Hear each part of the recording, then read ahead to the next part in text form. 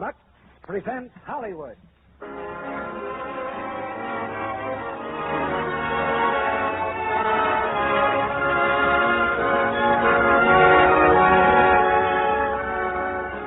The Lux Radio Theater brings you Mickey Rooney and Judy Garland in Merton of the Movies.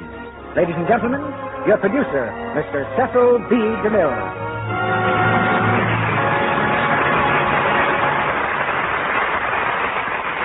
Greetings from Hollywood, ladies and gentlemen. On Monday nights, after our curtain falls and our stars have gone home, the staff usually hangs around for a while to cut up the show, pick out all the flaws, and see where we made our mistakes. One Monday night a few weeks ago, I accused the boys of having failed to startle me with anything lately. They were all ready for me. They said, let's put Mickey Rooney and Judy Garland in Merton of the Movies. That was a startler. It happened that our two stars had just finished their picture, Babes on Broadway at Metro-Goldwyn-Mayer. So here's Mickey, here's Judy, and here's Merton of the Movies. And I suppose here's an audience that's wondering what's going to come out of it all. Well, move over, brother, and make room for us.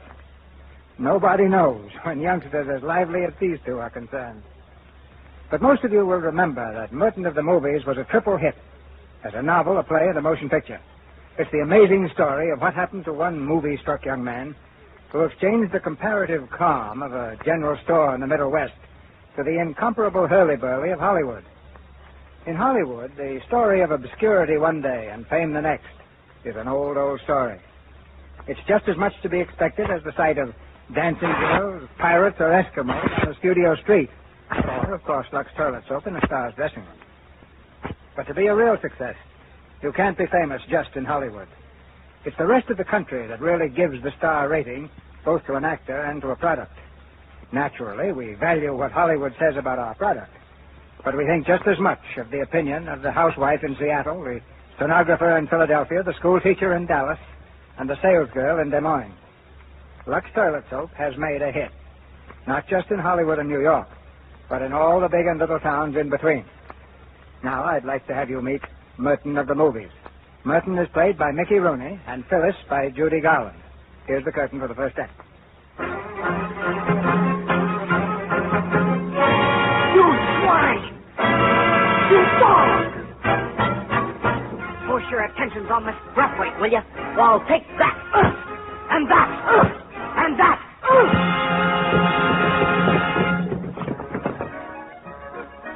Don't be alarmed, ladies and gentlemen. The blood-curdling battle which just took place was fought by a young grocery clerk named Merton Gill and a clothing store dummy, with a dummy coming off second best. Merton often engages in these bouts, usually in the back room of the Simsbury General Store. There, on the store's time, Merton indulges in his favorite fancy, pretending that he's a motion picture star. Yes, Merton is definitely movie-struck. Now, in the storeroom, he stands over his fallen foe, the dummy. Well, have you had enough? Ha, ha, ha, ha, ha. I thought so. Now, get on your feet and don't ever show your face around here again. Go on, get. Well, Miss Breathwaite, I guess we've seen the last of Smiling Jack for a while. And now, Miss Breathwaite, ma'am. Merton! If you all could see your way clear to marrying up with me, why, I would... Merton! Oh, yes, Mr. Gashwater. How many times do I have to call you? What are you doing back here in the storeroom? Why, nothing, Mr. Gashwater. I was just... Did you stack up those cans that came in this morning like I told you? No, sir, not Then yet. get a move on. Yes, sir. Say, what's that dummy doing on the floor? That. I'll pick it up right now, Mr. Gashwater. How did it get there in the first place? Well, I was just... You see, Never mind. Get after those cans, and then I got a few deliveries for you. Yes, sir. Oh, say, Merton. Yes, sir. I want to ask you a question. Was that you down in the meadow this morning? In the meadow? Why, yes, sir. With the horse again? Yes, sir. I was just hitching her up. Now, listen, Merton. That old mare ain't been hitched up since we got the delivery truck. What were you doing down there? Well, I just wanted to see if she was still all right. At 6 o'clock in the morning? Merton, I don't know as I understand you lately. You've been acting mighty queer. I'm just the same. No, you ain't. And I know what it is, too. It's them moving pictures. If you'd stay away from that By Joe Theater and pay a little more attention to your work around here, you'd be a lot better off. Yes, sir. Yes, sir. Yes, sir. That's what you said the last time. You get a move on and start looking for another job. Now set up those cans and make those deliveries.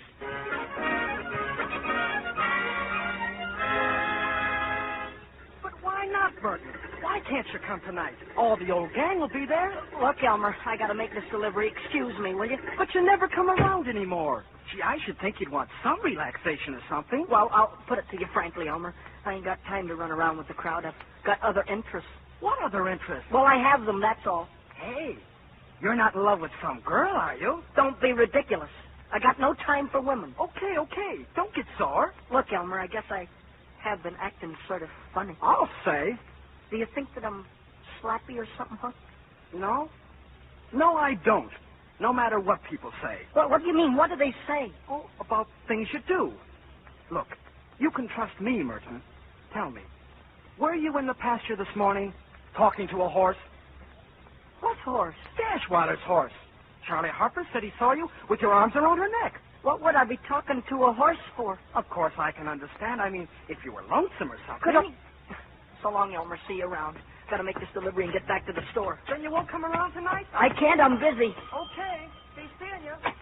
Hello, Merton. Hello, Tess. Grocery. Bring them in, Merton. Look, Merton came for you. What, this? Lesson number 6 from the Hofburg School of Acting. Oh, let's see. Oh, gee, thanks, Tess. Oh, I think it's wonderful, Merton. You're taking lessons like this through the mail. It shows real ambition. It's wonderful of you to let him mail them here. If Mr. Gashweiler saw me getting this stuff, he'd fire me. Hey, look at this. The facial expressions. Anger. Love. Horror. Etc. Oh, I'll work on this tonight. Oh, here's something else. Mr. Harris, the photographer, asked me to give them to you. Oh, yes. You know what they are? Well, they're pictures, aren't they? Yes, stills of me in different characters. You want to see them? Oh, I'd love to, Merton. There you are. That's me in a Western outfit, taken down in the meadow with a horse. Oh, that's good. Like Gene Autry. Mm-hmm. Well, it's almost the same costume. But the horse is sort of, well... What do you expect from Gashweiler's mare? Here, look at this one. Oh, Merton, you look wonderful in evening clothes. That's society man type.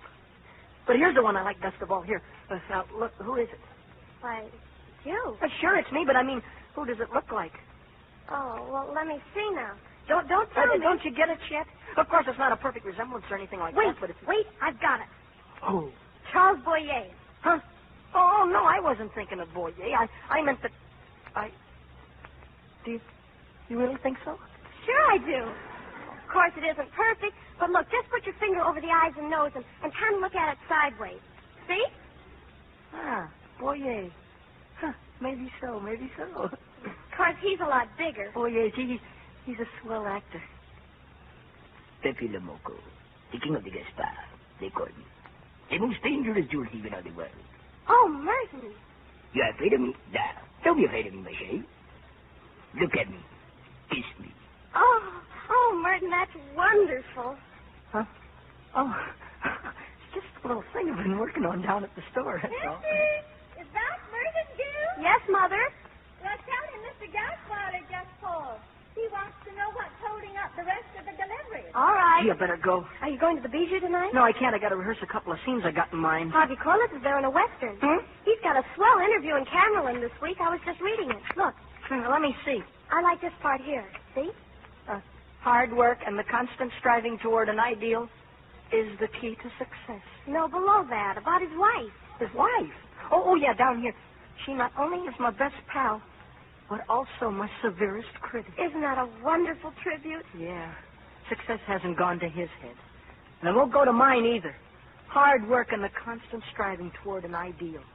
Oh, Tess, that's wonderful. Merton, what about the delivery? Yes, ma'am. I was just leaving.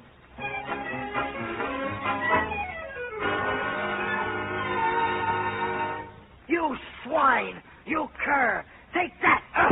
And that! And that!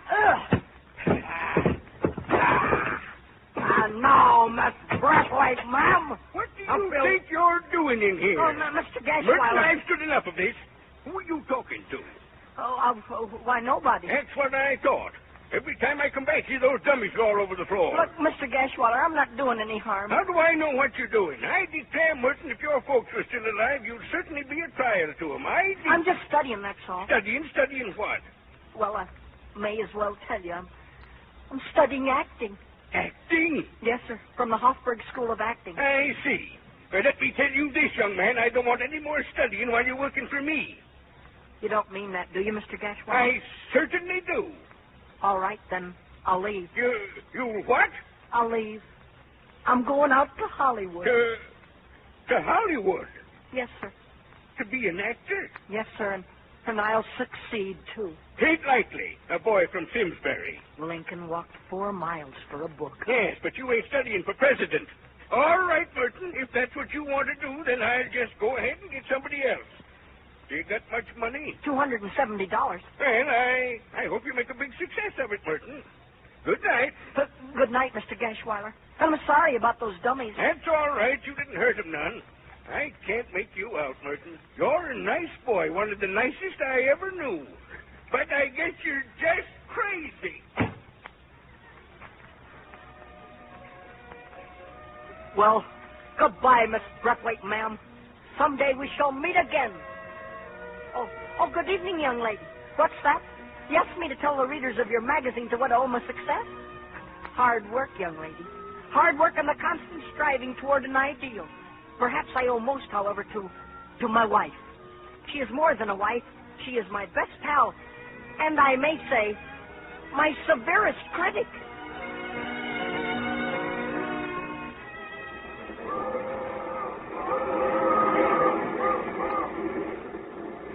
Across the plains of the blue Pacific riding west. Hi-ho, silver, giddy up, boy, get after him, boy. 30 miles and I get up. Boy, get up. Shall I make up your first answer? Or is you fixing to go the rest of the way by horseback? Huh? Oh.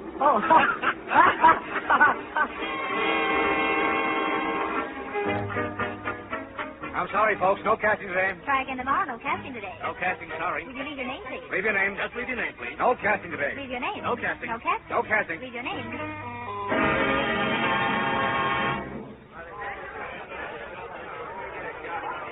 Yeah, I'm sorry, folks, but there's no use waiting around. We're not using anybody until Friday. You might as well all go home. I'm sorry. Mr.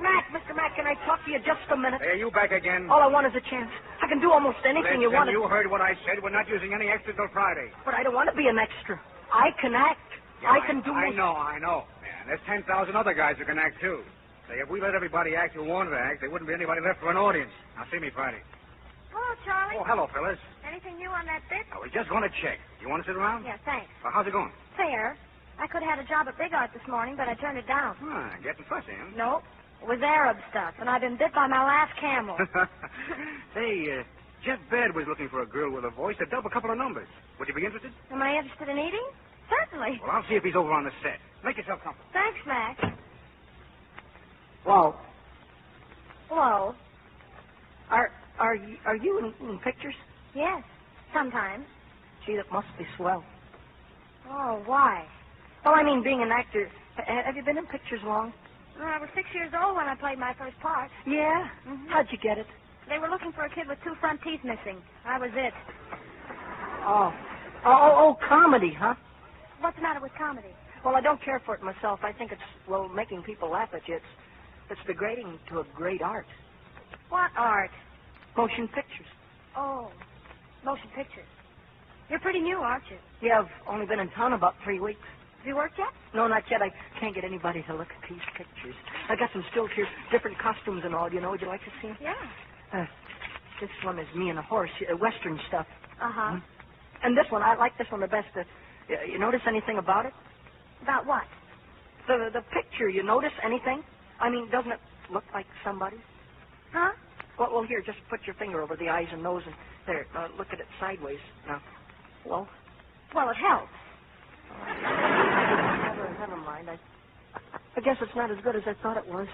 What's your name? Phyllis Wayne. What's yours? Clifford Armitage.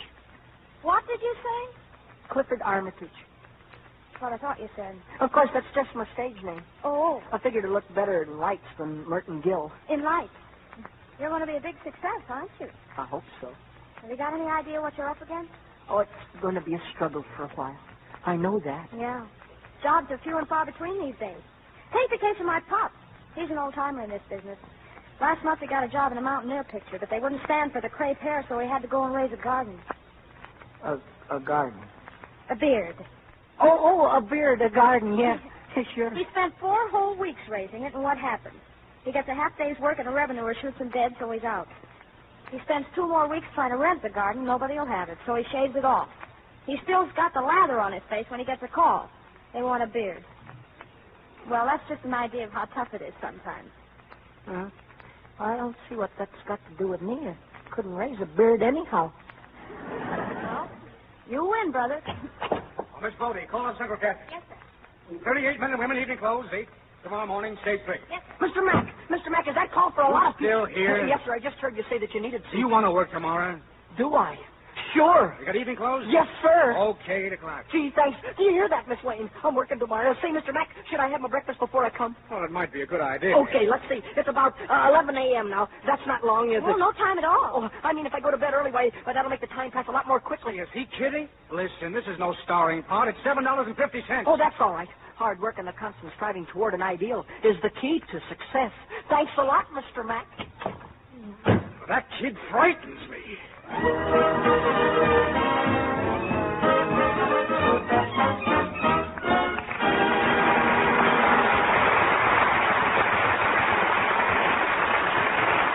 After a brief intermission, Mr. DeMille and our stars Mickey Rooney and Judy Garland will bring us Act 2 of Merton of the Movies.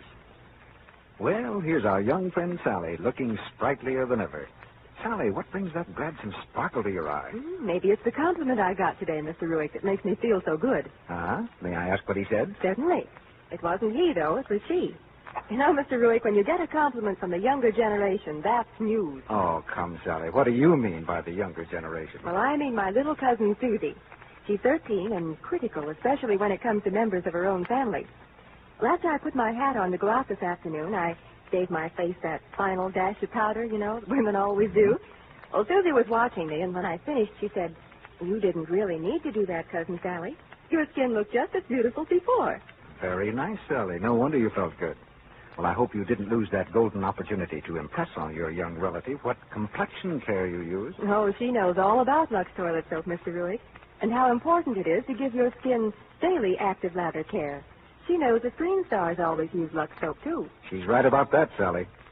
Now, suppose you tell us just why 9 out of 10 Hollywood stars use Lux Soap. Well, that's easy. It's because Lux Soap has active lather that removes every trace of dust and dirt and stale cosmetics. And because Lux Soap is as pure and mild as a soap can be. That creamy, rich lather gives skin the gentle, cherishing care that it needs. Right, Sally. The owners of some of the world's loveliest complexions prove that by saying they wouldn't think of neglecting their daily active lather facials. Yes, and it's so easy to take a Lux Beauty facial. You just pat the smooth lather lightly in, rinse with warm water and a dash of cool, and then pat your face dry with a soft towel. Simple, but it works. You bet it does, Sally. Lovely ladies everywhere find gentle Lux Soap care just right for their priceless complexions. If you haven't tried it, why not begin tomorrow? Take these Lux Soap facials every day for 30 days. You'll be delighted with the flower-fresh look they give your skin. And now, our producer, Mr. DeMille.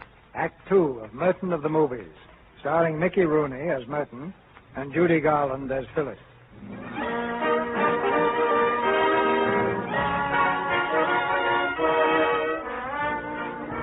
Hard work and the constant striving toward an ideal. With this motto before him, Merton is struggling along the road to success. But he's discovered that the most difficult part of the motto is finding some hard work.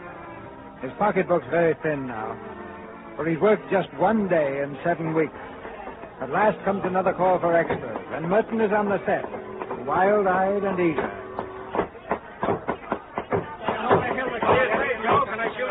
About 5 minutes, Mr. Weller. All right, shake it up, Will. Oh, for the love of... Excuse me, Mr. Weller. Look, kid, don't stand behind me, please.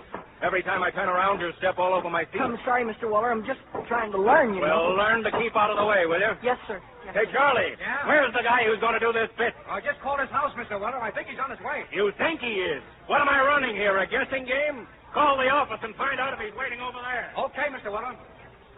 Hiya, Trooper. Oh, hello, Miss Wayne. I didn't know you were on this picture. 4 days. That's practically a career for me. How's it going? Oh, pretty good. Been working? Well, no, but I've been making a lot of good contacts. Oh, sure. I had a chance for a part, but I turned it down. Why? Well, it was just one of those comedy things. They wanted me to do a fall out of a canoe, come up all wet with a fish in my mouth. I told them what I thought of it, and I walked out. Why didn't you take it? At least you could have eaten the fish. Oh, I'm getting along. You know, maybe you're making a mistake. You've got a swell face, but... For what? Oh, I don't know.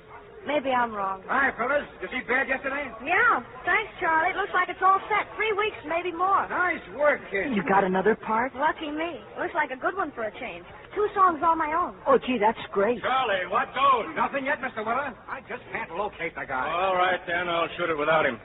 Any one of these kids know anything about acting?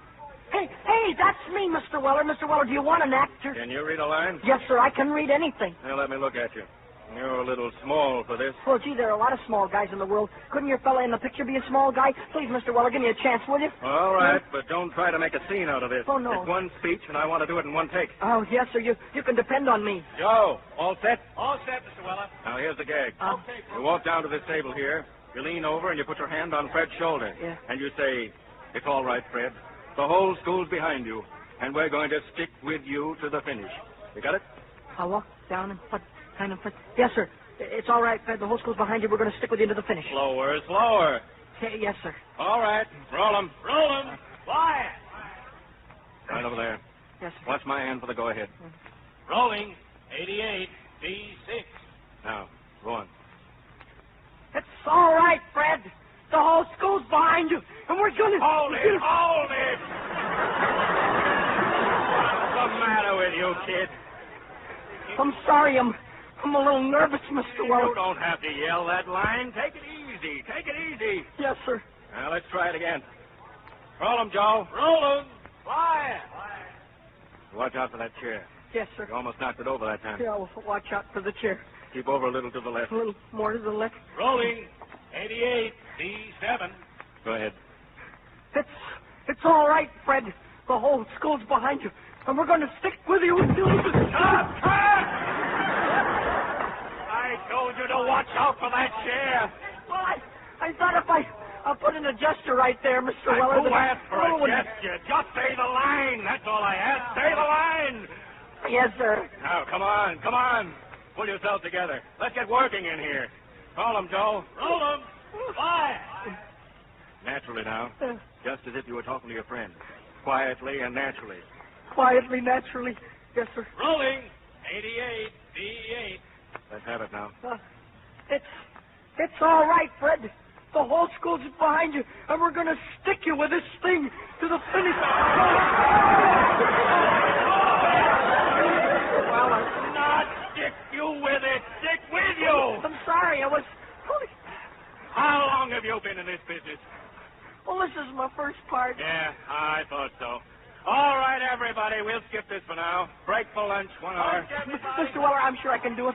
I'm just a little nervous, and Now, look, I'm sure kid, if you give see me the one... cashier. Charlie will give you a slip, and we'll pay you for the bit. But I didn't do it. That's all right. It was my fault. You're just not right for this part. Charlie, will you please get hold of that guy? Well, I'm still trying, Mr. Weller. I want him here at 1:30. Okay, Mr. Weller. Don't worry about it, Trooper. This doesn't mean anything. Huh? Oh. I take lots of wallops like that every time I do a part. You're not going to let it get you down, are you? I'm not down. Of course you're not. Didn't know what he meant, that's all. Oh, he doesn't know himself. When a person's making their first appearance and all, why, Sure. Why, the first time they aimed a camera at me, I thought there was bullets in it. But still, it was my chance. I had to go. I wish he'd let me done it again. I could have done it the next time, honest. I know. You could have. The only thing is, it's a long time between chances. Yeah. Sometimes you wait for months. How are you fixed? For money, I mean. Oh, I'm okay. I could let you have Oh, some. no. Well, you could pay it back. No, thanks, but I don't need it. I'm okay. All right. Want a sandwich? No, I'm not hungry. You ought to eat something. I couldn't anyway. I'm going home right away, so it doesn't matter. Well, I better go. Look, here's my number. Will you give me a ring sometime? Sure. I'd love to. We'll see a picture, maybe. Great idea. Swell. Well, so long. See you around. Huh? Yeah. See you around, Miss Wayne. I could have done it. I could have done it. Just one more chance, that's all. It's all right, Fred. The whole school's behind you. And we're going to stick with you until the finish. Gee.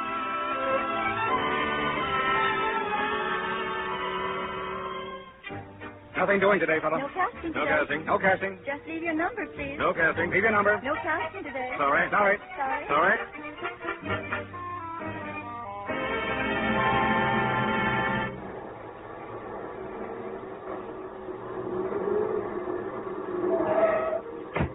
Hey, Rupert.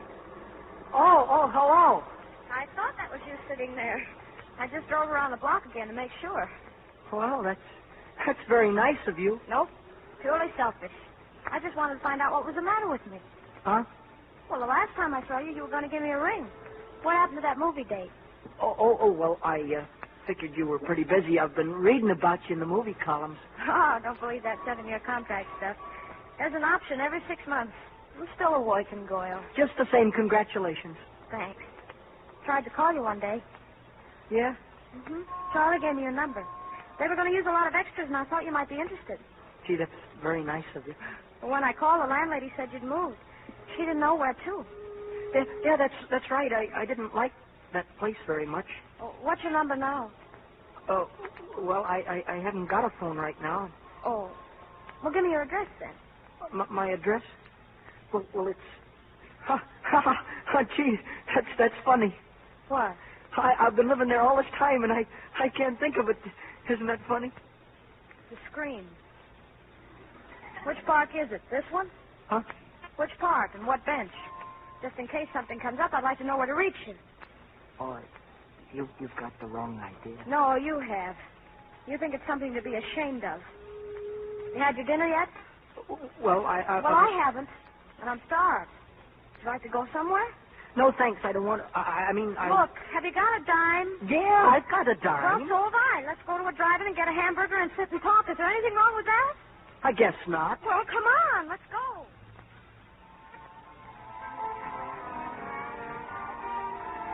2 hamburgers, is that all? Yeah, that's all. That's 21 cents. Oh, yeah. Sure. 21 Could I have a glass of water, please? A water right away. Here's my dime. Mind if I pay the tax, too? No, but I gee, I hope I haven't... What's the matter? What are you looking for? Well, I can't find... It was in this pocket when I was... Oh, here it is. The dime. Yeah, I had me scared for a minute. Guess it would have been tragic if I'd had to pay for yours, too. Here's your water. Thanks. Coming. Listen, you were saying something before about Harvey Corliss. Oh, yeah. He held up the picture almost a week with a black eye. A black eye. Where'd you get it? His wife gave it to him. Oh, best pal. And severest critic. Oh, she's a critic, all right. She beamed him with an ashtray. I don't believe it. No? Okay. You'll be the only one in town who believes he ran into that door. See, you know, you get so you don't know what to believe in this town. That's right. But all the ideals and illusions in the world won't buy you a dinner or find you sleep. You ought to get rid of them for your own good. This idea you've got about playing comedy. Well, you could get plenty of work, maybe, if you'd only... If I let somebody slam me in the face with a pie? No, thanks. That's not my idea of acting. And I'll be a good actor or I won't act at all. You said it. What? I don't know why I bother my head about you anyway. Any guy who's as Did I ask you to bother about me? Did I ask you for 1 second to concern yourself with anything that I was... Stop it. That's an old scene. I've played it myself. I'm not playing a scene. You're always playing a scene. You want to struggle for your art. You wouldn't take success the easy way if it was offered to you on a platinum platter. Brother, you're just pure ham. Do you mind, Miss Wayne, if I leave? And that proves it. Thank you. Good night, Miss Wayne. Good night. Look out for that crate. Hey, something happened over here? Yeah, I broke a couple of things. I'll pay for them. Forget it. That's the boss's worry. See what I mean? You can't even make an exit without getting a laugh. If there's any damage done to the car, I'll be glad to pay for that, too. Someday. Good night.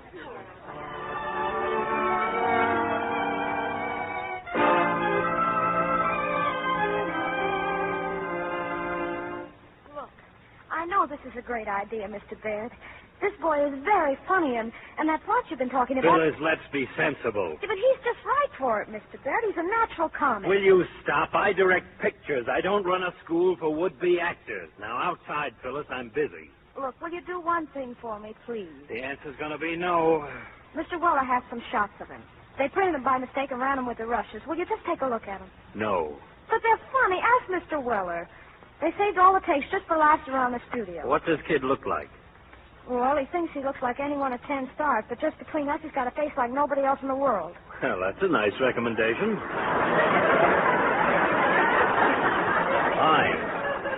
Tell me something. Do you like him? Do I like him? You mean personally? Yeah, personally. In person. Oh, I guess I'd feel sorry for him. Uh-huh. Same thing.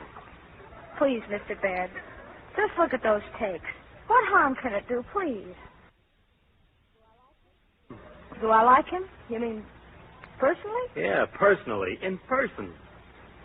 Oh, I guess I'd feel sorry for him. Uh-huh. Same thing. Please, Mr. Baird, just look at those takes. What harm can it do, please? Will you? For me? Oh, I was afraid this would happen. All right, I'll see them. Oh, thanks.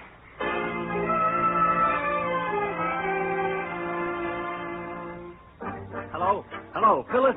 This is Jeff Baird. Listen, I've just seen those tapes. Come down here. I want to talk to you. Phyllis, I think you found something.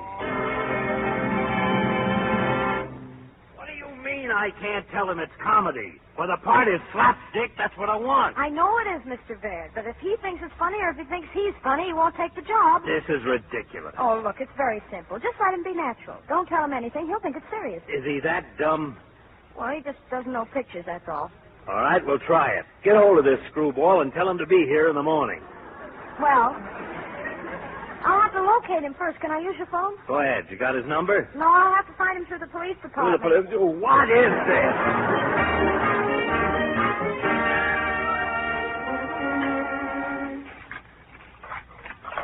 When you finish those dishes, I got some more for you, kid. Yes, sir. And then when it comes 2 o'clock after lunch, you wait on the counter outside. Okay? Yes, sir. Oh, gee, I guess I busted another one. Yeah, I guess you did it. You're not so good for this, you know. I'm sorry. How long you do this work, eh? I never did it before. You see, I'm really an actor. Is that so? You ought to speak to the dishwasher on a night shift. He's an actor, too. Hey, what's the matter? You don't want me? I didn't do nothing, Mr. Donovan. No, I want to speak to you in the dishwasher. Well, what about who are you? Los Angeles Police Department. You mean a detective? That's right. What's your name, buddy? Why, it's Clifford Armitage. Your name, I said, not your residence. Come on. What is it? Merton Gill. Merton Gill. That's it. Let's go, Merton. Let's go where? Headquarters. What for? Don't ask me, buddy. But listen, I didn't do anything. I didn't. All right. I'm ready. So long, Nick. Huh? What's the matter with you? You want to put the bracelets on me, Donovan? What for? Well, so I don't run away. You try it, kid, and I'll beat your ears down. Come on.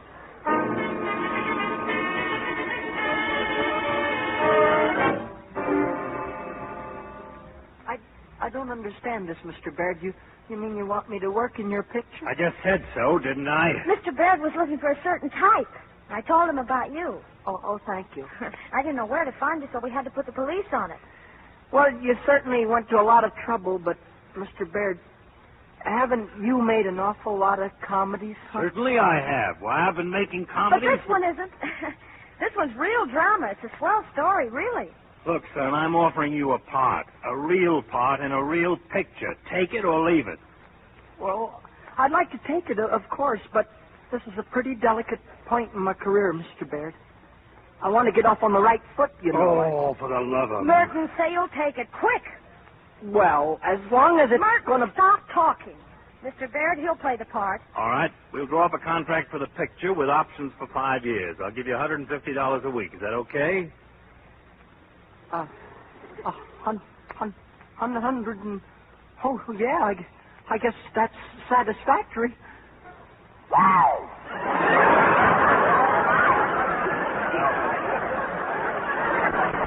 few dollars advance. You can give it back to me out of your first check. Now go on out and get yourself some clothes and a haircut. Yes, sir. Be back here tomorrow at 9 o'clock. Yes, sir. Thank you. And thank you, Miss Wayne. I guess I owe all this to you. I've dreamed about this for years. And, well, now it's here. That's all right. And, Mr. Baird, I'm glad you're going to start making serious things. And I'll give you my best. I'll give you everything that's in me. So long, Mr. Baird. Tripped over the chair. So long.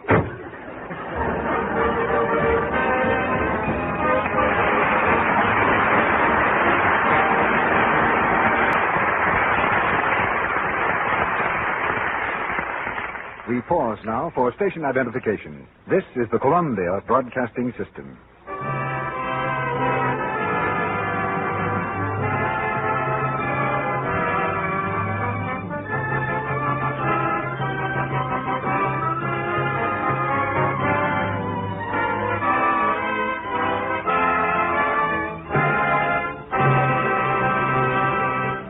In just a moment, Mr. DeMille and our stars, Mickey Rooney and Judy Garland, will bring us Act 3 of Merton of the Movies. And now, here at the microphone is our sound effects man. He's about to give you a quick impression of a day in the life of a very busy woman. All right, Charlie, go ahead.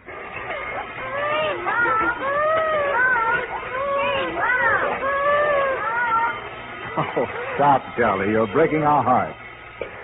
But seriously, aren't those sounds familiar to every woman with a household to run and children to bring up? No wonder our busy lady says late in the afternoon. Oh, what a day. Oh. But our heroine isn't going to let a day like that get her down. No, not for a minute. Let's listen again. I don't know what I'd do without my Lux soap bath. I'll feel good as new in just a few minutes. By all my care. Yes, women everywhere tell us they can always depend on a Lux toilet soap bath for a quick pickup when they need it. They're making this luxurious bath part of their daily beauty routine. And here's the important reason why. A Lux soap bath does more than refresh and relax you. Lux toilet soap, you see, has active lather that carries away perspiration and every trace of the day's dust and dirt. That rich, creamy lather leaves skin exquisitely fresh and sweet, makes you sure of daintiness that means so much to charm. And there's still another reason why your Lux soap bath is a real beauty bath. Screen stars say, we love Lux soap's delicate perfume, the lovely clinging fragrance it leaves on the skin.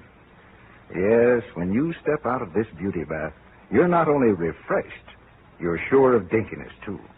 And it costs so little to enjoy the daily luxury of a Lux soap bath. Lux toilet soap is very inexpensive, you know. And because it's hard milled, you can use every cake right down to the last thin sliver. Get 3 cakes of fragrant white Lux toilet soap tomorrow. Now, Mr. DeMille returns to the microphone. The curtain rises on the third act of Merton of the Movies.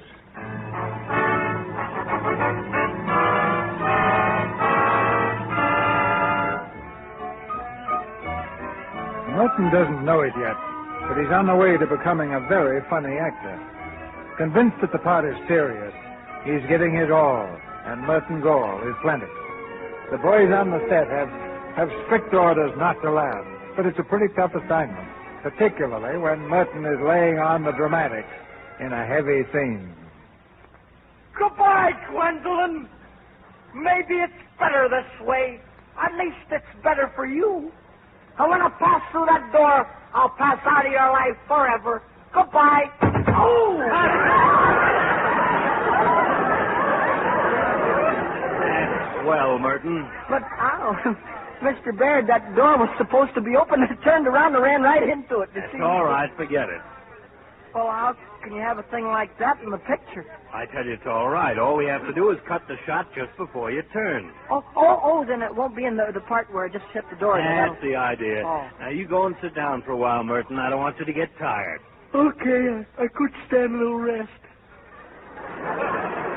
Hey, Mr. Baird, did you mean that? What? About cutting the end of that scene? Are you crazy? Leave it in. It's terrific. Yeah, that's what I figured. Leave everything in and print every take. I can make up a whole picture out of this kid's boners. I get it.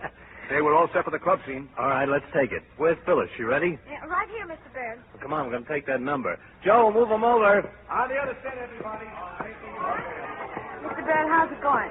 With Merton, I mean. Oh, pretty good. Newbury saw the rushes yesterday. He wants me to build up the kid's part. He thinks he's great. Oh, that's wonderful. I'm getting a little scared. Why? Well, what's going to happen when he finds out? He won't find out. Not till the picture's previewed, anyhow. That's good enough for me. I wasn't thinking about you. I was thinking about him. I'm afraid he might take it pretty hard. Listen, he's getting paid, isn't he? And just for a change, he's eating 3 meals a day. That ought to be enough for him, too. You ready, Phyllis? Yes, sir. Orchestra ready? Let's take it. Out to the floors at the end of this, folks. Good luck, Miss Wayne. Oh, thanks. You don't mind if I watch you, do you? Does it make you nervous? No, not at all. Roll 'em. Just Fire. wanted to make sure. You know how some of us are all nerves. Yeah. Rolling. 63 D7.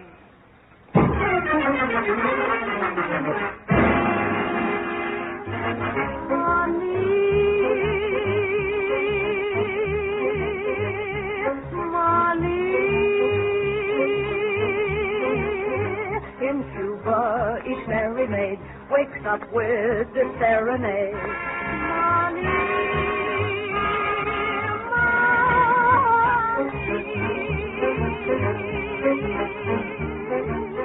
if you haven't got bananas, don't feel blue. Peanuts in a little bag are calling you.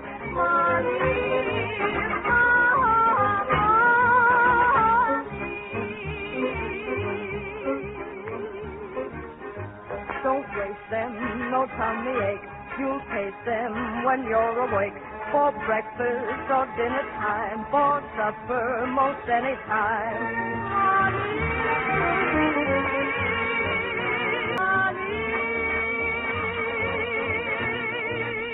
For at the very break of day, the peanut vendor's on his way.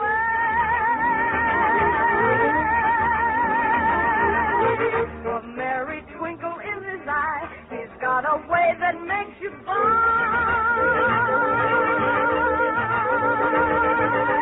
Through every city, town, and country lane, you'll hear him sing his plaintive little strain. And as he goes by, you'll hear him say, please buy my peanuts.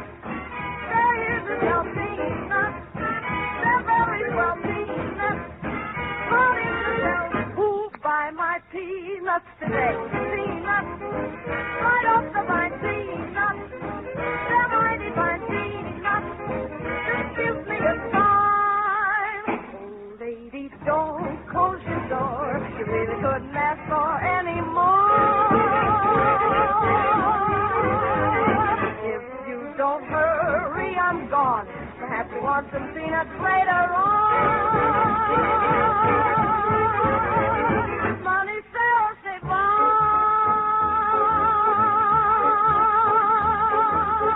La la la la la la la. La la la la la la la. I better get along.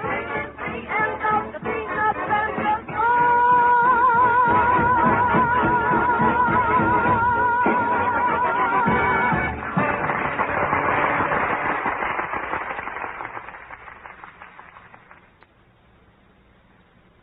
Mr. Baird, I'd like to talk to you for a few minutes. Why, sure. Sit down. What's on your mind?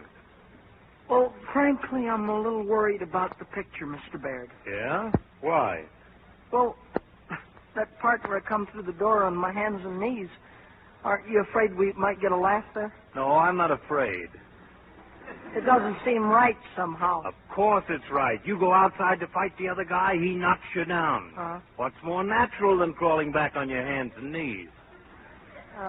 Well, I could stagger back. You know, a shot of me in the doorway. I've been hurt. There's a gash on my cheek. I stand there and I'm a-swaying. And then I crumple up like this. And bang! Oh, I'm falling on the floor. No. Why, that's corny. Corny, Merton. You just leave these things, will you? Now, I've been in this business a little longer than you have. Well, okay, but there's one thing more, Mr. Baird, and this is pretty serious. Well? Well, in that dramatic scene with the girl's mother, I feel, Mr. Baird, Why can't I wear my shoes? But I feel silly standing there in my bare feet. I've never seen anything like that before. That, my boy, is what is known as touch. The bad touch. It makes you look smaller. It's pathos. That's what I want, and that's what you want, isn't it? Yeah, sure, but We've got it, believe me.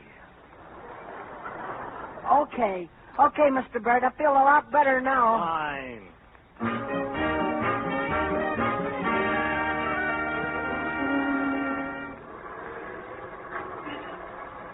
Tomorrow night.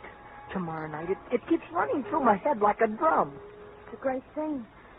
A premiere performance. Phyllis, do you think I'll be asked to say something at the microphone? Huh? Maybe. It's funny, isn't it? Sitting here with you, the same place, the same girl, but not the same guy. Why, I couldn't even buy you a hamburger then. And now I'm sitting on top of the world. Oh, well, that's Hollywood, isn't it? Uh-huh. Yeah, that's Hollywood. What's the matter? What are you thinking about? Merton, if tomorrow night, if things shouldn't be so good, huh? Would it hurt you very much?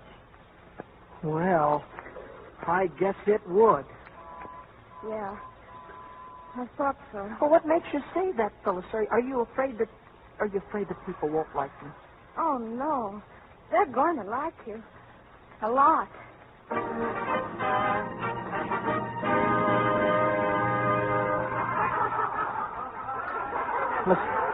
Listen, they're laughing at us. Oh, Merton, please. Why, what are they laughing about? Mr. Baird said that... Merton, don't get excited. Just sit still a minute, please. Goodbye, Gwendolyn. Maybe it's better this way. At least it's better for you. But when I pass through that door, I'll pass out of your life forever. Goodbye. Oh! Oh, Merton, sit down. I didn't see that. They said they were going to cut it out. Oh, he told me that he was going to... I'm getting out of here. They're making a fool out of me. That's what I am. A fool. Merton, come back.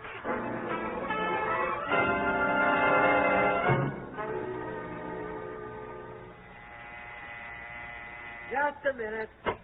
Good morning. Does Clifford Armitage live here? Yes, he does. Can I see him, please? Come in. I think he's upstairs. Armitage! Everybody here to see you. Thanks a lot. Don't mention it. Who is it? Hello, kid. My name's Wahlberg. Yeah? What do you want? I just want to talk to you. Number one, have you got an agent? No, I haven't. That's what I figured. Now, look, I'd like to handle you. I'm sorry. I'm not interested in pictures. Not interested? Have you seen the reviews this morning? Listen to what they're saying about you. I don't want to hear it. Listen. A young man named Clifford Armitage, the funniest newcomer in many a day. And here's another one. He's good for a laugh every time he comes on the screen. A low comedy face if this writer ever saw one. Oh, kid, you're made. Low comedy face. I'll never trust another woman as long as I live. What are you talking about? I don't want to talk at all. So long. No, wait. I've got something that's going to interest you. Is it definite you're going to stick with Baird? It's definite that I'm leaving him. Good. I can put you over in Big Art tomorrow. Well, what kind of parts would I have? The same as you had last night. Comedy, that's your line. Young love, adolescent stuff. I don't want it. Listen, kid, you stick to comedy. I'm telling you, you've got the best low comedy face in pictures. It's genuine pathos. Frankly, I don't believe you could ever make the grade in a serious story. But you've got pathos and acting plus. Now, what do you say? You want to sign with me? You'll be working next week in Big Art. Yes or no? I'm sorry. I don't want to play comedy. You mean you wouldn't come on any proposition? That's what I mean. Wouldn't $500 a week interest you? What? No. $6? No. $7.50? No! Well, you're a pretty tough egg, aren't you? All right, kid. Sorry we can't get together.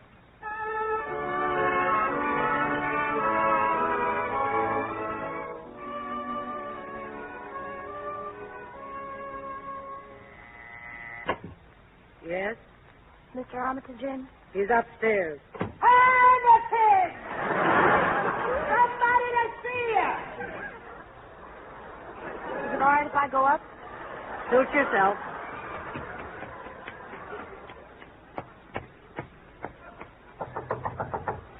Who is it? Phyllis. Hello. Come on in. Oh, I thought... You thought what? Well, after last night, I figured you'd be sore at me. What for? Why should I be sore at you? Oh, it was a dirty trick I played, Merton, but it turned out for your own good. I wish you could see it that way. Oh, sure I do. I'm a lot smarter than I was yesterday. Comedy is my line. Why, I've got the greatest little comedy face in pictures. Didn't you know that? I'm a scream. Every time I open my mouth, I'm good for a laugh. I've got pathos, acting, plus... Why, I'd be terrible in a serious story. Don't you think I know that? Do you think that I'm that dumb? Do you think that... Merton, please. I had an offer already this morning.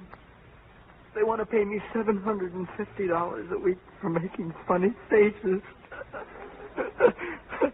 That's funny enough right there. You can't take that. You're signed with Baird. Through with Baird. Through with Hollywood. I'm going home. That means you're through with me, too, I suppose. All right. You can walk out on Baird and me, but not pictures. So you've got a low comedy face, one of us. They liked you, didn't they? You've got the greatest gift that was ever given to anybody, making people laugh. And you're not going to throw that gift away. You're going to go and see that picture. I'm going to drag you there every night for a week. And you're going to stand in the lobby and watch the people as they come out. They'll be laughing. They won't be scared and worried for a few minutes because you've made them forget. That's what people need now. They need to laugh. I pulled a dirty trick on you, but I'd do it again. I'd do it tomorrow if I thought it would make you understand it. Oh, why are you such a dope? Phyllis. Gee, Phyllis, please don't cry. Please.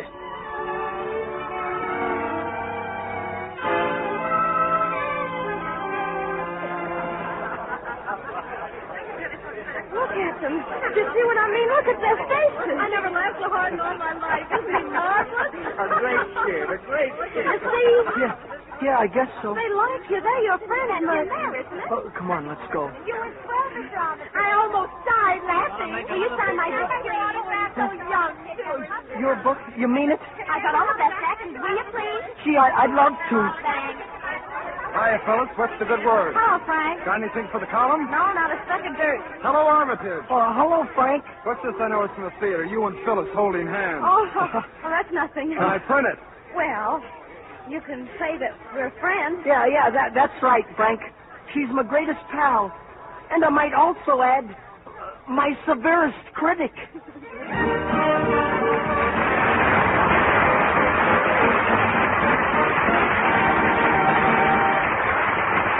The curtain falls on that fabulous city called Hollywood. And here we are back in Hollywood.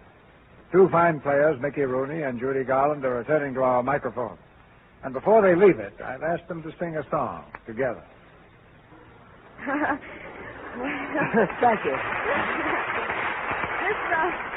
This play was a lot of fun, Mr. DeMille. But do you think that things really happen that way in Hollywood?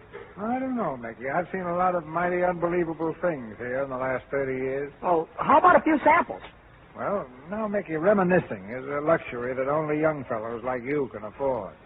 But just between us, I remember a small boy who made such a hit in pictures with a derby hat and a big black cigar that he couldn't get any other part. Whew. Sounds like an awful tough kid. Whatever became of him? Well, he finally broke the jinx by playing Shakespeare and Andy Hardy. Right now, he's standing there beside you, Judy. Oh, why, Mickey, smoking cigars at that age. Oh, I used to get through 4 or 5 a day when I was younger. Well, they were chocolate anyway. Say, what was this place like when you first came out here, Mr. DeMille? Well, my first studio was right across the street, Mickey, only the street was a country lane and the studio was a barn. And over here on the side of the Lux Radio Theater, well, Mickey, right where you're standing now, there used to be an orange tree. Must be good soil here. First it grows oranges, then Lux soap.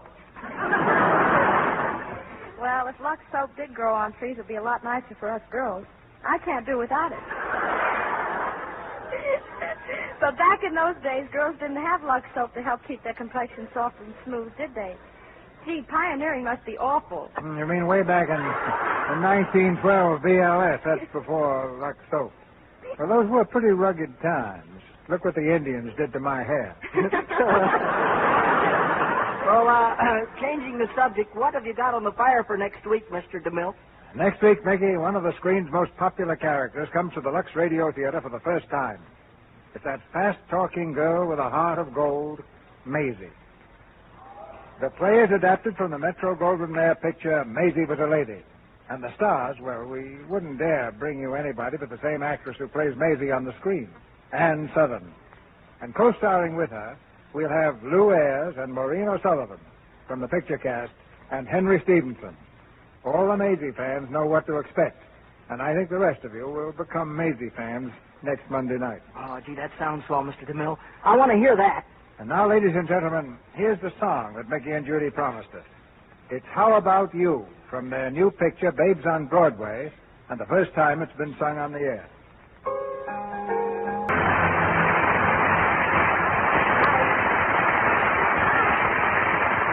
Good night. Good night. It's talent like yours that keeps Hollywood young.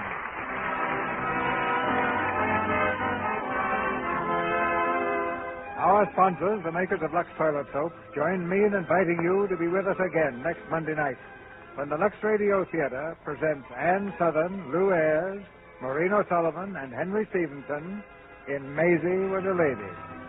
This is Cecil B. DeMille saying good night to you from Hollywood. Let me remind you now that the annual Red Cross Roll Call is going on throughout the country.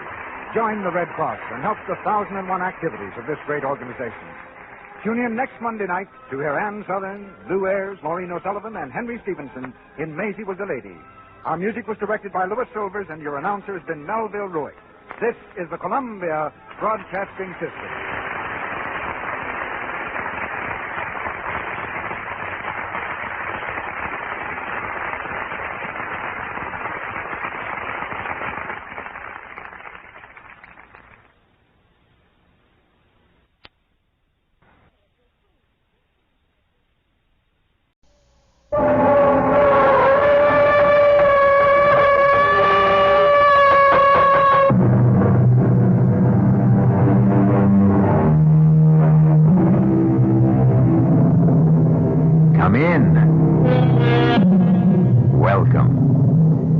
I'm E.G. Marshall.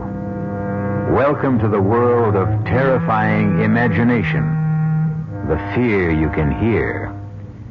This time, a contemporary tale concerning the ill-fated flight of the first American woman astronaut, the flight of the Diana I.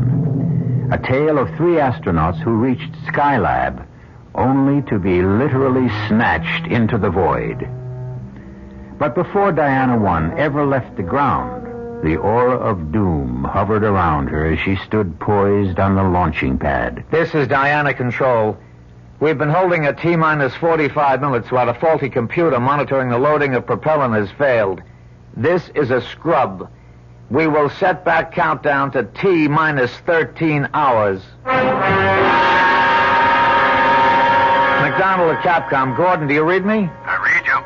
I'm sorry for the bad news. It's a scrub. Roger. Tell Luke I'm sorry, too. And, what do I say to the doctor? Same thing. Same for all of us on the team. Yeah, but it's tougher on her. I mean, the disappointment. First American woman into space and all. I'll tell you, I'll manage it. Don't you worry about her. Over and out. Roger. Only I do worry. Ships, whether they ride on air or water, just don't mix with women.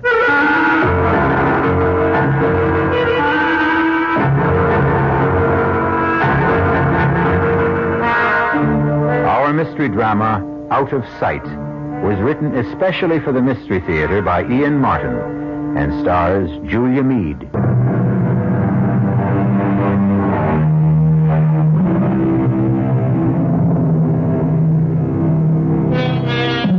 It might have been far better if the scrub on the Diana I had been a total. This was only another in the long series of delays that had plagued the spaceship and haunted not only the astronauts themselves, but the ground crew as well. Returning to the compound from the launching, the most concerned of all was the first of Our Lady astronauts. I don't mind admitting it, but I really feel like bursting into tears. Who doesn't? Well, the difference is you're a man, and I'm a woman. No doubt of that. Although I must say I go for you a lot more as you are now than in the spacesuit. Down, boy. Back off, Marine. Hey, what are you getting so sore about, Navy? You got her. And I mean to keep her. Yes, sir, Captain. I mean, Commander. Hey, don't pass my digs. Are we all having dinner together? Yeah, sure thing, but I want to get me a shower and a shave first. We were up on that rocket so long I practically grew a beard on my knees. Well, I'll see you later.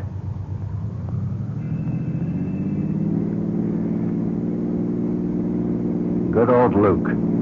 I'm glad he's the third member of the team. Oh, no. The second. I'm the third wheel, Gordon. And do you know why I wanted to burst into tears? Like all of us.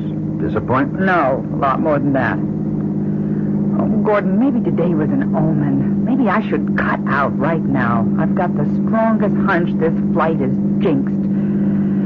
And I'm the jinx.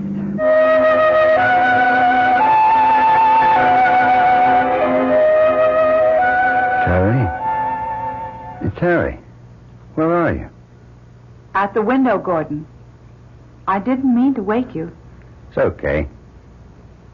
What's wrong, Terry? Look, darling. The sky is filled with stars, glistening like fish in a net. Oh, hold me a minute. Of course. How many nights we've talked about this trip. Hope to make it together.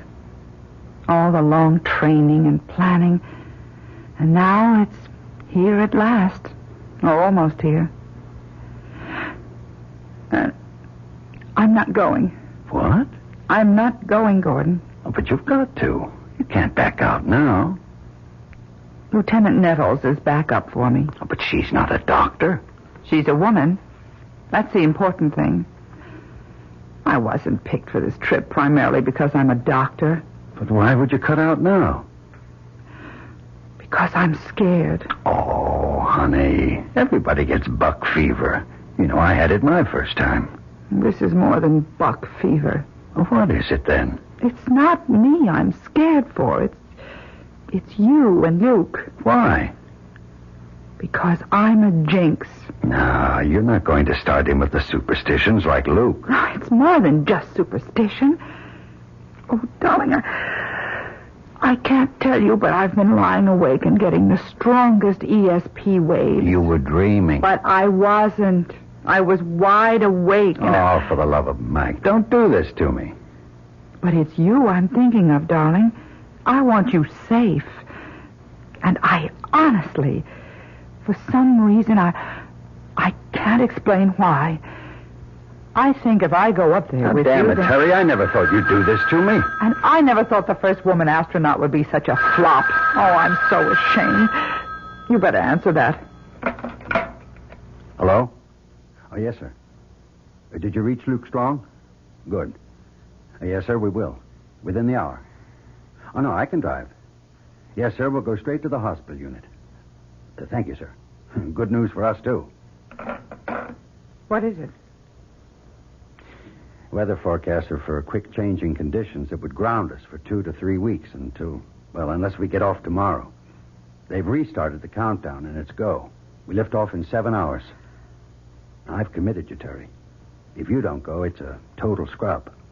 Are you with me? You know I'm always with you, for better or for worse. Not just as a wife. Ready, willing, and able, Skipper. Astronaut Teresa Weber reporting aboard.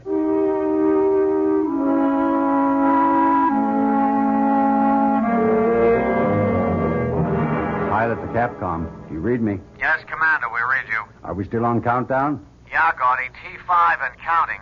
Any okay with you? All systems are go here. Check, Luke? Everything reads good to me. Cabin pressure is holding at 6.1 pounds. Roger. We are T40 and counting. Looks good all the way. Good. Keep me posted. Roger. Over and out. How do you feel, Terry? Now that I'm here, great. Hang in, lovely. You've only begun to live. What do you say, Luke? Well, let's get it all put together. Skylab, here we come. That's the spirit. Let's check out the inertial guidance and the boosters again. What do I do, Captain? Just sit tight and get ready for the thrill of your life.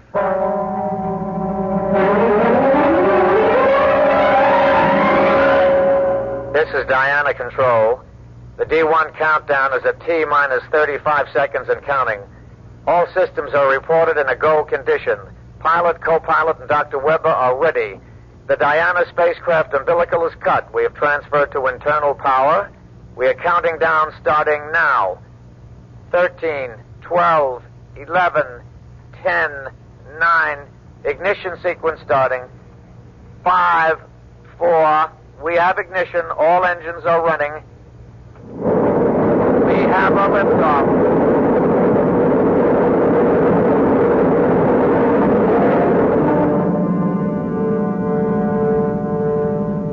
The clock is operating. We are underway. Roger. Read you loud and clear. We're smoothing out some now. Roger. Through Max Q. Through Max Q and smoothing out real fine. The sky looks very dark outside. Cabin pressure is holding at 6.1, okay. Coming up on 2 minutes. Roger. Reading you loud and clear. Pitch 25 degrees. Your flight path looks very good.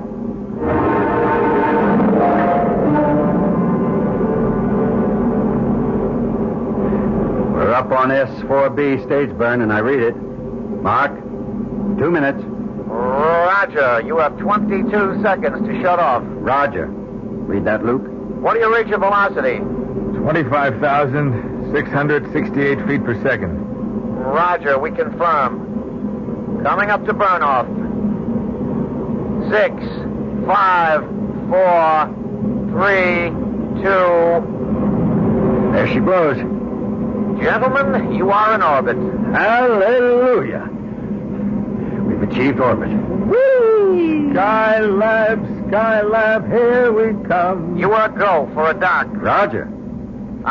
You'll be losing me now. I'll pass you on to Bermuda. Roger. I'll see you in a couple of hours. Have a happy. We'll give you a final okay on docking then. Roger. My buddy thanks you, my wife thanks you, and I thank you. Over and out. Okay, Terry. What do you think of space flight now? Oh, it's marvelous. Wonderful. A rocking chair. I don't know what was the matter with me. Well, whatever it was, as long as it's gone, let's put it out of our minds. Now, this is going to be a milk run. A what? I'll tell you.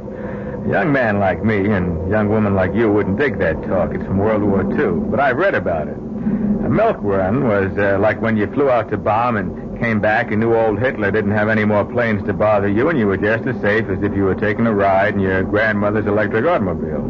A piece of cake. Yeah. But the best piece of cake we got riding with little old Diana is the middle astronaut here. Okay, Luke. Playtime's over. Let's run a full instrument check and give Terry a chance to start working on her medical reports. If I have to put up with wearing these electrodes like Frankenstein's monster, let's at least make it worthwhile.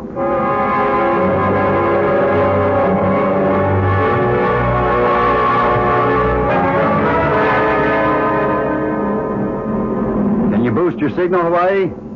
Do you read me? Anything wrong, Gordon? No. We just passed out of range of Hawaii. We should be picking up on Houston and Mac any moment. It's always kind of scary, though, isn't it? What? Anytime the tracking stations don't overlap and you lose contact. Ah, you get used to it. It's only for a few moments at most. Wouldn't it be... Wouldn't it be what, Terry? Oh, that's just silly imagination. No, you got me going. I want to hear what. Well, I was just thinking, wouldn't it be awful if we did lose touch completely with Earth? Not possible. Too many backup systems. Different frequencies, emergency equipment. Yeah, but just supposing as long as Terry brought it up, we did lose contact, what would happen then? Well, we can still fly the ship. But with no arrangement for splashdown, where would we fly to? Well, we can always dock with Skylab and use their equipment.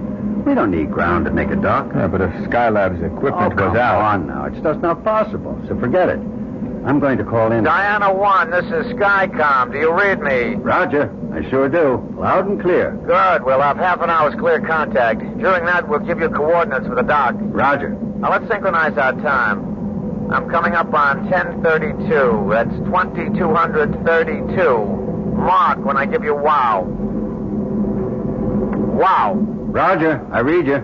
Dead on the button. Hey, okay. Hear this, then. In order to achieve Mac? Mac? You read me? Mac? What is it? Now, hold it. Let me try another frequency. Mac? Mac? Capcom, this is Pilot Weber. Do you read me? Damn, try another. Diana 1 to Capcom. Capcom, do you read me?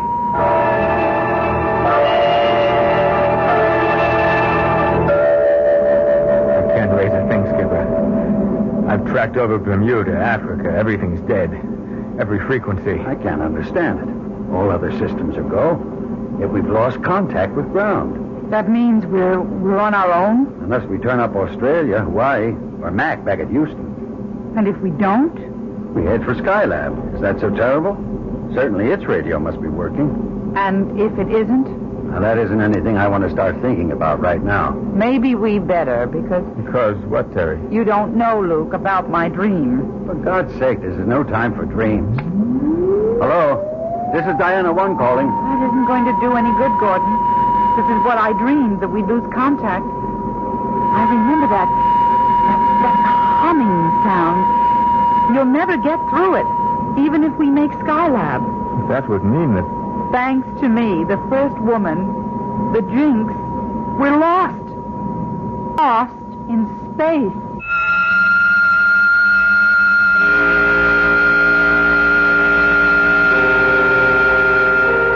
Can you imagine being condemned to wander in space till food and oxygen gave out?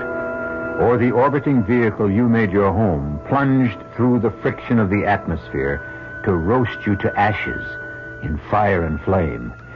And the very thought of it makes my blood run cold. But perhaps you will prove to be made of sterner stuff. For another full orbit, the Diana 1 circled the Earth. But it seemed that all communication was irretrievably gone. On all frequencies, on all tracking stations our astronauts tried to raise, they heard only that high, oscillating hum. No, we've got to face it. We're clear out of touch. There's only one thing left to do. Make the dock ourselves. Well, we've used up a critical amount of fuel attitudinizing ourselves to try to pick up Capcom signals. I know. Do we go for a dock this time around or wait till next orbit? Well, we've repositioned all the way around this time. We'll never be aligned more favorably. With the tweak burn, we ought to have precise apogee and gain on her enough to lock onto target with radar. How soon will we see the lab? 25 to 20 miles we ought to have clear. There she is. Ahead and just a little bit above us. She's right, Gordy. Okay, we'll intercept. We're on our own. We're going to have to chase for a while, but we're locked on by radar and fitting.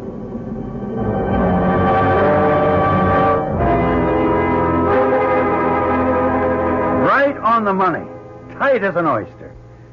No thanks to me. What do you mean, Gordon? What is it, Skip? I don't know. You remember how we began to roll and swing over the Pacific? I thought you were maneuvering for the lock. I was trying to, but the ship just seemed to take over. We were rolling at 36 degrees a second. You pulled her out. It wasn't me. Now, don't you understand? I couldn't fly her at all. We were rolling so bad and yawing, I thought we were going to lose any control and go toppling end over end. But we didn't, thanks to you. Not me. It felt like... Well, it was just like ground, or someone took over and was flying the ship. Someone else brought it into lock, not me. So what's the difference? We came home. Shall I open up the hatch so we can get into Skylab? Oh, we ought to secure everything here. We're airtight. We can get that later. We've got to reach ground. If we can't get in touch with Capcom... Oh, I'm afraid you can't. Huh? You see, we have jammed it. Oh. How do you do? I am Dracon. I have been waiting for you. Who's that? I have said Dracon is my name. Before I ask the other questions, where are you? I am here. Where's he hiding, Gordy? You know the setup here. But, my dear Earthling, I am not hiding. I ain't seen you yet. Nor will you. I am not made like you, nor are you civilized enough to be able to imagine me. Now, wait a minute. Now, hold it, Luke. Mr. Dracon, if I have your name right. The title is meaningless for me, and even the name is only an approximation in translation to your tongue. Call me then Dracon. Very well. Dracon, who are you? I will try to simplify. I am not of your galaxy. I am of Centauri 7, a quintillion of light years from your solar system. What's going on, Gordy? It's the sort of thing I dreamed. It would be easier if you had a presence, Dracon. We could talk more sensibly then. Ah, no, I believe to the contrary. You could not conceive of me even if I could make some emanation before your eyes. No, the voice must be enough. Well, then, what is it you want? For you to come with me. Supposing we refuse. But there's no way you can. I am going to take you to Centauri 7. A quintillion years away? Time is a relative factor. We shall go by time warp. But even so, I am a doctor. I must face physiological facts. I don't know what your physiology may be, but if we, Earthlings, as you call us, should pass a destination a quintillion years away, we wouldn't arrive as anything more than dust. I have said that time is a relative factor. We must leave. Are you ready to go? How? The trip will be short and not unpleasant. All those quintillions of miles? The advantage of the fifth dimension, the time warp I mentioned. But time is relative, as you said. Who's to say that your time won't destroy us? How long will it take us? In your time, you would indeed be infinitesimal dust, as the doctor maintains. In our time, a millimeter of a second, of which we have wasted quite enough. Shall we go? Here are your quarters.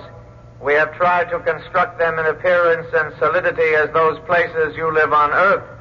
There are 2 bedrooms, one for the spouses and one for the drone. There will be food.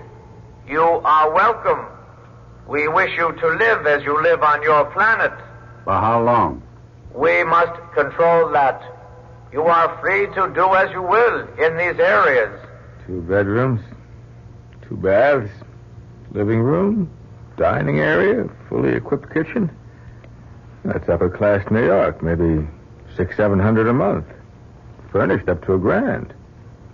Well, except for one thing. And that is? Not a window. And outside of closets and the room is only one door out of here. Which, unfortunately, we must keep locked. Why? We have our own security. I think occasionally you Earthlings must have caught a glimpse of our machines. We have been observing you for some time. Why? For reasons of our own. Our saucers have even landed on occasions, too, as you do in your flights to the moon, for example, to pick up informative material. We have even considered gathering some of you before this, but in the areas we landed, we did not consider the specimens quite satisfactory. We do very much consider you excellent representatives of your primitive culture. We have selected you as, what is a word you use? Guinea pigs. You mean we're going to be locked up here like in a laboratory cage? Yes, so we can study you. Now I leave you to get adapted to your new surroundings.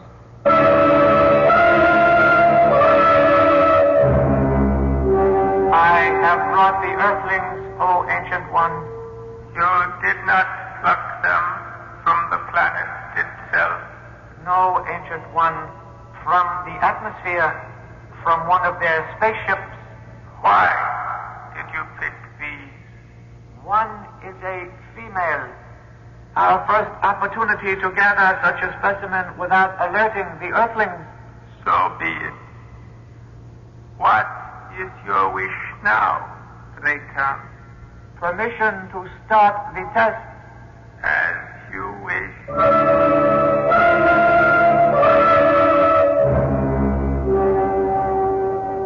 Gordon, there's nothing in the big bedroom. It's just a box with some furniture. No openings anywhere. Any luck here? The front door doesn't have a handle, let alone a lock. The only openings are that vent up there and one on the floor on the opposite side. Air vents, obviously. Otherwise, we wouldn't be able to breathe. You find anything, Luke? You think it's okay to talk?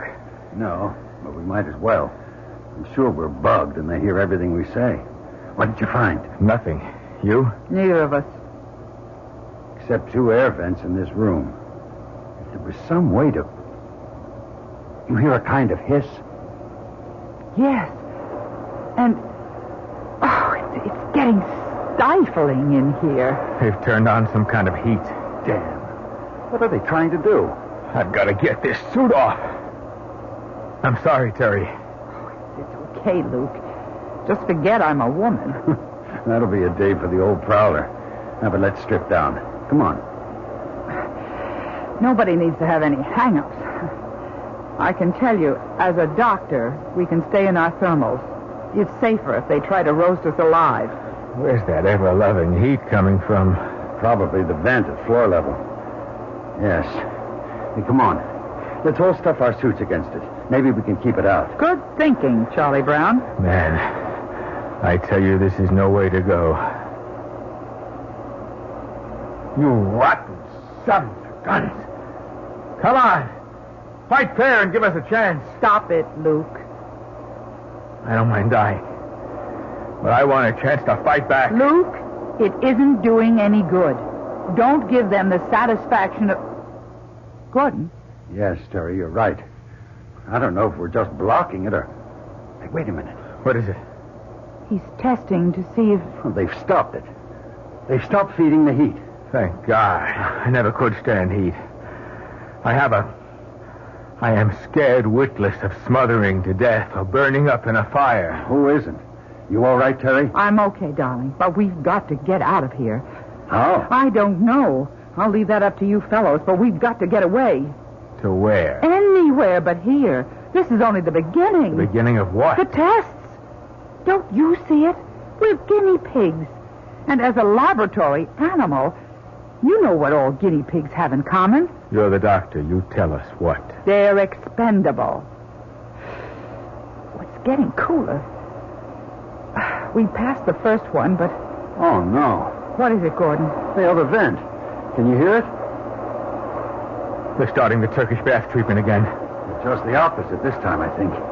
This is Operation Cold Freeze. How can we get up to block that vent? Luke, get on the other end of the table there and drag it over. Roger, Skip. Terry, bring the flight suits. That air is like dry ice. Oh, I can take this better than heat. Here, Terry, I'll help. Now what, Skip? Oh, this is my weak spot. I can't stand cold. Both get on Terry? Yes, darling. You get up. Luke's shoulders. I help. Then I pass flight suits to you. Block out cold air. Here you go.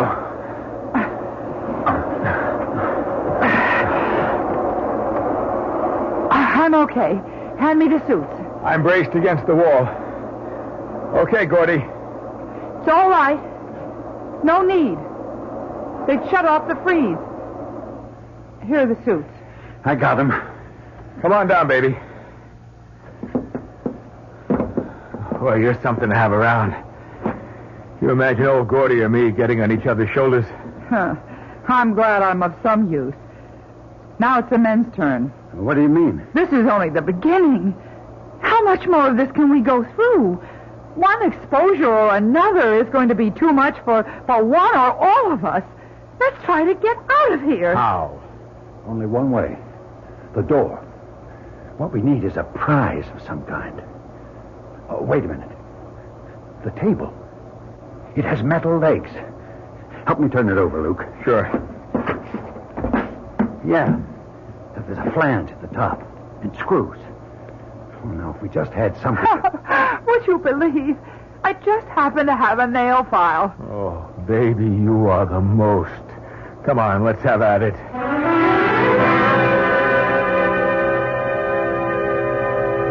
Have we got the flange far enough in between the jamb and the door this time? This looks like it. Ready? If we do get the door open, then what, darling? Now, first, let's get it open. Then we'll know. You ready, Luke? Roger. Give us all the weight you can. I'm ready. Then all together. Set. On the count of 3.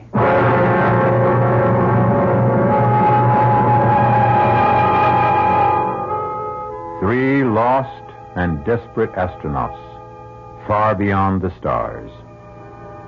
Should they succeed in opening this door, what can they hope to find at best? Another world, and one apparently hostile to them. What infinitesimal chance do they have to return to landfall and splash down on old familiar Mother Earth? Is there any threat worse to sanity than the unknown? And yet, faced with the prospect of death by any factor of the known, which of us would not gamble and reach for the unknown as an alternative?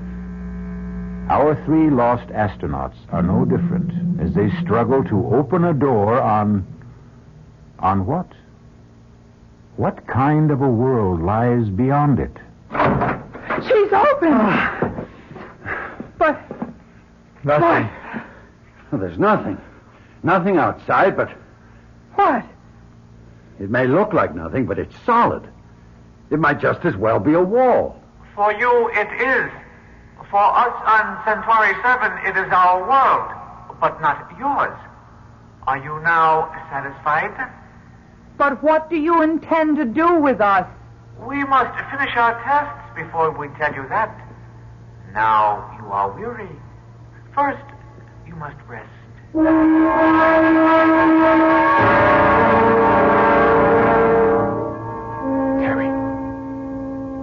Terry, wake up. What? Why, Luke. Shh. Don't wake Gordy. I've got to talk to you. What on earth? Please. Come into my room. Okay. Just a second till I find my shoes. Come on. I'm coming. What is it? I've got to talk to you. Terry. We're all going to die here. We don't know that. Well, I do. And there's something I want before I do. What are you? You. I want you, Terry. Luke, listen to me. I'm not listening to anyone anymore, just myself. Now, Gordy stole you away from me, but just for once, I'm going to steal something away from him. Gordy is your best friend. That's for laughs. Everything I ever wanted in life, I had to fight him for. For space flight, the commandership of this one U, he always won. Keep away from me. Not this time, not this once. You can't. I won't. I'll scream for Gordon. You do, and you get this in your throat. If I can't have you, he never will again. Oh, where did you get that knife? From the table. 3 of them there. Okay, Terry. Come here. Get away from her, Luke. Gordy. Look out, he has a knife. So have I. All right, Luke. You wanted to use the knife? Come on. Try it on me. That suits me just great. You bought yourself a real Donnybrook. Stop it. Stop it, both of you. Stay out of this, Terry. I won't stay out of it. And for the information of both of you, I have a knife, too. Okay, Luke. Drop yours. Let your lousy husband get me in the back, no thanks. Hey, stay out of this, Terry. He's had this coming a long time. Will you listen to me? Both of you? Don't you see this is just another test? What? Don't you remember? We're guinea pigs. They're testing every kind of reaction in us. Luke, please. I know how you feel about me. You love me. That's right, Terry. But not that way. As a friend, as you love Gordon. Love? Yes, love. You weren't made for hate or frustration or violence any more than Gordon is. It's them, Dracon or whoever they are. They're putting it all into your heads. They want to see how far they can provoke us, how much we can stand. They're the ones we have to fight. They're the ones we can't let win. What am I doing with a knife? Oh, God, Terry. Gordy, forgive me. I didn't know what I was doing. Neither did I.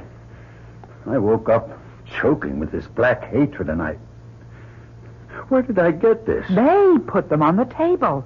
It's just as I said. Another of their tests. What's that smell? It's coming from this lower vent. It smells like... bitter almonds. That's cyanide. Get away from there. They sealed up the door again. We've got to get out of here. The bed... No, they're louvered doors. It'll seep through. We've got to get away entirely. How? Even if we could get the door open again, I thought of it when the heat was coming in before.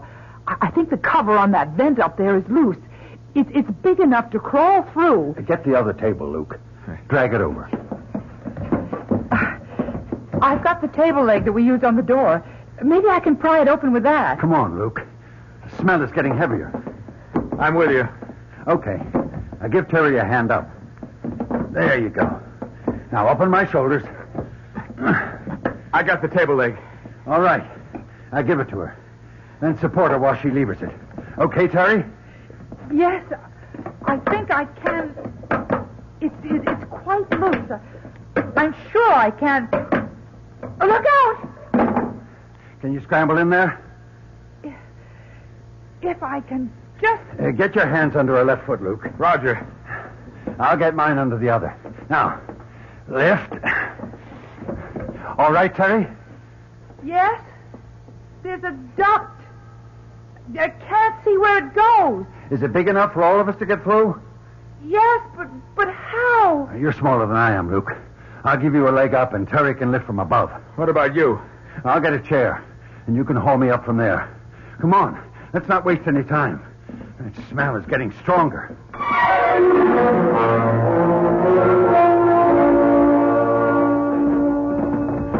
Terry? What, Gordon? Why are you stopping? Another turn? No. It's a dead end. Oh, no. Are you sure? It's blocked in front and on both sides. Wait a minute. What? It's open above. Like a chimney. How wide is it? Just a moment. It's round. About maybe 3 feet in diameter. Any light? No. Just as dark in here. It's no use. We'll have to go back. We can't go back. Not to that cyanide. Maybe they stopped pumping it in. What else can we do? We can try what mountain climbers do. What? Terry? Yes, Gordon. Can you stand up where you are? Yes. I think if I... Yes. I'm standing with my head in the chimney. All right. Now listen carefully. Remember when we climbed Old Baldy? Yes. 1,000,000 years ago. Now, hang in, baby. Don't you flake out on it. I won't. You mean that guide that showed us how to chimney climb? Yes. Now turn towards me and put your back against the wall. Now, can you get your feet up there on the other side? Just about. Then I brace my back and then push up, right? Right. And slide your feet up an inch or two and keep repeating. Roger. You'll have to go next, Luke. You get it? I get the idea. But supposing that thing's 30 or 40 feet tall. We go as far as we can, and we all fall and break our necks together.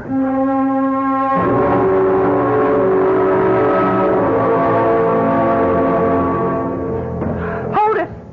What now? It's getting wider, but I think it's another dead end. Oh, not another chimney. I couldn't make it. This one goes down. There's a draft, and... Oh, Lord. What? We only had a light. I have only one match left. I've been saving it. It's wider. You think you could come up here? I'll try. Watch it, darling. You're right at the edge. Wait Where do you suppose this could go? There's fresh air. Maybe outside. Let's see. Maybe we've gotten a break at last. It's only about a 30-degree pitch. Ah! Well, there goes the match. Yeah, but where goes the tunnel? I'll let you know any moment. If anything happens to me, you and Luke can try going back. Oh, no, sir. Anyone tries the roller coaster, old Luke gets to go first. No, Luke. Here I go. Feet first. Too bad I forgot my parachute. Geronimo! Luke. Luke, are you all right? I didn't break anything. Should we come ahead? Might as well. But you sure ain't gonna like it when you get here.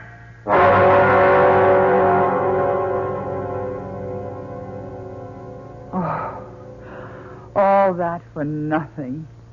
Right back where we started. At least we don't have to bother about trying the lower vent. We know where it goes to. And at least there's none of that cyanide gas. Yeah, but now what? Now we have finished with our external examination. I am sorry to say that the continuation of our test program may be even more unpleasant. Now, look. If you let Captain Strong and my wife go, you can... Just a minute, old buddy. Same offer here, Dracon, or whatever your name is. Only I stay. I'm afraid not satisfactory. The female is essential for more reasons than one. Why? First of all, your physiology is quite different from the male. We will want to study that. Secondly, you are a doctor. We can use your expertise to dissect your male companions so that we may study how to work on you. No, absolutely not. I won't lift a finger to help you. Suppose we were to offer to let your husband go. I'll answer that. No. Let me. Darling, I'd gladly die for you. But I couldn't kill for you. I wouldn't expect you to. I love you. I love you. And we both love you, Luke. One for all, and all for one. I guess we bought it for good this time. But wherever we go, we stick together.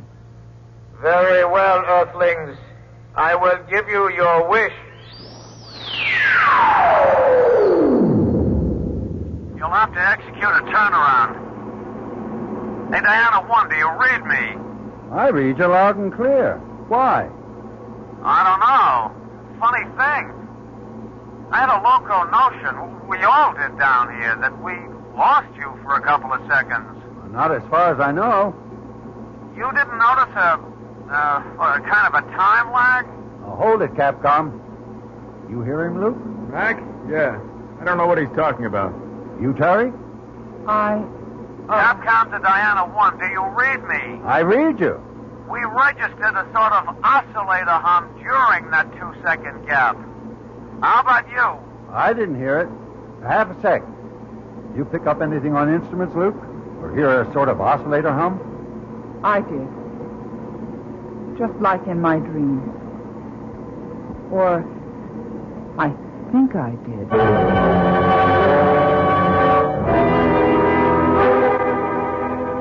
And are you sure they come? The Earth people will know nothing of our interference. Oh, Ancient One, in their time reference, they were missing but the blink of an eye. And the three who were here will not remember. Can the eye of an Earthling see a bullet? Can it follow the speed of light? They will not remember. As to the planet itself, what is your recommendation? Observing them close at hand, particularly the female one, I have seen a capability for self-sacrifice and love. There is some hope for them, then. We might allow them another millennium to better themselves. So be it. We will allow the Earthlings one final chance.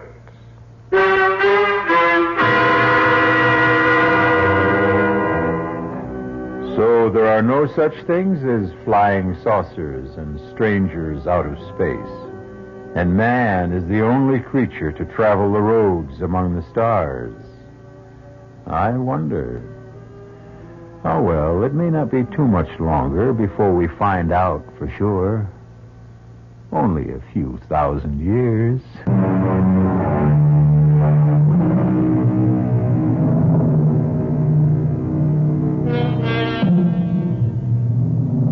1,000 years. The millennium. Perhaps the one mentioned in the book of the Revelation, when the angel came down from heaven with the key to the bottomless pit and a great chain in his hand. And he bound the devil and cast him into the pit and sealed it, so that he should deceive the nations no more. Not a bad idea. Not a bad idea at all. We could all begin with the devil in all of us. It might just be worth a try. Our cast included Julia Mead, Sidney Walker, Ira Lewis, and Jack Grimes. The entire production was under the direction of Hyman Brown. And now, a preview of our next tale. I'm afraid I'm going to puncture that theory of yours about Hatcher being something of a time bomb ready to blow up. I'm certain that he's not dangerous. On what do you base your findings? Well, he's been under intense treatment and has begun to respond very rapidly. He's mild and cooperative. He's almost childlike. I see. I've reduced the guard to 1 8-hour shift, midnight to 8 in the morning, and at all other times he is constantly in the hands of our nurses and therapists and other personnel. Well, you are something of a gambler, Doctor, taking that kind of a risk. No. I don't think so. Doctor, has it occurred to you that this entire mild convalescence may have been programmed into the mind of this man to throw you off guard? Oh, nonsense. I know a harmless man when I see one. To leave him unguarded is taking chances with the lives of many people. Heaven only knows what has been fed into his receptive and willing mind. This is E.G. Marshall inviting you to return to our Mystery Theater for another adventure in the macabre. The preceding Mystery Theater program was furnished by the CBS Radio Network.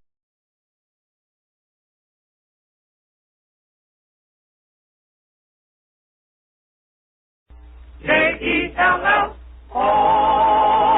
The Jell-O program, starring Jack Benny with Mary Livingston and Phil Harris and his orchestra. The orchestra opens the program with Life Begins When You're in Love.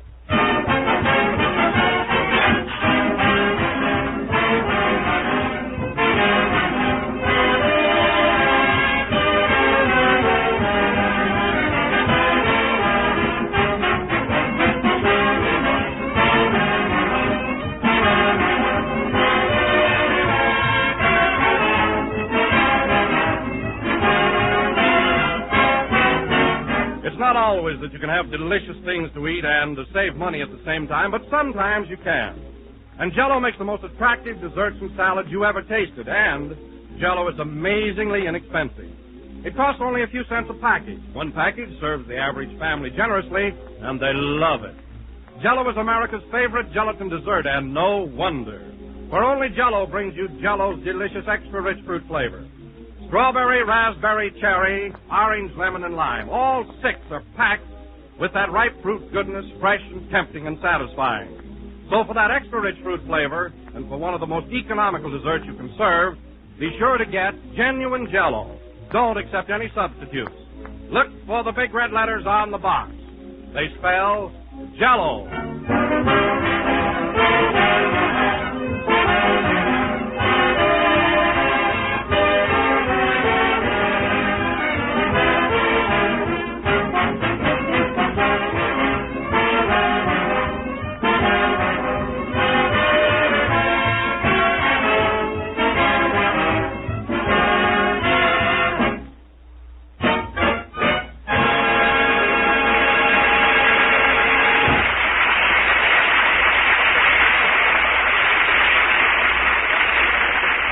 Life Begins When You're in Love, played by the orchestra. Now, ladies and gentlemen, we bring you a man who has joined the ranks of Hollywood turfmen and bought himself a racehorse, Jack Benny.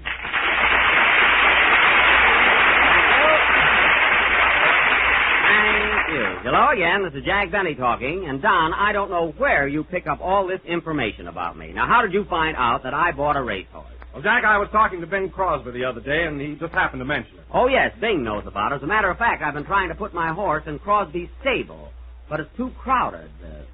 Crosby has an enormous stable. There's plenty of room there for your horse. All right, then he wanted too much money. I wouldn't pay him $80 a week to board my horse if he sang it to sleep every night.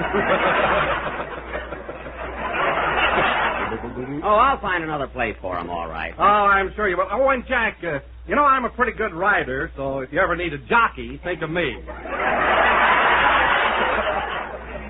I've got a horse, Don, not a 20-mule team. Why, your shadow alone would break his back. Say, Jack, how'd you happen to buy a racehorse? You don't know anything about horses? I don't, eh? Well, it might interest you to know, Phil, that I was kicked in the face at the age of 10. By a horse? Yes. How did that happen? Well, my father sent me out to feed him, and it was dark in the barn.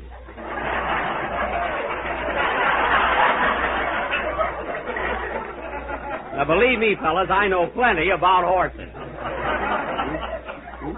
But why this secrecy? Why didn't you tell us about your horse before? Well, I didn't want people to think I was showing off or doing it for publicity. You know how modest I am, you know? Yeah, what's the name of your horse? Buck Benny. And you're going to hear from that baby. If I'm any judge of thoroughbreds, he's going places. Well, tell us more about it, Jack. Is it a yearling? What's that, Don? Is it a yearling? Well, it's a sort of a back bay color with a black spot on his nose. Oh, you don't understand, Jack. Is it a yearling? In other words, how old is it? It was 2 years old in January. So I wish you'd talk a little plainer, Don. I didn't quite get you there, you know.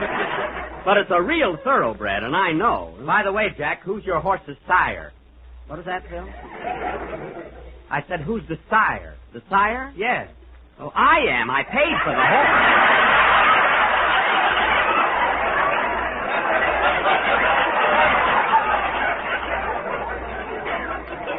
What a silly question.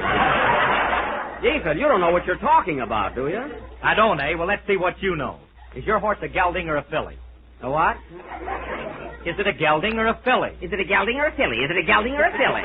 Trying to be smart, making up words. I'm not making up words. Is it a gelding or a filly? In other words, is it a boy or a girl? It's a horse.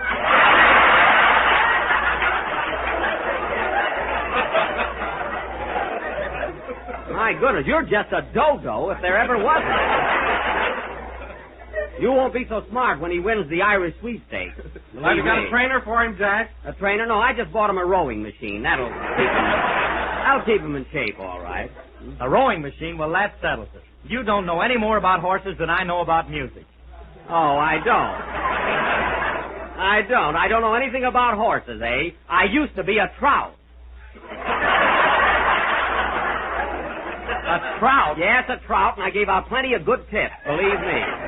You're a fine turf man. Yeah. How many legs does your horse got? My horse has 4 legs, Smarty. How do you know? I bought him a blanket with 2 pair of pants and shut up. Believe me, I'm sorry the whole thing came up. Hello, Jack. For heaven's sake, what's the matter now? Well, what would it be? Phil and Don found out that I bought a racehorse, and you can guess the rest. Have you boys been picking on Jack again? Oh, don't interfere, Mary. I can fight my own battles. Well, you fellas ought to be ashamed of yourselves. Jack knows more about horses than both of you put together. Yeah. He even tried to get Lady Godiva for a jockey. I did not. And why did you put blinkers on the horse? Oh, you're just making things up, that's all. So you've seen that nag of Jack's, huh, Mary? Oh, sure, a couple of times. Well, is it a good horse? What does it look like? Looks like any minute 2 men are going to step out of it.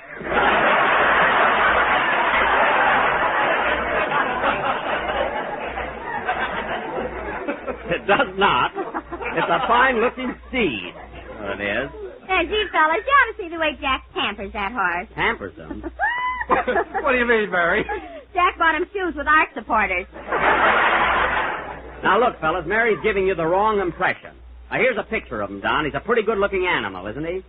Say, he is at that. Yeah. Hey, Jack, let me see that picture, will you? Here you are, Kenny. What do you think of him? Oh, boy, he's a beauty. Looks pretty fast, doesn't he? I'll say he does. Well, why is he laying on his back? Kenny, turn the picture around like this. There. Well, I'll be darned. He got up. He does all kinds of tricks like that. Now go ahead and sing your song, Kenny, and give me back that picture. Say, wait a minute. Let me have a look at that. Here you are, Phil. Well, is that a real horse or isn't it? Good-looking animal, all right. But wait a minute. What's this stamped on the back of the picture? Where? Right there. It says Man of War. Man of War? Well, that's the name of the photographer, Joe Man of War. He's a Greek fella. Oh. Sing, Kenny. I must have picked up the wrong picture.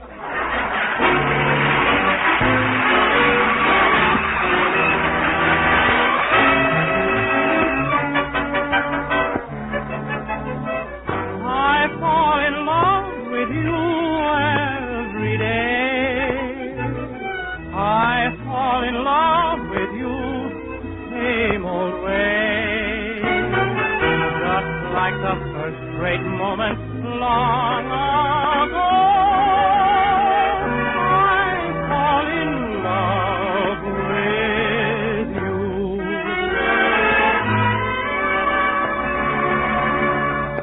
The day we fell in love was simply rapturous.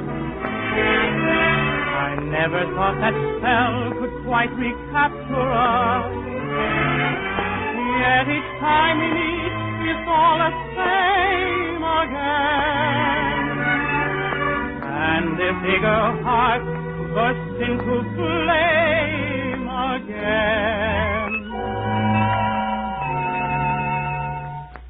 I fall in love with you every day.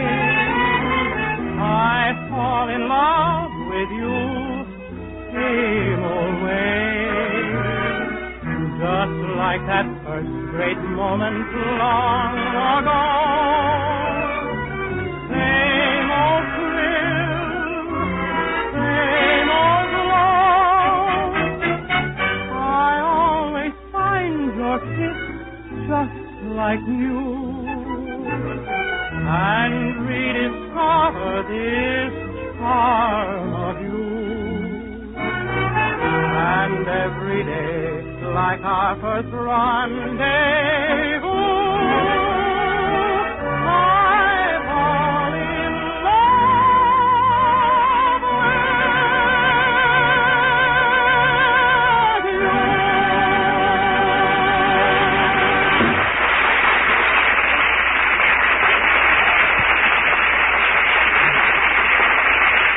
That was Kenny Baker singing I Fall in Love with You Every Day. That was a beautiful number, Kenny, and a very romantic thought. Thanks, Jack. And dedicate that song to your horse. To my horse? Why? Well, I'm mad at my girl. Oh. A little snip. Kenny, gee, I never saw a kid like you, always getting a new girlfriend, then picking a fight with her. What's the matter with you? Oh, I don't know. I guess I'm just a gorilla. Kenny, you're a simian, but not quite a gorilla. Well, he's young yet. Yeah. And now, ladies and gentlemen, going from the zoo to our plays, tonight we are going to present what we think is an... Jack, pardon me for interrupting, but I just noticed that your shoelace is untied. My shoelace? Oh, so it is. Thanks, Don. Excuse me a minute, folks. Ladies and gentlemen, while Jack is bending down to tie his shoelace, why don't you skip out and buy yourself a package of Jell-O? Oh, so that's your little trick, huh? It comes in 6 delicious flavors: strawberry, raspberry, cherry, orange, lemon, and lime. Hurry back now. Ah, folks, what other program starts on a shoestring and ends up with a plug? Don, that was a very clever ruse. Now, as I was saying, ladies and gentlemen, tonight, for the first time this year, we are going to offer our annual murder mystery. We feel that this will be a high spot in the career of the Benny Federal Theater Project. So now we will present a deep, dark mystery entitled Murder in the Library, or Book March to Spot. Gee, isn't that clever, folks? And I thought of that all by myself. You laughed all by yourself, too. Now, wait a minute, Mary. That was a very funny title. I can't help it if our studio audience didn't get it. But I'll bet our listening audience liked it. We did not. Now, in our little drama, which will go on immediately after the next number, the cast of characters will... pardon me, folks. Come in. Hiya, Buck. Hello, Sandra.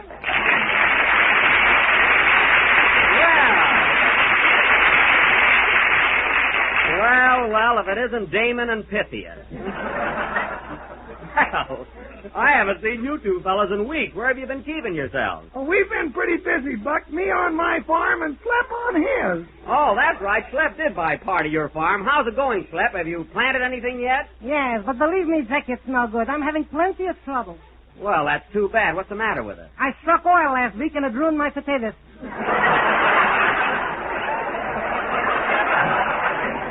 Oil? Why, that's great, isn't it? What kind of oil is it? Banana oil. He's trying to sell that property back to me. Oh, well, I don't blame him if it isn't good land. Well, he shouldn't complain. I gave him a rock-bottom price on it. Yes, that's all I got was rocks. Our cactus wouldn't grow there. Well, naturally, Slep, you got to clear the land first. You know, break up the rocks and cart them off. Say, what am I, a chain gang? Well, you just don't know anything about farming, that's all. Is that so? I'm a good farmer. A fine farmer. He bends over in front of goats.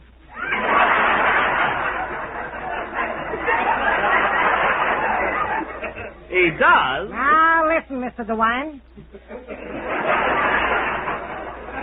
What about those rabbits you sold me? Oh, fine rabbits.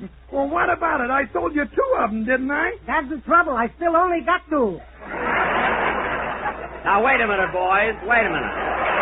Look, boys, you can settle your own troubles when you get home. Let's talk about something else. Tell him about your horse, Jack. Oh, yes. You know, fellas, I bought a racehorse. That's right, Buck. I heard about that. Hey, I'll bet you he's a regular pumpoonie. Yes, he's all right, but I'm having trouble finding a place to keep him. Oh, well, why don't you keep him on my farm, Buck? I got a nice pasture for him. Keep him on my farm. I'll dye the rocks green.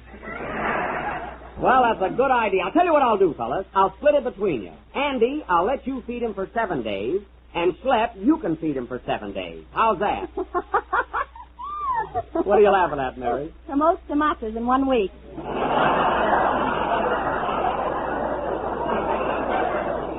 Never mind. How does that strike you, boys? Now, wait a minute, Buck. If I were you, I wouldn't let Schlepperman have that horse. Why not? He'll put rockers on it and give it to his kid. Well, I'll take a chance. Now, you each get him for 1 week, and I want you to take good care of him. He's a very delicate animal. Well, leave it to me, Buck. I'll take him first. Now, wait a minute, Henry. I want him for the first week. No, sir. I got to have him right now. I got a lot of plowing to do.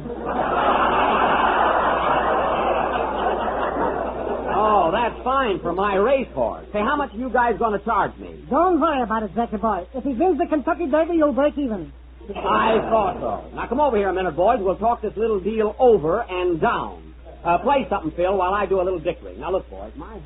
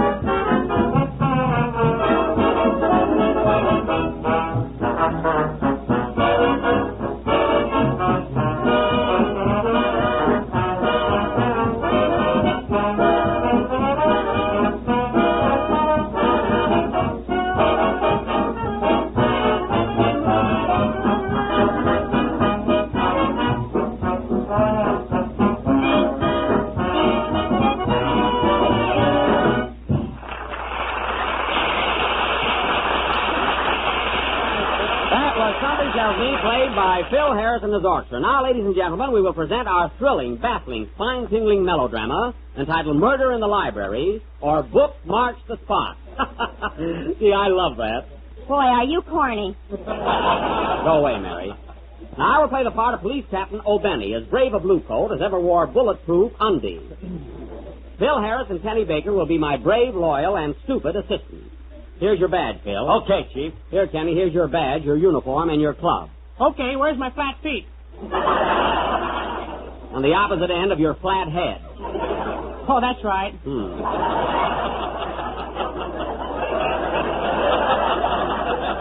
Now, Mary Livingston will play the part of Mrs. Sugar Clunkenbush, a much-married society woman who makes a hobby of collecting husbands, guns, and life insurance.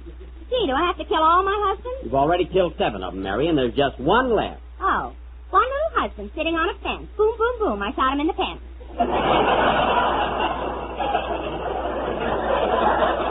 Well, I suppose that wasn't corny. I suppose you didn't write it. Quiet. Now, the part of the butler will be played by Don Wilson, who has been in the service of Mrs. Clunkenbush for about... Don, how long have you been with Mrs. Clunkenbush? It'll be 6 husbands in October. I see. And now for our play, folks. The scene opens at police headquarters, where we find Cap O'Benny very busy playing solitaire. Curtain. Music.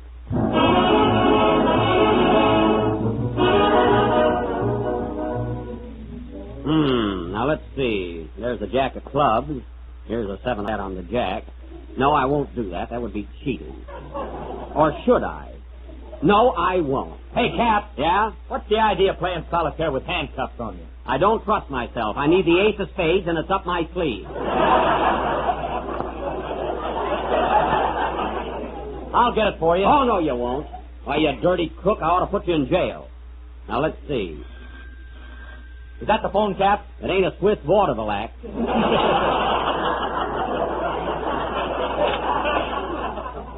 Cap O'Benny speaking. Yes, sir? What? You say your wife ran away 8 months ago. Well, why didn't you report it sooner? Oh, you wanted to give her a good start. What? No, don't worry. I won't rush. Goodbye. Now, let's see. The 6 of hearts goes on the black king. Oh, I wish I wouldn't do that. But how else can I win? Oh, Cap! What is it, Sergeant Baker? Somebody's been passing $41 bills all over town, and I've got one of them. $1 bill, eh? How do you know it's phony? Washington is wearing Lincoln's beard. Let me see that. You're right, and he's wearing Lincoln's hat, too. You think that's something? Turn the bill over. Good heavens, Carol Lombard is sitting on the eagle. Nice work, Baker. We got to report this to Washington. Can you get any more of these bills? Yeah, my uncle makes them. Your uncle? Well, you better tell him to stop or else. Cap. What is it, Harris? You know the prisoner in cell 21 that sent his suit out to be pressed? Yes. Well, he was in it. I'll wait for that one. All right. Hang out the vacancy sign and don't annoy me. I'll take it. Hello, Cap O'Benny speaking. What? A murder? Yes, hold everything. We'll be right over. Hey, fellas, what do you know? We've got a murder. Hooray! We've got a murder. Yippee! I knew we'd get one if we waited long enough. Come on, fellas, let's go right over. Where are we going, Chief? To, darn it, I forgot to get the address. Gee, I hope they call back. That's a fine how do you do. We wait around all year for a murder, we get one, and you lose. Wait, I know. It must be Mrs. Clunkenbush on Park Avenue. She married her 8th husband 2 months ago, and he's about due for his lead anniversary. Come on, boys. Let's go.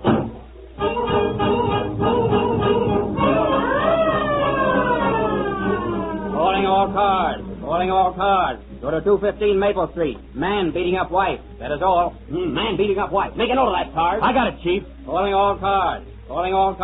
Go to 215 Maple Street. She's beating him up now. That is all.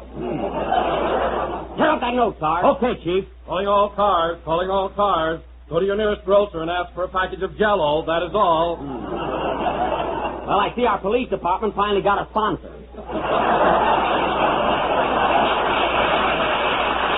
Come on, faster, Sarge. Come on, Here's the place.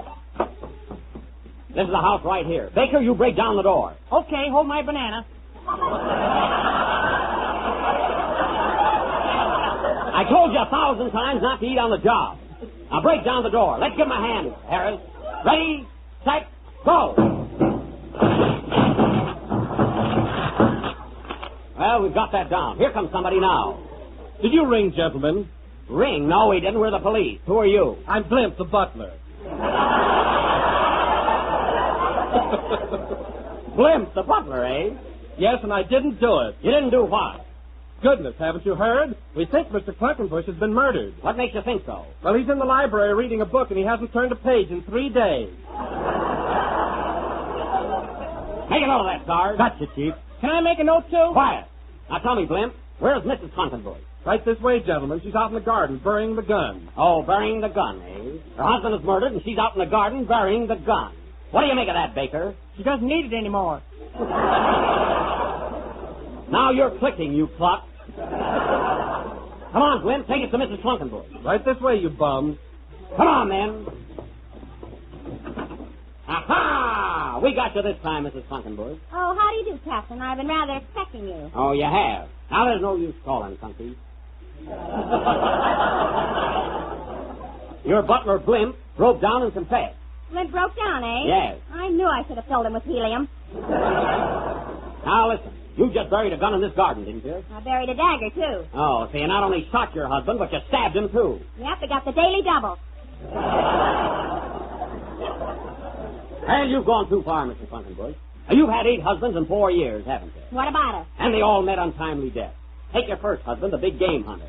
You went on a hunting trip with him, and he's the first thing you shot. Well, he looked like a gazelle. That's no excuse. And your second husband. You mean Pasquale? Yes, Pasquale. You no sooner fell in love with him than we found him laying on the floor with an arrow in his back. You did that. Could have been Cupid, you know. That's what you told the jury. And your third husband was killed, too. What happened to him? All I did was slap him on the back. Yes, but he was leaning out of a penthouse window at the time.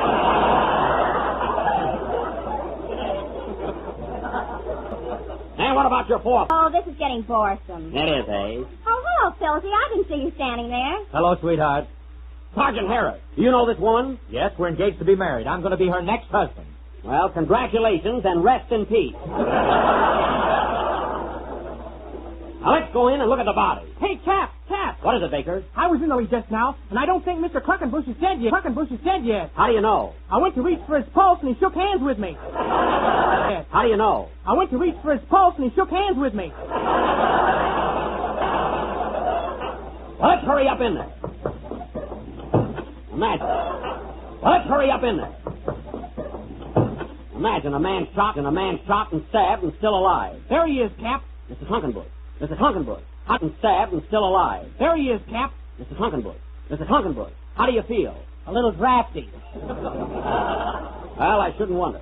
Now tell me, can you name the person or persons who tried to kill you? Why, of course I can. I was here at the time. Then tell me exactly what happened. Make notes on this, Harris. Okay, Chief. Now go ahead. Well, I was sitting here in the library reading a book. When all of a sudden the door behind me opened. So I turned around and said, "Free me, see the party station."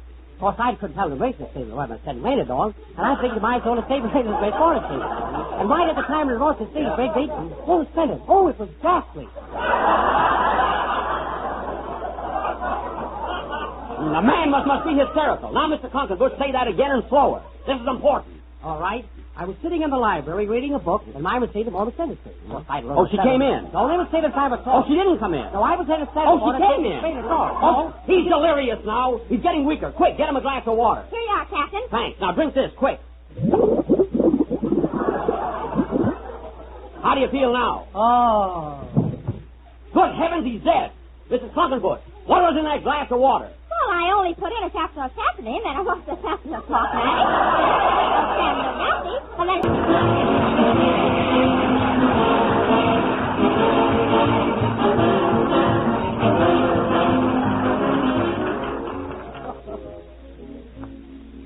Everybody loves homemade ice cream. Ice cream that's rich and creamy smooth. Grand ice cream. And here's a new and better way to make it. It's made with Jell-O freezing mix and made just perfect.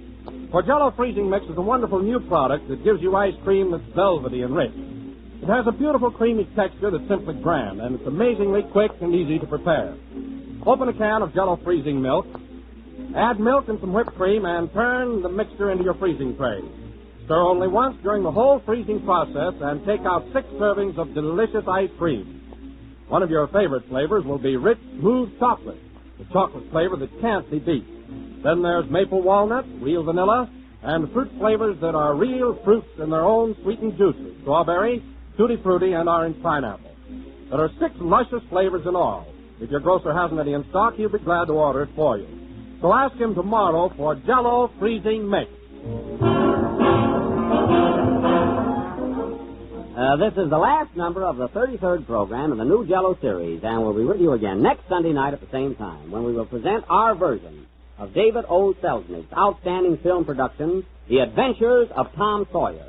So be sure and listen in. And guess who's going to be Tom Sawyer, folks? No kidding, Jack. Are you going to be Tom Sawyer? Of course I am, Mary. Do you think you can have your face lifted by next Sunday? I think so, yes. Good night, folks. K-E-L-L. This is the National Broadcasting Company. A transcription. Ladies and gentlemen, the Railroad Hour. And here comes the star-studded show train.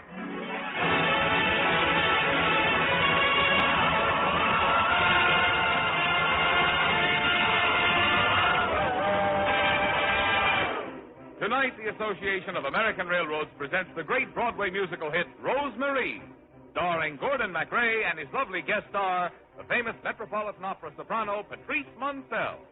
Our choir is under the direction of Norman Luboff, and the music is arranged and conducted by Carmen Dragon.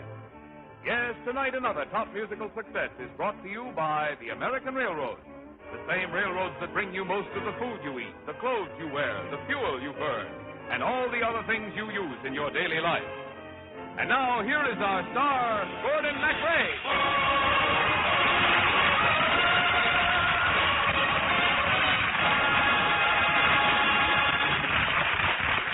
Thank you, Marvin Miller, and good evening, ladies and gentlemen. Tonight, I'll be a man about the North Woods named Jim Kenyon, and Patrice Munsell has put a high polish on her French-Canadian accent to sing the title role of Rose-Marie.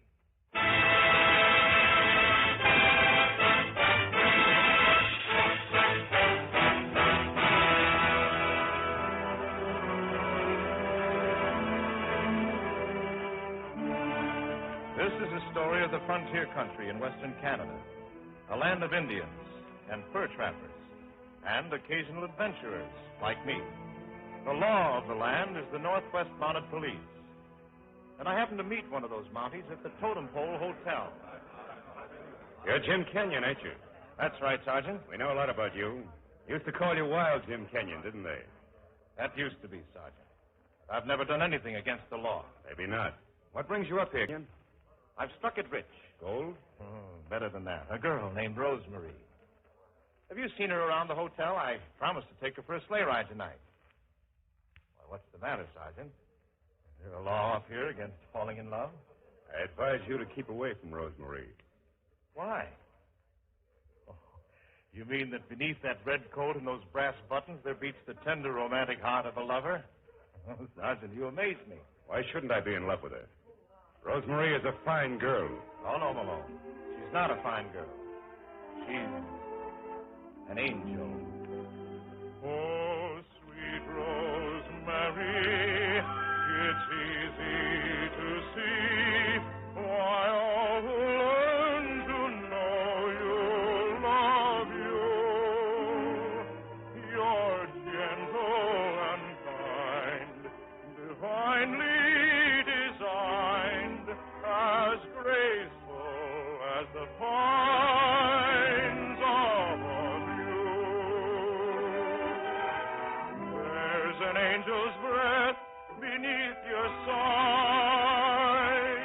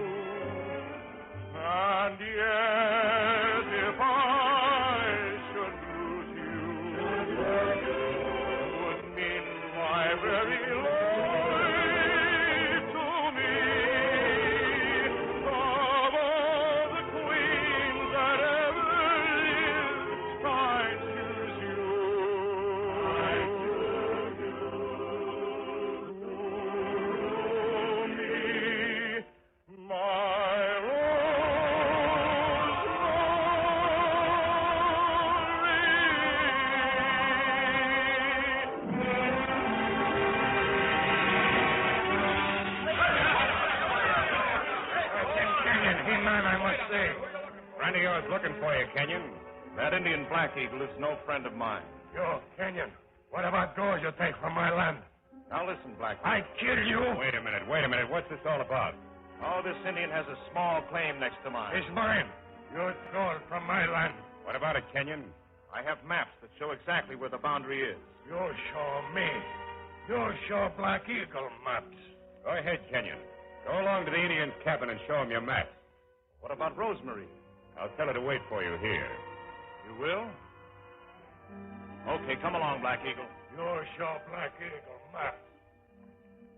I figure you can always settle an argument without using a gun. Jim! Oh, Sergeant Marion, have you seen my Jim? Rosemary, why do you want to waste your time with a guy like Kenyon? Oh, Mr. Kenyon is very nice. He's in love with me. A lot of people are in love with you, Rosemary, including a certain sergeant in the Royal Mounted. Sergeant Malone, you're very sweet to say that. But you understand, there is something extra special about my Jim.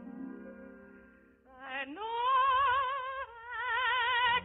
that when I sing like Jim. I know that it's not so fun to be with him. Sometimes he teases me for a while. Then he makes a joke when I smile. Oh my, but he have a twinkly eye that sees. Oh my, but I ought to do to sigh for him. But let them sigh, I hope they're all better go.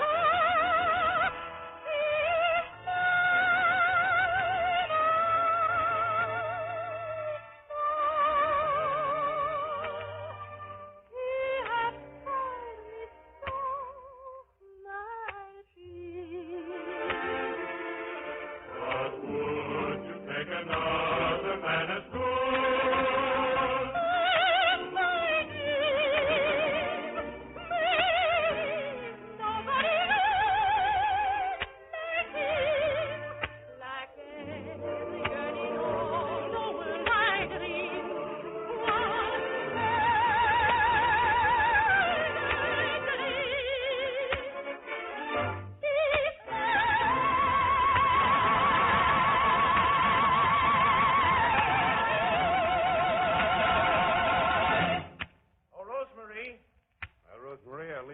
boyfriend. I've got to get back on patrol. Rosemary. Tim, what did it keep you so long? I'm sorry, darling. I had to straighten out a few differences with our friend Black Eagle. Do we go for a sleigh ride now, Tim? Rosemary, how would you like to go for a long sleigh ride? Away from Canada and the Indian country. Across the border into the States. And marry me. I've got an offer of a good job down there. If I leave right away. Tonight. He's so quick. We must go tonight? I expect to get that job. Okay, my Jim. But first I go up to my castle and pack my things. Castle? You didn't tell me you had a castle. It's just old house. Nobody lives there but me. See, up there through the window, it's right up on the cliff. And nearby is big rocks they call Lover's Stone. It's wonderful because you stand up there on this stone and you can hear people calling in the valley 3-4 miles away. Isn't there a legend about that rock? Yes. When Indian boy climb uphill by my castle and sing song down to Indian girl in valley, if she sings song back to him, they are married. Do you think you could teach me that song? I'll teach it to you. It's all this way.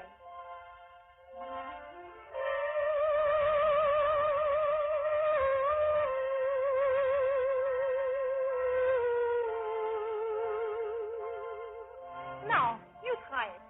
All right.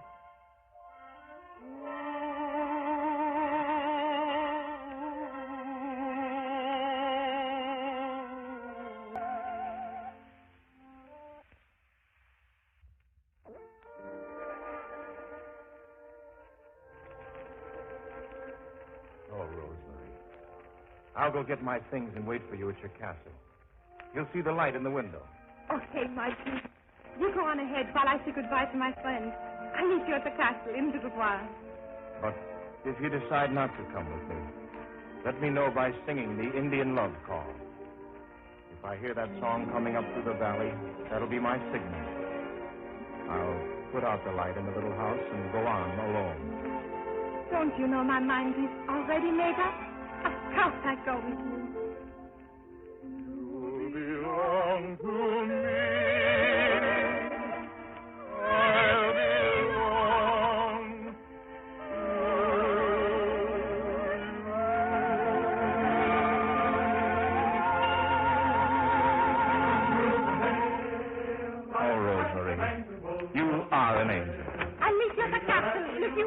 Good.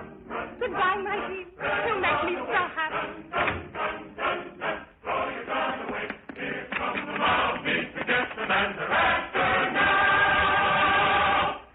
Oh, Sergeant Malone, I want to tell you. Rosemary, where's Jim Kenyon? Why, you got to see my Jim? He's wanted for the murder of Black Eagle. I don't believe it. Black Eagle's squaw saw it happen. Now, where is Jim Kenyon? I don't know. I've not seen him. You're lying, Rosemary. Hey, somebody just turned on the light in your castle on the hill. Are you hiding Jim Kenyon up there? Oh, why should I hide Jim Kenyon? I do not love him. It's not what you told me a little while ago. Oh, I did not know then that Jim Kenyon killed. I cannot love a bad man. Now, perhaps I can love you, Sergeant Malone. What are you up to, Rosemary? Oh, you do not believe me? Listen, I sing Indian love call to you. When I'm calling you.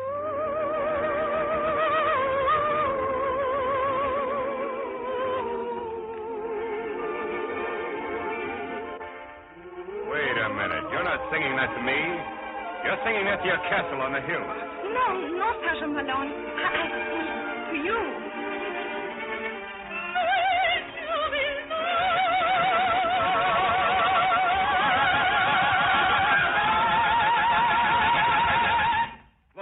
The light went out on the hill. Jim Kenyon is gone now. You will not see him again. And Rosemary, you will not see him again. Not anymore. You will belong to me. I belong.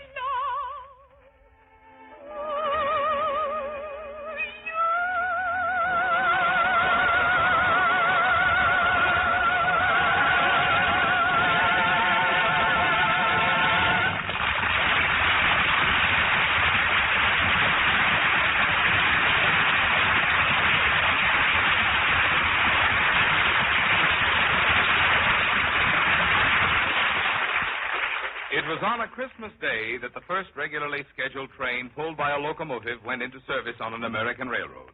That was 119 years ago, and from that day to this, railroads have been part of the American Christmas. Railroads, indeed, are the great Christmas carriers.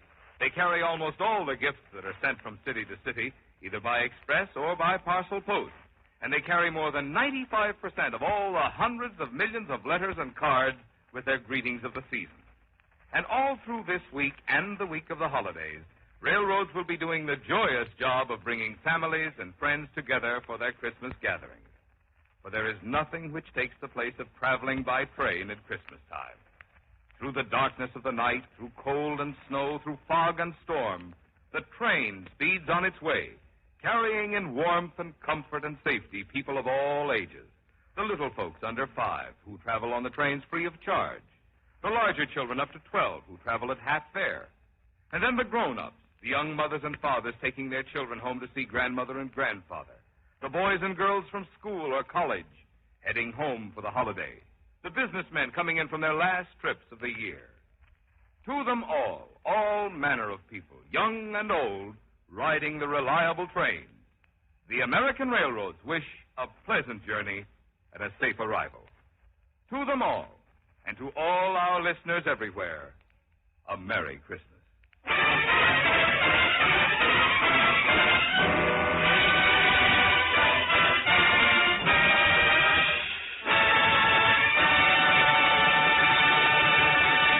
Now, here is Act Two of Rosemary, starring Gordon MacRae as Jim Kenyon and his guest star Patrice Munsell as Rosemary.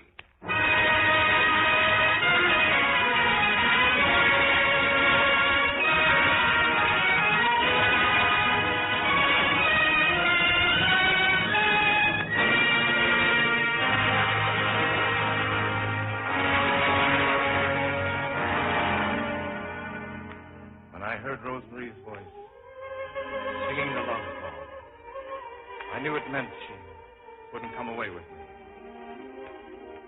So I turned out the light in her castle on the hill and crossed the border alone.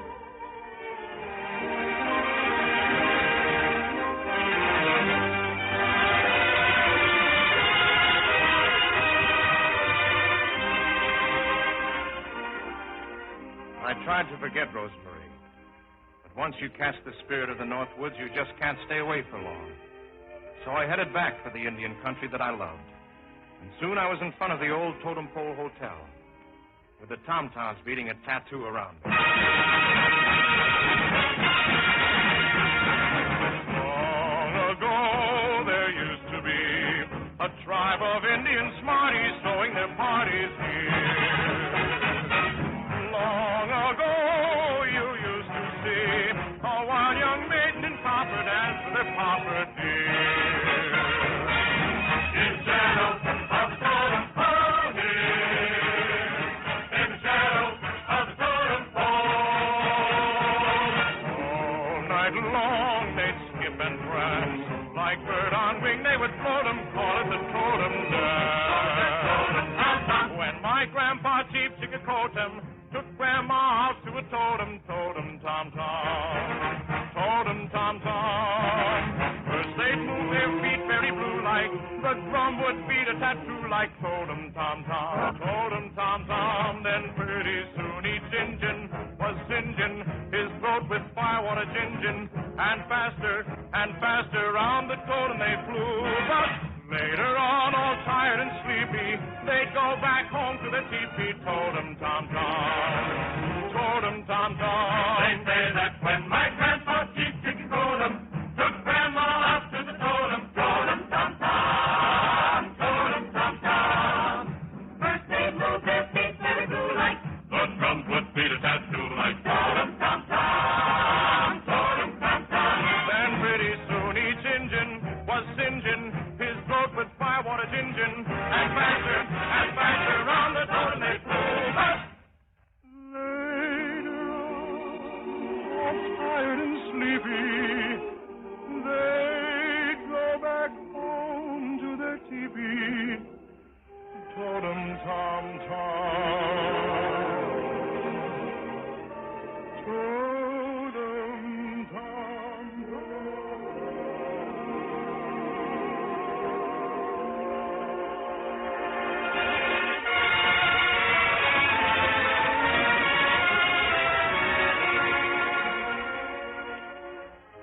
Being back in the Indian country was like coming home again. But I didn't know the surprises and the dangers that were waiting for me. Who is it? It's me, Jim Kenyon. Oh, Jim, I'm so glad to see you. Well, that's a surprise. I didn't expect you'd want to see me after you sent me away. I had to do it, Jim. But you should not have come back. Yeah, Kenyon. Got a lot of nerve. Gosh, I'm alone. What do you mean by that? I've got to put you under arrest for the murder of Black Eagle. Black Eagle's dead? I didn't know. We found him dead in his cabin just after you left. Black Eagle's squaw says you knifed him. And she's lying. I told you my Jim could not do such a thing. Look, you can put a rope around my neck if you want to. But give me a chance to prove that I didn't kill Black Eagle. Oh, yes, Malone. Give him a chance. What do you expect me to do? Give me 1 day to get the truth out of Black Eagle's squaw. How do I know you won't skip the border and marry Rosemary? I'll give you my word. And mine. Okay. I'm a sucker, but I'll take your word. Starting now, you've got 24 hours to prove you aren't a murderer.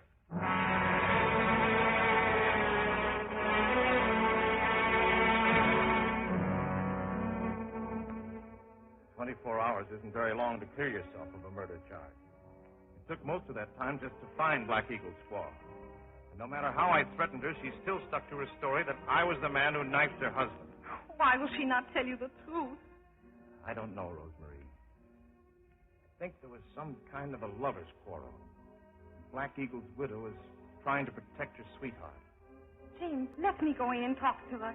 Perhaps she will tell the truth to me.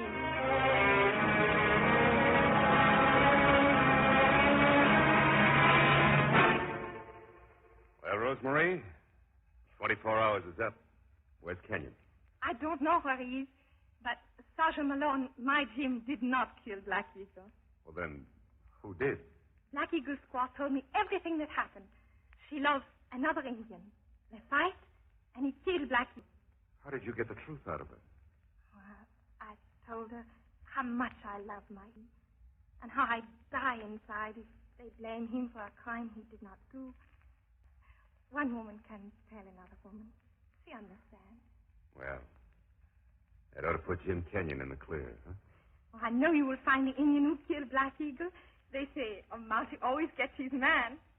Sometimes he'd rather get his girl. Do you know where he goes, my Jim? Yes, I know. My men have been keeping an eye on him. I'm probably a fool to tell you this. But I think you'll find Jim Kenyon up at a certain castle, overlooking a certain valley, by a certain lover's soul.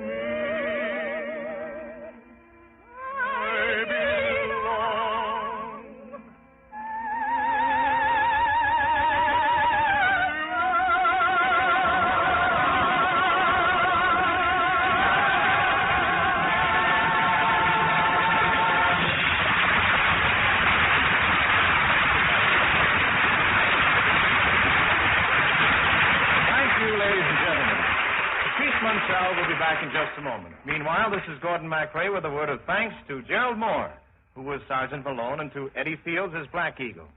Rosemary, with music by Rudolph Frimmel and Herbert Stothert, book and lyrics by Otto Harbach and Oscar Hammerstein II, was adapted for the Railroad Hour by Lawrence and Lee. The Railroad Hour is brought to you each week at this time by the American Railroads. These railroads are your hometown partners. They provide jobs for your neighbors. They buy supplies in your town. And they pay local taxes just as you and I. Thus, the railroads are more than just railroads. They are citizens, and mighty important citizens, in your hometown. And now here is Patrice Munsell.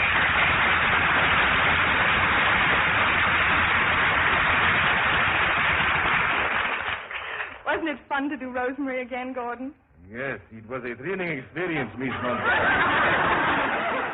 Gordon, I'm the one with the accent, remember? I'm sorry, Pat, but you know, after a while, that lingo sort of rubs off on a guy. Is it not so? The most Mexican-sounding French-Canadian. So, Gordon, what is on the Railroad Hour next week? Well, we have a wonderful special Christmas show, Pat.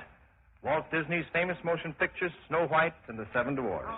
And our guest is lovely little Jane Powell.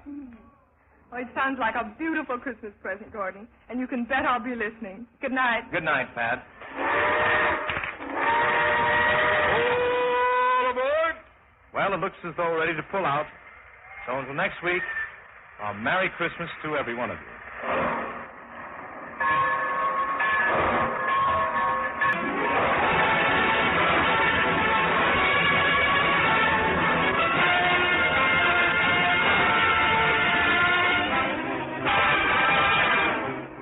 Rosemary was presented by arrangement with Century Library Incorporated of New York. Gordon MacRae appeared through the courtesy of Warner Brothers, producers of The Hasty Heart, starring Ronald Reagan, Patricia Neal, and Richard Todd. Our choir is under the direction of Norman Luboff, and our music is arranged and conducted by Carmen Dragon. This is Marvin Miller saying goodbye until next week for the Association of American Railroads. And now keep tuned for your Monday night of music on NBC.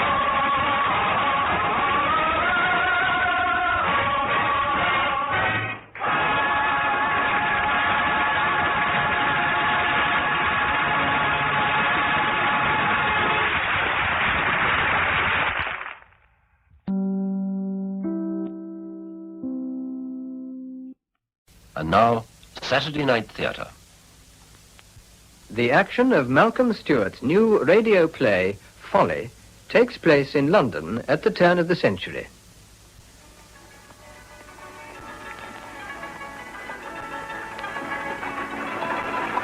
Good evening, sir. Good evening, my dear.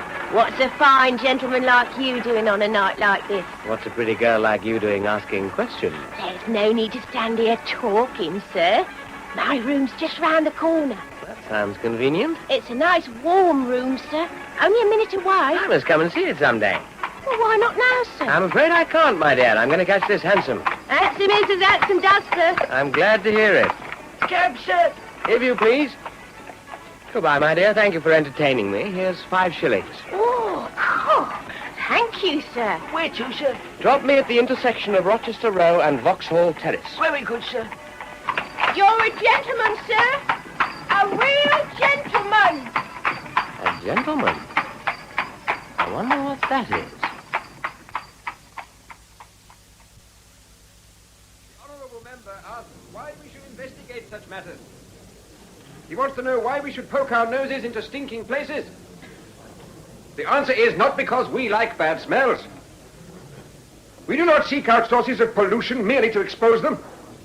We seek them out in order to oppress them, to remedy their causes. Does he think the body social can thrive when it supports such centers of infection? He wants to look the other way, to say such things must be, but do we have to see them? I say we must. There is a whole dark world in London. We must not turn aside, but seek it out. We must go down into its depths. We must illuminate its dark ways. And having seen, take action. Radical, firm action to end this social evil.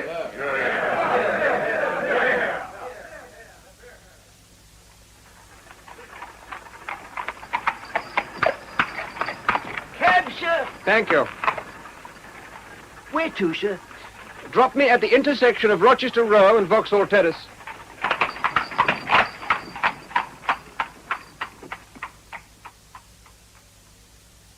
Hello, James. Hello, Teddy.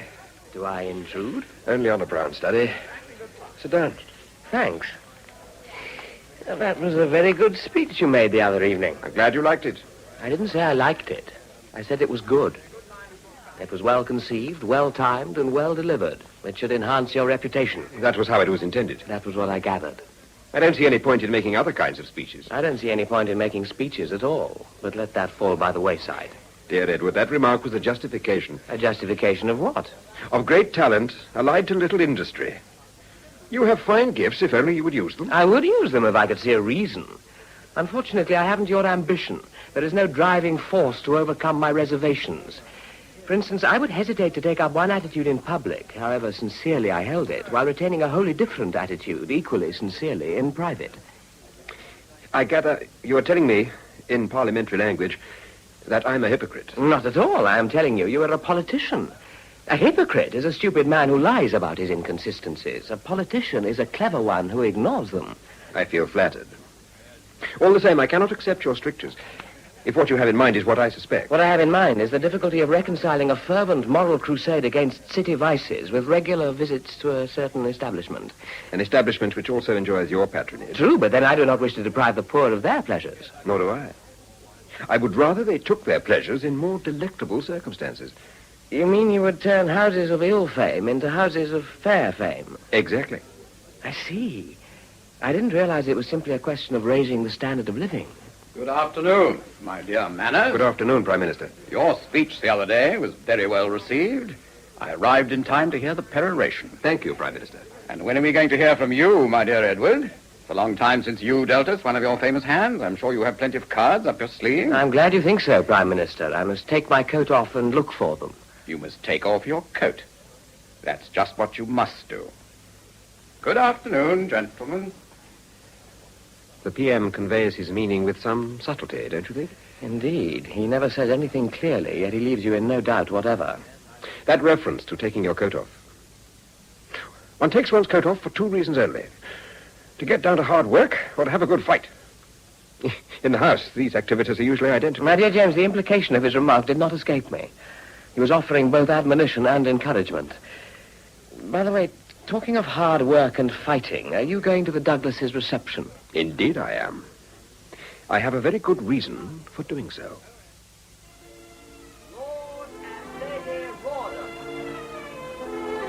Sir Horace and Lady Savage, the Earl and Countess of Dalty, Colonel and Mrs. Plunkett, Miss Varden Faye, the Lord Doxford, Mr. James Manners. Mr. Manners? Lady Cynthia. How good of you to come. Not good, Lady Cynthia. Fortunate and privileged. All London must be here. All London that counts, Mr. Manners. Of course. Where else would they be? You are the hostess supreme, Lady Cynthia. Oh, how charmingly put. Cyril, did you hear? What, William? Mr. Manners has just paid me a compliment. Ah, Manners, my dear fella. So glad you managed to get along. He says I am the hostess supreme, Cyril. What a striking expression. It has a continental flavor. Mr. Manners is a very striking person. Some of the papers are beginning to call him the voice of the country's conscience. Oh, then he must meet Fiona. She's a great connoisseur of people's consciences. I have already met your daughter, sir. To be quite frank, she's one of the reasons I took great care to come to your reception. She'll be most flattered. She's about somewhere, talking to everyone. In that case, if you'll excuse me, I'll go and find her. Pray do so, Mr. Manners. Thank you, Lady Cynthia. What a charming fella. Has he any money?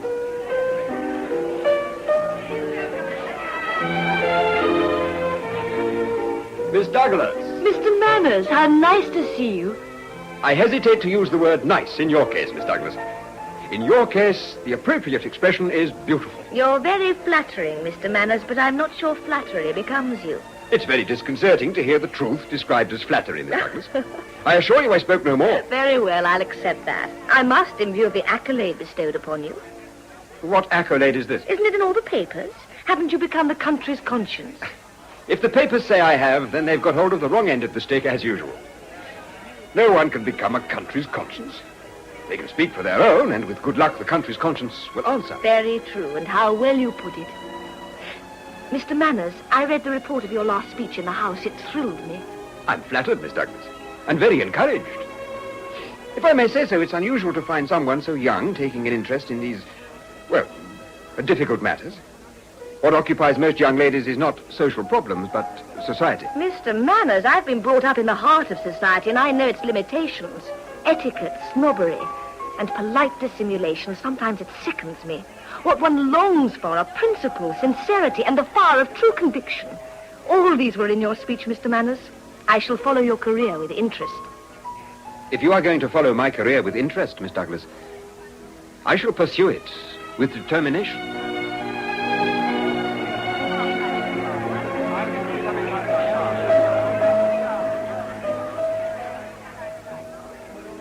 Lord and Lady Malcolm, Sir Ernest and Lady Bell, General Manson, Miss Snell, Countess Swaddle, the Honorable Edward darling. Edward, my dear boy. Cynthia. How are you? It's quite a long time. It is indeed. Most remiss of me. But you're so busy with your parliamentary duties. Not duties, Cynthia. Gestures. It's the gestures, not the duties, that fill one's day. I don't believe it.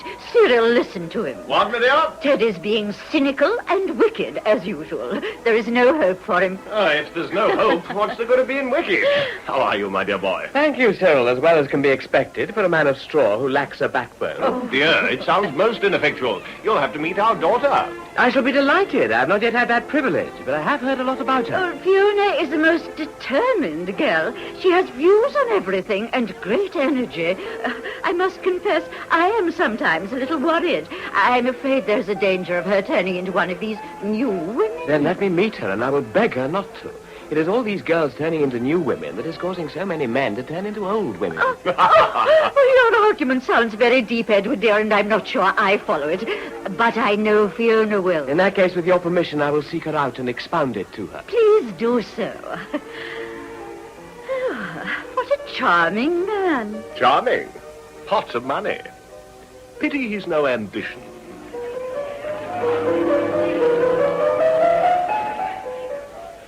Will you be speaking in the debate tomorrow? Certainly, if I can catch the speaker's eye. So, really, it's a campaign you're mounting? Oh, yes. With all its tactics and its strategy and its maneuvering behind the scenes.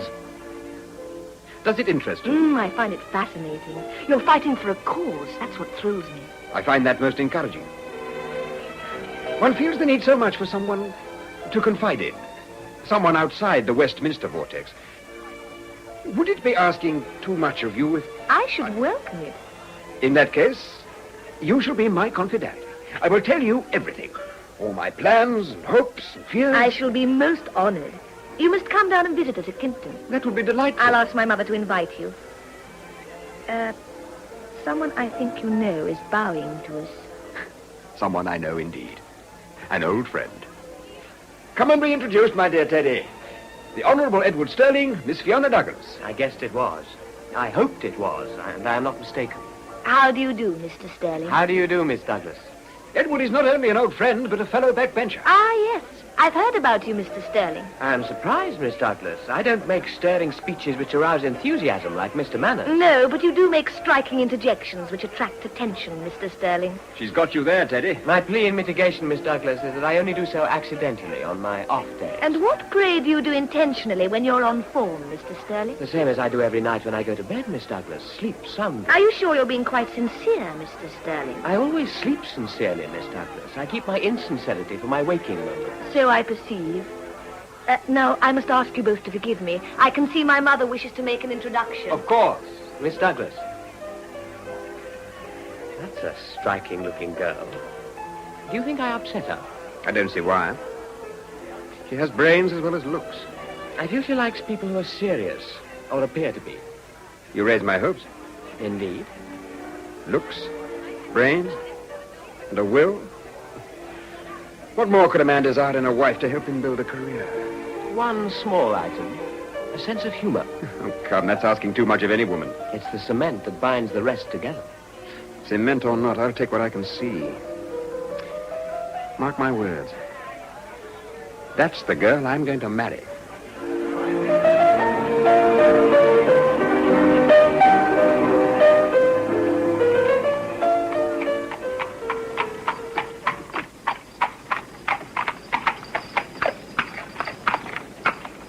Rochester Row and Vauxhall Terrace, sir.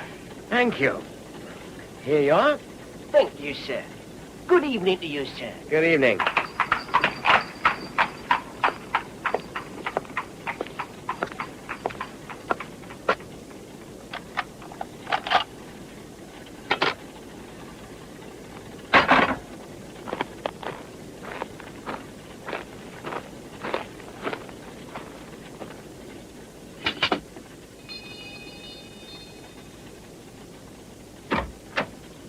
Good evening, sir. I believe I am expected. Will you please come in, sir? Thank you. May I take your hat and coat, sir? Thank you. Will you come this way, sir? A gentleman. By appointment, madame. Ah, come in, my friend. Dear lady. Sit down, my dear Teddy. Thank you. Tell me all the news. The brandy is beside you. Ah, very comforting. And how are you? Well, but bored. As usual. What are we to do? I leave that to your discretion. I always do my best. But you're not easy. What did you think of her? As far as I could see, extremely pretty. But one needs more time than is required to take one's hat and coat off to exercise judgment in these matters. Or at least it gives you some idea. The way to judge a woman quickly is to put her into uniform. Dress her as a maid or a nurse. If you don't like what you see, there's no need to take the matter further. It saves embarrassment, especially for the girl. You're very thoughtful. One must be thoughtful to be discreet. Shall I call her in? Not yet. I prefer to talk a little. I'm flattered. I would be if I did not know your temperament. You like to take your time to weigh a situation. You don't rush in like your friend James. He's direct, I grant. Direct, mon Dieu. I brought him a girl on one occasion, and he had her stripped stark naked before I could effect an introduction. Yes, he knows what he wants and takes it. Have you seen him recently? That's the very question I was going to ask. Then I gather you haven't. Indeed, no. For all I know, he may have left the country. I don't think he's left it. On the contrary, he keeps going down there. There is a reason? More than a reason. A young lady. Indeed. And do you suspect a marriage? I know James. It's already fixed. In his mind, at least. So, well, is a client. A good one. I don't think you need worry. There's only one thing James would allow to interfere with his arrangements. And that is? His career. If only we were all so single-minded. How dull we should be. I don't envy James his ambition. All the same. You find there is something missing. In my life? Yes. You are depressed. A little. You must look for someone. If it were a question of looking, there'd be no trouble. There's something stimulating in the search. It's finding that's upsetting. And you have found? Perhaps. Tell me about her. Well, don't worry. It won't last. What is wrong? The circumstances are difficult and the person impossible. Oh, don't tell me she's a lunatic shut up behind the walls of an asylum. No, she's a prig imprisoned in the splendors of her own self-satisfaction. Oh, dear. So, what are you to do? Forget her. Would you like to ask your little girl in? How wise you are. You rang, madame? Yes, Sheila. Will you fill a gentleman's glass, please? Certainly, madame. I'm going to my room. Will you excuse me? Of course. Sheila, madame. Attend to all the gentleman's requirements. Certainly, madame.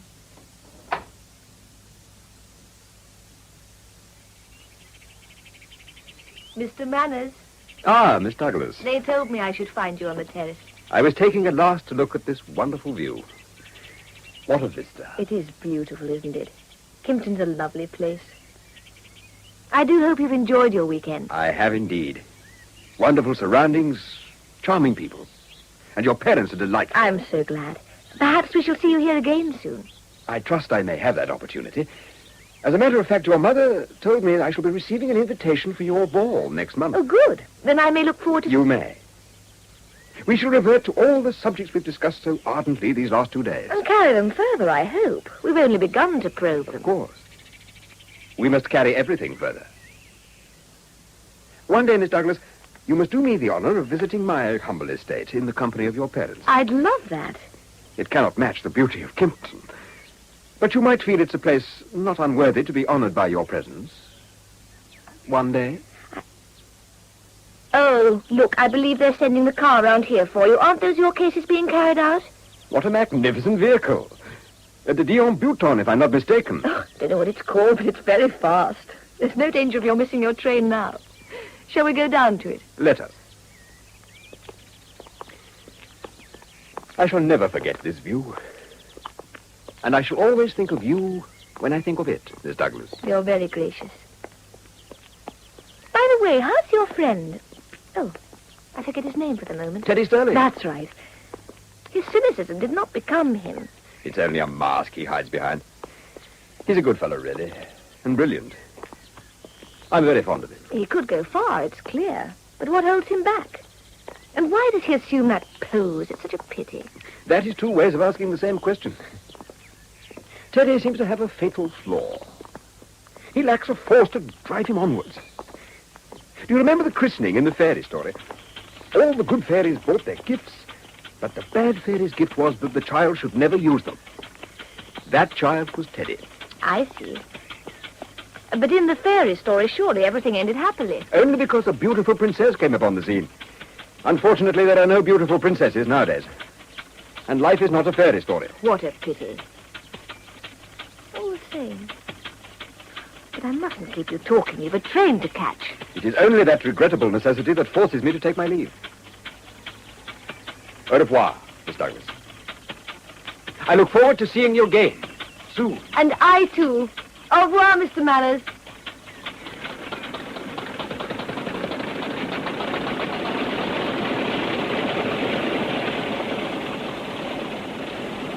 I noticed they were very thick over the weekend, my dear.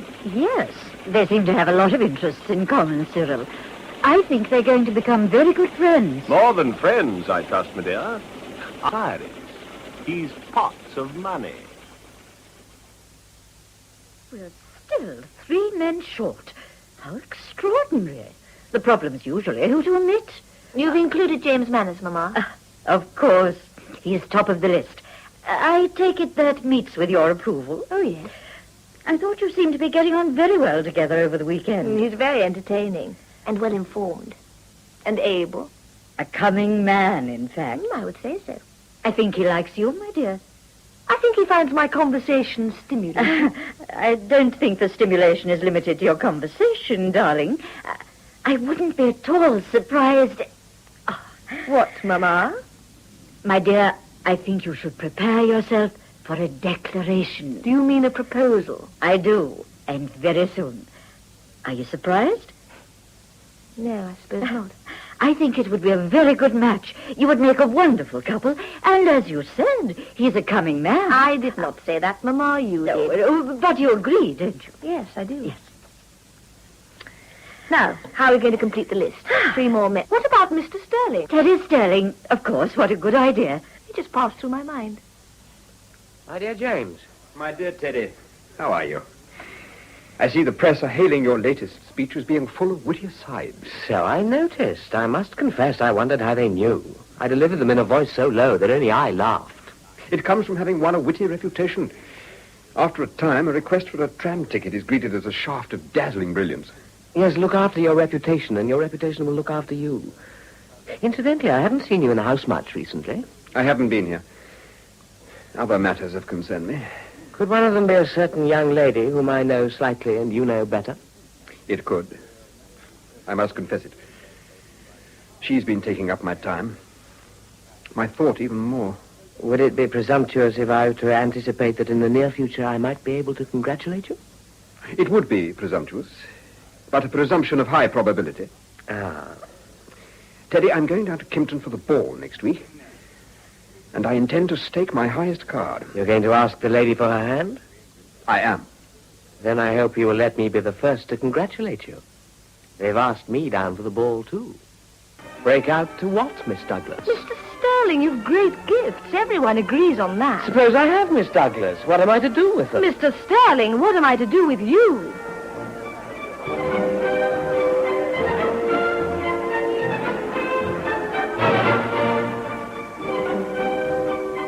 Talk of a career in public life as if it were fulfilling, but I don't find it fulfilling. I find it frustrating. Frustrating? It's exactly like trying to drive across Piccadilly Circus. You want to drive across it, but so does everyone else, and they're all going in different directions. No, but surely there's the aspect of service. Even if one's personal ambition is thwarted, isn't there the satisfaction of working for the common weal? Service to society. That's certainly become a popular cry these days. I'm afraid I haven't all that confidence in society. What do you mean? Do you recognize the tune they're playing? Is the skaters walk? How appropriate. Look out on dance floor, Miss Douglas. There's society. All those skaters skating so beautifully. What grace, what skill, what a spectacle. And they believe it's going on forever. They don't suspect the ice is rather thin, and underneath the water's deep and dank and dirty. Oh, Mr. Sterling, what am I to say to you? Why are you so cynical? Why do you always dwell on weakness and failure and the emptiness of things? Of course there's darkness and despair and disillusion, but there's also light and hope and achievement. Look through that window into the night sky. It's clear, the moon is shining, and there are a million stars. It's beautiful and endless. And endlessly beautiful. But you've forgotten all that and stand there staring at your own reflection in a muddy puddle. Miss Douglas. What? You mean you turned him down? I put him off. Oh, but why? I warned you he was going to propose. I know, Mamma. You didn't seem averse when I mentioned it.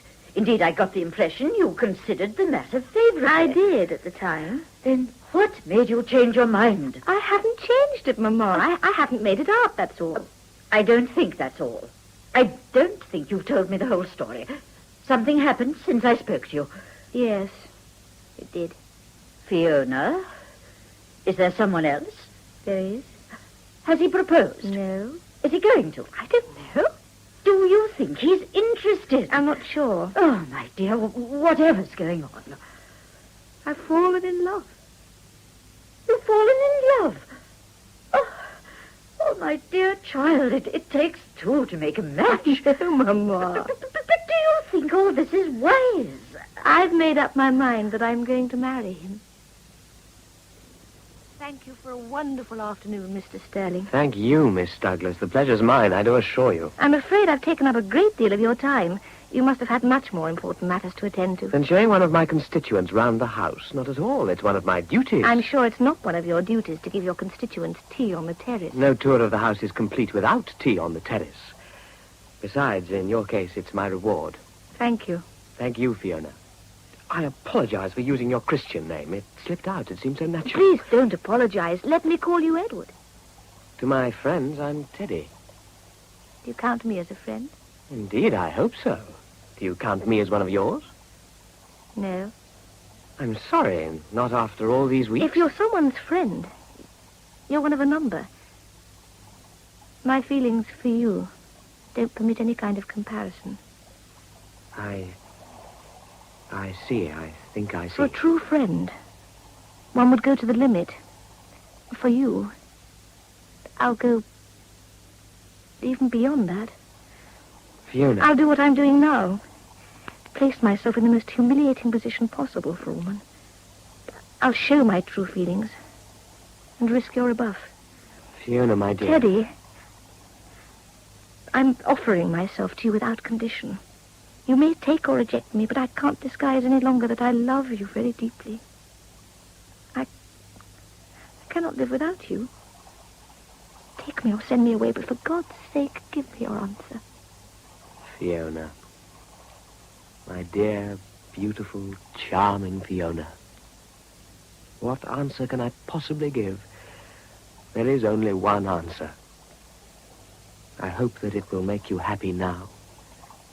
And I hope that it will keep you in happiness always. They're going to get married. Do you mean they fixed this up without consulting anyone? They arranged it between themselves. It's hardly cricket. It's hardly civilized. And that's not the worst. Not the worst? Cyril, I can hardly bring myself to tell you. Come, my dear. Very well. She proposed to him. She what? She proposed to him. She proposed? She proposed. Good God. It's not even leap year. The gentleman to see you, madame. Come in, my friend. Good afternoon, dear lady. Sit down, my dear James. This is indeed a surprise. I was delighted when I got your letter. It's been a long time. And how are you? What are you doing? Busy, as usual? Yes, very busy. More so than ever. As you say, you've been away a long time. You know, when you went off without telling me anything, I was hurt. It was very remiss of me, my dear. But I had many calls on my attention. One in particular. And that no longer occupies you? No longer. The dust has blown off the mirror. And once again you see your image clearly. I hope so. And so you return to your old friend. For counsel, consolation, and comfort. For that compliment, everything is forgiven. You may help yourself to the brandy. Thank you. But one thing makes me curious. Saturday afternoon is a very unusual time for you to call. Do you intend to make it your regular appointment? No. It was just for this one occasion. I need the distraction. Oh. Something is going on. Something you need to forget. Possibly. Something important? Something I once thought important. You prefer not to tell me. You're bound to find out sooner or later. It's just that at this moment, the man I once regarded as a friend is getting married to the woman I had hoped would be my wife. Edward David, wilt thou have this woman to thy wedded wife? Fiona Mary, wilt thou have this man to thy wedded husband? You have him to hold from this day forward, for better, for worse, for richer, for poorer. With this ring I thee wed, with my body I thee worship. Those whom God has joined together, let no man put asunder.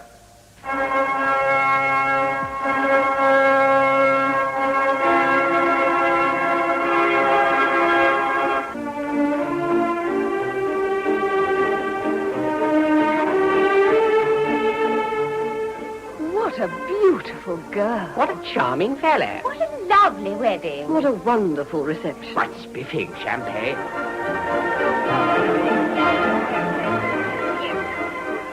Very distinguished couple. Stayed at our hotel during their honeymoon. Everyone looked up every time they entered the dining room. They didn't notice. They'd only got eyes for each other.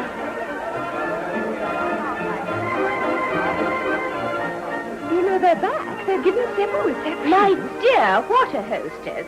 Have you been to one of her soirees? Rather a languid chap. Very clever, of course. And she's extremely charming. My dear, Fiona Douglas, Fiona Sterling. You know she married Teddy. Well, I heard that's just what she did. A very determined young lady.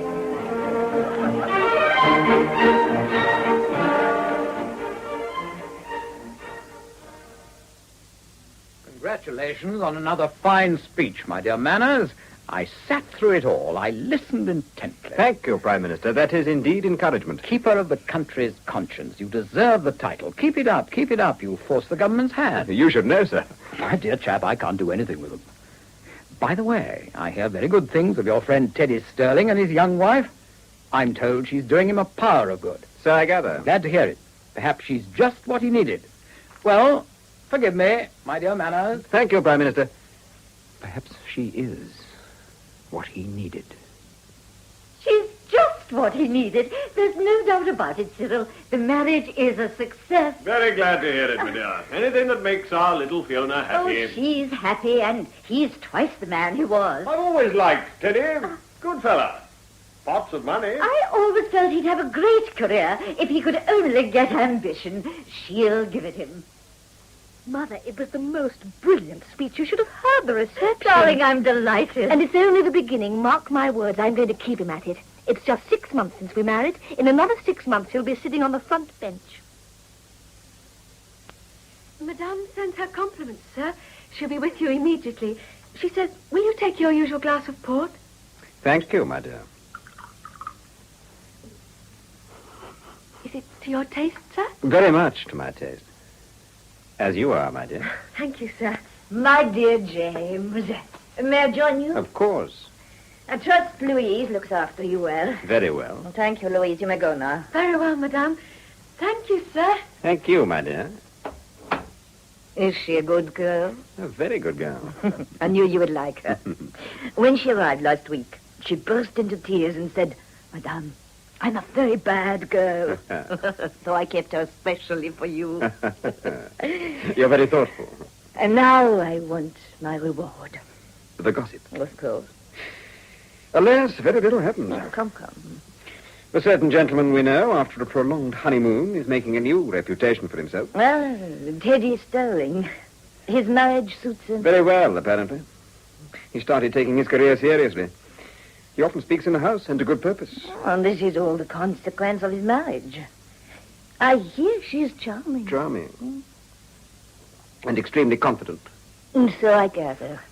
You have other sources of information? Oh, I have many. It is very necessary for me to know what is going on. And what of you? I wage my campaign single-handed. I've no illusions about its outcome, but that is not the point. It makes me the focus of attention. Oh, very successful focus. Your name is often in the papers. That is not everything. One standing in the press does not necessarily affect one standing in the house. But your standing in the house is very good, according to my information. Indeed. May I inquire the source? The gentleman we were discussing. Teddy Sterling. But that is not a very recent view. Much water has swept under the bridge since he married. That is an opinion he expressed only the other week. The other week? Where did you run into him? Where do you imagine? Here. He dropped in to see you. Oh, why not? We're good friends. Of course. Oh, you know he likes to talk. To talk, yes. This was just an isolated visit. No. He still pays regular calls. Just as you do. Yes, dear lady, but talk is only one of my activities. Of course. Let me be quite clear. He comes to see me as usual. Just as he used to? Nothing has changed? Why should it? Why should it? He's only just married. Oh, my dear James. He's been married only 6 months, dear lady, not 6 years. Oh, les Anglais. What is the time limit? It's not a question of time. It's a question of taste, I imagine. It's a question of life, James. Oh, you are a man of the world. I sincerely hope I am. But how long has it been the stamp of a man of the world to treat his wife like a woman of the streets? I cannot accept the honourable member's strictures. Of course I believe in progress. What I am doubtful about are progressives. Progressives are always so sure what is going to happen, and I have my reservations about their certainty. I think they base their anticipations of the future too much on their experience of the past. Their future is always yesterday's future, and the trouble with yesterday's future is that it never happens tomorrow.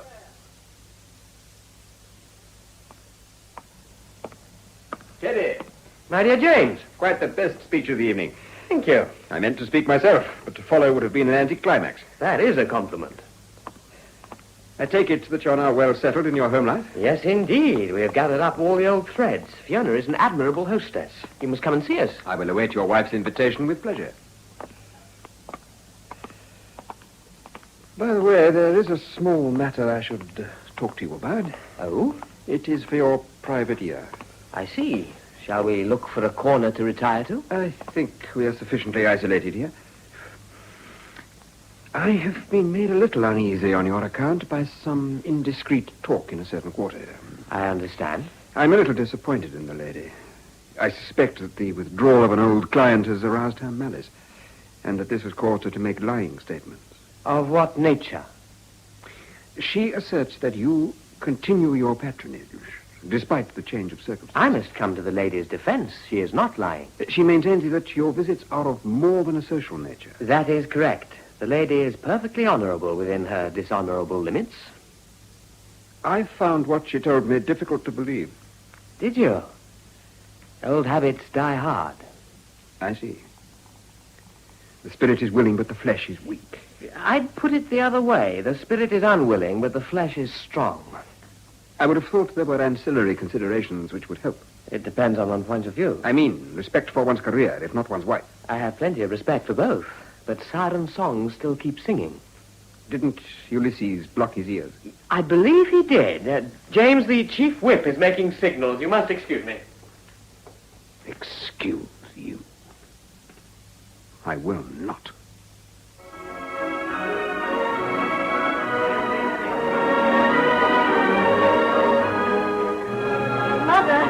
I must be the last. Forgive me. Oh, of course, my dear. But where is Edward? Well, that's why I'm late. A messenger arrived just as we were leaving. The Prime Minister wants to see him. No. What does it mean? I'm pretty sure, but I'm not saying. Ministry? I'd better go through. Don't mention this to anyone, and don't tell Papa. Of course not. Oh, Fiona, James Manners is here. Oh, that's all right. The breach is healed. He's dining with us. At least I've asked him.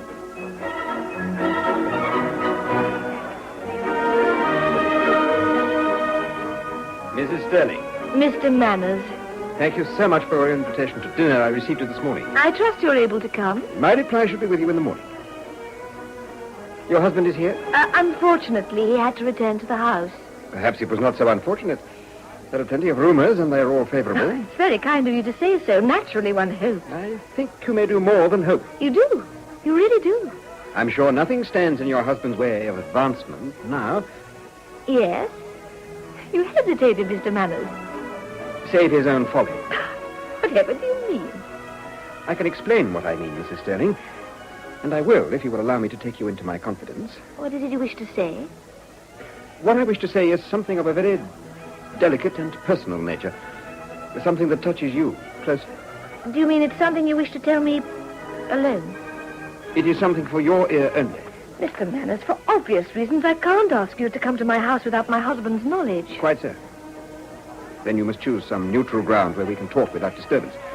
But where? My parents' house? Here? How can that be arranged? What is it? Can't you give me some hint? Some clue? Very well. I will. Let us set morality aside. There are certain indulgences society tacitly allows to men. Fiona, darling. Teddy. Sorry I'm so late. The news? What we expected. Parliamentary Secretary. The Home Office. The Home Office? Oh, my darling, aren't you delighted? Very. I must confess I never expected the Home Office. Poor old James Manners will feel pretty put out. It's not true. I don't believe it. You can't believe it, but it is. You mean my husband leaves me here, his wife of a few months, to go to some harlot? You put it very bluntly. How else can I put it? You can say he finds it difficult to break with old associations of long standing. Where does this woman keep her establishment? I know the address. Oh, you've been there? Oh, yes. You've made use of her services? I know her well. Take me to her. You don't know what you're asking. I want to hear the story from her own lips. What good will that do? I'll know she's lying. But I've already told you. He himself admitted it. I can't talk to him. It'll break our marriage. It'll ruin everything. I can talk to her. One woman listens to another. She will listen, but what will she do? You imagine she can be persuaded? I did not say I'd use persuasion. What will you use, then? The force of moral right, the right every wife possesses for her husband. Take me to her. My dear Fiona, Mrs. Sterling, it is not possible. You cannot set foot in a place of that kind. I can. I will. If you won't take me, I'll find out where she lives and go and see her. You must not. You don't know what you're dealing with. There could be a dreadful scandal. Better a scandal than a tragedy. Look, what do you expect of me? To stand and watch my husband ruin his career, his health, his life, in silence? No, I do not. Then take me to her. I repeat, you do not know what you're dealing with. Then I'll find out. The lady to see you, madame. Ah, madame. Come in. Thank you. Please sit down, madame. I prefer to stand. The gentleman who brought me here... Mr. Manners. ...will be returning. When the carriage arrives at the side entrance, will you kindly have me informed? All is arranged, madame. I do assure you. Thank you. Won't you sit down, madame? If you stand, then I must stand, and I am not so young. Very well. Madame, I'm afraid your name escapes me. My friend X. It is so simple. I see. Madame, I do assure you everything has been arranged with the utmost discretion. No one will come in. Won't you lift your veil? I prefer not to. I understand. I believe the gentleman, Mr. Manners, has explained to you the circumstances of your visit. You wish to make inquiries about your husband, Mr. Sterling. Very well. Tell me, used he to come here in the past, before my marriage? He did. Does he continue to do so? He does. And this house is a brothel? Yes. That is the reason he comes here? It is. Can you prove this? I could if I wished to. How? Oh, it is not difficult for these girls to wheedle a keepsake from their gentlemen, especially if they are generous, as Mr. Sterling. Suppose I send you some article that you recognize. A ring, for instance. Would that convince you? I think it would. Well, I will do so. I want this proof, if you can furnish it. Meanwhile, I accept your word because it's supported by Mr. Manners. I take what you've told me to be true. You are very kind. Madame, have you ever loved a man? Quite a few, I think. Have you ever loved a husband? Loved. And hated. How did you feel when they were unfaithful to you? It hurt. And how did you feel when they consorted casually with women out of lust, and not because they loved them? I suffered and put up with it. Well, I do not intend to. Oh, you are young and hopeful. My husband is on the threshold of a great career. A door, the first, has just been opened. I married him from love, but also because I knew I could help him. Men are not all of a piece. The strong are sometimes weak. And weak women can be strong. I mean to be strong for my husband. I mean to save him. One way or another, I shall stop him coming here. I don't care what lengths I go to. Oh, madame. Your voice burns with devotion. What fervor. Behind that veil, your eyes are flashing. I respect you. Do you respect my wishes? I must. Then will you do what I ask? And that is? Bar my husband from your house forever. I will. You will? On one condition. What's that? Oh, that if I cease to let him come here, you will come instead. I don't understand. Oh, it is quite simple. I enjoy your husband's company. He is gay and entertaining. He knows the fashionable world. He brings me all the gossip. I cannot move in such exalted circles, but I must keep contact with them. He helps me to do so. If I lose him, I would like someone else to turn to, someone who knows his world and is as clever. I would like to turn to you. But that would mean that I came to see you. That I paid regular and frequent visits. Once a week. Oh, there is another little matter. I am a woman in the way of business. I depend upon it. I have expenses, a house to run and girls to keep. Your husband paid most generously. How much did he pay you? £25 for every visit. I see. You want me to keep the payments up. Oh, don't misunderstand me. I need the money. I want your company. And that's your price. Oh, is it so high? Oh, you said you did not care what lengths you went to. It's true. Well, then. All right. I accept your terms. But I must see your proof first. Well, you shall have it. How shall I know that you're keeping your bargain?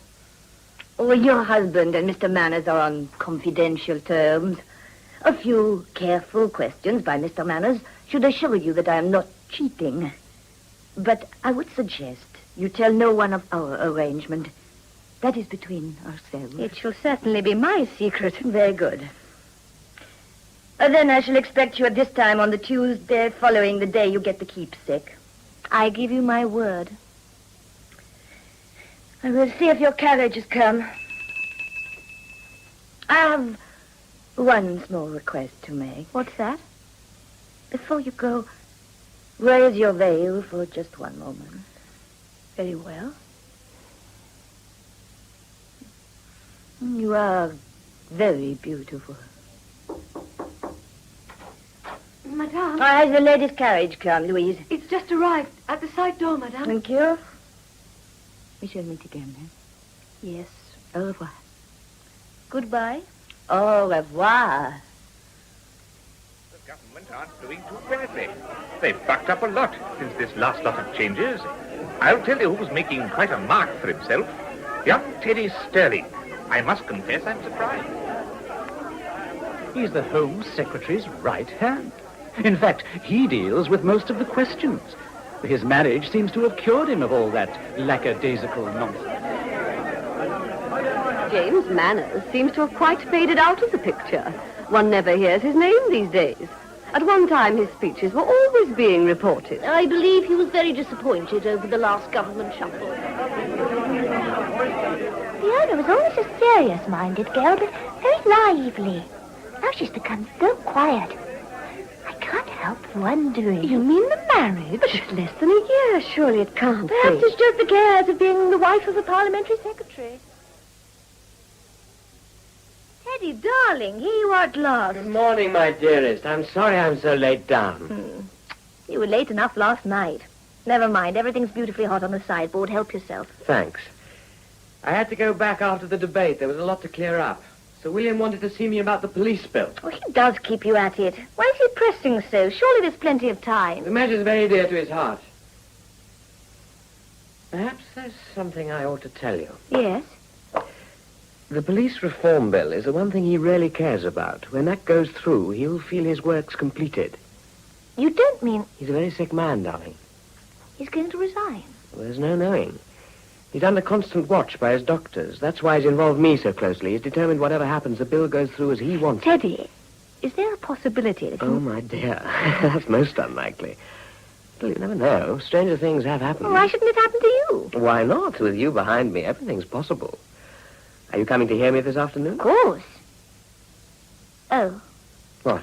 Oh, how stupid. I know, it's Tuesday. Your shopping afternoon at Bradley's. Teddy, it's not just that, but I ordered this material 3 weeks ago and insisted it should be made up by today. Then you must certainly go to that store again. Oh, Teddy, that is kind. Come along when you've done your shopping. I'll give you tea and tell you how it went. And I should look forward to that. Oh, fancy forgetting this afternoon. I can't forgive myself for being such a fool. You can't forgive yourself for being a fool, darling, for the simple reason that you aren't one.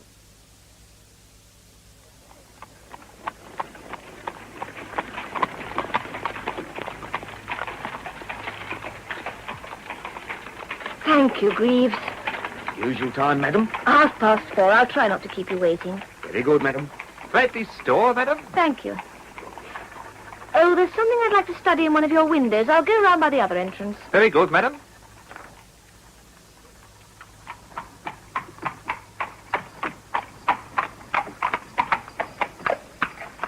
Cab, lady? Thank you.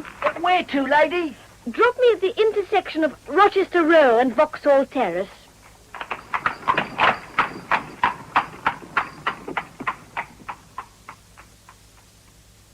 Go over there, in the light.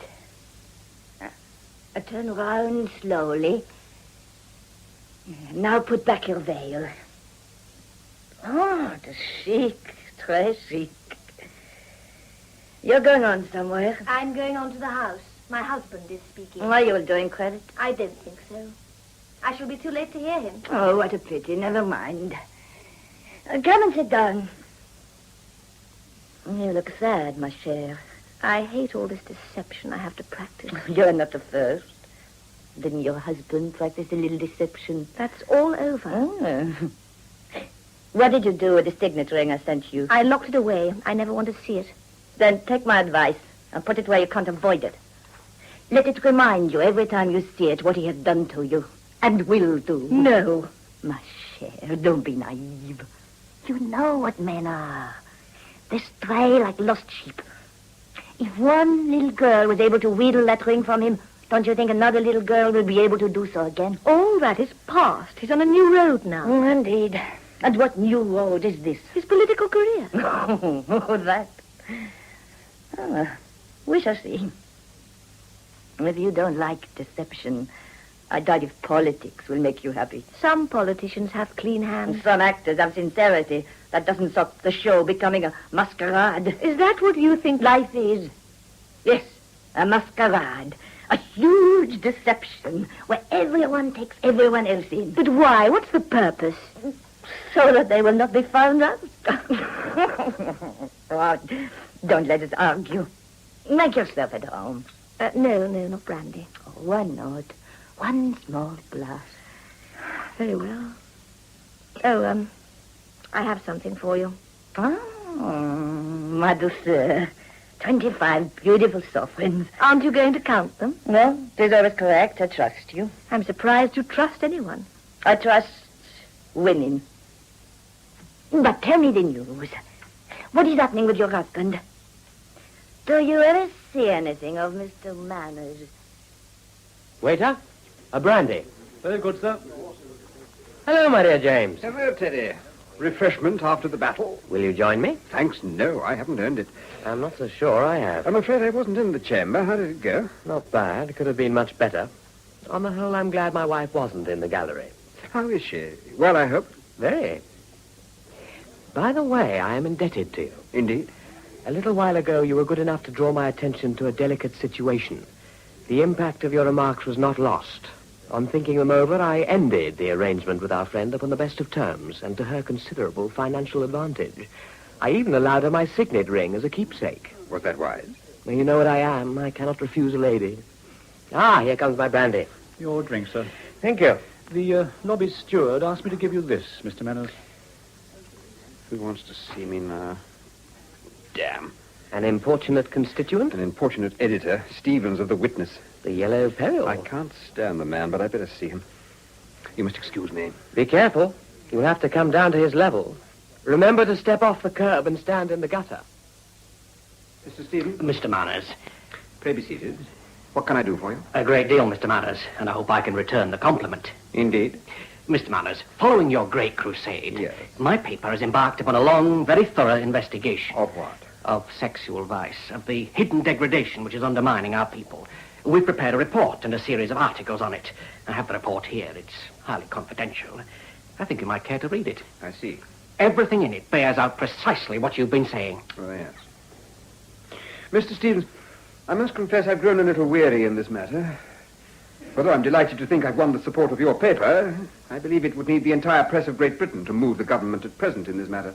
They have too many preoccupations. All I would ask you to do now is to study this report, Mr. Manners, and then read the articles. I think you won't feel your time has been wasted. In fact, I'll stake my reputation as a journalist that you'll see your way to join with us to force the government to take effective action. That's the gist of the report, madam. What do you think? But of course, it's true. London is the worst city in Europe. Why, everyone knows.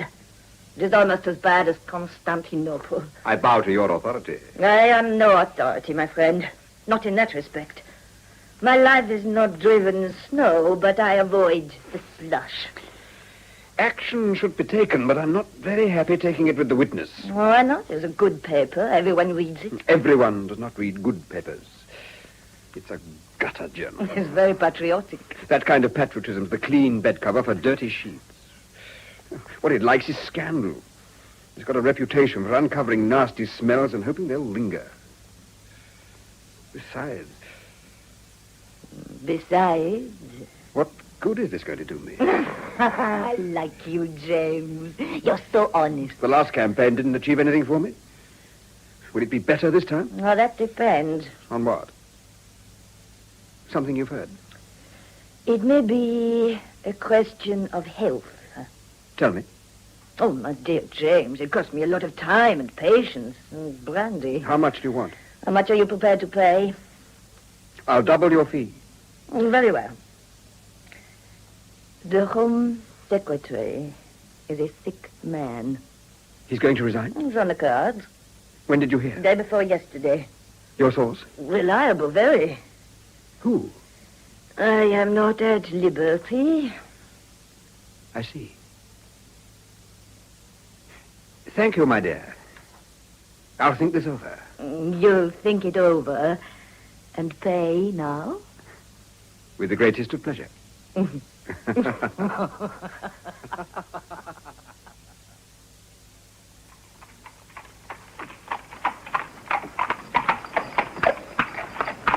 Cab, sir. Fleet Street, the Witness.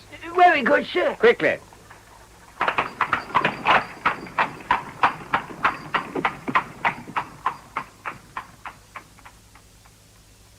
Ah, Mr. Manners. Come in. I'm glad I've caught you, Mr. Stevens. I've read your report and your articles. I think we should work together. These are not lurid fancies. They are facts. Incontestable, authenticated facts. How long will the government continue to ignore them? Not all of us are dedicated readers of The Witness. Some may feel it veers too much towards sensationalism. But in this investigation, I say its conduct has been exemplary. And the British public is indebted to its editor. On his own initiative and without encouragement, he has uncovered a state of affairs which must appall and horrify his readers. It is a smear upon the national honor, a great betrayal of our people. Why then does the government not act? Or are there people in high places who hold their hands because they have their reasons. I know we're stretched, Teddy, but we'll have to give way to him a little. He's making us look as if we'd something to hide. Have you any idea what he really wants us to do? I think so, Sir William. He's got a list of 60 of these establishments. He wants raids on 20 of the worst offenders. All right, let him put his list in. I'll pass it to the Commissioner for his comments. Then we can hold a meeting and let him and Stevens air their proposals. We'd better call the city police in, too. What do you think? I think that's the proper course of action. Good. Well, I'll leave it to you. Does that conclude the business? That's the last on the agenda. Very well. By the way, I had a talk with the PM yesterday. Oh, yes? I told him I couldn't go on much longer. I gave him my views on the police bill most strongly. I said I might not be able to see it through, in which case...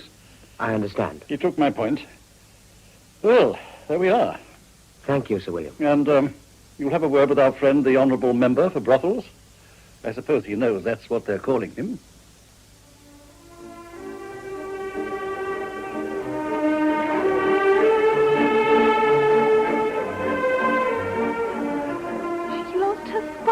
Somehow. She seems very tired and worried. She always appears to be under a strain. Is it the strain of being married to a politician? Or is it the strain of marriage?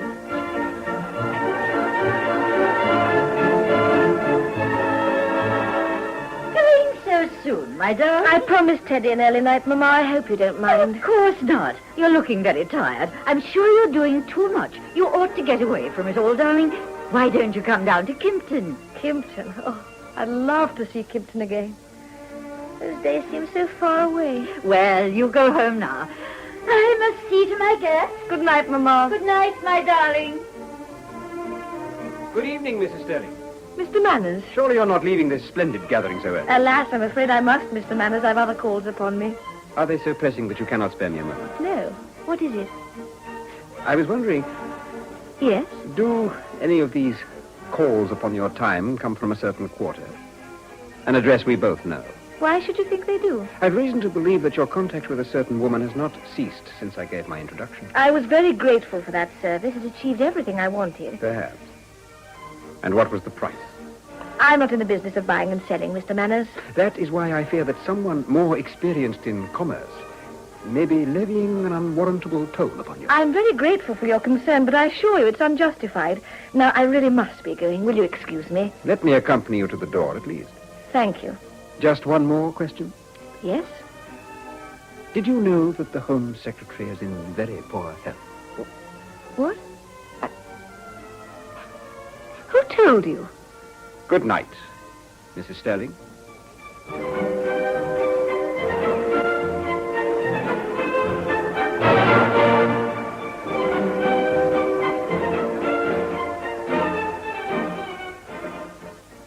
I can't go on. I can't. Keep your voice down. Endless deception. It's ruining my life. It's ruining my marriage. Stop, Mrs. Delia. It'll kill me, I swear it. Pull yourself together. You have had too much brandy. You forced it on me. I force you nothing. You don't have to drink it. You don't have to come here. I gave you my word. Well, you don't have to keep it. I can't break my promise. It's against my whole upbringing. Then you've been brought up most unwisely. You are disheveled. Go and look at yourself in the mirror.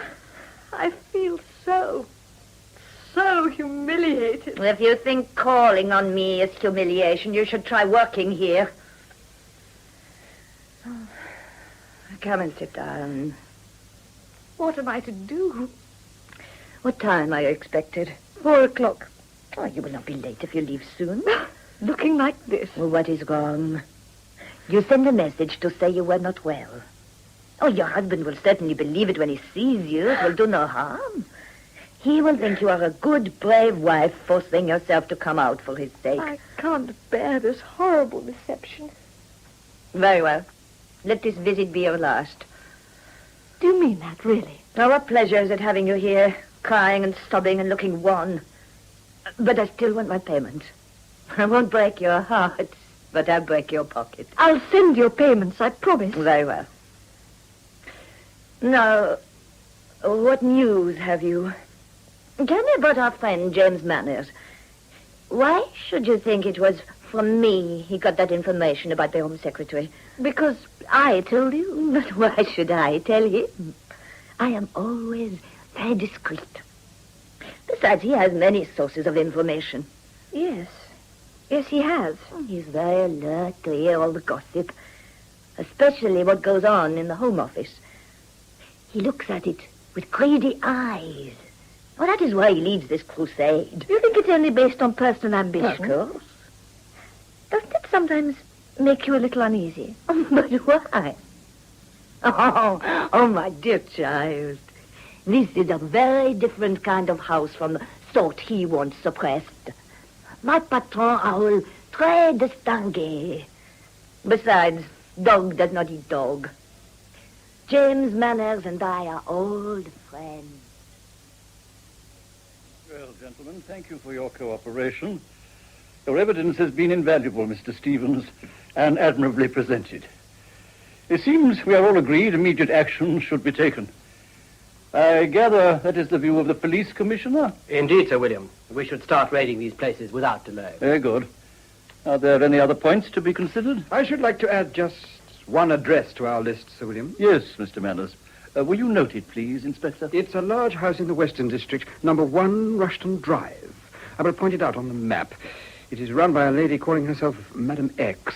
She is of foreign origin. That's all I know about her. Here it is. Close to the intersection of Rochester Row and Vauxhall Terrace. Very well. And now you go. But don't forget. You'll receive your payments regularly, I promise. Oh, I believe you. Goodbye, then. Goodbye, Madame. Fiona. Yes? Come and see me sometimes. Come and see you?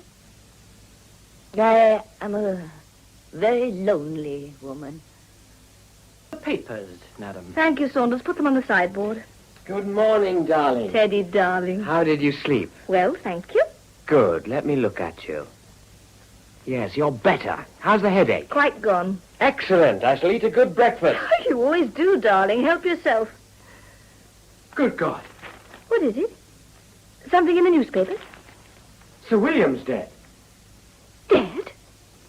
Home Secretary dies of heart attack. Last night, apparently. Just after he left the house. There's a gentleman to see you, madam. Mr. Manners. Forgive this intrusion. What can I do for you, Mr. Manners? Oh, please, be seated. I will only keep you a moment. I have some information of a confidential nature. You may feel at perfect liberty to talk here. Very well. My dear Fiona, any debts and undertakings with which you may have encumbered yourself on account of another are a thing of the past. What do you mean? A certain establishment, we both know, is about to be closed down. Closed down? The police are about to raid a number of these places, and the first... When is this to happen? At any moment. Probably tomorrow. What would they do? To her? Yes. Probably deport her. Why are you telling me this? Because I suspect she has used another's indiscretion to gain a hold on you. I also want to warn you... Of what is going to happen? Precisely. You're very kind. Isn't it my duty? What will become of her? That's a strange question. Does it matter? She's not an evil woman. Not evil, just corrupt. What has she done to you these last few months? Hasn't she brought you down, undermined your certainties? I've watched it happening. Yes, it's true. Now you can forget her. Forget? That's the one thing I can't do. The Honourable Edward Sterling. The Honourable Edward Sterling. Mr. Sterling, sir. What is it? The Chief Whip's compliments, sir. Can you spare him a moment?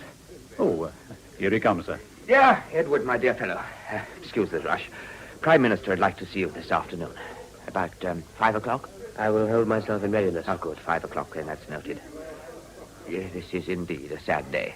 I knew Sir William was not well, but his death is a great shock. Great shock. Great loss. Sad day. For all of us.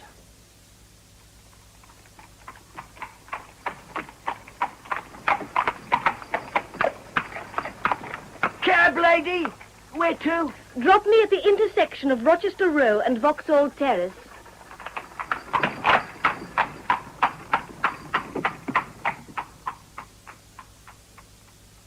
A lady to see you, madame. A lady?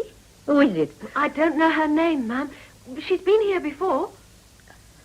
Open the door a little. Madame, I've got to see you. Oh, come in. And close the door. Why are you here? I thought we had said goodbye. After I left, I remembered something I've got to know. What is it?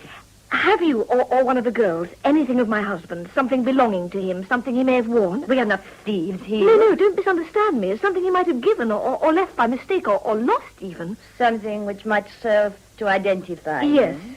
What, do you think I'm capable of such indiscretion? I want to be sure. You are very anxious. Why?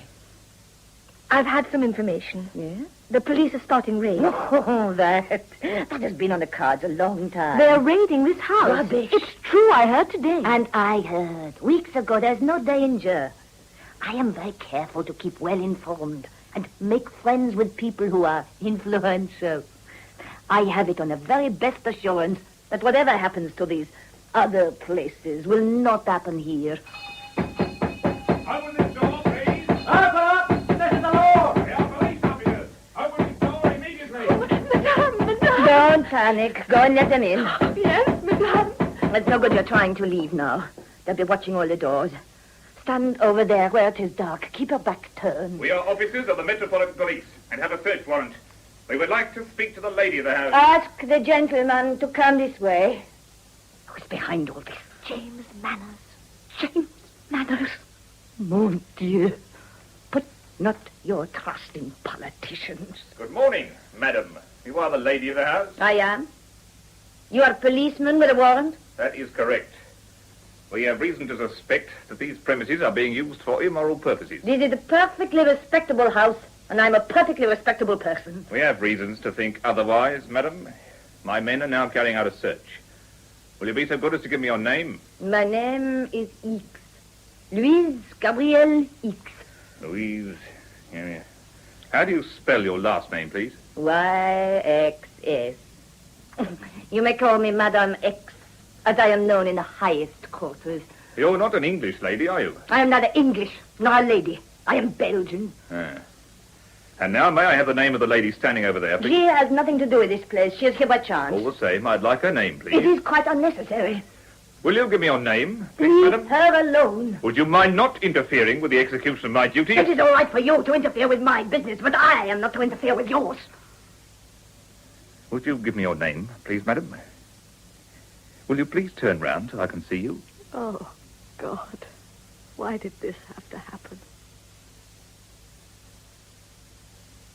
Prime Minister? Come in, my dear Edward. Sit down. I'm sorry to have kept you waiting. It's been an extremely harassing day. It must have been. Sir William's death, it's like losing one's right hand. He's a great loss to the country. Great loss. Oh, my dear Edward, this is not, I'm afraid, the conversation I'd hoped to have. Something unexpected has suddenly arisen. It has precipitated a situation which, to say the least, is most embarrassing. I find it very painful to have to raise so personal a matter. But I must, since it impinges on your public office. The long and the short of it is that as a result of what has come to light within these last few hours, I have regretfully, most regretfully, to ask you for your resignation. Don't worry, darling. Nothing will come out. There'll be no scandal. What does that matter? Won't stop your resignation. That was inevitable. I've ruined... What a fool I've been. You did everything you could. It's all my fault. I should have trusted you.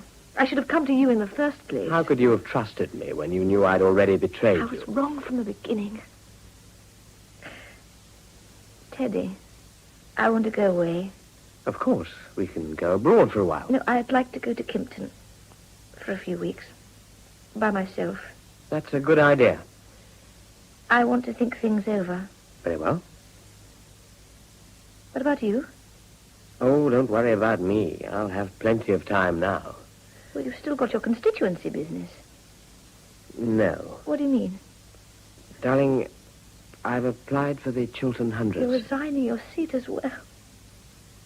Oh, no.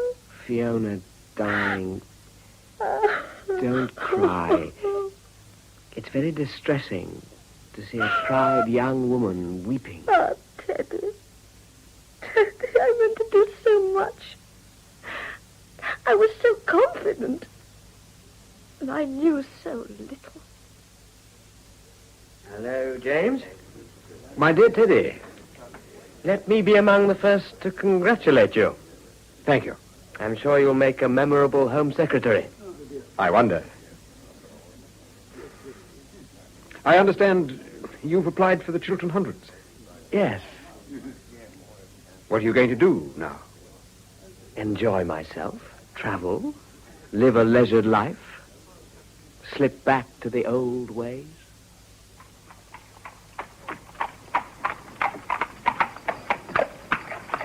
Cab, sir.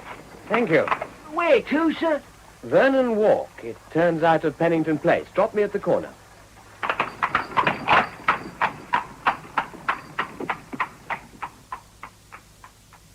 And so, she's gone aboard. For how long? Indefinitely, as far as I know. I'm going to ask her to divorce me. Why? Isn't that what she wants, really? Why should you break up your marriage? It's very inconvenient. Well, she can go her way. You can go yours. Everything can be arranged. I don't think arrangements of that kind appeal to her. No, probably not. She's full of ideals. But she does not know life. It was quite absurd her coming to warn me. She wanted to warn you? So she said afterwards.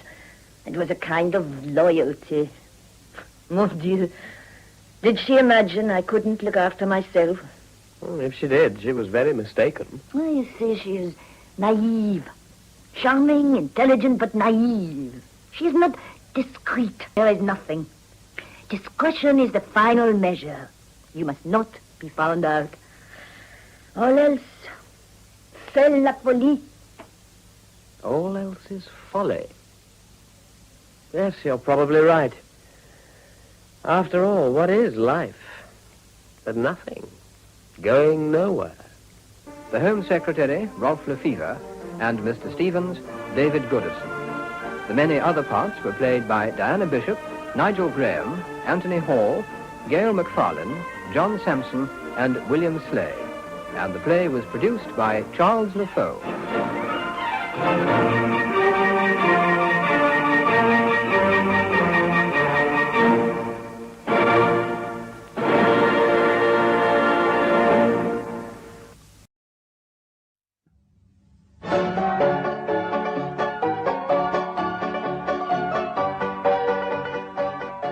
Other Paths to Glory, adapted for radio by Alison Plowden from the novel by Anthony Price, with Tony Britton as Dr. Audley and Martin Jarvis as Paul Mitchell.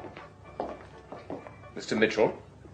You are Mr. Paul Mitchell? I'm Mitchell, yes. What do you want? If you could spare us a few moments, Mr. Mitchell, I'd be grateful. My name is Audley, and this is Colonel Butler. The Imperial War Museum people said we'd find you in the Great War Documents Room. We think you may be able to help with a little problem we have. The museum? That's right. Mr. Crombie there told us where to find you. Yes, I know Alex Crombie. He said you were an expert on the 1418 war. Well, hardly an expert. But you are writing a book on it. On one piece of it, yes. I'm gathering material for a book, that is. Just so. Well, you see, our little problem relates to your war, Mr. Mitchell. We rather hoped you might be able to tell us something about this. And if you can't identify it, then perhaps you know who. Oh, I can identify it.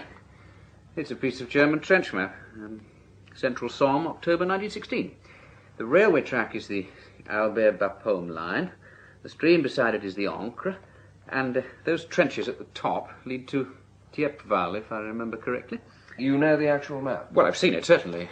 The Somme isn't my special field, but I've done some work there in the past. While you were Professor Emerson's researcher? How did you know that? They told us at the War Museum.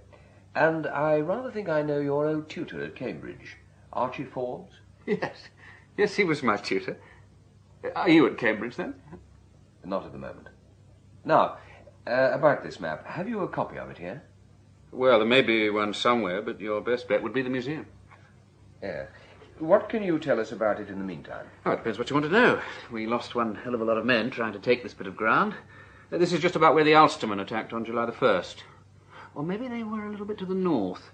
Is this anywhere near Beaumont-Eyre? Not very far. But then nowhere's very far from anywhere on the Somme. It's quite a small battlefield. You can walk from one end to the other in a day. Why? Do you know Beaumont-Eyre? My father was there on July 1st. He was with the North East Lancashires. Oh, the Royal Lancs? They never got past the wire. No. So, there's nothing very special about the map. It's not a rarity. Well, not a rarity, no. I'd say more of a curiosity. But if you really want to know every last detail, you should talk to Professor Emerson. He's your man for the Somme. He's only just come back from there, as a matter of fact. From the Somme? He's been over there recently? Well, this is the best time of year to see the ground after the autumn ploughing. But why are you so interested in the Somme, Mr. Audley? I'm not writing a book about it, don't worry. I'm not worrying, but I'd still like to know what you're doing. And who you are, come to that. Let's just say I'm someone with a piece of German trench map, shall we? This professor of yours, Emerson, where would he be at the moment? No, what's all this about? You say Professor Emerson's the expert on the Somme. Is he at home? You tell me why it's so important, and I'll tell you where he is. Oh, we can find out easily enough. You'd just be saving us time, that's all.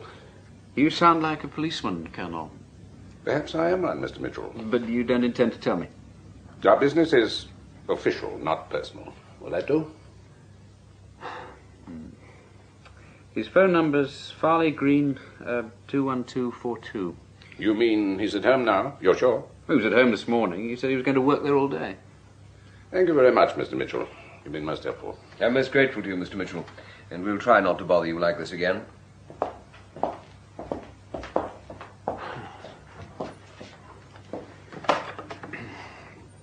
Number, please. Yes, can you get me Farley Green, 21242, please? I'll call you back, sir. All right, thank you. Now, let's see.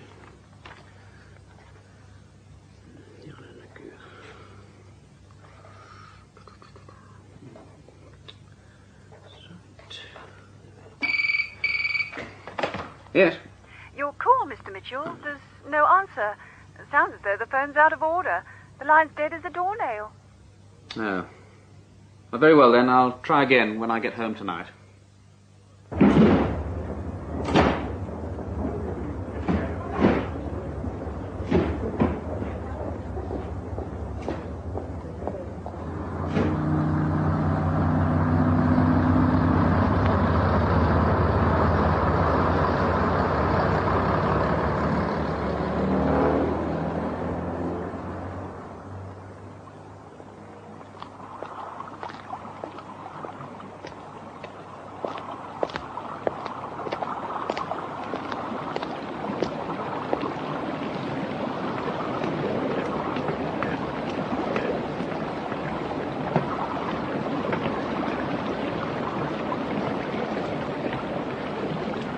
Mr. Mitchell?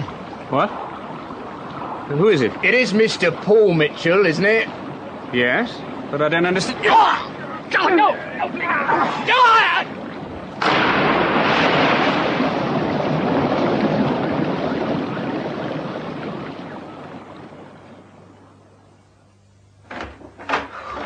Paul! Oh, Paul, thank God. Now, Mother, it's all right.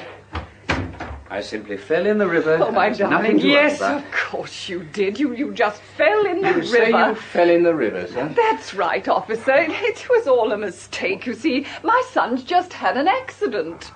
What's going on? Mother, what's happened? Now, darling, you're soaking wet and you'll catch your death if you don't get these clothes off. So you run upstairs and pop into a nice hot Look, bath. just a minute. I don't understand what the police are doing here. Will you kindly tell me what's been going on? Well, I was hoping you'd tell me that, sir. Paul, What do darling. you mean I'd tell you? Tell you what? You said you'd fallen in the river. Yes, well, that wasn't true, I'm afraid.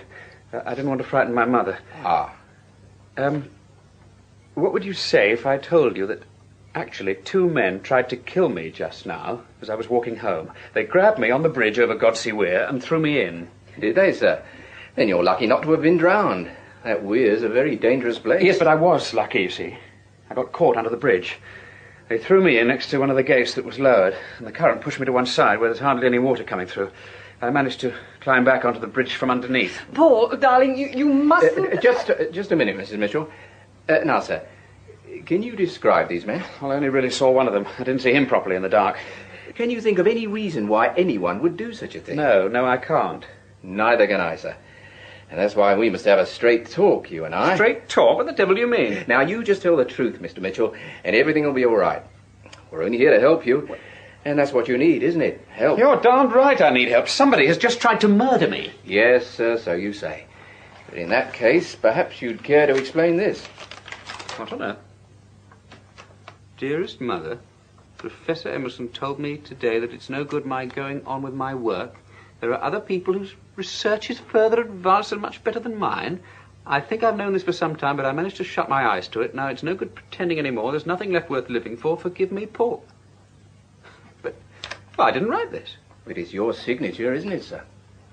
It looks like my signature, only it isn't, because I didn't write it. Look, I can't prove I didn't jump in the river, but I can damn well prove that this is a pack of lies.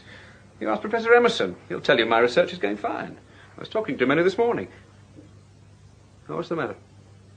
Mother, why are you looking like that? It was in tonight's paper, Paul. In the Evening Mail. What was? Then you haven't seen it? Seen it? Seen what? Professor Emerson's house was burnt down today. It was on the local news, on the radio, too. He died in the fire, Paul. Oh, my God. Oh, now who can that be? Oh, dear, I'd better go. You say you were talking to Professor Emerson this morning, sir. What time would that be? Oh, I went over on the early bus just before 9. I must have been with him about an hour. What's that got to do with... Paul, dear, there's a gentleman asking to see you. He's, a Dr... Audley. You must forgive me for intruding again, Mr. Mitchell. Oh. Has there been some kind of accident? No accident. You're a doctor, sir? Not of medicine. Here you are. Here's my card. Now, tell me what happened, Mr. Mitchell. I met two men on the Weir footbridge. They knew my name, then they threw me into the Weir. Or they tried to. Tried to? Well, they did. But I got stuck under the bridge where they couldn't see me. And they thought you drowned? I imagine so. Could I speak to you privately, Dr. Audley? I think you'd better, Constable... Constable Bell, sir. Perhaps we could use another room, Mrs. Mitchell, and your son could get into something dry. Will you kindly tell me who you are, Dr. Audley, and what you're doing here? Ministry of Defence, madam. Now, may I have your permission to use your telephone? But... Yes, the phone's in the sitting room, Dr. Audley. I'll show you the way. That won't be necessary, sir. We'll find our own way. Paul, what's happening? What's happening now, I haven't the least idea. Mother, did you really think I jumped in the river? I didn't know what to think. There was that note. Yes, how did you get it? It was lying on the mat. Must have come through the letterbox. I saw it there when I came out to start your supper. Oh, darling, I'm sorry, but I didn't know what to do. Poor old Mum. You aren't the only one. You must get out of these clothes. I don't know if they'll ever be fit to wear again. Paul, what are we going to do? We're going to see what our friend Dr. Audley's got to say first. Then you really do know him? As a matter of fact, I met him for the first time this afternoon, but don't ask me what he wanted, Mother, dear, because you wouldn't be able to make head nor tail of it. Now, just you go and make us some nice, hot, strong coffee while I get respectable. I think we're going to need it. Dr. Audley, why does someone want me dead? You can't think of any reason? No.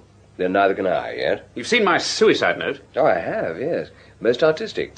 Now then, you got out of the river without anyone seeing you. You're sure of that? I made sure the two bastards who threw me in weren't there, if that's what you mean. But did anyone else see you as you were coming home? I came in the back way across the allotments. I didn't see a soul. It's pretty dark there, too. Good. So, this is what we do.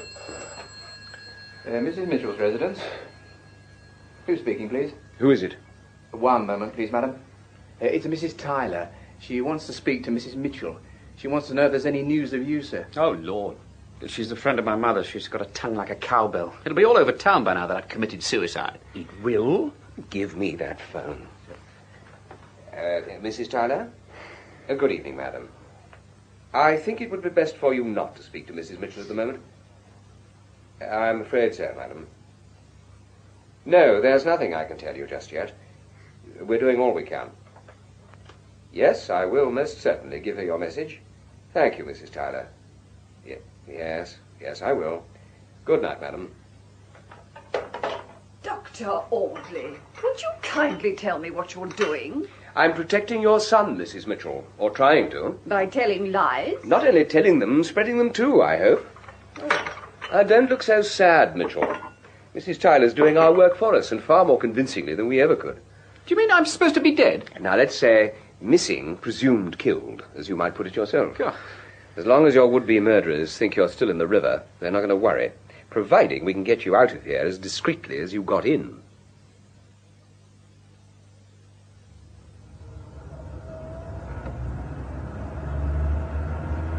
Tell me about the Somme, Paul. May I call you Paul? First, you tell me about Professor Emerson, Dr. Audley.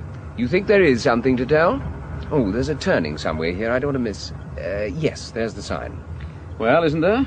You didn't come back tonight just to ask me about the Somme. Yes, you're quite right, of course. He didn't die in the fire, did he, Dr. Audley? It'll be easier if you call me David. No, he didn't. He was struck from behind and then arranged at the bottom of the stairs. The fire was started in his study among his papers. They thought it out quite neatly, really.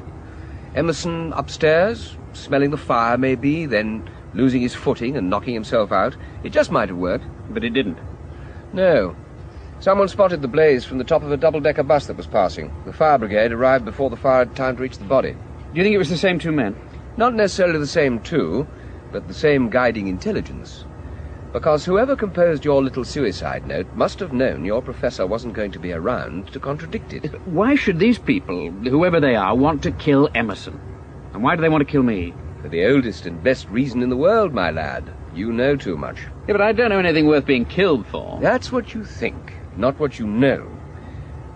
You say you're not an expert on the Somme, but from where I sit, you look uncommonly like one. Oh, for God's sake, there's nothing classified about the Somme. It's history.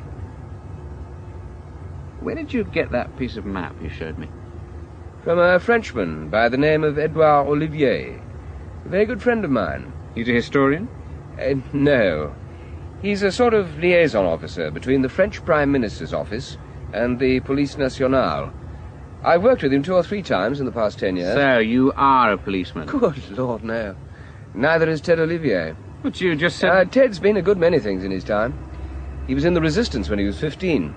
He was the only survivor of his group, too. The Gestapo killed all the others. But he's never been a proper policeman. Officially, he's a civil servant. And unofficially? He's a senior operative in the Service de Documentation Présidentielle. Never heard of it. I'm not surprised. It's the ultra-secret security agency. The great General set it up after the Martel scandal back in '62, when he found the Russians had penetrated everything else in sight. It doesn't sound ultra-secret. Because I know about it? Ah, but you see, it's my business to know about it. Just as it's Ted Olivier's to know about me. Which is why it's interesting that he should have sent me that bit of map and the name Charles Emerson. What did he want you to do? Find out if the map belonged to Emerson, and if so, what he'd done with it. Lost it, or given it away, or what? Well, I can't tell you that. He certainly had a copy of that map, but then he had a hell of a lot of maps. What is it you want me to do? Let's say I may have work for an expert on the Battle of the Somme. Yeah, but I keep telling you I'm not an expert on the Somme. Then let's say I also need an expert on Professor Charles Emerson. You said work. You don't just mean information. I said work, yes. What sort of work? Nothing too difficult, and you're well qualified for it, I should say. Supposing I refuse? Don't you want to see Emerson's murderers dealt with? And the gentleman who sent you for a swim this evening? Yes, of course I do. Of course you do. And I think you're being very sensible, because if I don't look after you, no one else will. And that would be a pity. The fact is, Paul, your country needs you. And the safest place for you just now happens to be in the front line.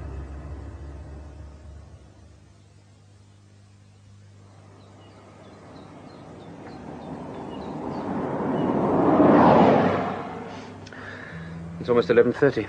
Oh, don't worry, he'll be here on time. Jack's nothing if not punctual. Is he really a soldier? Jack Butler? Oh, yes, and a good one, too. We're not all frauds, you know. Mind you, that uniform of yours looks very convincing all the same. And there he is, right on time. We'll leave my car here and let him do the driving.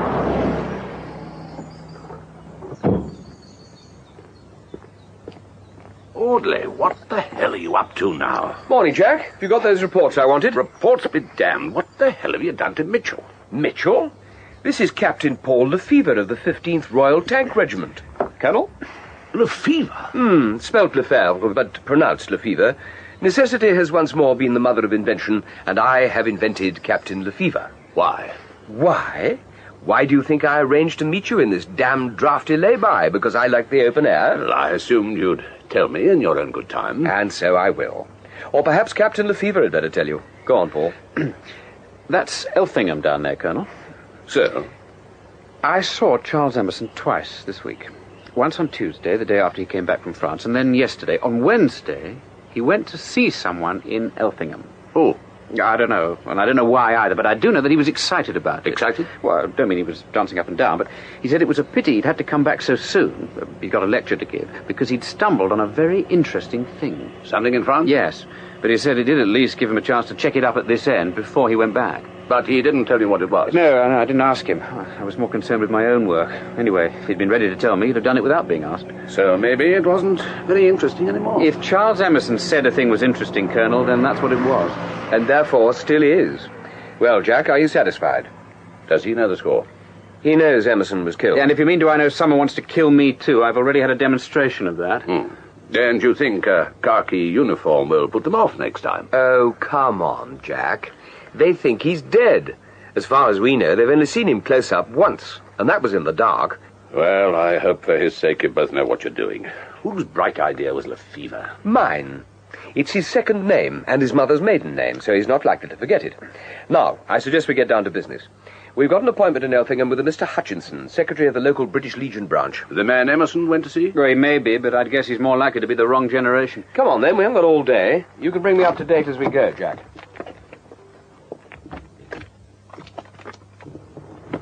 Olivier is officially on leave. He's not in his flat or his country cottage. His car's gone. Have you tried the Somme area? That's where the action is. No. Our men say there's a security alert in 4 northern departments. There's a rumor that there's a brigade mobile squad in Amiens. Oh, and one of our chaps spotted some old plain clothes friends of his from the Surveillance du Territoire killing time in Arras. Really? But no Ted Olivier? No. But Sir Frederick says you were right. There's something big happening. But he doesn't know what? He doesn't. And he'd like to know how you produced your early warning. You can tell him my thumb's pricked. Has anything untoward happened over there, say, during the last week? There was a car blown up in Amiens on Tuesday. Officially, it was an electrical fault leading to a fire and a petrol explosion. And the police were on the spot very quickly. Too quickly, you might say. So no one really knows for certain. And on the home front?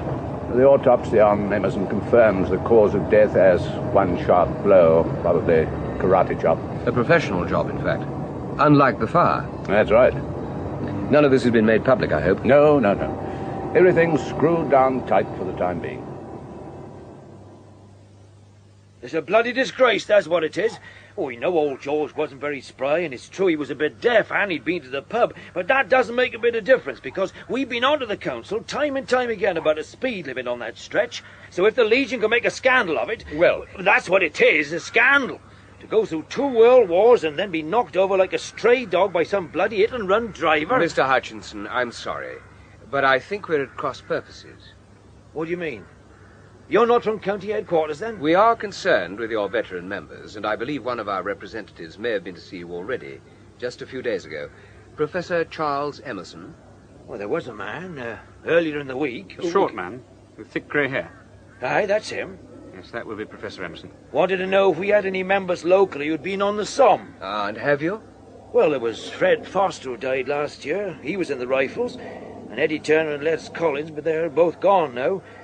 The other one was old George Davis. And Professor Emerson wanted to talk to Mr. Davis? Yes, went to see him, I believe. He was our oldest member. Joined up September the 1st, 1914. Would have been August the 4th, he used to say, if the squire hadn't told him to wait a bit. That was Sir Henry Bellamy. George was a keeper on his estate.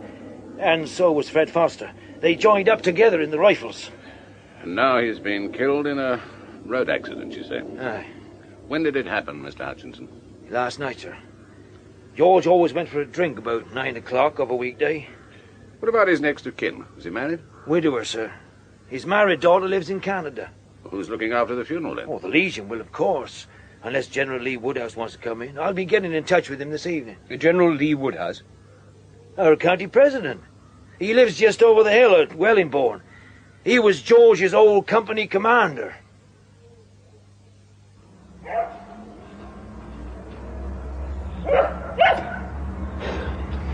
Jack won't be long. Well, he better not be. For General Lee Woodhouse's sake. Well, you could be right there, but we're only 10 minutes from Wellingbourne. And we owe it to Mr. Hutchinson to close his mouth tight, just in case someone gets ideas about him, too. Is that what the Colonel's doing? Applying the Official Secrets Act, yes. In a comradely way, Jack will have the right touch from Mr. Hutchinson. The poachers. I beg your pardon? The poachers. That's the unit George Davis must have belonged to.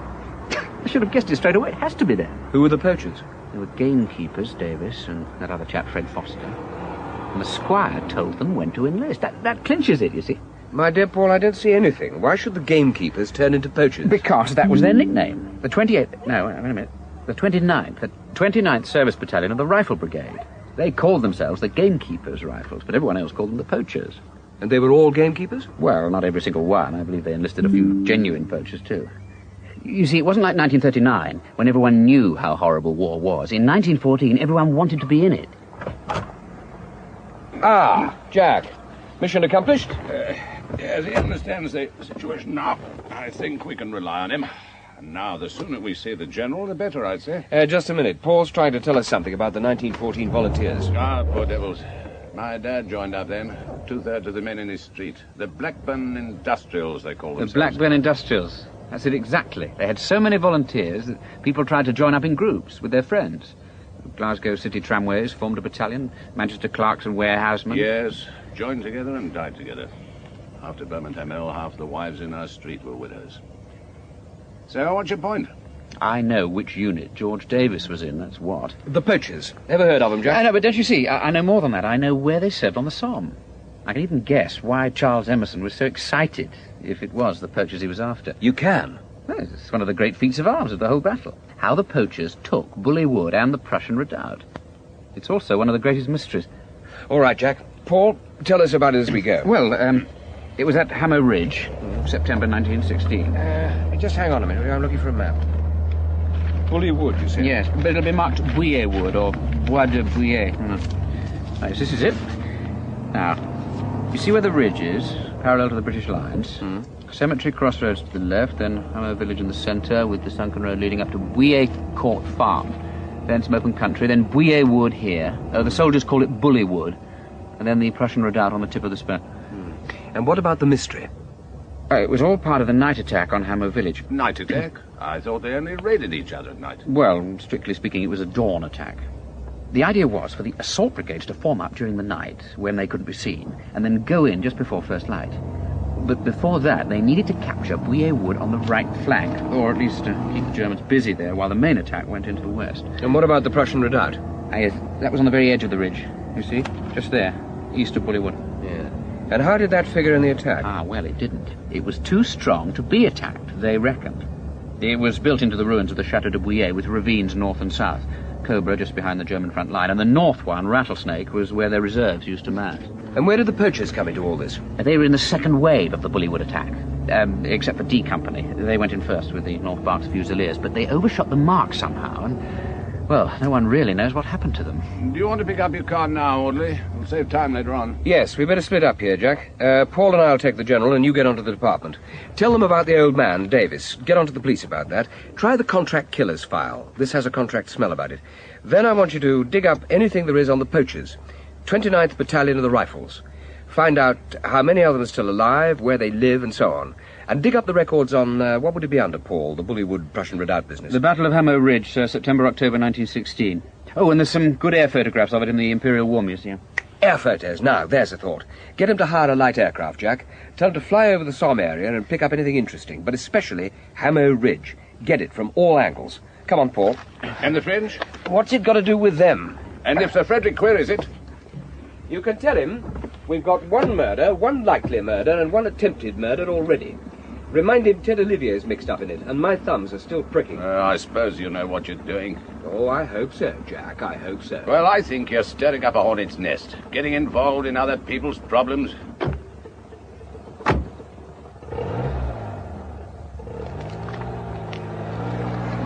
Your shares don't seem to stand very high at the moment. Jack doesn't like me very much. He disapproves of the Homo Orleanensis in general. But he sees himself in some sense as my nursemaid, which in a way is what he is. So he gets uneasy when I'm out of his sight. The nursemaid may not love the little master. She doesn't let him reach through the bars and prod the lions and tigers if she can help it. And the little master can't resist prodding lions? Let it wake him up a bit. Are we going to prod a lion now? General Lee Woodhouse? Oh, I hardly think so, Paul. Very old lion, ain't we? And on our side of the bars. No, it's the snakes in the grass we've got to watch out for.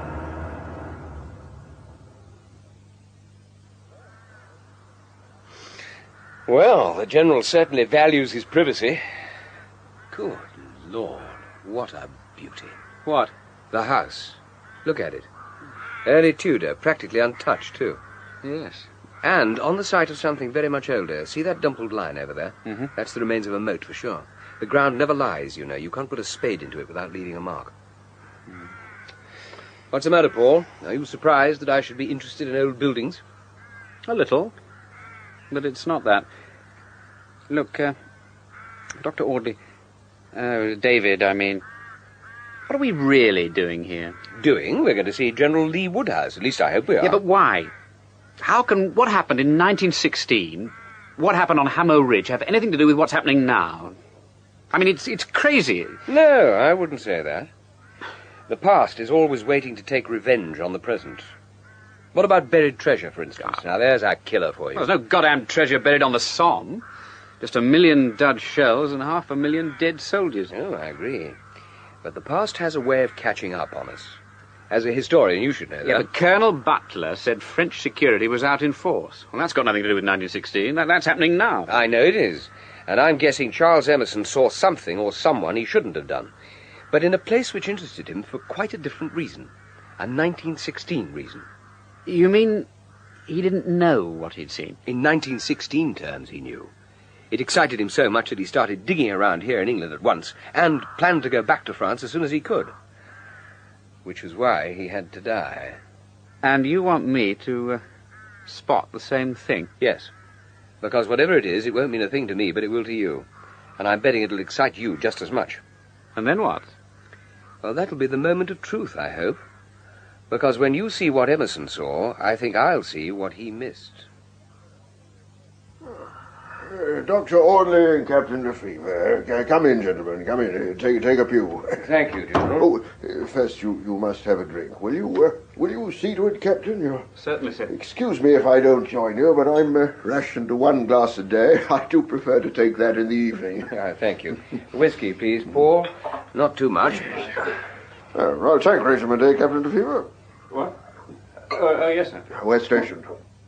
Germany, sir. Leave or duty? Duty. Special duty. Special duty. What special duty brings you both to see me, of all people? We're from the Ministry of Defense, General. Oh, that lot. Good God. Well, I won't ask you what it's all about, because you'd only tell me a pack of lies. Now, what can I do for you, then? Did you, by any chance, know Professor Charles Emerson? Charles Emerson. Oh, yes. I was just reading about his death. Shocking business. Yes. You knew him well? Not well. No. He came to see me last year about a book he was writing, about the Somme. Now, I was wounded there, in Bouillet Wood. But has he been to see you more recently? As recently as this week? Well, no, he did try. Yes, you're quite right, but I've been away, staying with my granddaughter. I only got back last night. My housekeeper told me that he called and he said he was coming back, poor fellow. I was rather looking forward to it. He understood about the Great War, did Emerson. When you saw him last year, General, did he ask you about anything in particular? Nothing very startling.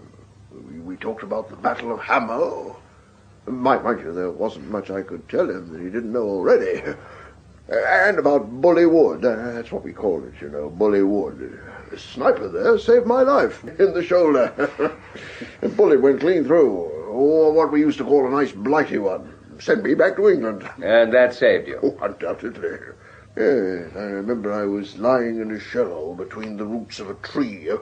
Quite a lot of trees still standing then, and I could see first light through them, so I knew we were near the edge of the wood. We seem to have been in it for hours. Actually, it's quite small, Eyre Wood. Oh, you know it then? Yes, I was there 3 years ago. It's grown up again, and there's quite a large house in it now. Ah, well, you see, seems very large when you can't get out of it.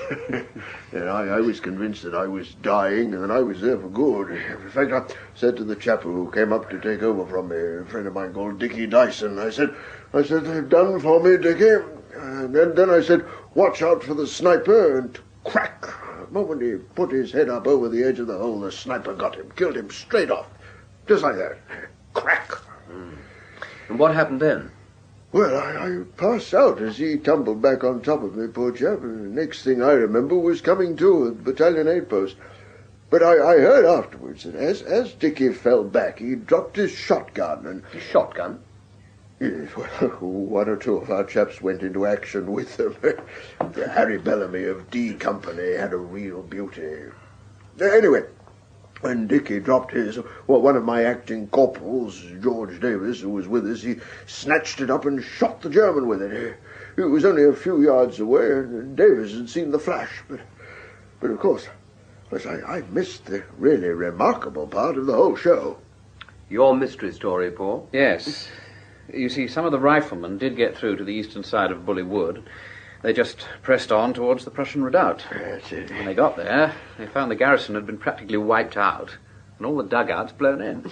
There were a handful of Germans left, and they fought to the last man, but the place was in British hands by 7:30. And, well, that's it. That's it? Well, as far as the poachers were concerned. But don't you see, they took the Prussian redoubt. Yes, a great feat of arms, you said. I see that. Yes, but they weren't meant to. We weren't even meant to think of trying. In the unlikely event of getting through the wood, we were supposed to dig in at once on the edge. Yes, I understand. But where's the mystery?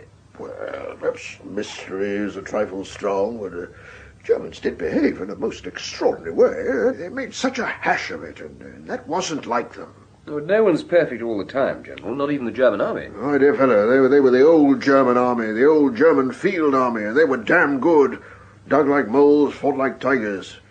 But that morning it was different. They should have counterattacked us in the wood, but they didn't. They should have reinforced the redoubt as soon as we were in the wood, but they didn't. They shelled the redoubt themselves before we got there, knocked the blazes out of it. Bad enough to be shelled by the enemy, but to be shelled by your own side. Yeah, hardly the first time that's happened, though, surely. How was it explained, Paul, officially? Well, nobody really knows. The Hammer attack did pull most of the German reserves westward, it's true. And there was a garbled message sent back to their divisional HQ quite early on, about 6 a.m., that we were in the redoubt. Well, which was poppycock, as I told Emerson last year. I can vouch for that of my own knowledge, because, see, I was right up front towards the end, and I wasn't hit till after 6. We weren't even out of Bully Wood then. General, is there anything you could have told Emerson now that you didn't tell him last year? Anything fresh that you've remembered? Anything fresh? Oh, no, my dear chap, at my age, you don't remember things. You forget them. And in any case, you couldn't have told him about the Prussian redoubt. Well, no, if it's the Prussian redoubt you want to know about, then you should ask my old sergeant. At least he was my sergeant the next year at Ypres. He was an acting corporal then. The man who shot the sniper with Dickie Dyson's shotgun, George Davis, lives over at Elthingham. His memory's much better than mine. George Davis. And, failing him, who else? Are there any other poachers still alive? One or two. Not many of us left now, you know. But George Davis is your man. Besides, you can see him straight away, and you won't be able to talk to the others till the end of next week. Why's that? Because they're over there at the moment. First week in October every year. 191st Division, Old Comrades Association, goes back to the battlefields. Now, you understand what you're supposed to be doing, Mitchell? Yes, I think so, Colonel. You'll be met at Eyre. Cord's Coaches, the outfit that runs these Old Comrades trips, has been briefed to expect you. Then you'll have the rest of today and most of tomorrow on your own to have a look at the ground. Especially Hammer Ridge. Especially Hammer Ridge. But that's your affair. You know what you're looking for. At least, I suppose you do. And if anyone asks questions, you're waiting to meet a party of some veterans and act as conducting officer, all part of a public relations exercise. What about you, Colonel, and Dr. Audley? Oh, I shall be there. I'm flying to Brussels to join the tour somewhere around Ypres. Oh. As for Audley, he's law unto himself. If he wants you, he'll make contact his own way. He enjoys playing hide and seek. Well, that's your flight. Better get going. Got everything? Yes, thanks. Off you go, then. Go, Mitchell. Yes, Colonel. Good luck. Please Thank you. to gate number 6.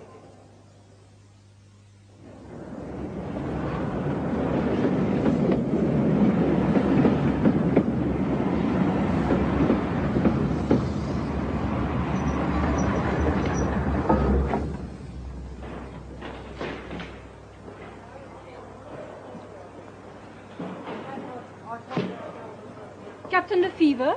Oh. Yes. I'm Nicole MacMahon, Captain, from the Minister of Tourism. But I thought... The manager of Court's coaches asked me to convey his apologies. He's had to go to Amiens to deal with a breakdown. I see. In the meantime, I've been assigned as your interpreter. I understand that your party will not arrive here until tomorrow evening. So, if there is anything you wish to see before No, then... that's very kind of you, mademoiselle, but I don't think I need trouble you, thank you. I'm here to assist you, Captain. You are interested in the battlefields, no doubt. Your hotel room is booked and I have a car waiting. So, if you wish to go anywhere in particular... Well, why not? We can see a piece of the ground before it gets dark. Surely MacMahon is a most unusual French name. It is, in fact, an Irish name, Captain. My ancestors fled from Ireland to escape the persecution of the English. Oh. But I think you also have an unusual name for an Englishman. Yes, we have something in common there, mademoiselle. My French Protestant ancestors fled from persecution too, but in the opposite direction. They fled to England to escape French persecution. Oh, then perhaps that is a topic we had better avoid. My friends call me Nikki. And my friends call me Paul. So, where do you wish to go, Paul? I'm afraid I don't know very much about your battles.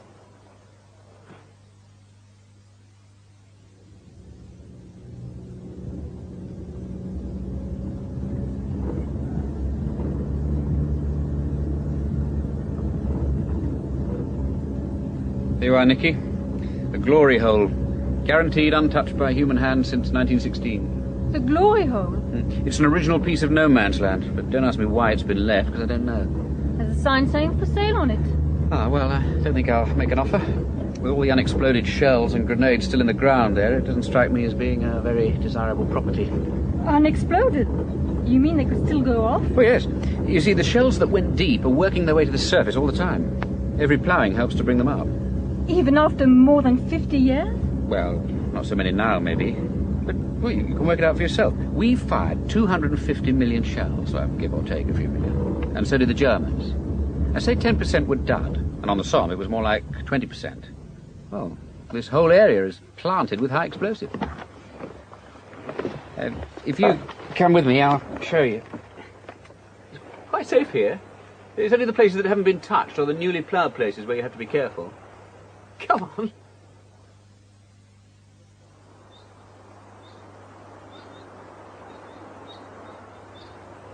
Look, that's the Loch Nega crater.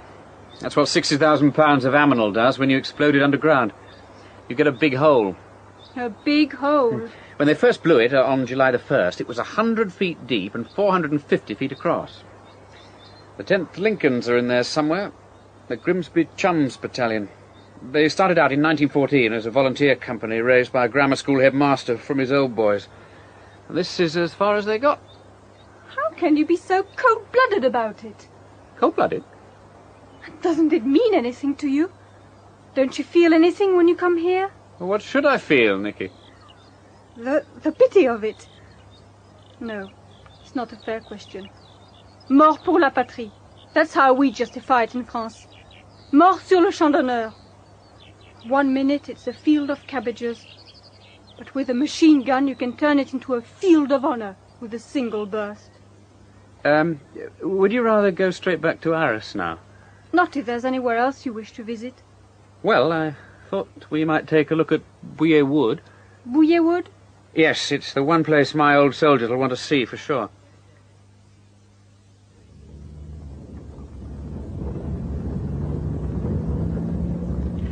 You asked me what I felt about this countryside. Oh, that was... I do not know the word for it, but none of my business. Would you say presumptuous, maybe? Well, there is an answer, but you won't understand it, I'm afraid. I feel nothing. Nothing? When I'm here, nothing. Before I came the first time, I thought I'd be choked up with emotion. But I wasn't. I was just surprised at how ordinary everything looked, how small it was. It wasn't until I got back to England. I went for a walk in the country near my home, and well, there it all was again, every bit of it. A little stream like the Ancre, with water meadows and willows, and a wooded hillside with a country house on the top, just like Tipvel or the old Bouillet Chateau. You could pick up the whole of the song and put it down in a dozen places in England and not know the difference. The only difference is that here, 500,000 men killed each other. We're just about on the German front line now. We turn right at the crossroads here. That's Bouillet Court Farm on the right, and there's the wood. Hey, that's queer. What is?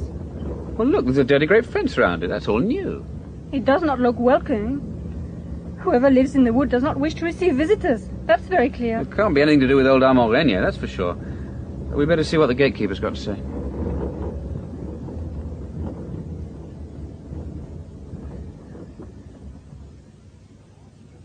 Monsieur?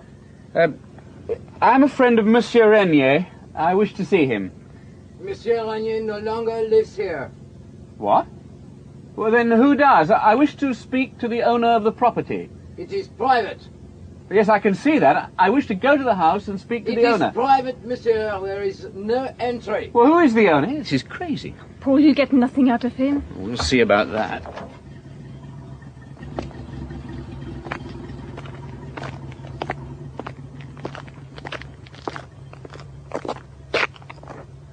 Look, I am a British officer, and I wish to see the British War Cemetery, which is the property of the Imperial War Graves Commission. Will you kindly open the gate at once?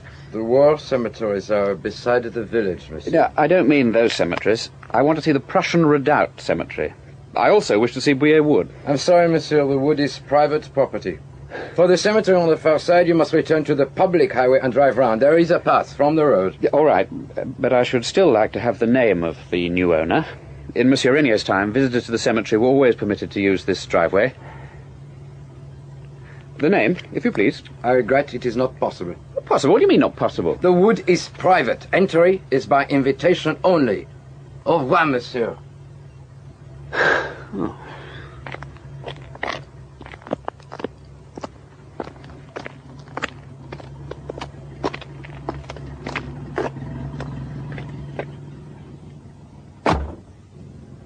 No good? Oh, I don't know what they're playing at. The man wouldn't even say who he's working for. Never mind why he wouldn't let us in. So what do we do now? There's something very odd going on in there. Well, I'm darn well going to have a closer look from the other side. The other side? Yes. Prussian Redoubt Cemetery is on the other side of the wood. That's what we came to see, and we can get to it from the road. And the Prussian Redoubt. Hey, look. I thought we might see some shells. Those must be from the latest ploughing. 2 British 18-pounders and a German 5.9. Surely they won't just leave them there. Oh, no, the army comes round from time to time, picks them up. They're not dangerous unless you take gross liberties with them. All the same, I do not like them. Now let's see your cemetery, Paul, and there will be time to go. Because it could be dark very soon, and I don't think I will like it here very much then. No ghosts here, Nicky. The battle's over for these chaps. Nothing will stir in this place till the last trump. Oh, look! Poppies! I thought it was in Flanders that all the poppies grew. Well, they grow wherever the topsoil's disturbed. Maybe they're like chalk, I don't know. It's very chalky here. Here, look, we're right on top of the redoubt now. You see where those headstones have been laid flat over there? Those are graves. I thought that was a pavement. Oh, no, they were like all the rest once. They kept sinking and falling over. Why's that? Well, because of the German dugouts underneath. They're gradually falling in. Underneath? You mean the dugouts are still there? Oh, sure. The one here must be quite close to the surface, actually. But didn't they fill them in after the war? And during.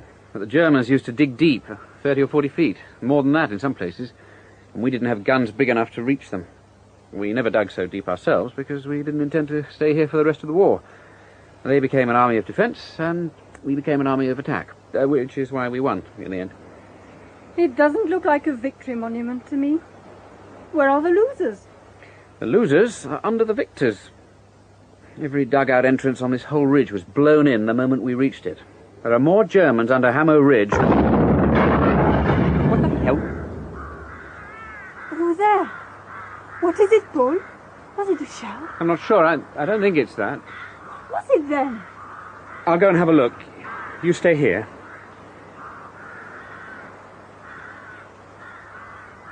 Can you see anything, Paul? Go back, Nicky. What's the matter? Oh, God. Nicky, go back. For Christ's sake, don't come down here.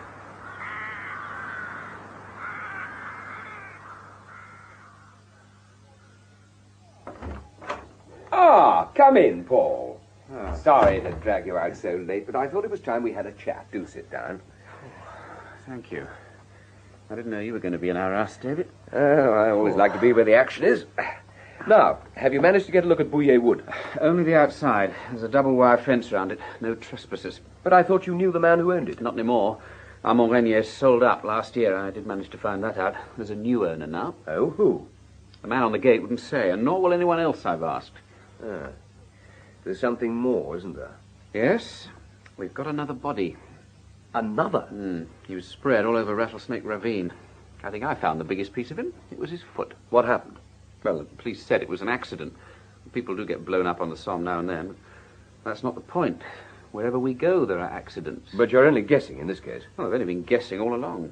I'm guessing that Charles Emerson saw something out here. But maybe he didn't see anything. Maybe someone told him something or showed him something. Someone who's just had an accident. While on the way to see the next Englishman who came sniffing round Bouillet Wood. And meanwhile, the police are happy with their accident? Oh, that was just for my benefit. They wanted me out of their hair. They don't like strangers on Hammer Ridge, alive or dead. Yes. And the French aren't letting anyone overfly the area. Oh, by the way, I've got something for you here, Paul. A special present. Present? This book. Have a look at the pictures. They're rather good. With the tanks at Cambrai, the war diary of Sergeant Frank Briggs. Take a look at the pictures. Hey, that's odd. Well? I don't understand. You don't understand what? This picture, there are two men here. I could swear I've seen them. When? Well, it's impossible, but I could swear I saw them this afternoon. Which two? Show me. Is this the picture? In billets before the battle? It's top left standing. He was the man on the gate at Bouillet Wood. Corporal J. Manson? And the other one? Bottom row, second from the right, Sergeant Ogilvy. And where did you see Sergeant Ogilvy? Well, in Rattlesnake Ravine this evening. While the police were talking to me, this man, his double, came over and listened. He didn't say anything. I thought he was some sort of official, a sort of Home Office type. I see. Well, you've got a remarkable memory for faces. Look, what's all this about? I told you this was a special present. I had our photographic section put it together for you. They took out the original pictures and replaced them with some trick photography of their own. You are looking at an artificially assembled gallery of 9 members of the Service de Documentation Présidentielle. The 9 men we know, that is. Have a look over the page. You'll find another equally worthy group. A divisional Christmas party in 1917? That's the one. Someone in photographic has a warped sense of humor. Have you seen any of them? No. No, I don't think so. I'm relieved to hear it. They matter less, but it could be one of those chaps who put you in the river, my lad. No, I've never seen any of them. Oh, well, never mind. Keep the book with you. Anybody going through your belongings wouldn't give it a second glance. And if you spot a face you think you've seen, you let me know. Double quick. How will I keep in touch with you? Oh, that won't be any problem now. The raps are off. Well, you mean they know about us? Certainly. And they want us to know they know. The SDP, that is. When Sergeant Ogilvy carefully showed you his face, he was serving notice to me that he wanted us to come out of the bushes. Well, who is he then? That, my dear Paul, is Ted Olivier. Ah. I wasn't absolutely sure he was in charge of this operation, but he was obviously expecting me. Oh, God. Don't look so sad, Paul. You've done splendidly. No one could have done better. And if you want a job with us when this is over, you've got it. You can finish your book, and you can have sabbaticals for other books. Don't answer me now, just think about it. Now, we make contact with Olivier. How? Just look at the last picture in that book of yours. Blighty. Number 8 Military Hospital at Rouen. Do you recognize anybody? The nurse. That's right. Your charming interpreter, Mademoiselle Nicole MacMahon.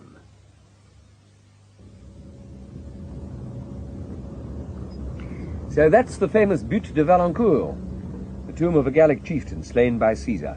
Am I right? Oh, I don't know about Gallic chieftains, but there's a hell of a lot of Durham light infantry buried hereabouts. Yes, and Germans and Dutch and Spaniards, I shouldn't wonder. Yeah. Dutch and Spaniards, Dr. Audley? Yes, it's your frontier, mademoiselle. You've been fighting here for a long time, long before old Bismarck reinvented Germany. Yes, if blood makes the corn grow, it should stand shoulder high in these fields. We must be getting close to Hamo Ridge. We're almost on it, but we're approaching from the German side, and the rise in the land isn't so obvious from the north. Ah, then this would be the German line. That's right.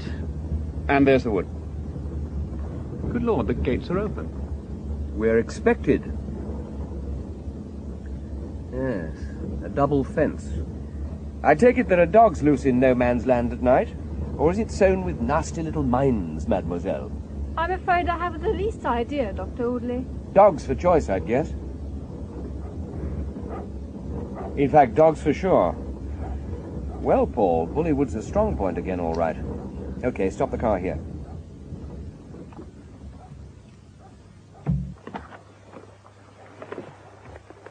Hello, Ted. Good to see you again. David, always the early bird, eh? And Captain the Fever. Good morning to you. Monsieur Olivier? Shall we drive on to the house, David? I was on my way to meet you there. If it's all the same to you, Ted, I'd prefer to stretch my legs a bit. Oh, of course. Not enough exercise is a curse of our age. And our age particularly. All that raga-playing muscle wishes to retire and turn itself into fat. It betrays us both. Oh, you've got yourself a fine and private place here, Ted. We like it, we like it. Rare thing these days, privacy. A jewel beyond price. And now someone's trying to steal it. What makes you think that? Because there are too many damned bodies around, for one thing. We've got 3. 3? The man you wanted us to see, Emerson, a young man called Mitchell, and an old soldier. 3 innocent men, Ted. Your privacy's getting too expensive for us. Did you talk to Emerson? Talk to him? Everyone we want to talk to has an accident before we can get to him. Well, you wanted me and you got me, but I want some answers. Give me the questions. This is a neutral house, right? Right. You've got a meeting here, and the security angle's going sour. Is that it? We think something's up. What's a neutral house? Oh, it's really very simple, Paul. You have a summit meeting in public, with the television cameras and the press and all the rest of it. And everybody wants to know who won. One side's got to be seen to win or lose, and if neither does, it's just as bad. So, they set up the neutral houses. If 2 countries have a problem, they simply approach a third for the key to a neutral house. Somewhere nice and private where they can slip in and out with no questions asked and top security guaranteed. How long have you known? That this was a neutral house? For sure, not till a moment ago. France is a popular country for these meetings. Now, this place is just right. Biggish house, screened from direct sight, off the beaten track, but not too isolated, close to the Paris motorway. And I've no doubt there's a helicopter pad tucked away in the wood somewhere. Made for the job, the whole setup. Okay? Yes, I understand. More or less. Good. Now, come on, Ted. Why did you call me in? Because I can trust you, my friend. I know you will not go shooting your mouth off. So what's the problem? Well, a few days ago, one of our agents spotted someone he knew not far from here. Someone I know? Oh, I would think not. The man is a former pied noir known as Turco. But you would know the type. You have them in Ireland. A hitman? Yes. Then you've got trouble. What did your agent do? Well, it was in a village near Amiens. They were both in cars. Our man turned round and followed him, but Turco must have been on the lookout. And someone's car got itself blown up. The devil?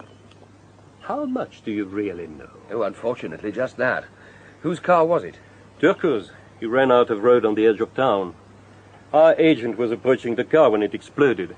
Another few meters, and he would have been caught by it himself. He was disconcerted. I don't wonder. He assumed Turco was still inside. By the time he learned otherwise, it was too late. I see. Resourceful fellow, Turco.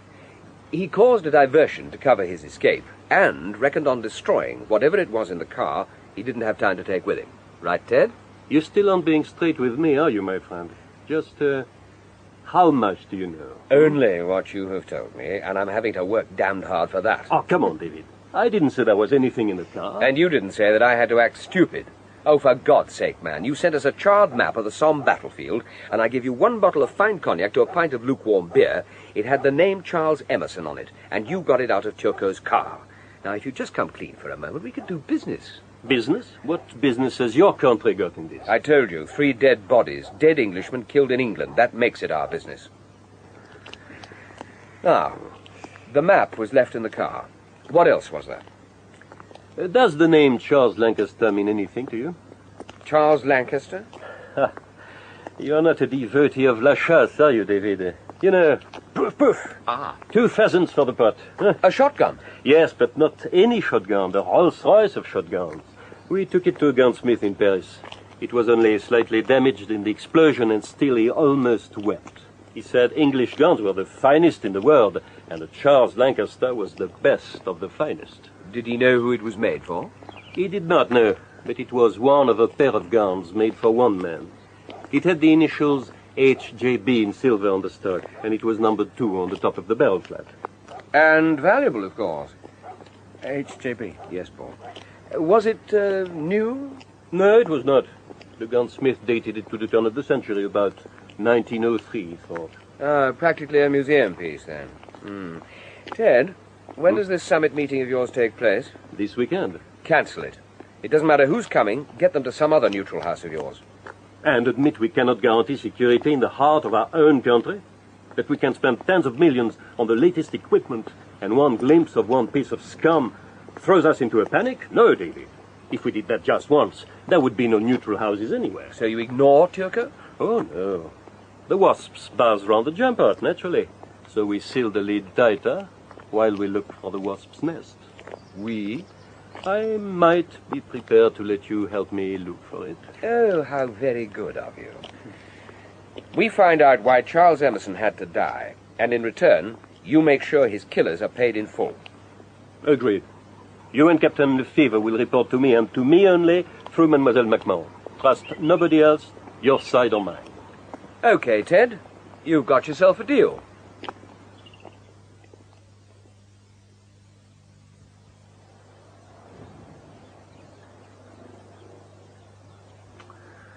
Well, I don't reckon Vimy Ridge can have looked much like this in 1917, eh, Paul? Do you think your veterans recognize it? No, I don't suppose so. Interesting, though. I think I'll take a walk up to see the Canadian Memorial while we're here. Right. Would you like to come with me, mademoiselle? Yes, certainly. Very educational for you. Colonel Butler?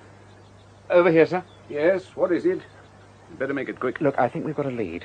If you've got any poachers in the coach, I'd like to check it out with them. What lead? Some of the officers carried shotguns in the attack on Hamo Ridge. The French have got hold of one of them, I think. One that belonged to a particular officer. Which one? H.J. Bellamy, Second Lieutenant Harry Bellamy. Bellamy? Someone mentioned that name recently. Yes, at Elthingham. Sir Henry Bellamy. He was the squire. Now, this man was his son. He was in D Company. That's the company which went in with the North Berkshires in the first assault. The one that disappeared over the ridge and never came back. Well, I can give you one man who reached Hamo Ridge. Captain Faversham. He was a subaltern in B Company. But he'll have known Bellamy right enough. Did I know Harry Bellamy? For a brief time, just under 2 years, I knew him very well. Being in the same battalion's like being in the same family, if it's a good battalion. Yeah, and yours was a good one. Oh, good, but not the best. We were rank amateurs, beginners. But you captured the Prussian redoubt. Accident, Colonel, mere accident. Hamo Ridge was a triumph of incompetent gallantry. Well, that sounds a little harsh. Oh, true, though. The North Berkshires and the poachers were supposed to cause a diversion to annoy the Germans. But they caught the North Berks in close order, while it was still pitch dark and shelled the stuffing out of them. So we had to reinforce them with D Company before they even got started. Ah, yes. That was Harry Bellamy's company, Captain Lefevre. And that was the last anyone saw of Harry. Or of D Company, come to that. What happened to them? Oh, God knows. I guess they got on the wrong axis between the village and the wood and went on over the top slap into the German reserves. In the dark, no one knew what was happening. I never knew what was happening in broad daylight most of the time in those days. Did you carry a shotgun in those days, Mr. Faversham? Oh, so you know about that, do you? Yes, I did. Half a dozen of us subalterns did. I rather think it was Harry's idea. Everything Harry Bellamy had was the best. Savile Row uniforms, Zeiss field glasses, Charles Lancaster shotgun. He was worth a fortune on the hoof. And you know he carried the Lancaster on the day he was killed? How do you mean? Well, you moved out at night, and he was in a different company. Oh, I see. Well, as it happens, I packed up his kit afterwards. He had a pair of guns, of course, in a beautiful leather case with brass corners, I remember. One was still in it. Number 1. Number 2 was always his favorite. Made me sad to think some German had got it.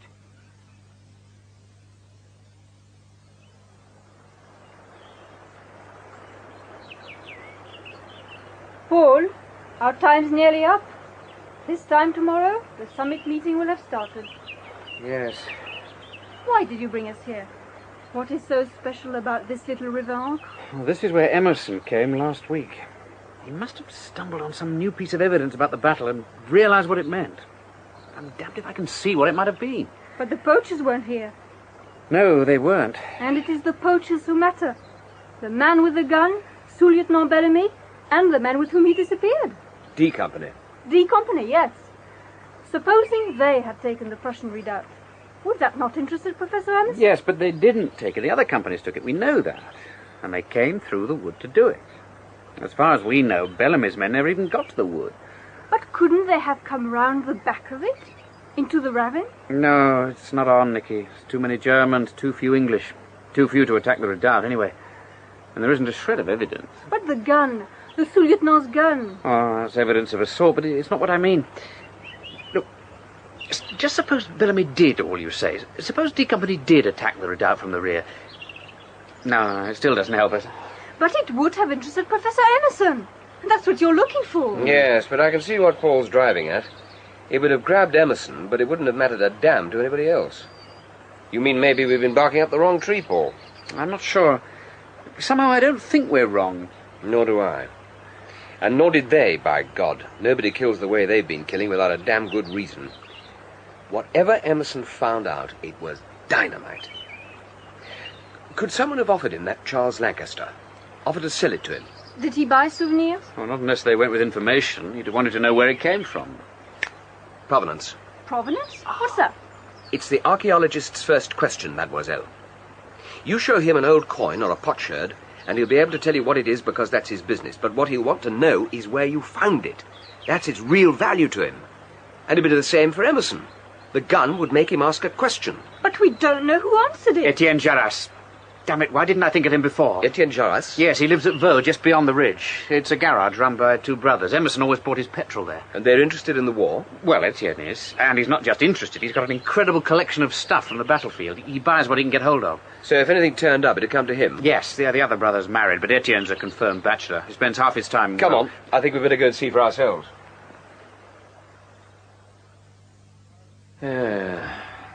How did it happen, Monsieur Jarras? Who can say, monsieur? The road is lonely there, and it was very dark. There were no witnesses. The police think he may have swerved to avoid something, another vehicle perhaps. But they do not know. And even if they did, he would still be dead. Your brother was attending a breakdown, you say? Oh, yeah, on the other side of Tilleuil. Some imbecile from Paris had stole this car and couldn't start it again. Me, I would have let him stew, but Etienne, he was always a true Samaritan. He would go out no matter what. You say you were a friend of his, monsieur. I don't remember you, but Monsieur le Capitaine, I'm sure I've seen him before. If you'd care to introduce yourself, mademoiselle, I think we should save time. Police, Monsieur Jarras. Oh. And these gentlemen are from the British Ministry of Defense. You have further questions, Dr. Audley? Mm-hmm. Monsieur Jarras will answer them. What happened to the imbecile from Paris? Oh, the imbecile? Oh, he telephoned later to say he'd managed to start his car himself. Telephone? Yes, monsieur. Yeah. He telephoned both times. I see. Now, your brother was a collector, I believe, of old war material, weapons and so on? Oh, yeah, it was his hobby. The museum's round the back. Yes, it might be worth taking a look. Ah, oui. No, don't worry, Monsieur Jarras. We'll find our own way. Well, this is it.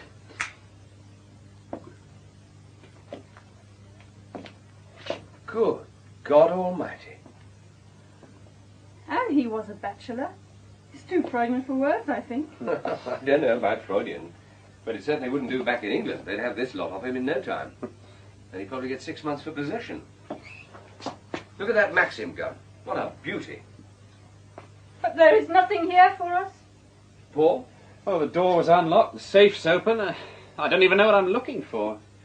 And the age of miracles is long past. Yeah. I had the distinct impression that whoever's behind this business knows exactly what he's doing, which is more than we do. We're just picking up the pieces. Oh. They didn't come for the weapons anyway, that's for sure. Oh, none of them can work. They're all rusted up. What the deuce is this thing? That? Yeah. It's a sawn-off Lee Enfield. Someone's taken 12 inches of barrel, 6 inches of butt. Used for trench raiding, probably. Well, it's certainly in working order. As smooth as butter. Yes, but he got that when I was here before. It came from... Yes, Paul? The age of miracles. It isn't past after all.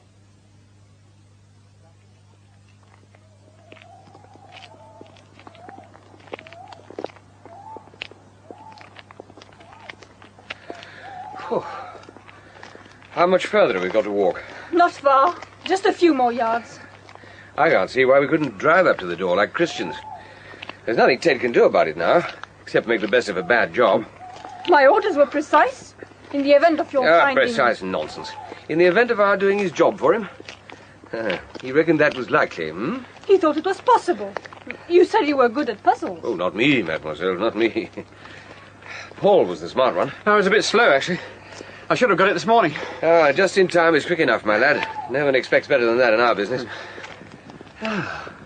Where are we, for God's sake? We've arrived. This is the barn of Bouillet-Court Farm.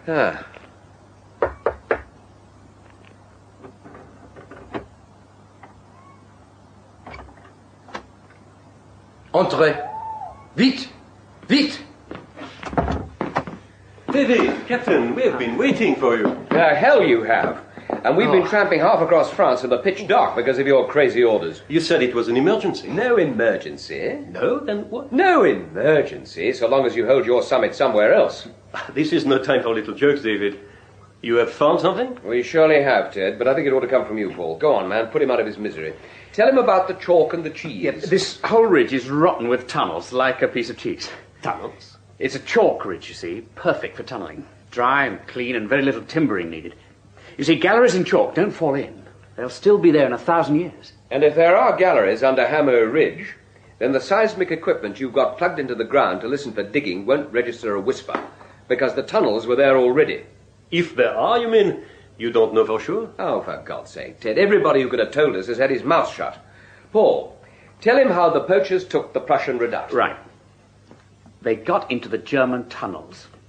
They must have come round the north of the wood where the ravine starts. Well, that's where the entrances must have been. Well, just a handful of men in those tunnels could have caused chaos. There'd have been enough to block them anyway, and they'd have stopped the Germans getting their reserves up. That's why they started shelling their own people, maybe. They wouldn't have known what the hell was happening. Captain, how do you know this? How can you know it? Well, it was the shotgun. You said it was only slightly damaged in the car explosion. Yes, that's right, but... So it must have been undamaged before. The weapons they dig up out here are usually rusted to hell, but there is one way a weapon can survive. If it's in a deep dugout or a tunnel. We saw one less than an hour ago, a British trench rifle. Etienne Jarras bought it from the foreman of a motorway construction gang, and he'd found it in a German dugout on the Hindenburg line. A deep one. It was as good as new. Jarras asked him if there was anything else down there, and the man said, "We can let you have a complete German if you like." Apparently there were 70 of the poor sods intact. And that's how someone found Harry Bellamy, under Hammer Ridge, armed with a Charles Lancaster shotgun marked HJB. Yeah, and you've deduced all these from one weapon. But it was a weapon which meant something to Emerson. And I wouldn't mind betting it wasn't the only thing he was shown. Identity disc, personal belongings. Enough to tie the gun to its owner and make Emerson think of tunnels under Hammer Ridge. But there is still no proof. Proof? Man, are you crazy? You've got to call this meeting off. You haven't any choice. No? No choice at all. Sorel, need a problem. What's up?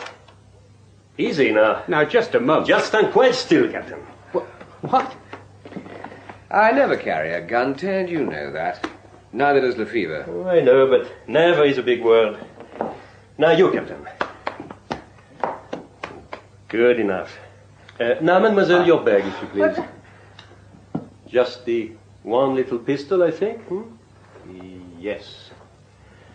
So now we can all relax. No choice. I'm glad you said that, David, because I want you to know that what I must do now fills me with sorrow. Although I have no choice, I shall never cease to regret the necessity. Never is a big word. But in this case, I think you may be right. My poor David, you thought I had gone crazy, eh? You see, I didn't think anyone else could know what was on the Hammer Ridge, but I had to be certain. And if anyone could find out, it was me, and you could rely on me to bring the answer straight back to you. There's a lesson for you, Paul. Never let anything make you behave predictably in this business. Least of all, friendship. Friendship? Oh, say rather I knew you never could resist a problem, David. Especially one that didn't concern you. Well, we all make mistakes. Even you. Oui, c'est vrai. I have made 2 serious ones. It never occurred to me that Turco would explore the galleries and find something of value. Turco? Yes, mademoiselle, Turco was mine. It was Turco who offered the gun to Jarvis, and the gold cigarette case, among other things. There was even a letter the young officer had written the day before he died. Unfortunately, Turco didn't understand what it all meant, only what it might be worth. And Jarvis offered it to Emerson? Well, he knew Emerson was here. He thought at least he would be interested. But he was only interested in where the stuff came from. He offered 1,000 francs for a mark on his map to show where it had been found. Of course. That was when Turco started to worry about what he'd done. So he took the map. He had enough wit to say he didn't know exactly where it had come from, but he would try and find out. And your second this day? You found Captain Lefevre, another military expert who knew Emerson well. Our information was that there was only one, the young man Mitchell. Whom you had killed? With regret, but in war, there are always casualties. But whose war, Ted? Whose war? France's, of course. Liar. Traitor. You are a child. Not a traitor. A child in a very old and wicked world. You can be forgiven for not understanding. It's a neutral house. We've given our word, a solemn undertaking. I understand that. Save your breath, mademoiselle. This has nothing to do with France. France doesn't need to use characters like Turco.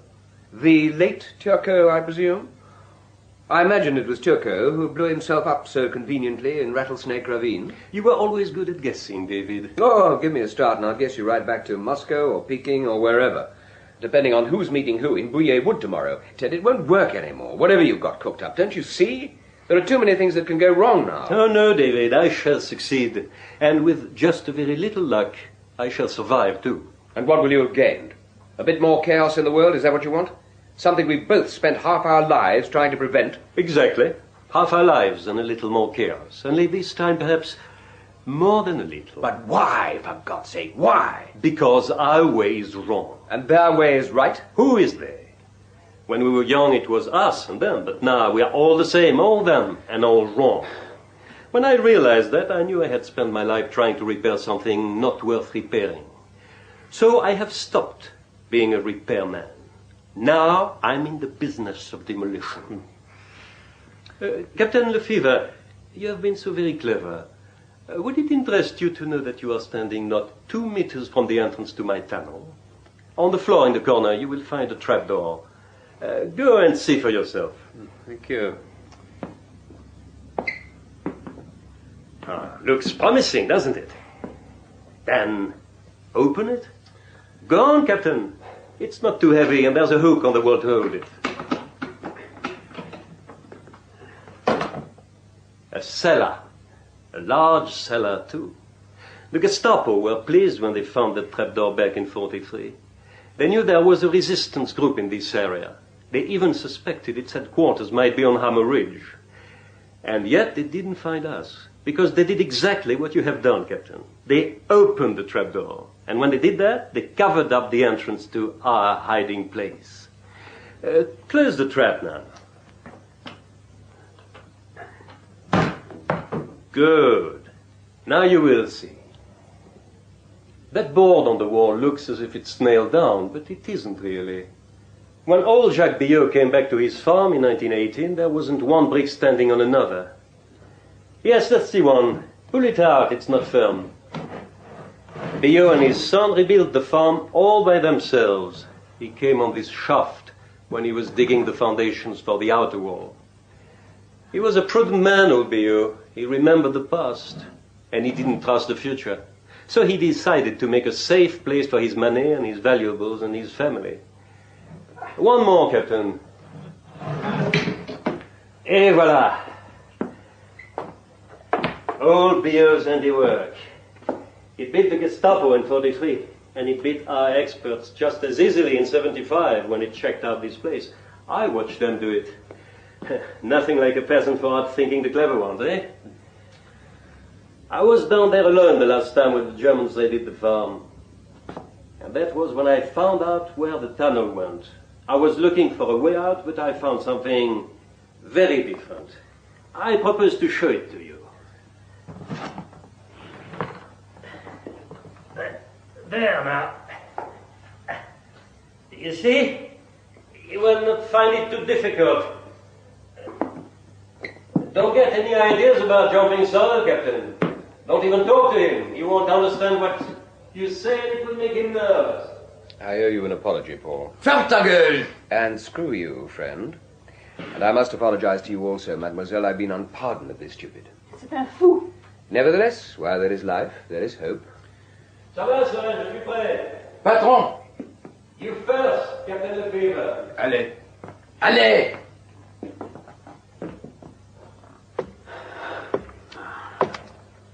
Come on, Captain. No time.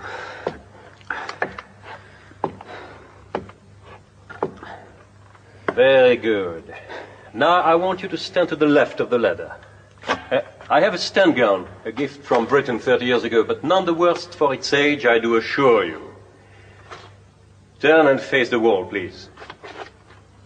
That's right. Mademoiselle MacMahon, come down now.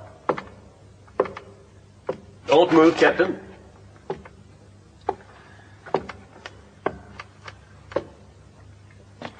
Good. And now you, David.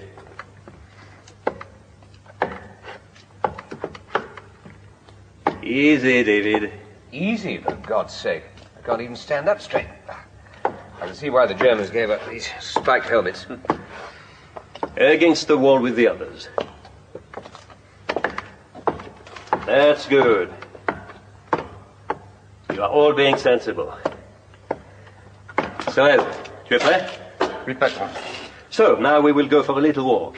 You first, Captain, then Mademoiselle, and you, David, last but not least. Now we go. I will set the pace, and when I say stop, you will stop immediately, Captain. One step too far and I will fall. Make no mistake about that. Do you understand? I understand.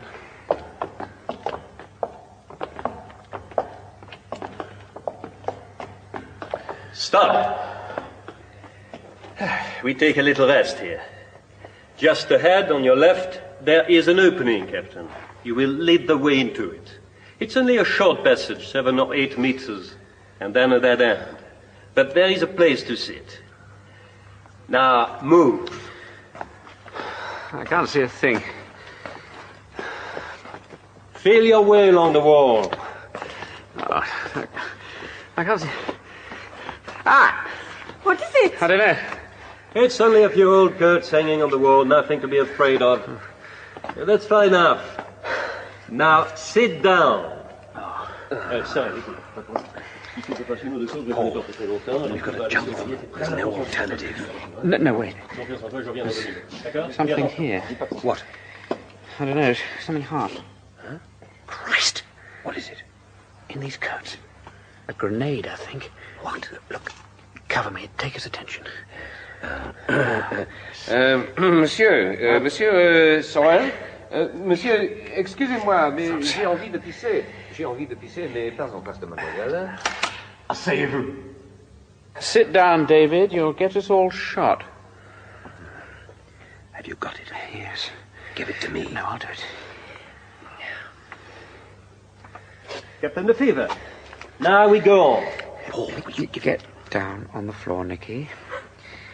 And you, David. But get down. Come on, Captain. Now, pin out. All right, we're coming. 2, 3. Just say, mais attention!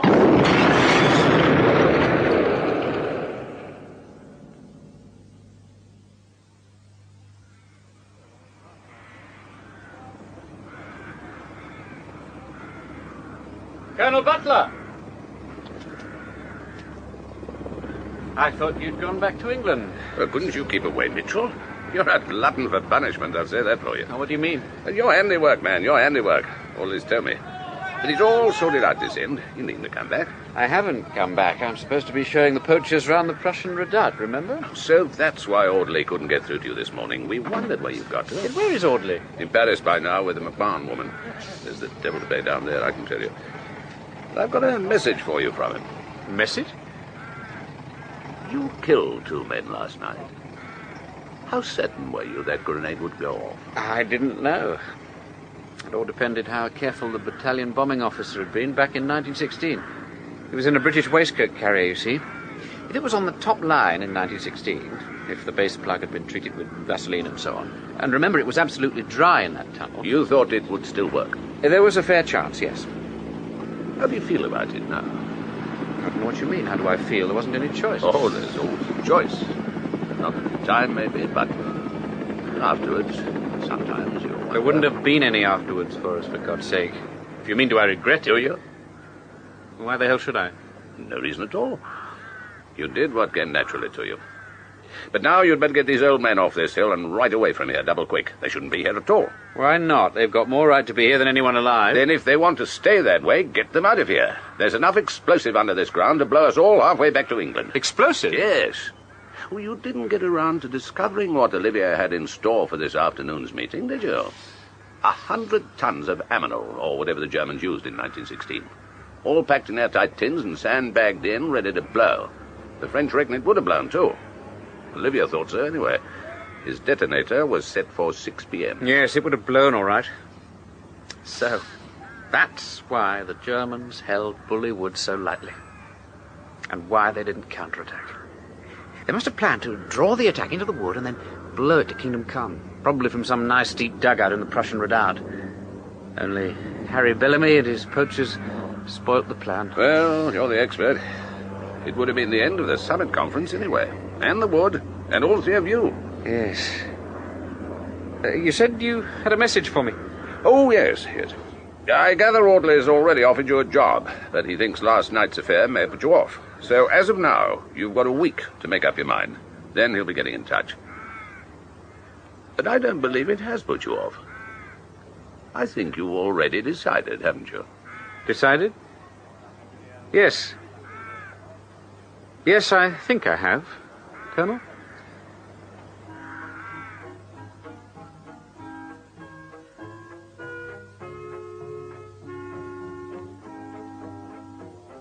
Other Paths to Glory was adapted for radio by Alison Plowden from the novel by Anthony Price. Paul Mitchell was played by Martin Jarvis, Dr. Audley by Tony Britton, Colonel Butler by Ronald Baddeley, Nicky McMahon by Sylvie Datas, and Edouard Olivier by André Morin. Mrs. Mitchell, Lorna Roslin, Constable Bell and Marcel Jarras, David Graham, Mr. Hutchinson and Captain Faversham, Douglas Blackwell, General Lee Woodhouse, Geoffrey Siegel, and Sorel and the gatekeeper, Steve Hodson. The play was produced and directed by Harry Catlin.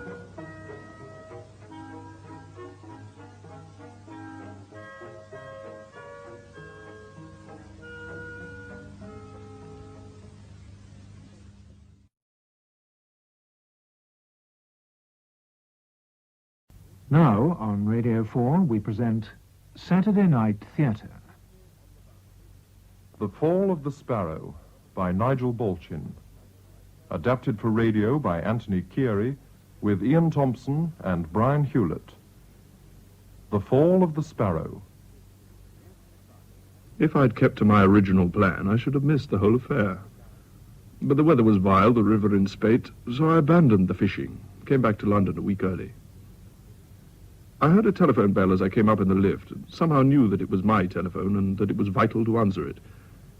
I went to it, said Henry Payne speaking, and so was destined next day to attend the Court of Session for the hearing of Rex versus Pellew. Oh, sorry to be late, Bryce. It's the traffic. I began to think you weren't coming, Henry.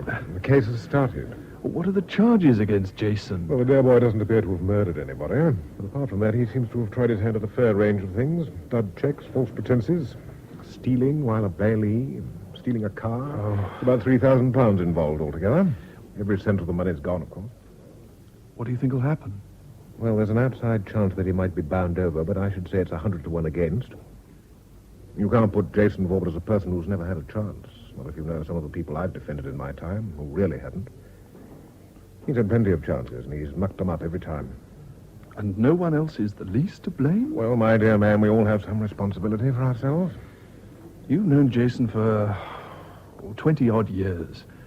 Do you tell me that he's just a crook who deserves no sympathy? I wasn't saying anything of the sort. I was only warning you of what the court may feel. You'd better go in and see. And asked him his name. I then asked him to accompany me to the station. When arrested, the accused was wearing a major's uniform with the ribbon of the military cross and other decorations. He was wearing the ribbon of the military cross? Yes, my lord. I should say that I'm instructed that the accused was a major in the late war and was awarded this decoration. And the other ribbons? Were they ones to which he was entitled? No, my lord. They appear to have been decorations awarded at various points in the war to members of the Italian forces by the German and American armies. Of course, the man's as mad as a hatter. Maybe, but not, I'm afraid, in the legal sense. He's been hopelessly unstable for years. You know it, I know it. People who do these things usually are. Thank you, my lord. His counsel is about to open. I'm sure your lordship will agree with me that this is a tragic case. Here is a man of previously unblemished character and an excellent war record who, through folly, and worse than folly, finds himself in the dock on these charges. I would only add, my lord, that my client now realizes that the course of conduct he embarked upon was both foolish and criminal, and he sincerely regrets his conduct and apologizes to those who had suffered as a result of it. Thank you, Mr. Arnold. Jason Pellew, on your own admission, you are guilty of a long series of offenses. Not only are these offenses serious crimes, but many of them have about them an element of meanness and ingratitude, which makes them particularly distasteful. Your counsel has said that it is a tragic thing to see a man of your type and record in such a position. With that, I agree.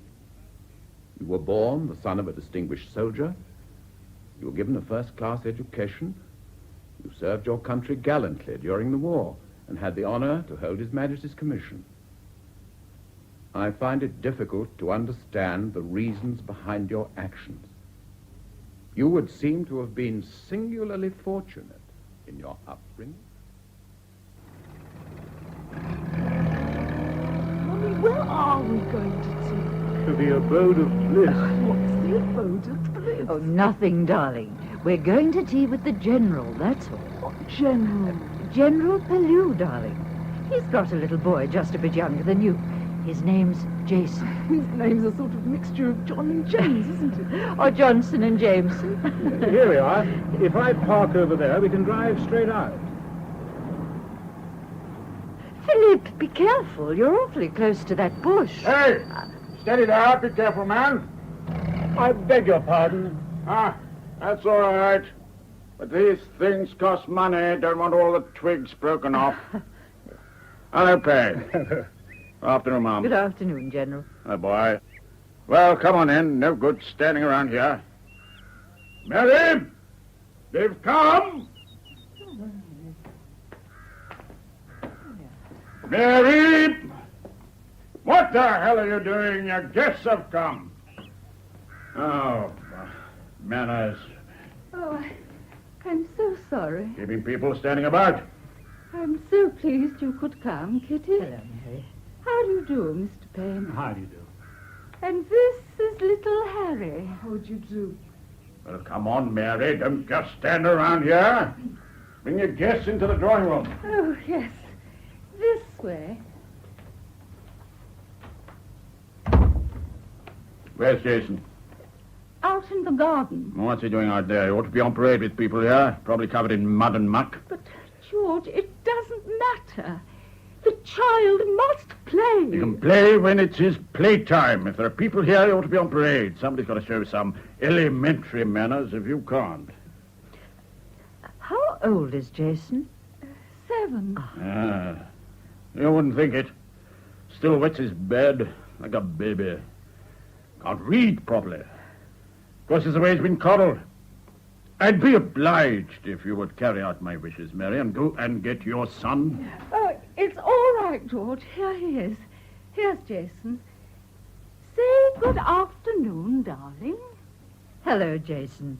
I'm Mrs. Payne, and this is Mr. Payne and Henry. Good afternoon. Well, go on. Shake hands with people, can't you?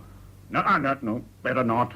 Hands are probably filthy anyhow. Go and wash them. I have washed them, Father. Go and do as I say, Jason.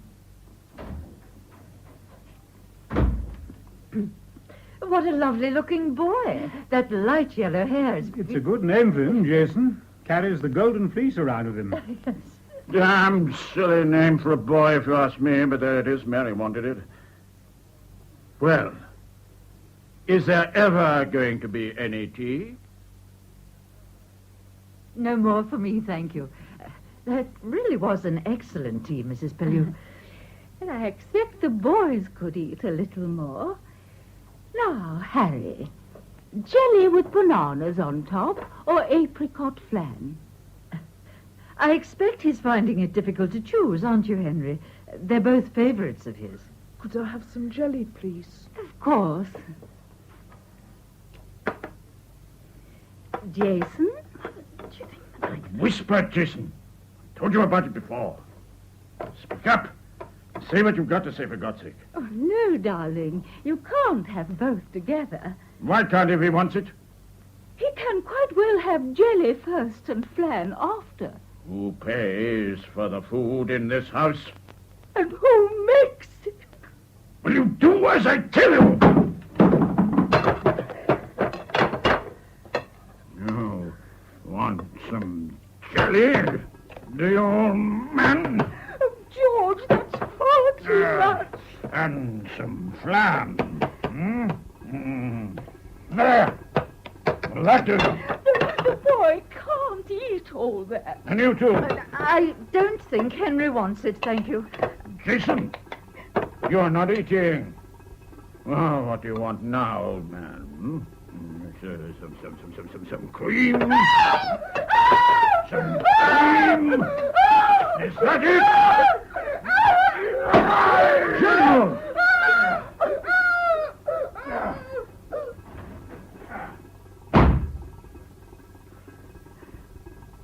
Come along, darling. We must go. Oh, Jason, darling, don't cry. Don't cry. Poor little thing. Will you be all right, Mary? Would you like us to stay with you? Shall I go to the General? No, leave him. I'm all right, really, thank you. Don't cry, Jason. Mummy's here. Don't cry. I never went to the Pellews' house again. But Mrs. Pellew and Jason sometimes used to come to tea, and Jason improved on acquaintance. I think the main reason why I found him pleasant company was that he flattered me. It was pleasant to be with somebody with whom one was allowed to do all the boasting. The thing that puzzled me was the way he lied to his mother, even when it was not necessary. He never seemed to want her to know what he'd been doing, even when it had been entirely innocent. I thought it odd. Then I went away, first to prep school, then to Amblehurst. And I neither saw nor heard anything of Jason for nearly 5 years. Then, in the summer of 1929, a distraught Mrs. Pellew arrived on our doorstep. You know he's attacked me before, Kitty, but never caused any physical harm. But this time he threw a cup. It cut my forehead, and I had to call Dr. Schwartz. Well, he found out what had happened and told George that if he couldn't control himself, he was in danger of being certified. And that did it. George flew into a rage. I've never seen him so violent. He shouted that the doctor and I were having an affair, and he tried to shoot us. He fired at us as the doctor drove me away. Philip, what's the news? Not good, I'm afraid. He's wounded a police sergeant who tried to rush him. Not too badly, it's only a flesh wound. He seems to think the Germans have invaded us, led by someone named Schwartz. Oh, that's the name of my doctor. I see. And where's Jason? I don't know. That's what I'm so worried about. He went out, you know the way boys do, before any of this happened. Oh, take me over there, Mr. Payne, please. I can't bear to wait here, not knowing. Of course. But Jason won't come to any harm. He'll never get near the house. Whoa there, Miss. Whoa! Just ease the rein gently, Master Jason. Thank you, Mr. Briggs, for letting me bring her back. Any time you want. Yeah, you just find out how much you... Oh, afternoon, General. Afternoon, Briggs. Oh, so you've got your gun. Going after rooks? Yes, far too many of them in the trees here. They make such a damn noise. You've got a nice afternoon for it. It's been a nice summer all round. Yes. We've been very lucky with the weather, very lucky. We'd better have a pint, I think. Take the bottle, will you, Jason? There you are. Thank you, General. Best be on my way. I'm best. Goodbye, Master Jason. Afternoon, General. Good shooting. Thank you, Briggs. Now, Jason. Over here. With me, behind cover. Right. They'll be moving in now he's gone. Who, Father? The Germans. Didn't you see them as you came up the drive? No, I didn't. Keeping low, of course. Taking advantage of the cover, working their way up to the house. Keep back. There's one over by the trees. That'll show him. It's a damn spy, Schwartz. Knows all the ground. But we'll beat him just as we beat the Hun before. Must have an advance party. A lookout. Jason, you go down the drive, hide in the bushes and whistle when anybody approaches. If there are too many or it gets too hot for you, fall back on the main defense. You understand? Yes, Father. Good. I'll give you covering fire. Now, off you go. But keep your eyes open, Jason. They're a crafty lot, these Germans. Remember the signal? He's going mad. My father. He's gone mad. Where's Mother? No. Don't run. He'll shoot if you run. Don't panic. Keep walking. Round the bend. Out of sight. And... Oh, my God! Oh, my God! Mother! Mother! Jason! Jason! Over here! Mother! You're safe now, Jason. Quite safe now. They took the General off to an asylum. Mrs. Pellew was completely shattered by these events, and she was in a nursing home for some months. So Jason went to his godmother, Lady Peasmore. And from there, about a month later, came to Amblehurst. I was then in the upper fifth, and Jason, with his mop of yellow hair, his pouting mouth and shy smile, was taken up by Bryce, who was head of the house. For a year, Jason was the king's favourite, indulged, pampered, protected.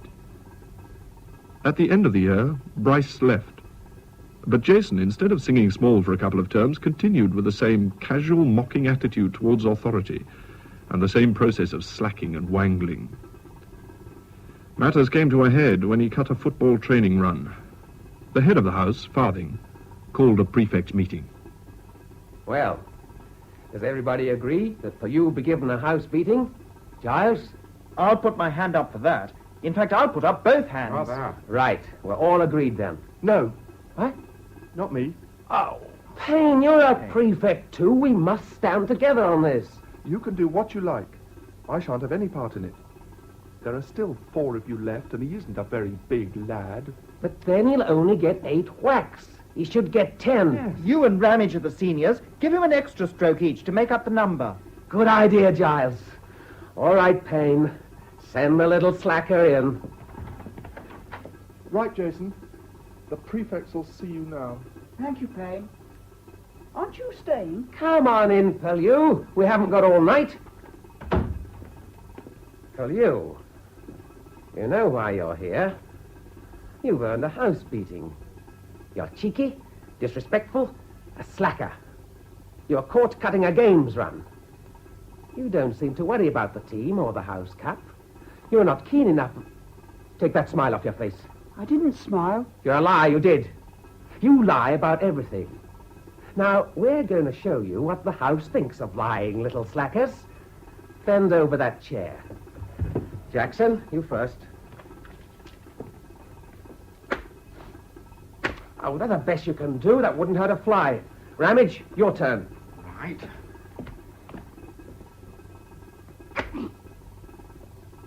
Well, that's better. Giles.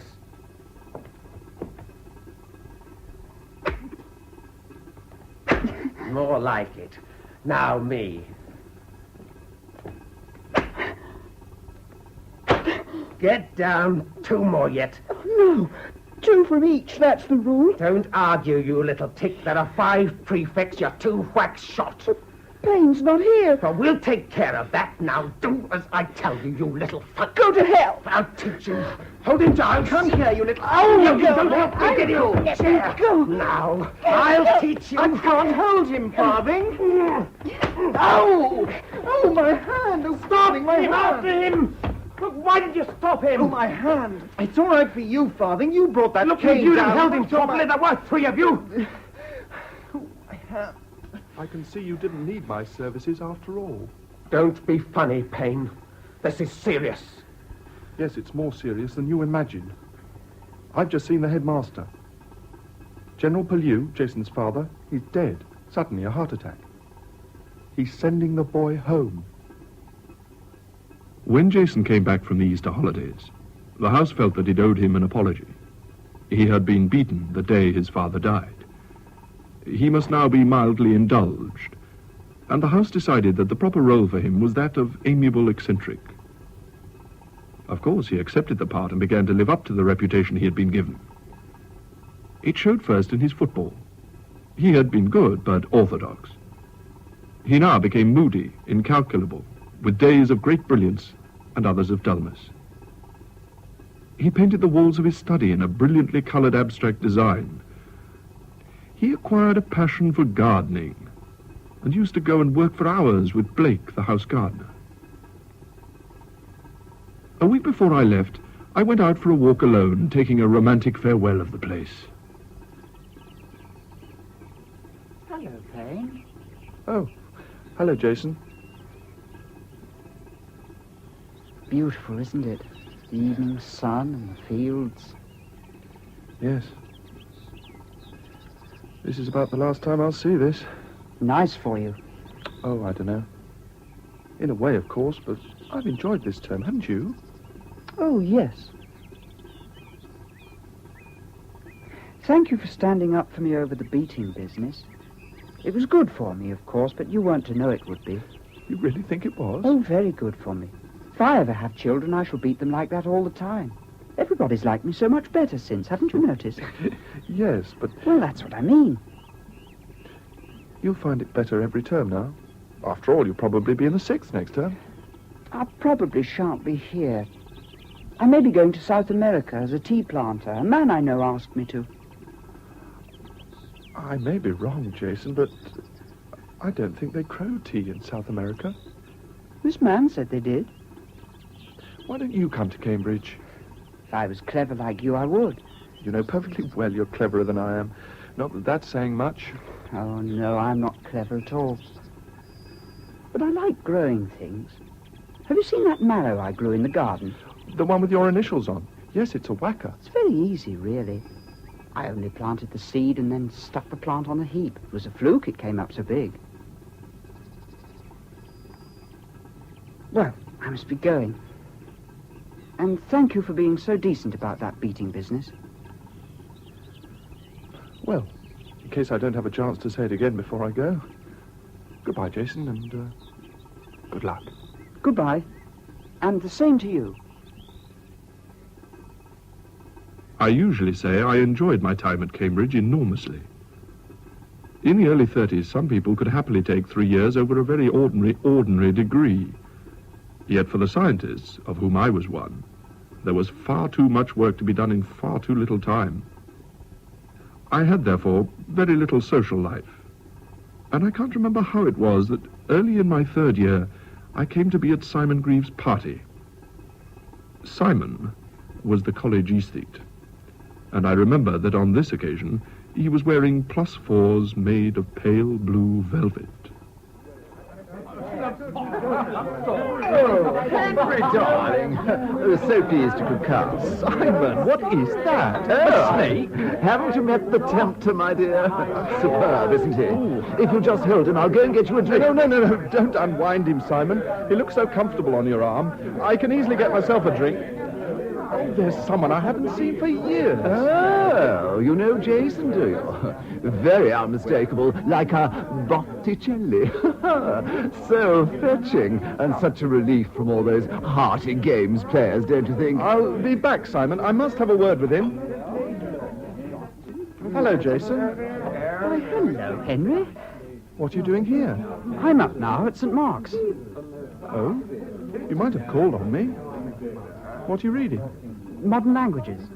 After Amblehurst, I spent a year in Italy. If you speak Italian and practically everybody else doing Italian doesn't, you don't really have much to do. In you go, darling. In Oh, no, Simon. Don't put the tempter in the coal box. You don't like it. I'll have him. Always wear him, darling. Now, where were we? Well, I'm not going to talk to you while you've got that damn thing. I can't bear snakes. Oh, well, all right. I'll find somewhere comfortable for him. Do you know Jason Pellew? Oh, my name's Laidlaw of Marks. You know our Jason? Yes, we were at school together. Oh, yes, at Amblehurst. Yes, I've heard something of that. What an attractive fellow he is. I'm devoted to him. He has a sort of childish wisdom and goodness. How long have you known him? Oh, only since he came up. We got in conversation the first day of term. Since then, we've seen a lot of each other. As a 3rd year man, I've been trying to show him the ropes.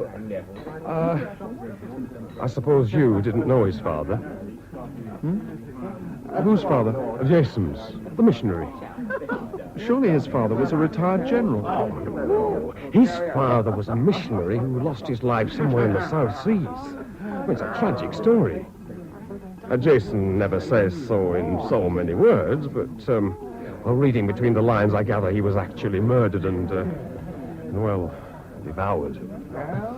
But Jason did tell you that he was a missionary? Yes, why? I didn't know that.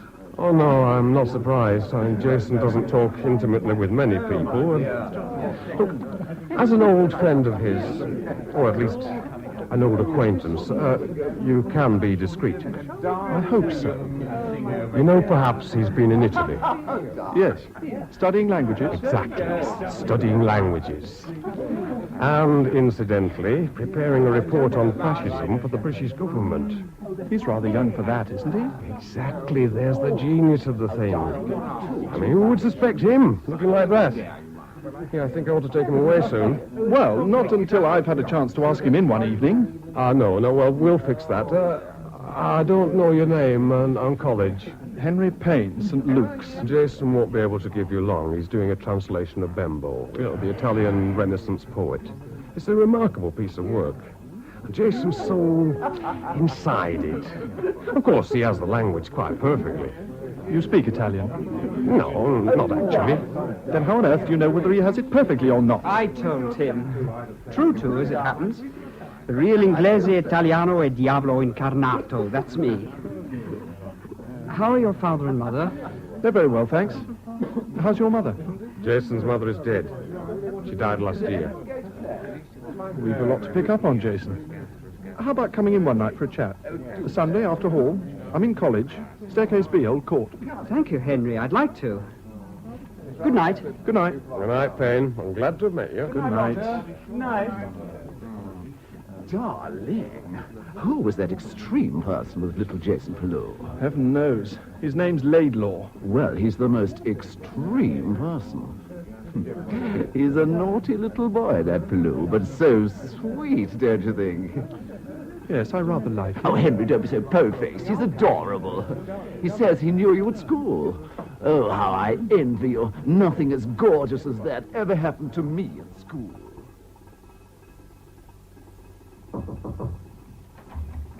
Hope I'm not too late, Henry. Ah, hello. I'd rather given you up, Jason. But do come in. What have you done with your amanuensis? Laidlaw? I've given him the slip. He thinks I'm still in my room. But what is all this, Jason? Why do you always have him hanging around? I don't know. He likes it. And he's been very kind to me in his way. I dare say. But that's no reason for telling him your father was eaten by cannibals. Well, he would keep asking me about my people, and I felt I had to do something nice for him. He has a very dull life, you know. They're very poor and live in Oldham, and Arthur's working his guts out so that he can get a good job and keep them all. And you thought the cannibal story would make it nicer for him? That's right. You see, he's a romantic, really. Is your mother dead, in fact? Oh, yes. She died last year. I'm sorry about that, Jason. Oh, I don't know. It's probably just as well. She hadn't had much fun for a long time. Where do you live now? Where I was before, with my godmother, Lady Peasmore. She's my trustee. Have you got any beer? Oh, I'm so sorry, Jason. I'm forgetting my duties as a host.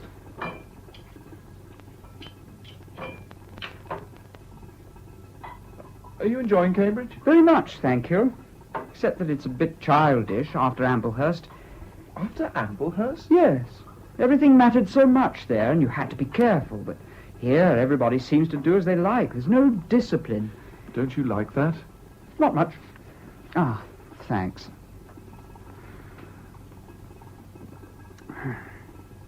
I don't think I'll stay here long.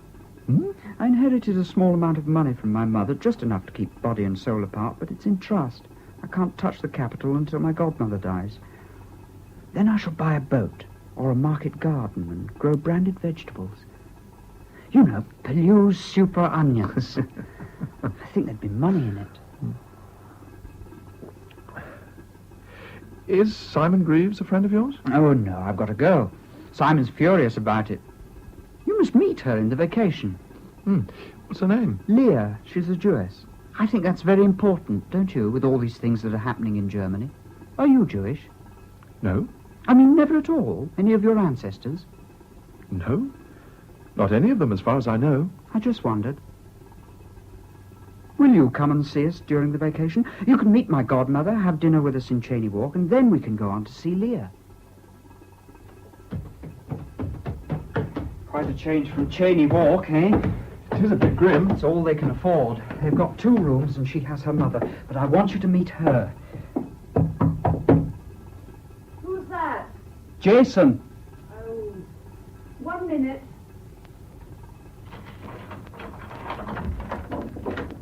Hello. Come in. This is Henry Payne, Leah Garland. How'd you do? Hello. You don't have to worry about Henry. I've known him since school, before, really. Now, how are you getting on? We're making some slogans, Henry, on these sheets of cardboard, see? Fascism means war. Down with Mosley. I've got some stencils. The trouble is, the letters are all the same size. You really want several sizes. Now, war ought to be bigger. I think it would be better if you had it more square and war underneath. Do you want them all the same? No. 4 of these, 4 down with Mosley, and 4 stop Hitler now. I'll do stop Hitler now. Now bigger, like war. That's it. I'll carry on while you go and talk to Henry. This is all very funny, isn't it? It is rather. I thought you'd think so. People like you always do. No. I don't think fascism is funny. But ordering 4 down with Mosley and 4 stop Hitler now is, at least to me. Of course it is. Damn funny. You can see it is, Leah. I'm afraid my sense of humour stopped working on this subject. You don't think fascism's funny, but equally, of course, you don't think it's serious. Yes, I think it's serious in Italy and even more so in Germany, but I don't think it's serious here, or likely to be. It can't happen here. He ought to come down with us one Sunday, to the East End. You'd know then whether there was anything to fight or not. You mean you go to fascist meetings? Yes. We go and we break up their meetings, or we try to. If there are enough of them, we may get broken up ourselves, but at least we don't let them talk their poison in peace. Can't the police do anything? The police? He must certainly come with us.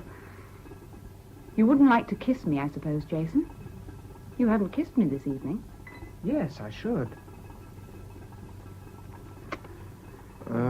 I must go. Don't let me disturb you. Oh, don't go. There's some coffee coming. I really must. All right, as you like. Are you coming on Sunday? It's rather tough sometimes. Yes, I should like to. If Jason will let me know where to meet you.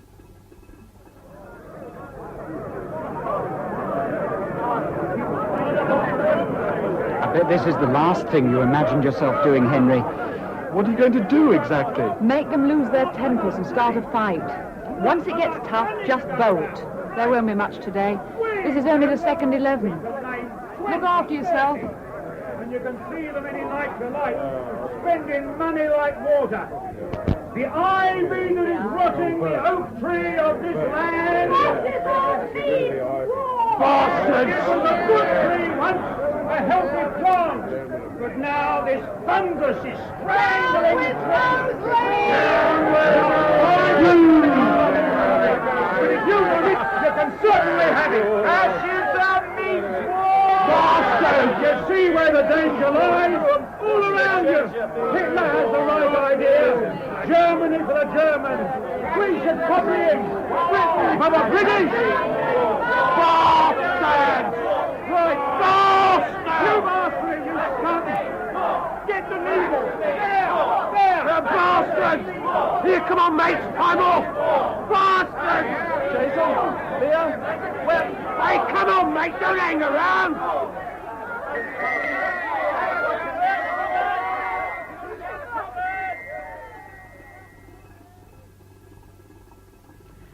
I'm sorry that was so dull. It's usually livelier than that. Well, did you enjoy it, Henry? It was very interesting, but... Well, go on. Well, a bit childish. Rather like shouting "yah" and running away. Well, that's about all it is. But Jason likes it.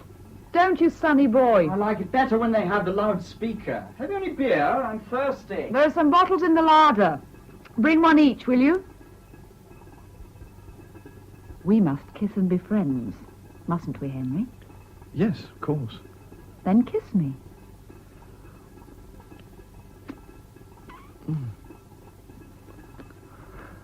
That's right. I didn't think you'd come, but I'm glad you did. God knows we need everybody we can get. I didn't do anything, you know. I didn't even shout. It doesn't matter. You'll have plenty of chance to do things later. We all shall.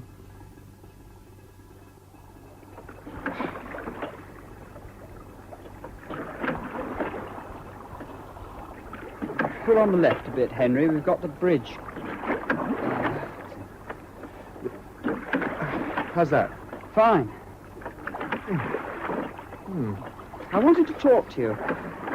Is there going to be a war, Henry? Leah thinks there will be soon. I wish one knew. You've heard from Leah? Oh, yes, I often do.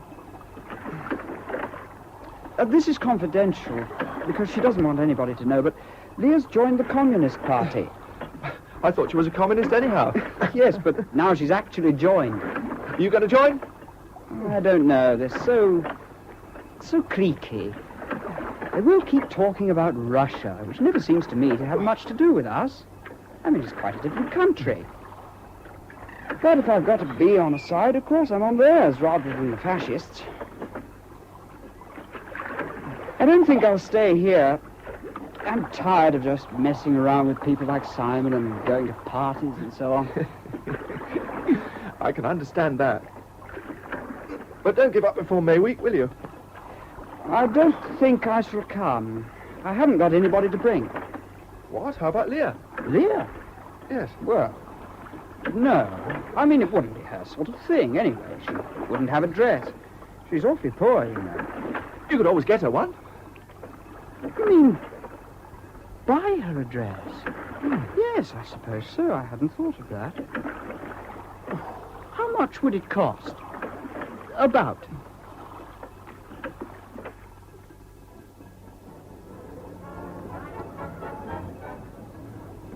You see, my rooms are only a staircase away from the dance floor. Oh, what a relief. Oh, do you mind if I take these darn shoes off? My feet ache. And I dance like a cow anyway. Thank you, sir, for my nice dress. I look terrible. Don't be silly. You look very handsome. He told me it was your idea. But you see, he went and bought it by himself, as a surprise. By sitting up all night for the last 3, I've made it wearable. But of course, I look awful in this colour. Let me give you a drink. Oh, I don't think I will. I don't really like it. This is the first thing of this kind I've ever been to. I mean, champagne and tailcoats and so on. You enjoying it? It's very interesting. And rather sad, in a way. Yes, I suppose now you're a communist, you're against champagne and white ties, bloated capitalists and all that. So, he told you. That's one of the difficulties about Sonny Boy. He can't keep that pretty mouth shut. No, it's sad because, well, because it's out of date. Rather like what's-her-name's ball before Waterloo. You think there's going to be a war tomorrow morning? Not tomorrow morning, but before most of these nice, silly children are much older. At least I hope so. You hope so? If the fascists have got away with it in Abyssinia, it won't be long before they try it somewhere else, and then somewhere else, and so on. The sooner we make a stand, the better, before they've got it all set up. Look, don't you think we'd better go and find Jason? He's rather tight. He's quite happy, and that's not a thing that happens to him often. Oh, I can't understand you people. You just stick your heads in the sand and keep them there. Well, good God! I've worked my head off for months to get my finals, and then I come to this bloody ball hoping it'll be some fun, and Jason buys you a dress, and then you sit there and say we'll all be dead in a few months, and... Oh, poor Henry. Oh. What a darn shame. You're quite right, my dear. I'm so sorry. Kiss me and say I'm forgiven. No, don't push me away. Kiss me.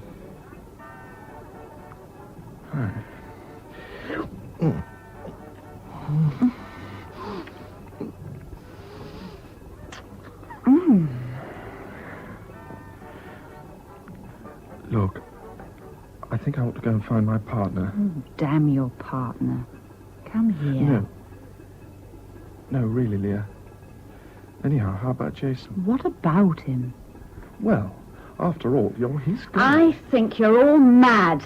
All quite mad. Dear Henry. Let's go and find people. Let's go and find Jason. Then I must get ready for tomorrow. Why? What's happening tomorrow?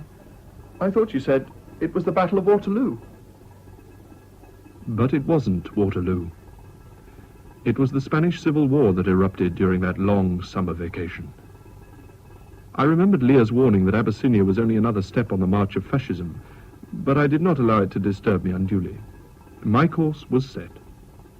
I had obtained a first and returned to Cambridge for another year. Oh, hello, Laidlaw. I haven't seen you. I'm sorry to intrude on you, Payne, but this is urgent. Jason's been talking very wildly.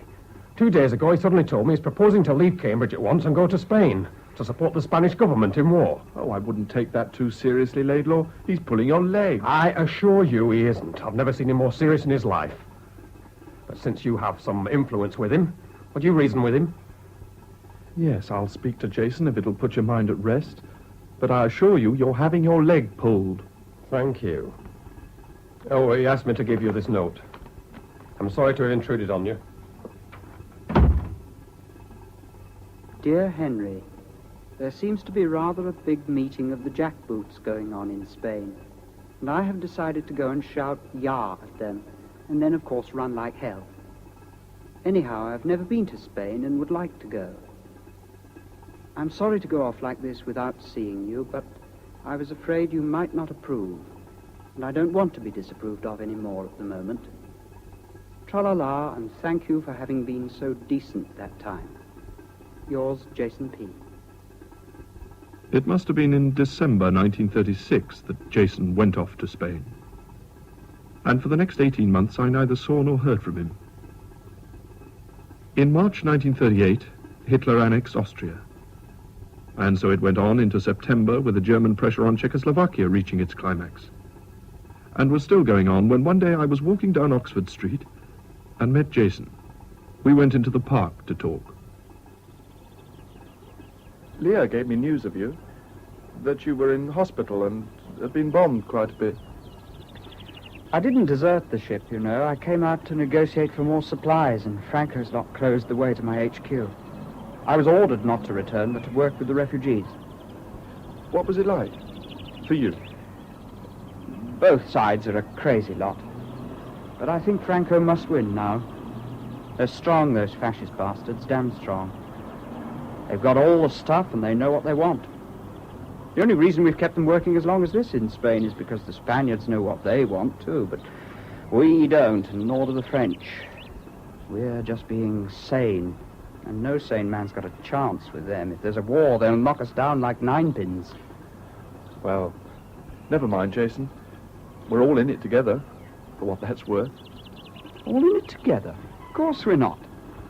I don't see why you should be dragged in just because people like Leah and me don't like the jackboots. But I don't like them either. You really don't? Of course not. And I know they've got to be stopped, whatever it costs. Inexorably, we moved towards Munich. The House of Commons wildly cheering Chamberlain with his umbrella and his delusions. A few days later, when the terms of the Munich agreement were known, there were plenty of people who saw the wryness of the joke. Jason enlisted in a county regiment, and I found myself earmarked for a special army unit whenever war should break out. On the 1st of September 1939, Hitler invaded Poland. The next night, I went to see Jason off to his regiment from King's Cross. Would you mind? Thanks, sir. Excuse me. Half London seems to be joining their regiment. Excuse me. Sorry. Oh, sorry. Leah said she'd be... Oh! Excuse me. Could you... Thank you. Said she'd be waiting at the barrier if we can ever get... Mind that. Henry! Over here! Where? There she is. Oh, Leah! Excuse me. Thank you. Hello, Leah. Henry's come along to see me off, too. Hello. Oh, you do look smart, Leah. That uniform suits you. Thank you. Well, I think you got your war this time. I'm keeping my fingers crossed. This way, we'd better try to find you a seat. Yes.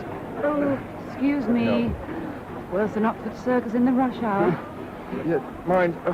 I think you'll be lucky to find standing room, Jason, let alone a seat. Well, perhaps Leah could take me in her ambulance. It might be more comfortable. I'd think twice before committing yourself to our tender care. Mm-hmm. Oh, here's the place.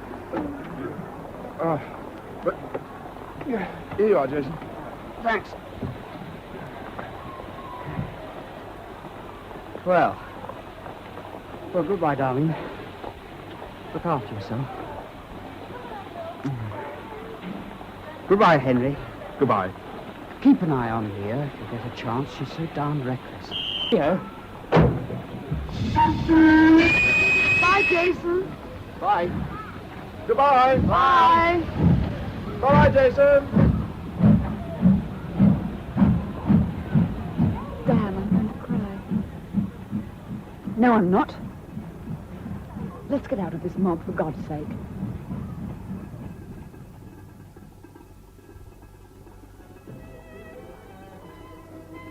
He's going to be killed, you know. Oh, come on. I've always known he would be. If it happened. I may, and you won't. But he will be. Oh, half a minute. We aren't even at war yet. No, I forgot. There's always Mr. Chamberlain. No, not even he can stop it now. You know, I didn't make Sonny Boy go to Spain. I know you think I did, but it's not so. And I didn't make him do this. I couldn't have, anyhow. I couldn't make him do things. You see, he doesn't love me at all, really. He won't let me get anywhere near him. He won't let anyone come very near him, you know. But why not, Henry? Why not? He's the loneliest person I know. And yet, he won't let me help. I wouldn't have asked for anything or been a nuisance. Honest, I wouldn't. He doesn't trust me. And he lies to me, and... I only partly understand myself, and... Oh, it's a very long story. Well, anyhow, I didn't see why I should come and weep on you about it. You've joined up too, I believe. Tell me all about it. And so we went to war. And disaster succeeded disaster. Norway, Dunkirk, the Blitz. Jason's godmother had gone into the country, and the house in Cheney Walk became an unofficial transit camp for Jason's friends on leave, and a few permanent residents, Leah amongst them. One night, in October 1940, I think it was, we were all there together with Bryce, Jason's protector at Amblehurst. He and Jason had been in France from the start and had run into each other during the retreat to Dunkirk. It was a particularly heavy raid, so we all decided to walk with Leah to her headquarters. Something big's gone up over there, behind Waterloo. I think why they never seem to pop one on the War Office. I suppose they're just letting well alone. What's that, Bryce? Sounded like a cat. There. I've got it. In the torch. Over in the ruins. Oh, look at it. Skin and bones. Here. Oh, come on. You can't go messing about after that now. But we can't leave it here. Give me that torch, Bryce. Here, puss. Puss, puss, puss, puss, puss. Hell! Jason, there's one coming in low. Jason, will you stop shining that bloody torch and come on? To be put out. Look out! Get down!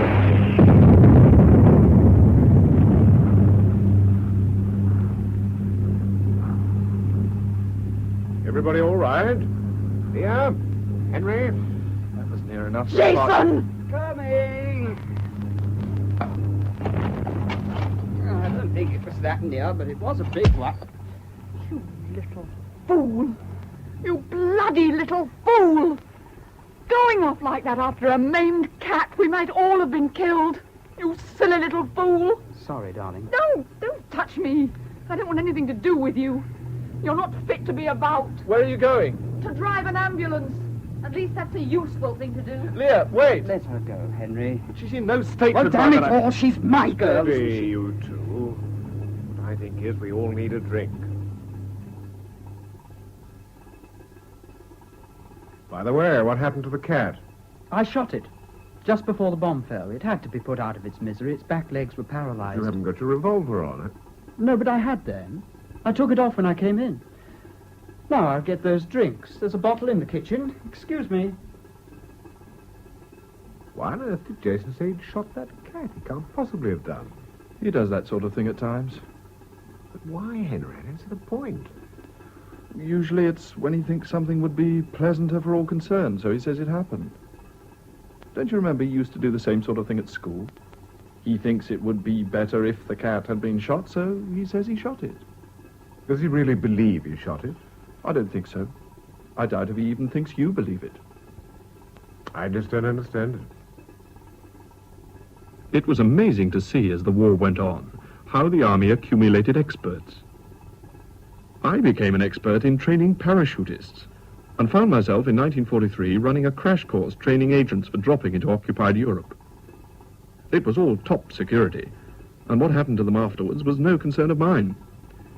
But when I heard that Jason had been through the course, I obtained permission to see him off. At one end of a Nissen hut, 3 men were seated on a bench. 2 of them looked exactly like everybody's idea of Italians, and the third was Jason.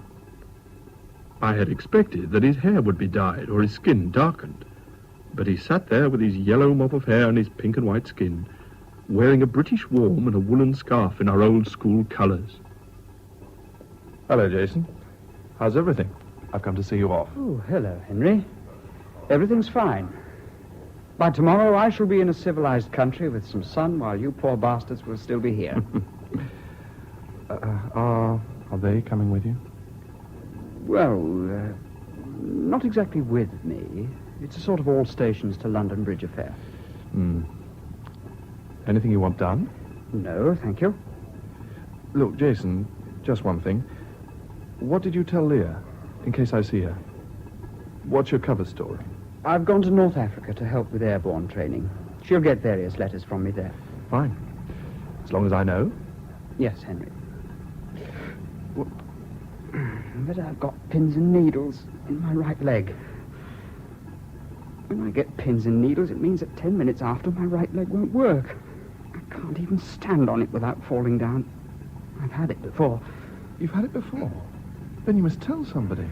It's no good going off on a thing like this with a gammy leg. No, that's not the point. It's only a question of getting into the ruddy plane. After that, it's all right. If it plays up, will you give me a bunk up when nobody's looking? Of course I will. Ready for you now, gentlemen. Anyhow, it'll be all right because we're going now. Can you manage to stand? Yes, I think I... Oh, blast. What? Half a mo. There. Thanks, Henry. Nearly went for a perler then. Look, Jason, this is no good. Well, collapse of small party. Give me your arm, Henry. Lead on, will you? Rather slowly. Waiting for you now, sir. Henry, I can make this work if I want to, but I have to tell it to make each step. You watch. No, let go my arm. See?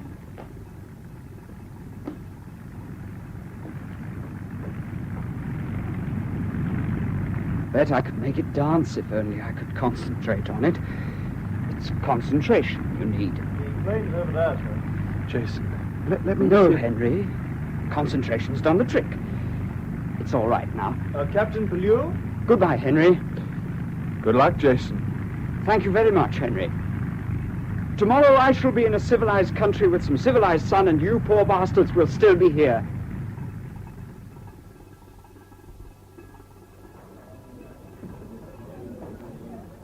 Do you think he could keep that from me? Surely you know by now that the little man never kept his mouth shut in his life.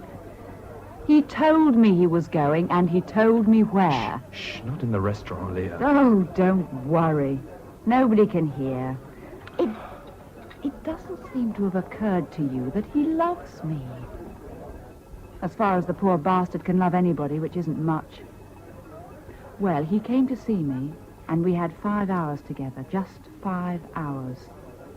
Between the hours of midnight and 5 in the morning. It was the first time for months. I don't suppose you've ever seen Jason when he was really frightened. Oh, I think I have. I wonder.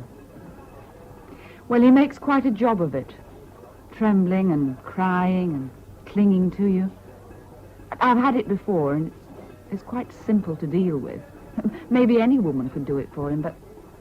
Well, he happened to have me at the time, so I coped. What did you do? Try to stop him going? I told him I loved him, which was true. And that I couldn't live without him, which wasn't. And he swore by God's truth he wouldn't go. Well, then I went to sleep. I suppose that was about 3. I woke up before 5 and he'd gone.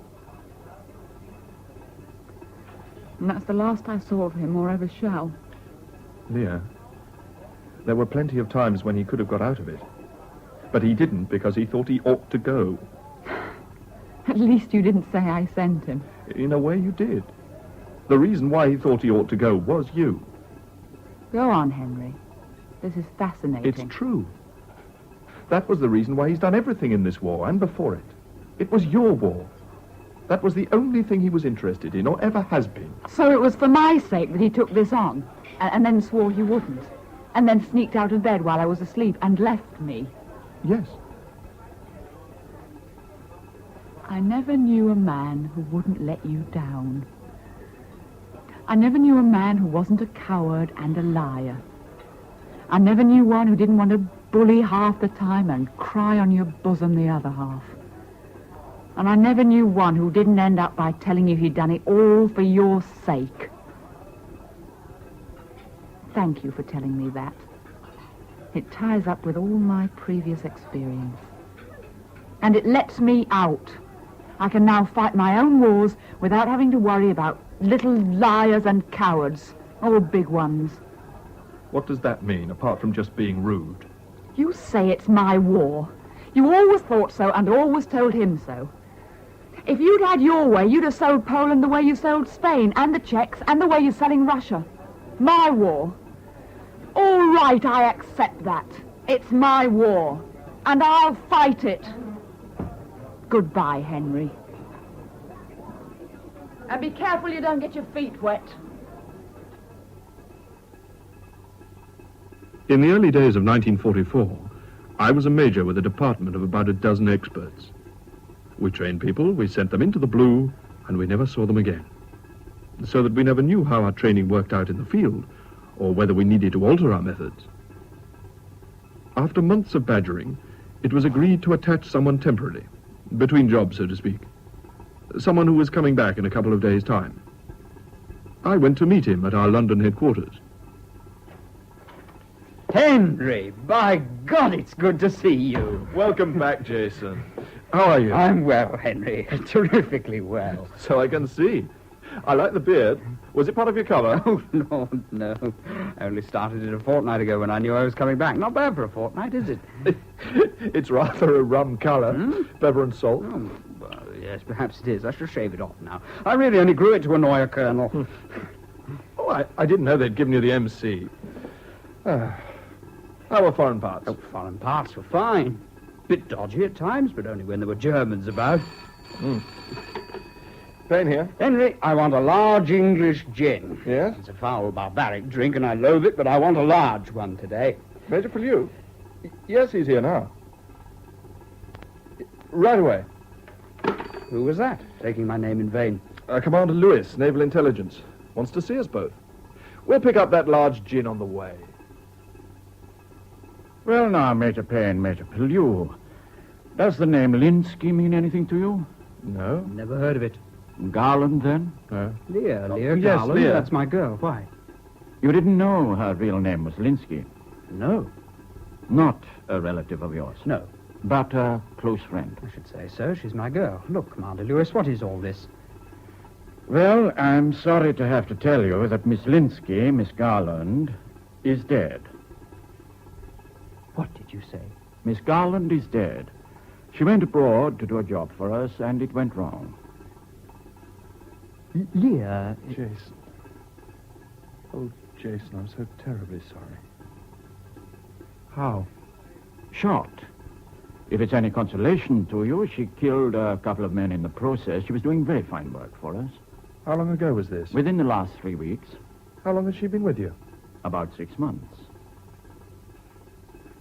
You're sure she's dead? Oh, yes. No doubt about that at all, I'm afraid.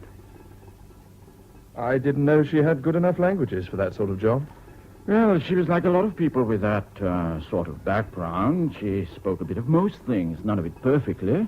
But it so happens that where she was working, there were a lot of foreigners and people coming and going who spoke different languages, so that she could get by as belonging to any race they didn't belong to, if you follow me. I take it you mean she was at a port, working among sailors? I'm afraid I can't give you any more details. No, I quite understand. Thank you for telling us so much. Yes. Well, she was a fine girl, and did a fine job. God rest her. I was afraid one of you would turn out to be her husband or something. It probably didn't happen like that at all. Gestapo probably picks her up, and she'd no languages, really, not even decent French. Monsieur l'agent de Gestapo, avez-vous la plume de ma tante? That's what she'll have gone around saying. It's just about her form. Monsieur l'agent de Gestapo. Monsieur l'agent de Gestapo.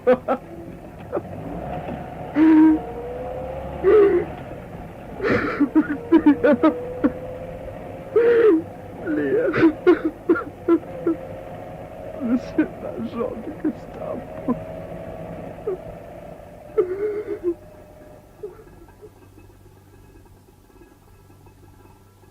I took him back to the unit the next day. He was rather quiet, but otherwise seemed normal, and for a couple of weeks he worked hard. Outside working hours, I was less happy about him. He was either very silent or would talk continuously about absolutely nothing, like a man who cannot bear silence. He rapidly lost interest in the work. But one day, he came to my office and said with a bright smile, Henry, much as it grieves me, I shall soon have to leave you. They can no longer manage without the services of the boy wonder, so there we are. You're going off again? Yes. Foreign parts? That's it. Cooks are fixing it now. Can you tell me anything about it? You needn't think I'm going to give you a lot of stuff to tap out on your little wireless set, Henry. All right. Sorry. How do you feel about it? I feel fine about it, Henry. It's just what I need. It'll be very good for me. I was wondering about that the other day. This must seem a dull place to you, after the other. Not at all. I've enjoyed myself very much. I only wish I could have done more to help. No, you've done a cracking job. Any idea when you're going? In about a week's time, I expect. Well, I hope it all... I can't. Not now. I can't. You mean you can't go off again? No. I can't. I'm finished. I can't do it again. It's the dropping. I could do the rest, but I can't do that again.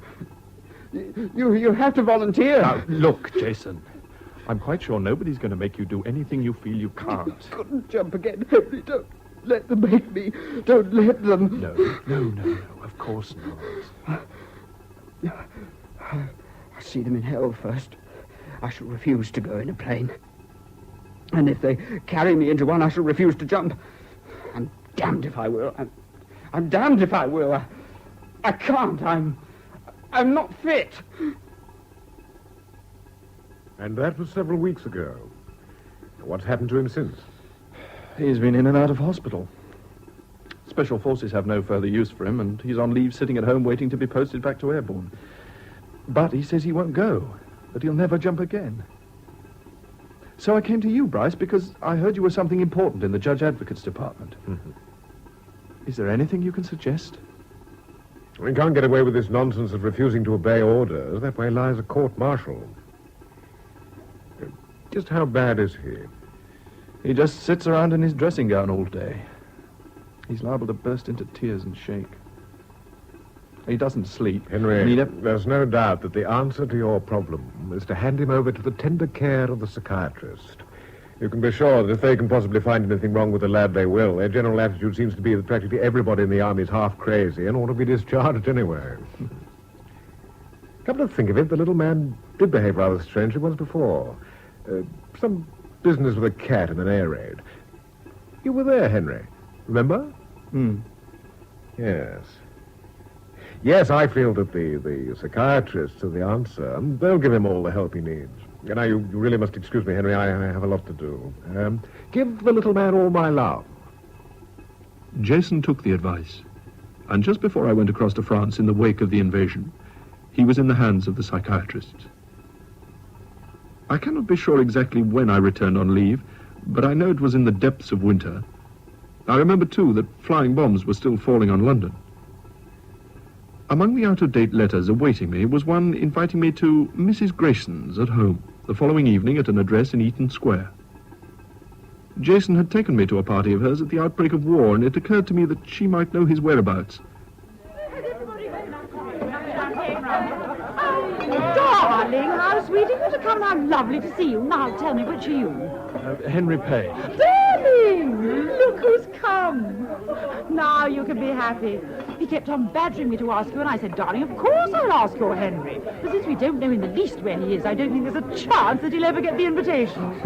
Yes, I only got back to England yesterday, Mrs. Grayson. Well, what a terrific piece of luck. Well, there you are, darling. There he is. And don't say Kathy doesn't try to make things nice for you. Well, Jason, how are things? Oh, very well, thank you. I say, come over and talk to Simon. You remember Simon? Simon? Good heavens! Yes, of course it is. Simon Green. Why, Henry, darling. How much water under how many bridges, my dear? Not since those happy days that were so unmentionably foul. Now, come and sit down between us and tell us all about everything, but everything. Except, of course, about, you know. Except about what? The unmentionable, my dear. The absurd conflict. You mean the war? Oh, my dear. You're not to know, of course, but that word is never mentioned in this house.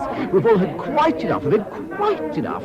We wait, tense like greyhounds in a leash, for the end of the whole nonsense and a return to civilized life. Yes. What's happening to you, Jason? Oh, I'm out of the army for good. Oh, it took a long time, but my discharge came through a fortnight ago. It was my leg, you know. I'd had trouble with it before. They couldn't get it right. They kept on giving me medical boards, and in the end, they invalided me out. With barely a thank you for all that perilous stuff in aeroplanes. Does your leg trouble you now? Not much, really.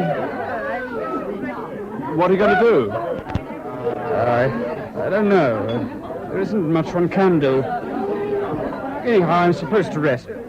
Excuse me, I want another drink. Oh, you can't think what a relief it was to me when Jason got out of it. He was so brave, so recklessly brave. One was always terrified over what he would do next. Anyhow, I think he's fallen on his feet, you know. Our hostess, my dear, absolutely devoted. Head over heels, and so rich, Henry. I know you don't like to hear the war mentioned, but I think I can hear a bit of it coming. Oh, dear, dear, dear. Oh, yes. It's one of those beastly things. Over us. Alarms that end, everybody. Where's the alarm? Of course, darling. Henry, you take a bottle, too. Yes, all right. If our Jason doesn't die of fright, Henry, we'll be suffocated in the comforting arms of our hostess, don't you think? All right, Jason. The bomb won't harm you. Oh, the beastly thing.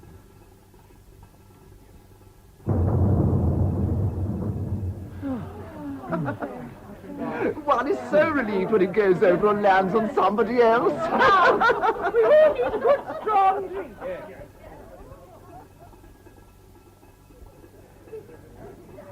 I must go. I'm sure I've overstayed my welcome. Nonsense. I won't hear of it. Have you made him happy? Jason? I don't know. I was glad to see him. He seems to think you do something for him. I don't know why. I don't know either. Well, do you do something for him or not? And if so, what? Come on, tell me, George. No, Henry. I don't know. I'm very fond of him. Well, I'll tell you what. I'm very fond of him too, see? Just as long as we know where we stand. If you're one of the things he wants, he shall have you. He shall have any damn thing. Come again soon. Because we're friends, aren't we, Henry? Of course. That's all right, then. And you said you wanted to go. All right? You go. You do just what you like, my dear. Jason! George is going.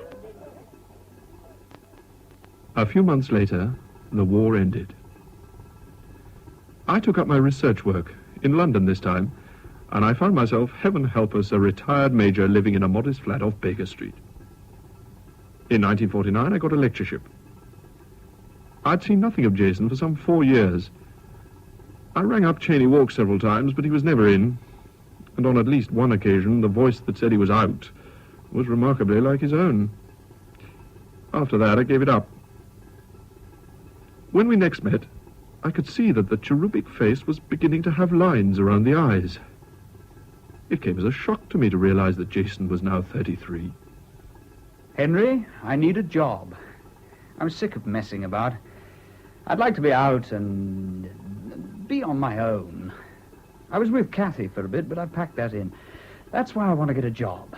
I don't want to go back to Cheyne Walk. Why did you pack it in with Kathy? Well, I don't want to say anything against her because she's been very good to me, but she can be so possessive. You mustn't have any friends or any life of your own. And of course, she's always been used to having exactly what she wants, and if she doesn't get it, she's livid, so I packed it in. But now I must have a job. Any idea what you want to do? I don't know. There must be something I could do. After all, everybody else gets jobs, even the dumbest people. What you want is something where you could use your languages. Yes. I should like to go abroad, preferably Italy. I really do speak Italian awfully well. I'll have a word with a man I know. Runs the European offices of an American travel agency. That seems a likely answer.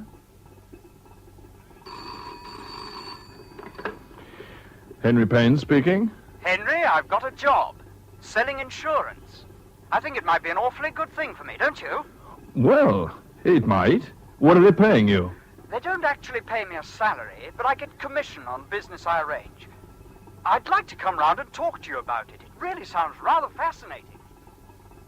They gave him a fortnight's training, after which his company turned him loose to sell insurance to an unwarned and unsuspecting world. And I resigned myself to the fact that I should be his first client. For nearly a year, he worked really very hard, and did in fact write 1 or 2 policies for acquaintances. But I don't think he could ever have lived on what he made if it had not been for his small income. I was not surprised when one evening he suddenly said, You know, I think I shall chuck up this job, Henry. Why? Doesn't pay well enough? No. I suppose it'd be all right if you could get enough business, but there are such a hell of a lot of people at it. Well, what'll you do then? Look for something else? I suppose so. Though I don't see what. Henry, will you tell me something, frankly? Do you really think anybody will ever pay me enough to live on? I mean, am I worth it? Of course you are. It's only a question of finding the right job. But what job? What is there that I can do that anybody's likely to want? See, I don't know anything. You know something, everybody else knows something, but I don't. Ever since I left school, it's all been blind alleys. It's very odd to have spent 16 years without learning anything useful. I never really quite see how it's happened. He left in a deep depression. But 2 days later, arrived with a bottle of champagne, and was so excited that at first I thought he'd been celebrating already. It's wonderful news, Henry, and you're the first person to be told I'm going to marry Kathy. Good Come on, Lord. glasses, the cork's about to pop. Oh, here they are. God, what a mess. Good for the carpet, Henry. I'm a ship and you're launching me.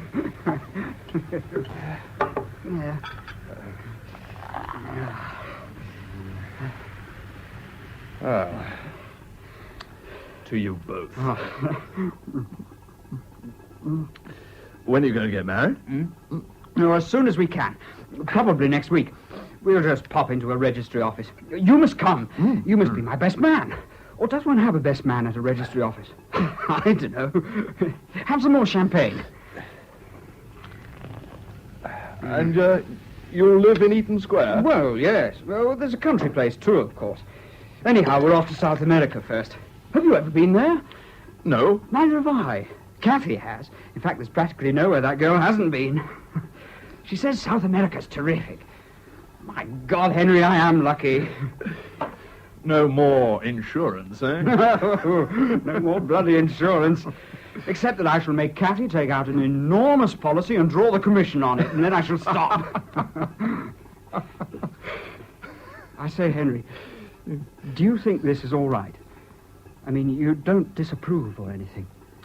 Of course not. Only I'm relying on you to tell me, frankly. You're the only person who does tell me, frankly, and I know sometimes I do damn silly things. You don't think this is damn silly, because after all, we're not married yet. Oh, come, Jason. You wouldn't not get married just because I didn't approve. Well, I don't know. But there's no reason why it shouldn't work, is there? By Gad, I like the sound of this South American trip, Henry. I've always wanted to go to Chile, particularly. It's such a rum shape.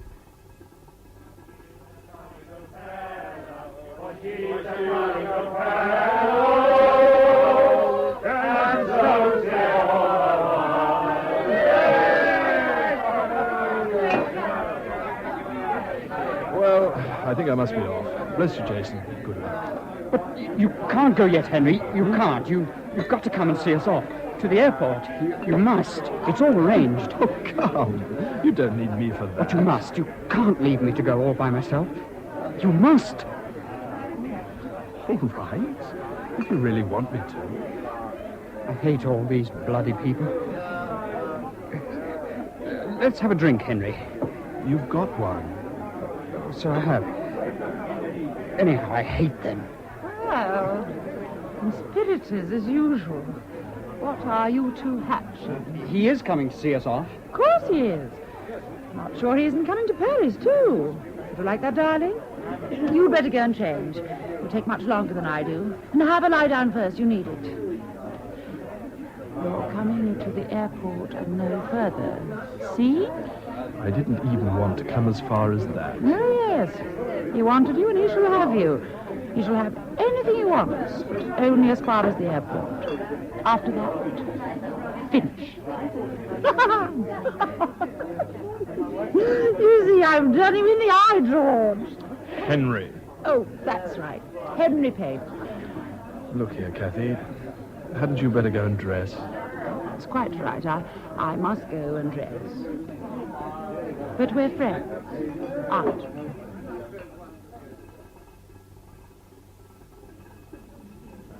Half an hour? It was ordered for 8 and it's 10 past now. I know, darling, but they're still fueling or something. Well, tell them we're in a hurry. I have told them. They say that's the quickest they can do. Well, if they think I'm going to sit round for half an hour when I'm paying for a special plane, they're very much mistaken. Where is the man? No. You stay there. And you, Henry. You look all in, Jason. Not still suffering from the party. Oh, my God. My leg. I can feel it coming on, the thing I had in the water. Nonsense. You've just drunk too much champagne. No, honestly, Henry. It's going. I can feel it. Well, stand up. Now, walk about. I can't. Yes, you can. You told me you could always make it work if you tried hard enough. Now, come on now, Jason. Give me your arm. This is where we came in. Only this time you haven't got to jump out of the bloody thing. You've only got to sit in it with Kathy as far as Paris, and then tomorrow you'll be off to South America. You lucky so-and-so. Genoa first. Yes, Genoa first. Oh, you'll be able to talk Genoese. Yes. I can talk Genoese rather well. At least I could. Expect I've forgotten it now. All right now? If I let go your arm? Yes. Yes, it's going to go off, I think. You know, you're the only person who's ever been able to get rid of it for me. All done by kindness? Yes. I say, Henry, do you think it can have been Genoa? It was a port. They told us it was a port, didn't they? Oh, you mean Lear? Yes. She was working at a port. Only don't you see, if it was Genoa, I might quite easily have met her, because I was there quite a bit. I might have met her, Henry. That would have been damn funny, Scusi, signor agente di Gestapo. Dry up, Jason. Here comes Kathy. We'll take off for 10 minutes. How's Henry said something funny? I didn't know he ever said funny things. Perhaps we should keep him as a court jester. But not just now. Goodbye, Henry.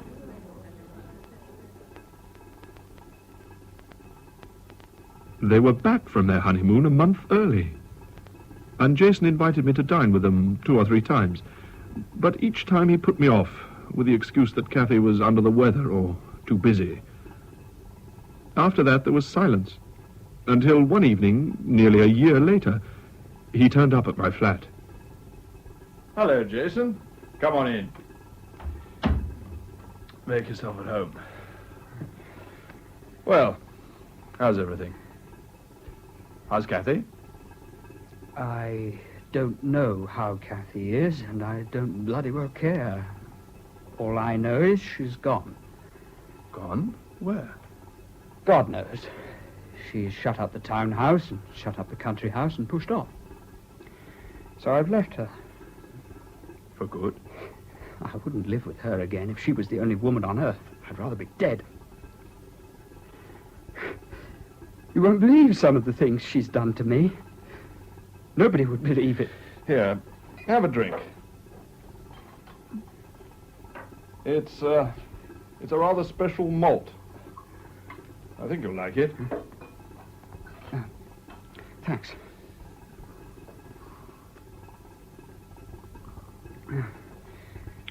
So extraordinary. At first, she couldn't do enough for me, Henry. Kept on giving me things, a car, monthly allowance, manservant. I tried to refuse, to cut down, but she wouldn't hear of it. It became embarrassing. Then, I don't know, she made me buy things and then refused to pay for them. For no reason at all, just like that. Whenever the mood took her.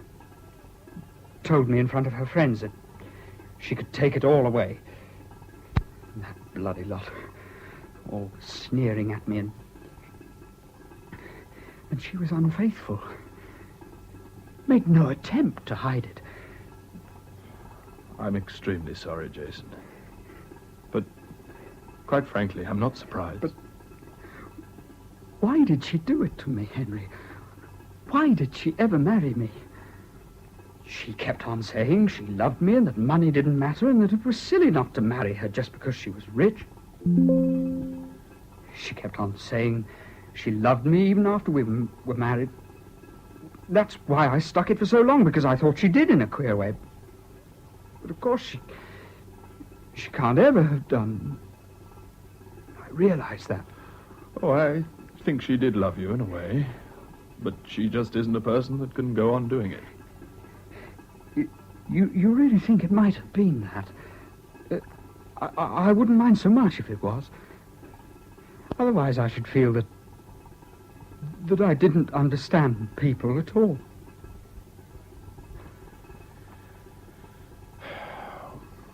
Well, what happens now? Can you go back to your godmother's in Cheyne Walk? Not very well. You see, the old lady doesn't know about Kathy. You mean you never told her you were married? No. I didn't think she'd like it. Then what on earth does she think you're doing? I can't remember. But it'll come back to me. I've still got my own 300, of course. The problem is where to live. Well, I've got a spare bed you could have for a bit. That's very kind of you, Henry. Just for a few days until I can get things sorted out. All I want is a bed, really. Jason was very little trouble to have in the flat. For perhaps a month he seemed well and reasonably happy. But then he began to suffer from insomnia, and after that I began to recognize the old symptoms all too clearly. Look here, Jason. You've got to pull yourself together. You can't just lie in your bed all day moping. That's no good. I'll go if I'm in the way, Henry. It's not a question of being in the way, but it isn't good for you. Well, beat me then! Beat me, the lot of you! That's the only thing that's ever been good for me, isn't it? Jason, stop it! I don't know what to do. I'll do anything you tell me, but I don't know what to do. Tell me what to do. Look, Jason, you'll never get anywhere until you're properly fit and getting proper sleep and so on. Yes, I'm not very fit. I haven't told you, but I'm having trouble with my leg. You know, the thing they invalided me out for. I think you ought to go and see a doctor I know. His name's Parsons. He's just round the corner. Not if he's a trick cyclist. I tell you, I had half a dozen of them during the war. They never did me any good. Well, Jason, you asked me what to do, and I'm telling you what to do. Go and see Parsons as a favor to me, just to put my mind at rest. Well, of course, Henry. I mean, it's nonsense to say it's a favor to you, isn't it? After all, it's entirely for my own good. Of course I'll go if you think so. Your friend Pellew is very immature emotionally and very insecure, Henry. I did warn you about that, Parsons. He's always been like that. He spins yarns and tells lies, and if people believe them, it gives him a feeling of power. But when he comes up against something tough, as he did in the war or in his marriage, he'll crack up. Finding he can't handle the world, he'll withdraw further and further from it into fantasies until he doesn't know what's real and what isn't. And the end of that, schizophrenia. Well, what do you think we'd better do? In the short term, anything you can do to get him out of his shell. Job, friends, girls, any damn thing except being alone and doing nothing. His trouble is that he feels nobody loves him or ever has. He's fond of you, but you're all mixed up with his father, which doesn't help. Apart from that, he doesn't seem to have had a normally satisfactory emotional relationship with anybody in the world, man or woman. Look, he has told you about Leah, has he? Leah? No. Never mentioned the name. I walked the short distance back to the flat. Jason was out. I was tired and would have liked to have gone to bed, but I thought I should wait until he returned. Parsons had depressed me. I had a feeling he was throwing the whole thing back at me instead of providing a solution. I was fond of Jason, but I did not fancy having him on my hands indefinitely. And as for finding him a job or friends, that was easier said than done. I must have been sitting there for a quarter of an hour before I saw the letter. I think I knew what it was as soon as I saw it. Dear Henry, Parsons is a nice man, but I do not think a trick cyclist is really what I need. He keeps telling me to relax and not worry about things, and so I find myself tending not to care about things, instead of pulling myself together and putting them right, which is not good for me and unfair to you, because I just can't go on living on you. I have therefore gone away and shall not come back until I've got everything right, which I think I must do by myself, because I never have, which has been half the trouble. I'm sorry not to have seen you to say goodbye and thank you. I realize I have never paid you anything for food, but as soon as I have my next quarter's money, I will send you a check. I think this will be very good for me, as I always do better if I have to discipline myself. Again, thank you. And you were not to know that this is what I needed, like that time at school. I hope to see you again soon. Yours, Jason. Jason Pellew. In your statement, you have expressed regret, and what little there is to be said in your favor has been ably urged. But the fact remains that nothing the court has heard amounts to a full explanation of this disgraceful behavior, let alone an excuse for it. Your record shows that you are not a stupid man, nor one likely to have difficulty in knowing right from wrong. The choice was yours, and you chose to minister to your own petty desires and comforts by robbing others. Society must and shall be protected against this type of monstrous egoism. I take into account your previous good character, your service to your country in time of war, and the fact that once arrested you made a frank admission of your crimes. But for the crimes themselves, I can find no excuse. In these circumstances, the least sentence that I can pass, consistent with my duty, is that you should go to prison for 12 months. Fair enough, I suppose, Henry. According to their lights. Well, he might get 18 months. He wasn't exactly defended with genius. Not that it would have made much difference. It was pretty hopeless from the start. Yes. Right from the start. The Fall of the Sparrow was adapted for radio by Anthony Chieri from the novel by Nigel Balchin.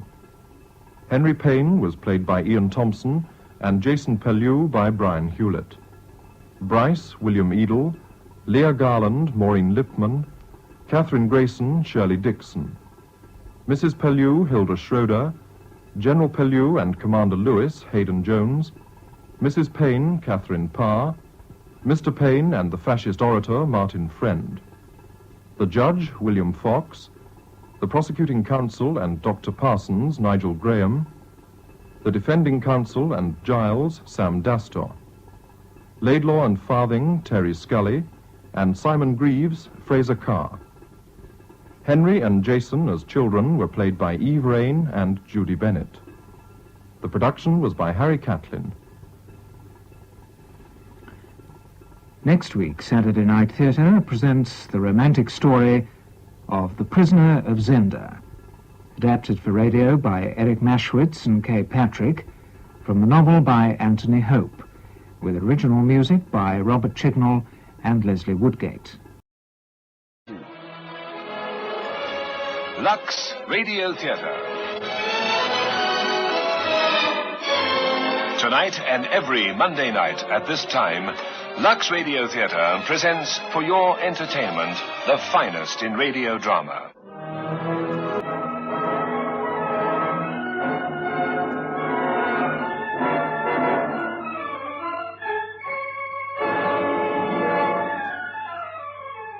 It is a summer evening in Paris in the year 1846.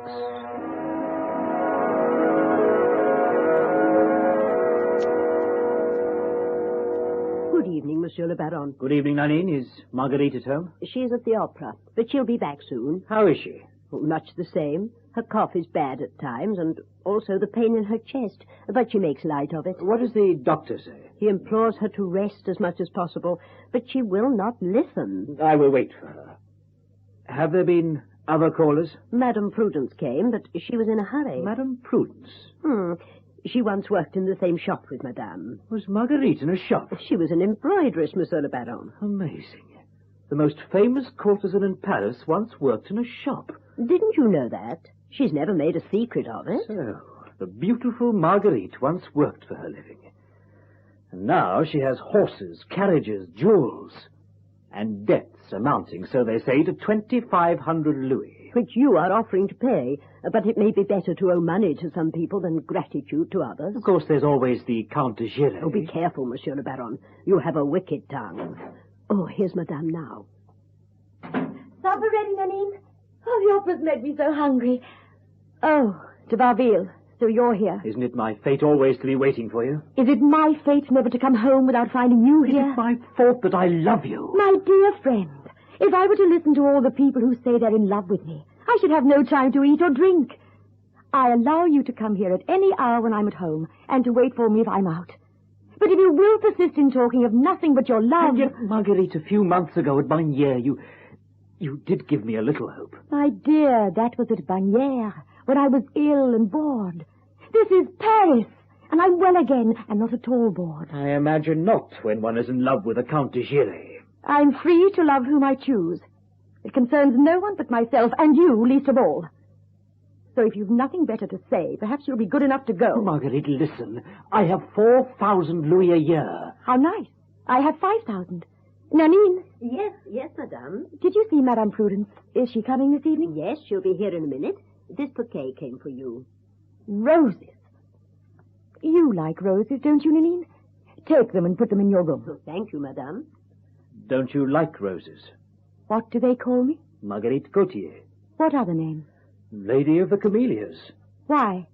I suppose because you wear no other flowers. I like no other flowers to wear or have in my rooms.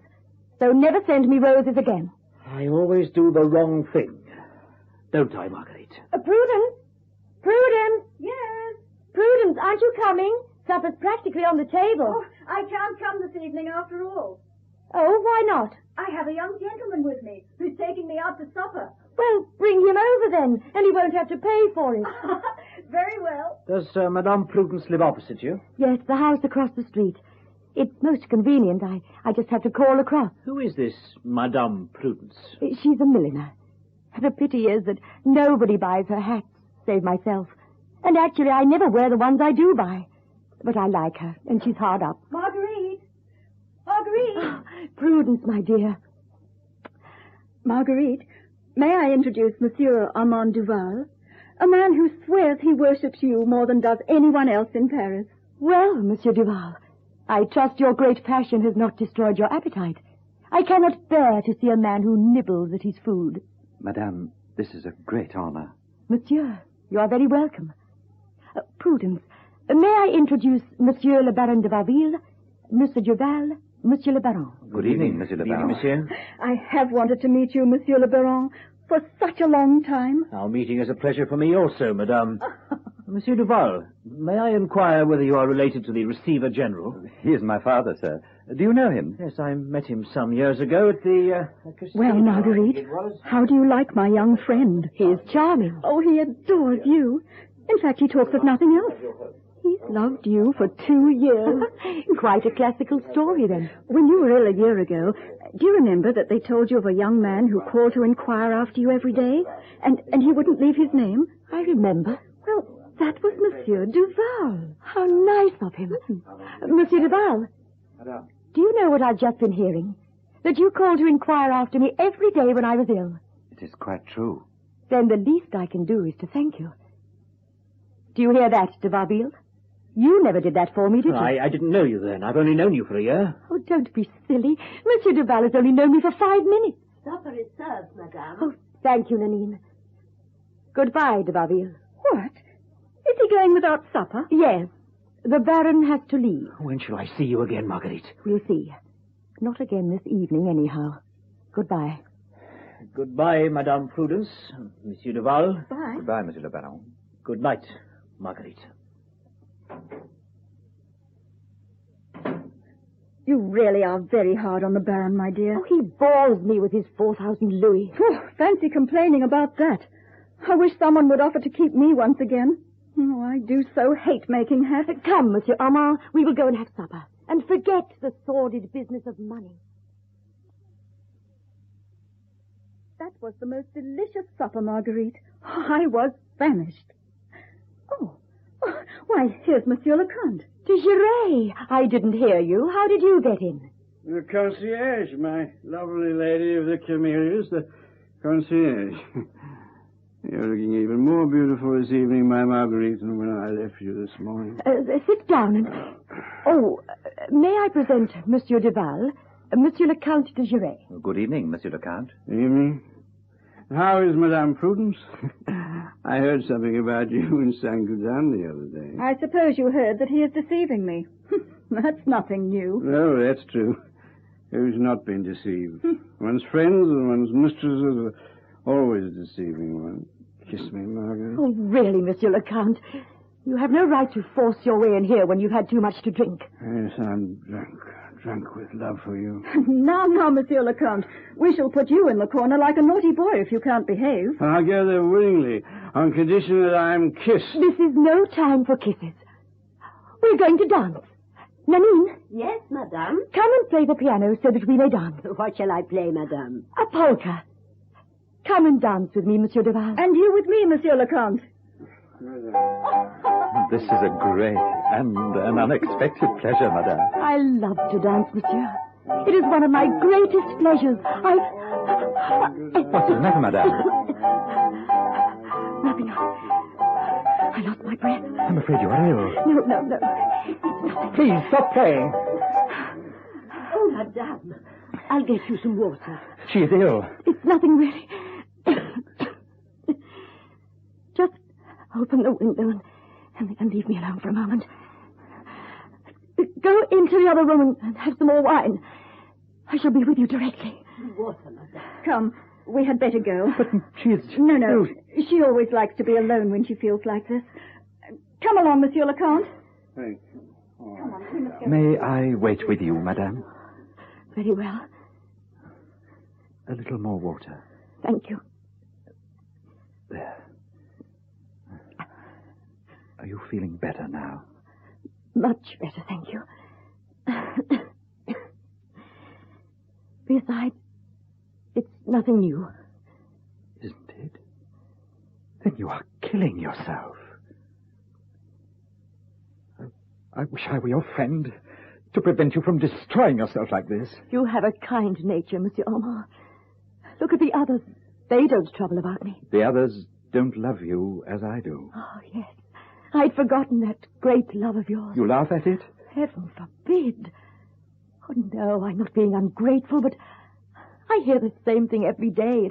It doesn't make me laugh anymore. Will you promise me something? What? Take care of yourself. If I were to take care of myself, my dear, beautiful young man, I should die. Don't you see it's only the life I lead that keeps me alive?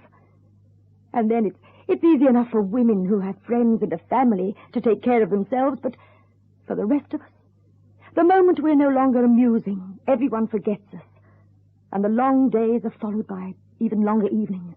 Oh, I know all about it. I was in bed for 2 months, and after 3 weeks, nobody came near me. I know that I am nothing to you, but if you would let me, Marguerite, I would take care of you. I would never leave you.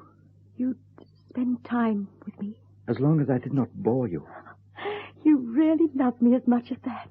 Someday I shall tell you how much. No, you must never tell me. Why not? Because a woman who spends thousands of louis a year may suit a rich man like Count de Giray, but not a young man like you. May I give you a piece of advice? Yes? Go away at once, if what you feel about me is true. Oh. Or else care for me as a friend and no other way. Come and talk to me sometimes. But have no illusions about me, for I'm not worth illusions. You're too young, and you have too much feeling to live in this world of mine. I'm trying to be honest with you. Don't dream of love and me any longer. I shall love you forever. Forever? Yes. It seems that I'm destined to live a shorter time than most people. But be sure of this. However eternal your love may be, and however short a time I have to live, I shall yet live longer than your love. Marguerite. Oh, I know you believe what you say. You're sincere, and that deserves a reward. Here, take this camellia I'm wearing. Oh, I shall treasure it. No, bring it back to me. When? When it's faded. How long will that take? Just the length of time it takes for any flower to fade. A morning or an evening. Oh, Marguerite. Tell me again that you love me. I love you. Now you must go.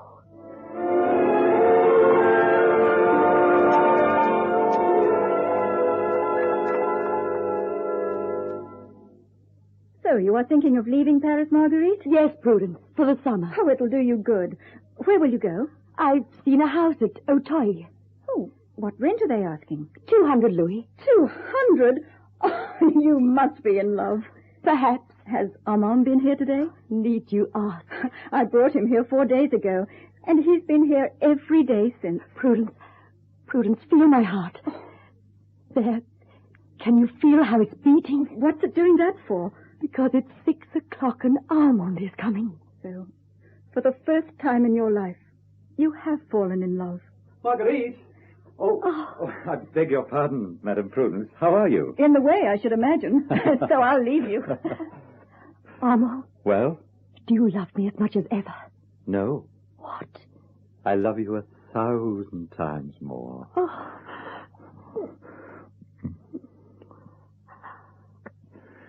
What have you been doing since you left me? Seeing anyone who could talk to me about you. I've had a letter from my father saying he was expecting me to join him at tours, as the summer was going to be a wonderful one in the vineyards. And I've written to tell him that he needn't wait for me any longer, as if I could go to tours. Who cares about grapes? But you mustn't quarrel with your father. There is no danger of that. And you, what have you been doing? Thinking of you. Really and truly? Really and truly. And I've been making some splendid plans. Tell me about them. Would it make you happy if you were to spend the summer in the country with me?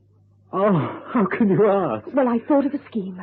If it's successful, I shall be free in a fortnight from now. My debts will be paid, and we can go and spend the summer together in the country. But how are you going to manage it? You must leave that to me. Just tell me, do you like the idea? Of course. The very thought makes me wild with joy. But why can't you tell me? Come and see me tomorrow, and we'll talk of it again. Tomorrow? Are you sending me away already?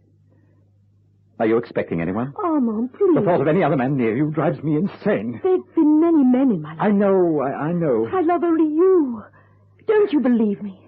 Yes, I believe you. Oh, dearest heart, forgive me. I am going now. And I shall expect you tomorrow at 12. No. I can find my own way out. Goodbye, you foolish boy. Until tomorrow. You wanted me, madame, to see Monsieur Armand out, but he's gone. Oh, Nanine, does he really love me, I wonder? And am I even sure that I love him? How can I be sure? I've never loved anyone before, so how can I be sure? There. Put your feet up and rest a while. Oh, Monsieur the Count. Good evening, Marguerite, my dear. How are you? Quite well. And more beautiful, more seductive than ever. Well, you asked me to be here at 6:30. As you see, I'm punctual. Thank you, Desiree. There's something I want to ask you. By the way, did someone leave here a moment ago? No. No one. As I was getting out of the carriage, it seemed to me that someone ran up to see who I was and, having seen me, went away again. But he probably didn't like the look of me. Very possibly. Well, what did you want to see me about? Have you any ready money? Never have any ready money. I need some. How much? 700 louis. The devil you do. Is the matter urgent? It is. Very well, then, I'll raise it for you. Take this ring. It's worth a good deal more than 700 louis. Oh, no. No, I won't accept that. I always thought you had money. I wouldn't have asked you otherwise. I certainly won't allow you to sell or even pawn a family heirloom. That's your famous ruby, isn't it? Marguerite, I shall be in your debt forever. So no family ruby or anything else would stop me paying such a debt of honor. No. This letter has just come for you, madame, and it is to be given to you immediately. A letter from Armand. What does it mean? I do not choose to be made ridiculous. Is there a reply, madame? No. No reply. So ends a dream. I have a piece of news for you, my friend. I no longer need the money I asked for. So, your creditors return their bills to you marked paid, do they? No, my dear. I was in love, that's all. With whom? With someone who didn't love me, as it often happens. And with someone without any money, as it always happens. See what he writes. Armand Duval. He seems very jealous on such short acquaintanceship. Or is it still acquaintance? It's just as well, perhaps, that I've outgrown jealousy. Well, I'd best be going now. Unless perhaps you'd consent to have supper with me? Thank you, my dear, but no, I'm tired. If you'll excuse me. Of course. And if there's anything else I can do for you at any time, I'm at your service. Good night, Marguerite. Marguerite! Marguerite! Prudence, what is it? Armand is here in my house. He wants to speak to you. Well, I don't want to speak to him. What does he want? How do I know? Does he know himself? But he's desperately in love. Marguerite, you cannot keep me away. I'm going to jump across to your balcony. Oh, no, Armand, no. You might have broken your neck leaping across like that. Marguerite, Well, again I must beg for forgiveness. Look, I kneel at your feet. you've upset me a great deal. And you, Marguerite? Did you not hurt me? When I saw the Count and realized that it was for him that you sent me away, I lost my head. I went mad, I think, and wrote to you as I did. But when, instead of defending yourself, you told Nanine there was no answer, I began to wonder what would become of me if I were never to see you again. Well, you came to a wise decision. What? To go away. You said in your letter you were going away. How can I? You must. You're right. It would be better for us not to see each other anymore. Not only for your sake, but for mine. Of course, if you don't love me... Oh, you don't know what you're saying. Then why? I've been thinking it over, and I realize that what I'd hoped for is impossible. Armand, I'm attractive, and I pleased you. That was something. Forget the rest. You didn't speak like that about those months we were to spend together, far away from Paris and from everyone. That's true. I was going to follow a dream. There have been so many days when I've wearied of the life I lead and longed for something different. Women like myself seem happy. We're envied. We have lovers who ruin themselves not for us, as they say, but for their own vanity. We have friends who pander to us. Oh, yes. These so-called friends care little enough what we do, as long as the world sees them in our box at the opera, in our carriage in the Bois. And then I met you, and I knew the joy of wanting someone for himself alone, not for the material things he could give me. For a moment, I built a whole future on your love. But you did not wish it. Oh, Margaret. So let's say no more about it. After all, it was nothing but a dream. Do you think I could ever leave you after what you just told me? When happiness is so near, are we to run away from it? No, Marguerite, no. Your dream shall come true. I swear it to you. We love each other. Let us follow our happiness. Don't deceive me, Armand. Don't deceive yourself. Think what I am and who I am. Come in. I've been asked to give you this, madame. Who's it from? The Count de Giray. What is it? A ruby ring. There's a card attached. What does it say? This is merely a token, my dear, to buy you such happiness as there is in the world. Send it back to the Count, Nanine. Send it back. I'm lucky. I do not have to buy my happiness.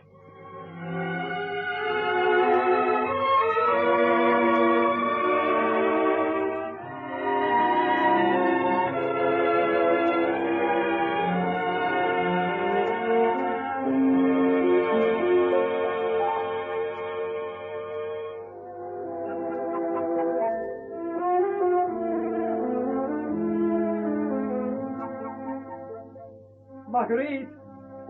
Marguerite! Dear one, what is it? Oh, I missed you. It's only 2 minutes since I left you in the garden. I miss you if you leave me for 2 seconds. And I you.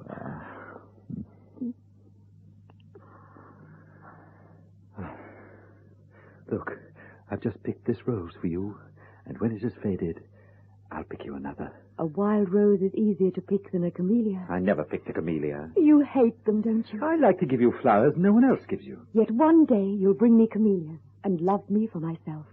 Not the dreamlike illusion you have of me now. Oh, dearest heart, don't let's destroy such a perfect day. Never has there been such a beautiful summer. Sun, sun, sun. The flowers in the garden can never have been lovelier. It will be a wonderful year for the grapes. Grapes? Yes, the vines. You know, my father owns many vineyards, and they need the sun. Of course. Alma, are you happy? No man has ever been happier. Good.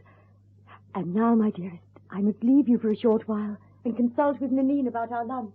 Monsieur Duval? Prudence, come in. How nice to see you at Auteuil. Have you driven out from Paris? Yes, and walked through your beautiful garden. Where's Marguerite? In the kitchen with Nanine. I'll go and find her. No, wait, Prudence. There is something I want to ask you. A week ago, Marguerite gave you some diamond bracelets that she said were to be reset. What became of them? Do you really want me to tell you? Yes, I want the truth. Marguerite told me to pawn them. Why? To pay bills, of course. Not forgetting food, wine, and rent.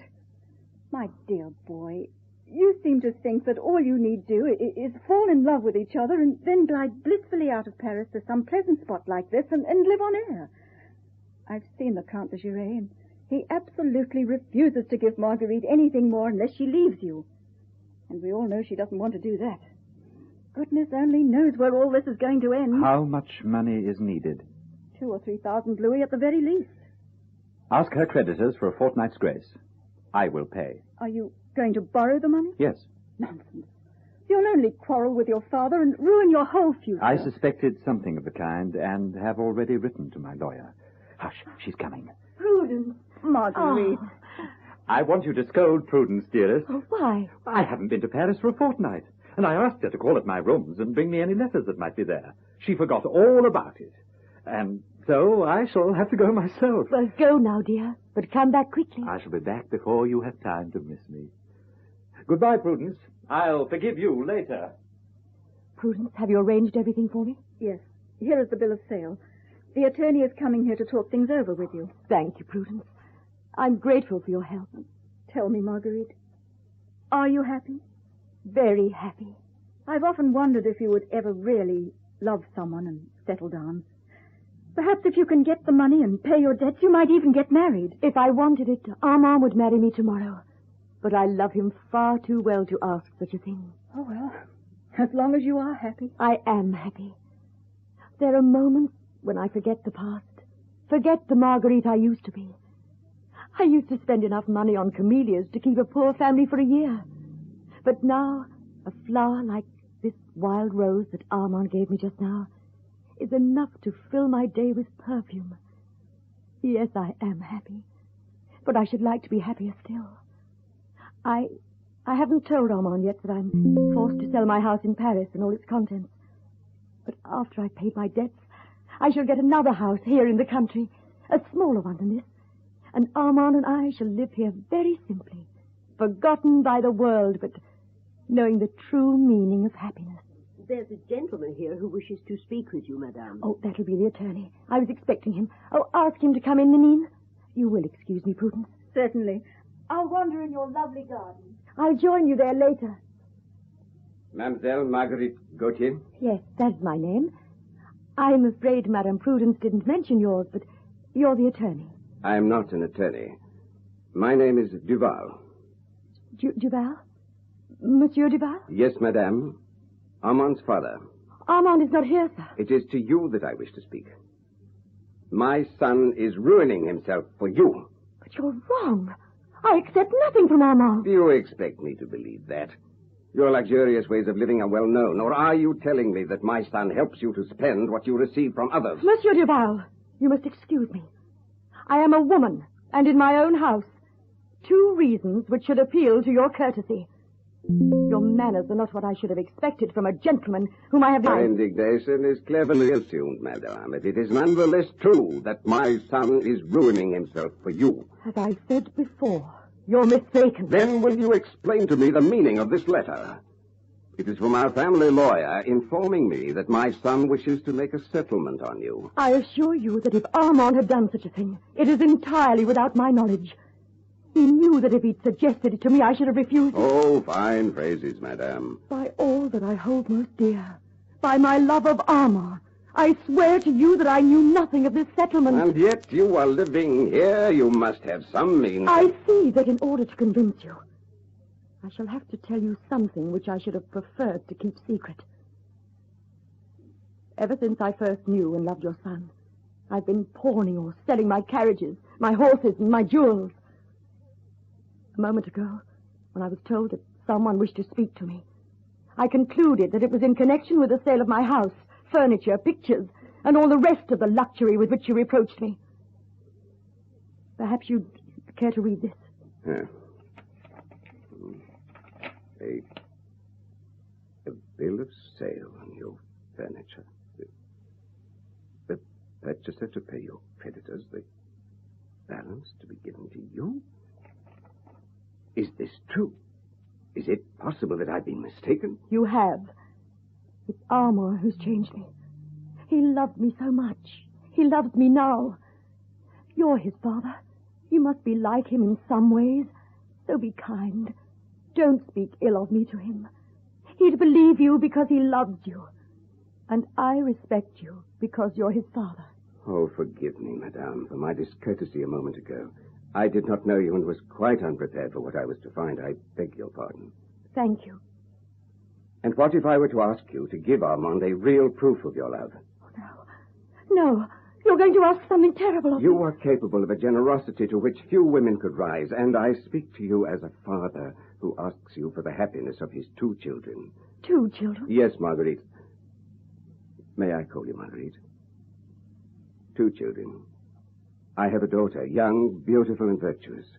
She is to be married, and she, too, has made her love the dream of her life. I'm happy for her. Wait. Monsieur. Society is exacting in certain respects. However pure your love for Armand may appear in his eyes, it is not so in the eyes of the world, which will see in you nothing but your past and which will close its doors relentlessly against you. The family of my future son-in-law have learned of the manner in which Armand is living, and they have given me to understand that my daughter's marriage cannot take place if it continues. Marguerite, in the name of your love, grant me the happiness of my child, my daughter, Armand's sister. Armand's sister. You're right. I'll go back to Paris. I'll leave Armand for a while. It will be torment for me, but I'm glad to do this for you, so that you'll have nothing to reproach me with later. And then when his sister's married... Temporary parting is not enough. You mean you want me to leave Armand altogether? You must... Never. You don't know how we love one another. I have neither friends nor family, nor anyone in the world belonging to me. And you don't know, perhaps, that I suffer from a serious illness and have only a few years to live. To leave Armand would kill me within a few weeks. Oh, come, let us be calm for a moment and not exaggerate. You're young and beautiful. You suffer from no more than the fatigue of a restless life. You're not going to die. I am asking you to make a big sacrifice, I know. But are you sure that this love between you and Armand will last? A marriage would be nothing but disaster. No career would be open to him. And on the other hand, he might leave you. Who can promise you that the passing of your youth will not also mean the passing of his illusion? Oh, no. You have been happy for 3 months. Do not smirch that happiness. Keep the memory of it always in your heart. It is as a man of the world that I'm speaking to you. It is as a father that I'm pleading with you. Marguerite, prove to me that you really love my son. You ask me to leave Armand for his future, for his peace and honor. What must I do? Tell me. I'm ready. You must tell him that you no longer love him. He'll not believe me. In that case... Do you believe that I love Armand with a love that is truly unselfish? Yes, I do, Marguerite. Then, monsieur, you must trust me, for I can keep a promise, and I'm making you one now. Kiss me as though I were a daughter of yours, and I swear that this kiss, perhaps the only pure one I've ever received, will help me in what I must do. Within a week, your son will return home. For a while, he'll be very unhappy, but doubtless he'll recover. Your kiss, Marguerite. He must never know of this conversation. You need have no fear. He shall not know, and he shall hate me. Yes, I shall see that Armand hates me. But in return, I have one favor to ask. Ask it. Within a few hours, Armand will need sympathy and understanding. Will you be near him? Yes, of course. What are you going to do? You must leave that to me. Is there anything I can do for you in acknowledgement of the debt I shall owe you? When I'm dead, and Armand curses my memory, tell him that I loved him, and that I proved it. And I for pity's sake, go quickly. Goodbye, Marguerite.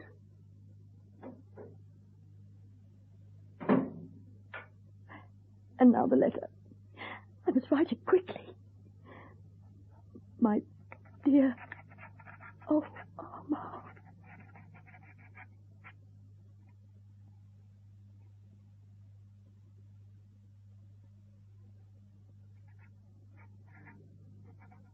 Yours, Marguerite. That'll do it. Prudence, want me, Marguerite? Yes, I'm coming back to Paris with you. We must leave immediately. And when we get there, I want you to deliver this letter personally. To whom? Read the address. Baron de Varville. Oh, you really want me to take it? Yes. Oh, but how Dear can... Prudence, ask no questions. Just take me to Paris and deliver the letter to the Baron. Marguerite, I didn't get to Paris. I couldn't leave you for so long. I turned back. Where are you, Marguerite? Madame is not here, Monsieur Armand. Not here. She has returned to Paris. I am to go later. She will let me know. But I don't understand, Nanine. She left this letter for you. Oh. I expect she wants me to go back to Paris with you and join her. It must be some sudden whim. But why has she written instead of telling me? It must be some joke. She wants me to meet her somewhere. This is only a letter. What's there to be afraid of? When you receive this, Armand, I shall be... No. Marguerite, how could you do this to me? So you are like the rest after all. Worthless. Your love a thing to be bought and sold.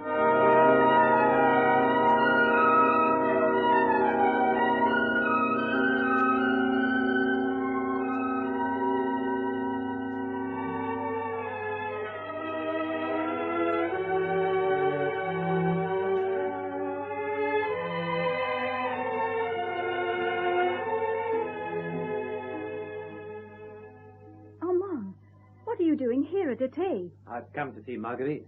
Did she ask you to come here? No, but I doubt if she will refuse me her hospitality.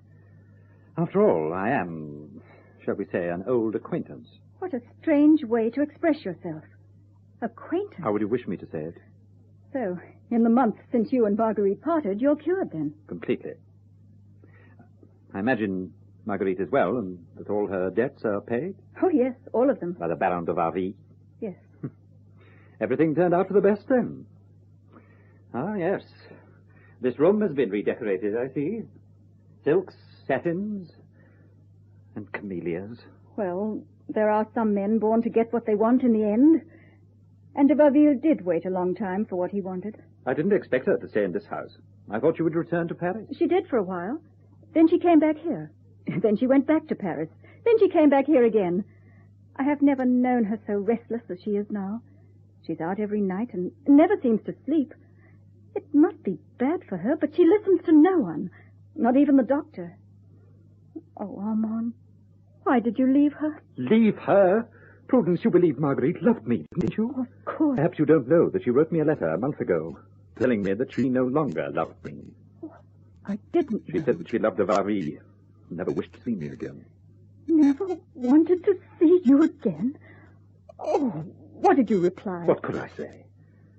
She turned out to be like the rest, ready to sell herself to the highest bidder. I went away with my father. We went to Tours, but I could find no peace there. I couldn't sleep. I couldn't breathe. At last I felt that if I didn't see Marguerite and hear from her own lips that what she had written to me was true, I should die. But I came here tonight. I suppose I'm mad to have done such a thing. Here comes Marguerite. Armand, Nanine has just told me that you're here. You must go at once. Go? Yes, immediately. Why? If the Baron finds out that you're here, there'll be trouble. He may even challenge you to a duel. And you suggest that I should run away? Armand, I've suffered so deeply in the last month that I can scarcely find strength to say what must be said. There's a burning pain here that takes away my breath. For the sake of our past love, for the sake of anything that you've ever held dear in your life, go home and forget that you ever knew me. So, you are afraid for your wealthy lover. You yourself might be killed, Armand. That's the danger. Did you care whether I lived or died when you wrote to me that you preferred the Baron de Varville to myself and were joining him in Paris that evening? If that letter did not kill me, it was only that I might live to be revenged. I tell you that between de Varville and me, there is a quarrel to the death. for I shall kill him. The Baron is not to blame for this. You love him. That is reason enough for me to hate him. You know that I don't love this man, that I could never love him. And yet you left me and went to him. Why? Don't ask me, Armand. I can't tell you. Then I will tell you. You gave yourself to this man because you don't understand the meaning of loyalty and honor. Because your love belongs to the highest bidder. Because when you found yourself face to face with the sacrifice you were going to make for me, your courage failed you and you went back to the past. Because I, who would have devoted my life to you and my honor too, meant less to you than your horses and carriages and the jewels around your neck and your chameleons. Yes, it's all true. I am a worthless and ungrateful creature who's cruelly betrayed you and who's never loved you. But the more degraded you know me to be, the less you ought to endanger your life for my sake. Armand, I beg of you to leave this house. I will, on one condition. That you come with me. Never. Listen, Marguerite. There is madness in me tonight. I thought it was hatred that was driving me back to you, but it was love, Marguerite. Angry, remorseful, torturing love. For there is shame in my loving you after all that has happened. Say just one word, and I will forget everything. What do I care for this man, or any of the men in your life? Only tell me that you love me, Marguerite. We will leave this house in the past behind us, find a quiet place, and be alone with our love. I'd give paradise itself for 1 hour of such happiness.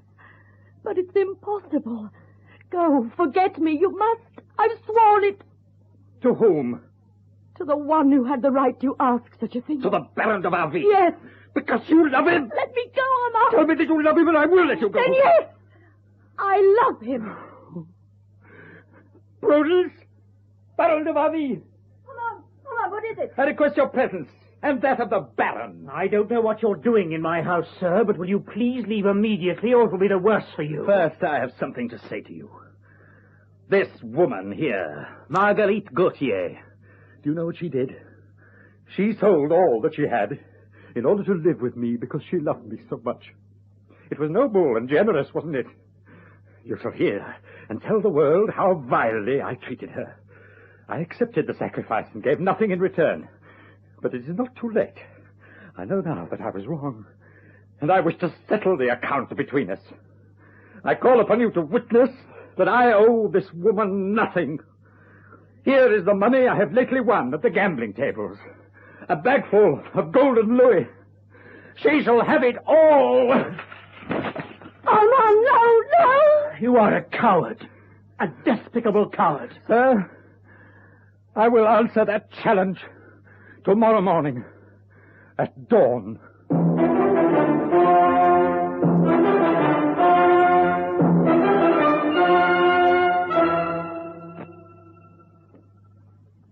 Nanine? You're awake, madame. How do you feel this morning? Ill. Yet better. Better because I slept a little last night. Open the window, Nanine, and let in the morning air. You mustn't catch cold. Remember what the doctor said. We shall have you as well as ever in the spring. I suppose it was his duty to tell me. Madam, you mustn't. It's all right, Nanine. Oh, you're so kind. I'm sorry I'm such a trouble to you. But just open that window now, and later you shall help me to get up. What are these parcels, Nanine? Presents for you, madame. Oh, of course. It's New Year's Eve. Oh, I'd forgotten. How much can happen in a year? This time last year, we were all singing and laughing. None of us had been to bed at all.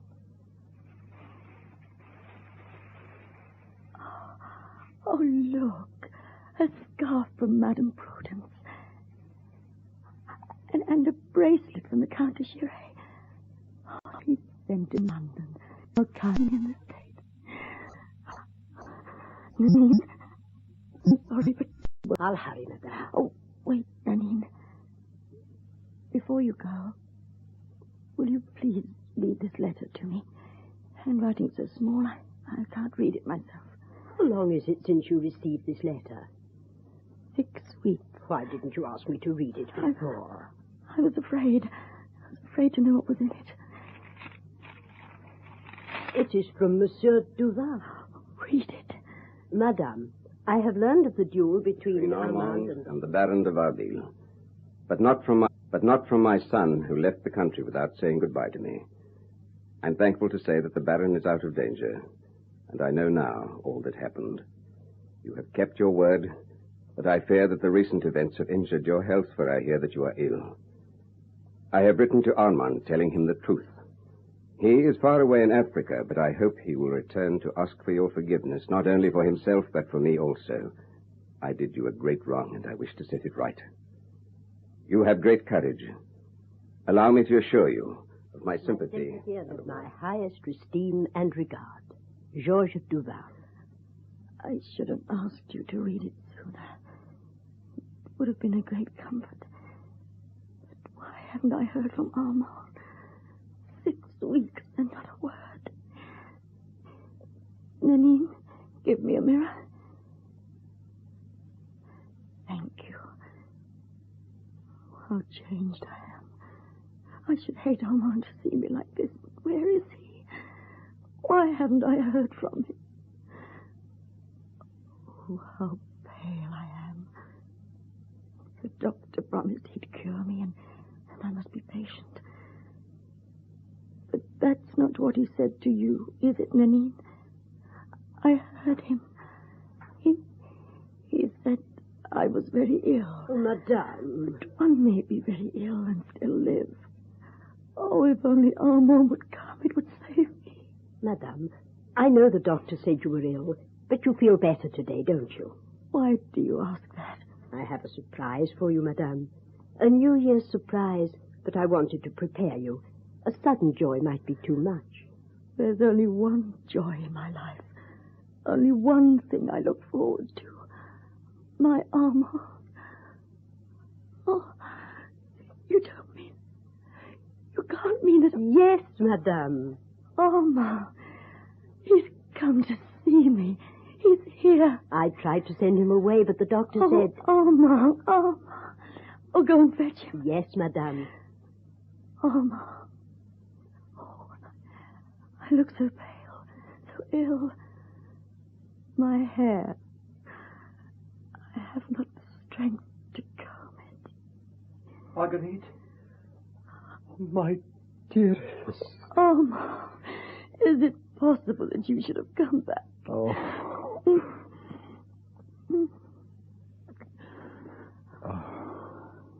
If I hadn't met the doctor, I should have remained outside the house and never dared to come near you. Oh, forgive me, Marguerite. Forgive me. My father wrote and told me everything. But I was so far away, it has taken me all this time to get home. If I hadn't seen you again... Because it would have been I who killed you. Oh, how good it is to see you again, my beloved. To hold you in my arms. Do you forgive me? Say that you do. Forgive you? Oh, my darling. It was all my fault. Not for generally. No. You do not see the Marguerite you used to know, dear one. I've been ill. But I'm still young. I shall grow beautiful again now that I'm happy. I shall grow beautiful again, shan't I? You won't leave me, will you? I will never leave you again, Marguerite. Oh, my lady of the camellias. See what I've brought you? Camellias. At last, you give me camellias. Oh, my love. We will go away together to the mountains, where you will get well. Mama, I said this morning that only one thing could save me. I'd given up hoping for it. And then you came. We must waste no time, beloved. Life was slipping away from me, but you've come back. And I'm alive. Oh, tell me again that you love me. I love you, Marguerite. All my life is yours. Nanine. Come, Nanine. Bring my clothes. I want to get up. Oh, Madame, you are not well enough. I am. I'm well now that Armand is here. Thank you, Nanine, for the faithful care you have taken of her. We used to speak of you every day. No one else dared mention your name. Come, help me, Nanny. Gently, madame. You are so weak. You mustn't try to hurry. I don't think I can. Oh, Ma. What is it, Marguerite? Lie down again, my darling, please. It's nothing. Happiness hurts a little at first. And I've been unhappy for so long. Marguerite? Marguerite! Don't be afraid, Homer. I always used to have these moments of faintness. Don't you remember? Let me hold your hand. You are trembling. Run for the doctor, Nanine, at once. Yes. Tell him that Armand has come back, and that I want to live. That I must live. I will hurry. If your coming doesn't save me, nothing will, my dearest. I've lived for love. Now, I'm dying of it. Hush, Marguerite. You will live. You must. Sit close beside me. As close as you can, Armand. Just for a moment, I was angry with death. But I know now that it had to come. And I'm not angry anymore. Because it has waited long enough for me to see you again. Marguerite, don't talk like that. I can't bear it. Tell me that you're not going to die. That you don't believe it, that you will not die. Even if I did not wish it, Armand, it would have to be. Perhaps if things had been different, if I could have been the good wife you should have had, I might have grieved more at leaving a world where you are, and a future that was, oh, so full of promise. But as it is, anything that is good in me will be yours forever. Believe me, God sees more clearly than we do.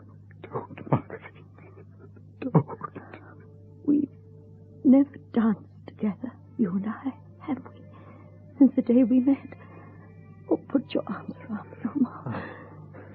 Just as if we were dancing. Hold me close, my darling. Marguerite, my lady of the Cornelius, my beloved. Kiss me, Armand. Kiss me, my love.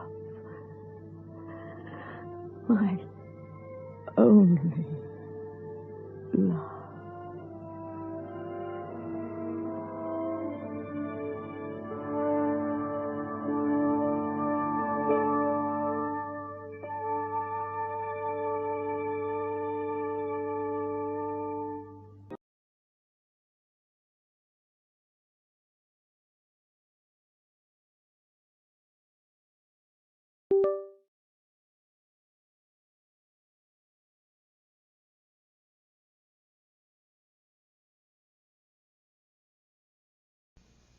And now, Mystery Theater.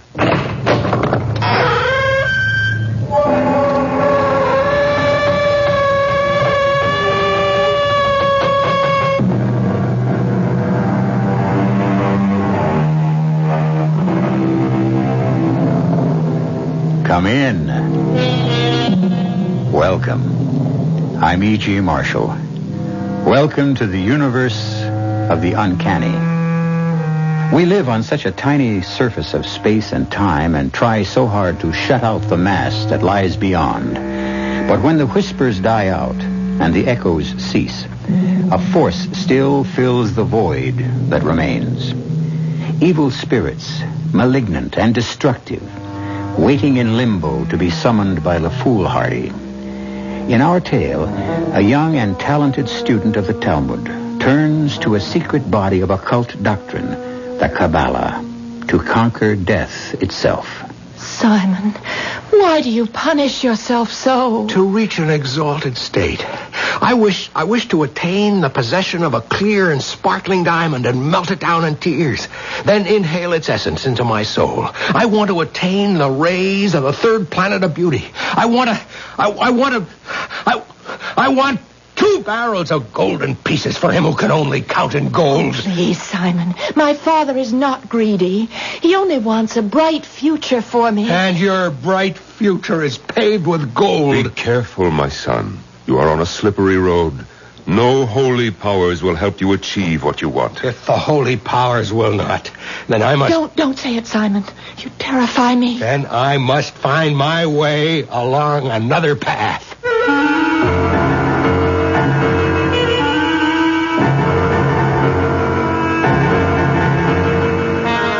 Our mystery drama, The Demon Spirit, was especially adapted from the classic S. Ansky play, The Dybbuk, for the Mystery Theater by Milt Wissoff, and stars Norman Rose and Mason Adams.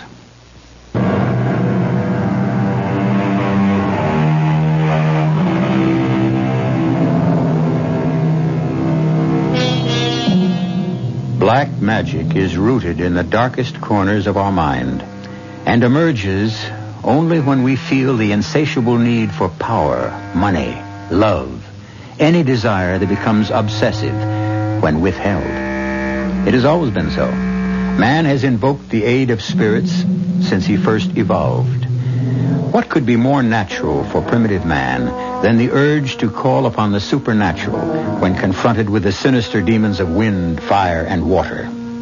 Civilization has only spread a thin veneer over this ancient instinct, a veneer that vanishes completely in our tale concerning a young theological student, pure of spirit, who invokes terrible forces in his quest for love.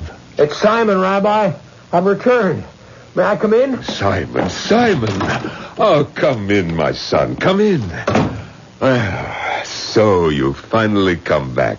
You look so pale and drawn. I've had a long, hard trip. Why did you stay away so long? It's been almost a year. We missed you. Yes, you mean you missed me. That's not true. Many regard you highly. But not enough to consider me as a prospective son-in-law. But Leia thinks well of you. Not enough to oppose her father's wishes. There are traditions, Simon. A daughter must obey her father. Well, it's time we change them. Look, Simon, Sender is no monster. He merely wants what he thinks is best for his daughter. Come, Simon, let's talk about you. There's not much to say. You're a fool. A bright, intelligent, scholarly fool. Your brilliance was the talk of the community, and then you disappeared. Where did you vanish to? At first, I just wandered aimlessly, and then one day I heard about this small village where a great scholar and wonder worker lives. A man so steeped in the ritual and lore that he can make miracles. And did you find him? Yes, Reb Meyer. I found him after months of wandering. Is he truly a worker of miracles? Even more wondrous than I had heard. Is your wonder worker a student of the Kabbalah? A master of it. He taught me that man can develop the divine spark within him until he masters the entire universe and all its forces. You're meddling with something beyond you, Simon. It shows in your fevered eyes, your gauntness. Don't dwell too deeply on these mysteries. Why not? The Kabbalah tears your soul away from the limits of the earth and lifts you to paradise. Remember, only 4 wise men succeeded. Only one went in and came out again unscathed. One died, one went mad, and one lost his faith. I'm not frightened. They may have failed because they entered paradise for the wrong reason. I want to offer myself as a sacrifice, like the great one who succeeded. But how can you compare yourself I make none. I will follow my own road. Reb Meyer, it's Leia. Oh, come in, my child. How nice to see you. I'm not disturbing you, am I? Not at all. You remember Simon? Oh, well, of course I do. You've been away, Simon. Then you noticed. We missed you, even though you left without a word. There was nothing more to say. Reb Meyer, you promised to show me the embroidered curtains of the Ark. And so I shall. Aren't you afraid to be in the temple so late at night? No. No, not afraid. Sad and touched. The walls look as if they've been wept over. I wish I could put my arms around this ancient tear-stained wall and never leave. Tears are everywhere, Leia, not just here. And happiness, too. How does our Simon seem to you after his long absence? Pale. Have you been ill? Yes, but not of the body. But why do you punish yourself so? To reach an exalted state. I wish to attain the possession of a clear and sparkling diamond and melt it in my tears. Then inhale its essence into my soul. I want to attain the rays of the third planet of beauty. I want 2 barrels of golden pieces for him who can only count in gold. Please, Simon. My father's not a greedy man. He only wants a bright future for me. And your bright future is paved with gold. Be careful, my son. You're on a slippery road. No holy powers will help you achieve what you want. And if the holy powers will not, then I must... Don't say it, Simon. You terrify me. And I must find my way along another path.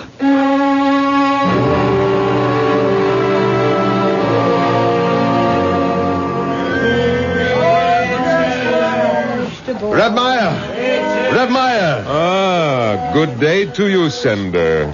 What brings you to the marketplace? Don't you trust your servants? I was looking for you. I'm bursting with good news. Yes, I know. How could you? I've just... In a closed community, nothing stays secret very long. Congratulations. Who is this paragon you've betrothed your daughter to? A fine young man, completely worthy of becoming part of my family. I was curious. Tell me, why did you stand in the way of Simon? Simon, but he's only a poor student. How would he fit? With the rich house of Sender? He loves Leia, and I'm sure that she loves him. She will love her bridegroom as well, I assure you. How can you guarantee what you cannot control? A heart is not a machine. I know my daughter. Reb Meyer, I would like to talk to you about the arrangements for the wedding. No, not here, Sender. Here one buys food and not a life. Come to the temple, and we will talk.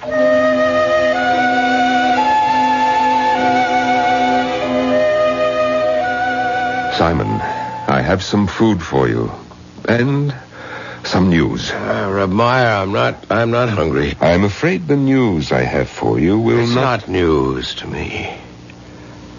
I was there with you at the market. I was there in spirit. I heard everything. Reb Meyer! In Lord's name, open the door! Let her in, Simon, before she tears the walls down. Help me with your prayers. Intercede for my daughter, the forlorn widow who is at death's door.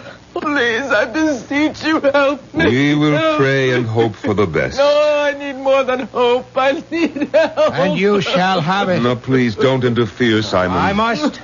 Now, take this diagram I've drawn, mark it out around your daughter's bed, the circle completely around, and the 6-pointed star with the point toward her head. Slaughter a young fowl and touch her forehead with its freshly drawn blood. Stop that, I forbid this. What am I to do? He offers hope. I give you your daughter's life. Give me the diagram, Simon. I will follow you, and God bless you. Simon, I ask you not to interfere. You have gone too far. Not far enough. I still have a long way to go. But I am drawing nearer all the time. Watch, Reb Meyer. This is the Lord of the gods, Lord of the universe, he whom the winds fear. Thee I invoke, the bornless one, thee that didst create the earth and the heavens, the night and the day. Thou art the truth and matter. Into the magic circle, power the hazel wand. Shroud me with a cloak of darkness.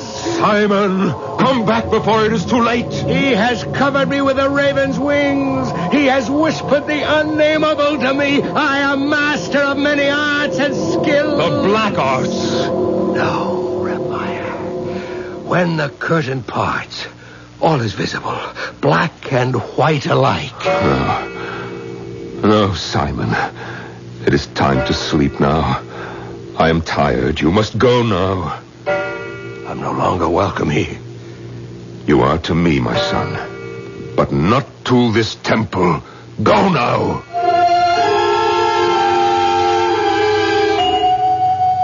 I'm here, Reb Meyer, to discuss the arrangements. Zender, you are certain that you want to go through with the marriage? As certain as I've been of anything in my life. Zender, I have something to show you. Look at this object in my hand. Why, it's a golden amulet. Don't you recognize it? It looks like the one I presented to you on your birthday. But it cannot be. Why not? Because that was not gold, Reb Meyer. But it is the same amulet, Zender. Zender, I have worked a miracle. Something many men have tried to do all of their lives. I have turned base metal into gold. I don't believe it. But it's true.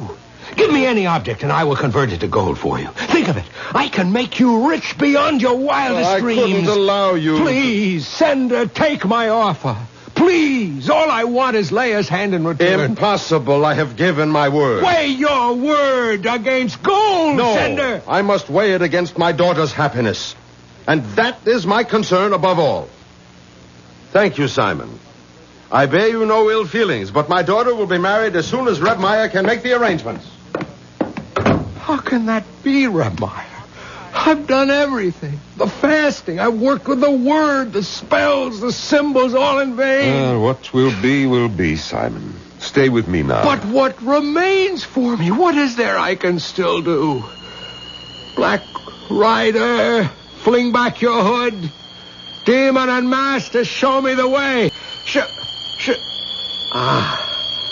I see.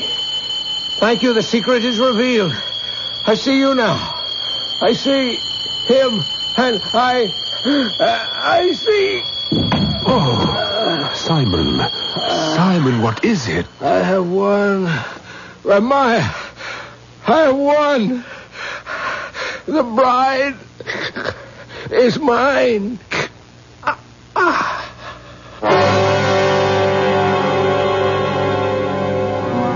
It is said there are 4 indispensable conditions to knowledge and power in the black arts. An intelligence illuminated by study, an intrepidity which nothing can check, a will which nothing can break, and a steadfastness nothing can corrupt.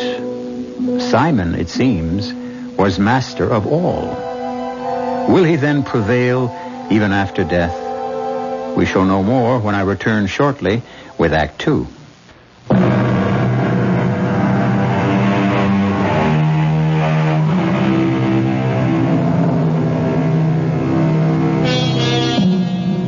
How can we explain the strength of superstition? Shall we ascribe it to the primitive, the ignorant? Then how can we explain the fact that British witch covens celebrated All Hallows Eve before tremendous crowds with rites involving the magic circle, the magic knife, weird incantations, and all the other trappings of the occult? Many believe the origin and development of superstition are rooted in fact, that it exists and makes itself known to us.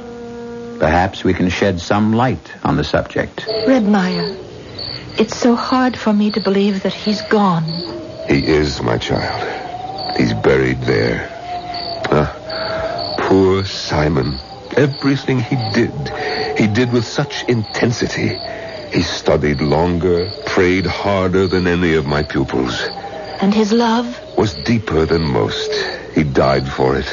I had a dream that I was wandering in the meadow when a storm arose, and I hid in a small hut until the rain stopped. It was very early morning, and the vapors rose over the fields. And as they swirled, they took shape. Red Meyer, it was Simon that appeared in my dream. He called to me, but I couldn't hear. And then he beckoned to me to follow him. But when I did, I awoke. It was a dream. Nothing more. We must leave here at once. Answer me, Red Meyer. Is Simon stronger than death? Is he still here? No, Leia. He is dead. You must remember that. He is dead and he will never come to life again. And you must live, my child. You must live with the living. Come now, let us go. I thought I heard him so clearly. We'll meet again, my bride, my beautiful Leia. No one can take you from me now.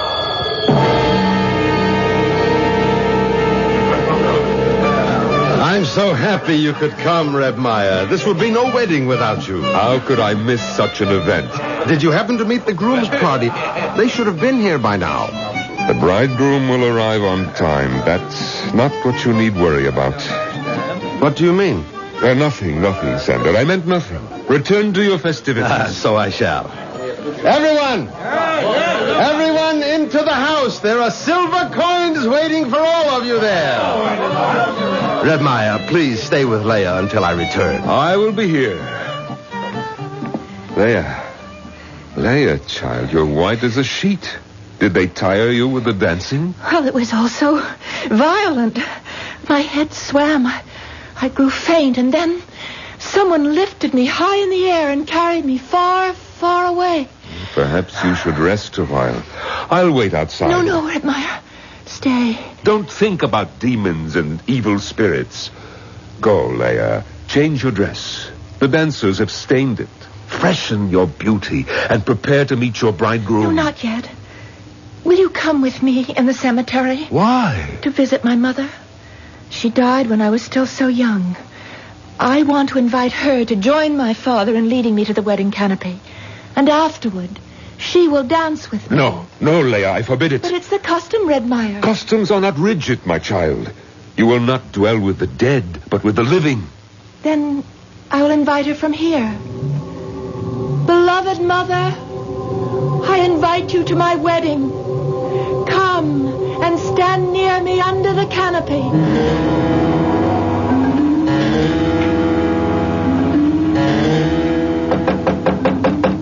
Who's there? Your father, dear. May I come in? Oh, Father, of course. Why are you still sitting here, child? Oh, I was just thinking. Grandmother says I must go to the graveyard. You have my permission. But Red Meyer says I should not go.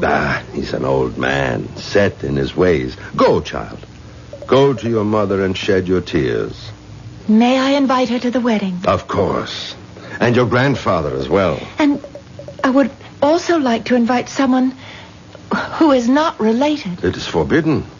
If you invite a stranger, the other dead may take offense. He's not a stranger.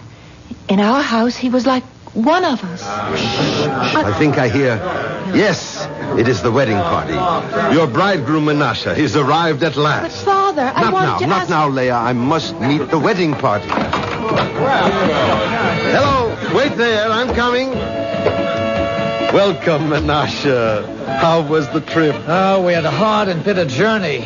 We lost the road and wandered about the fields for a long time. Menashe, you're shivering. Are you cold? Yes, I felt this chill since I approached your town.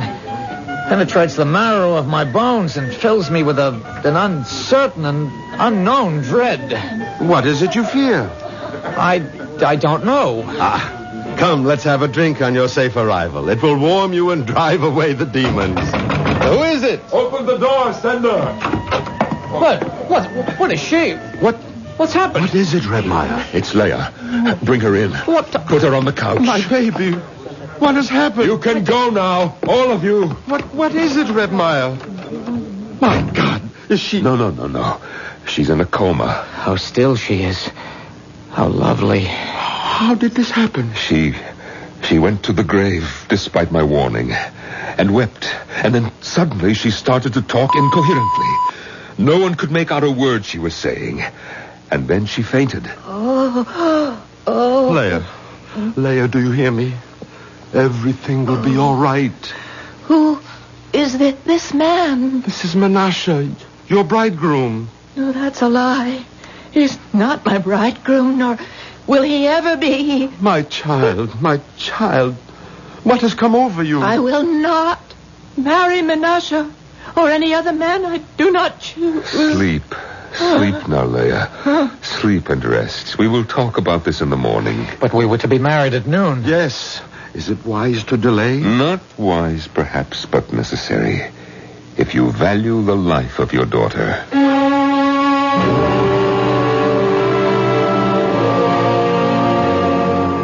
Where is the physician? He had to leave. There was no point in keeping him any longer. Did you do as I told you? Yes, I summoned the wise man of Bratislav. He will come, but it will be days before he's here. Leia, how do you feel? Tired. I'm so tired. Where am I? Where you have always been. In your home. Turn down the lights. My eyes. I've been in dark places so long. You're back now. God be praised. It was so cold where I've been. You'll feel better now that you're with us again. I feel nothing, Father. Empty. Everything is so empty. I must go back again. Try to get out of bed, child. I have no place here. What's happening, Rebmeyer? A voice. Leia, open your eyes. I cannot stay. I cannot stay. Wake up, child. Listen to your father. You are not my father. You are not any part of me. Burning sulfur. I am filled with the smell of burning. Leia, in the name of God, Leia, come back. If I do, it will not be in that name.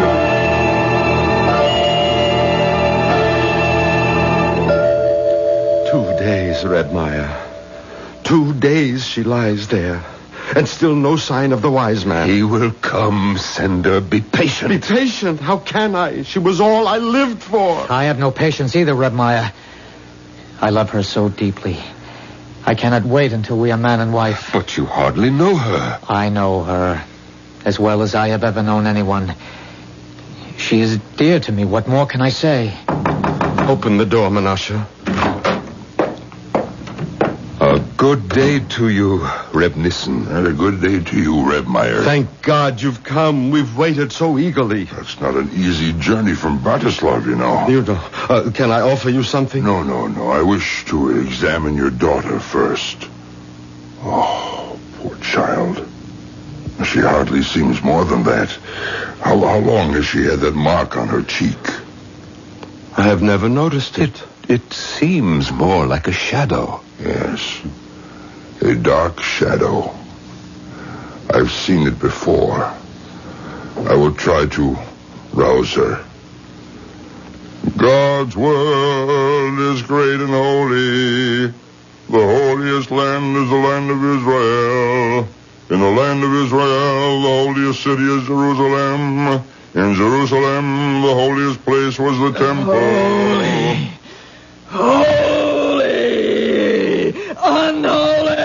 Unholy and sacrilegious. Evil is the whole. Where have you come from, Spirit?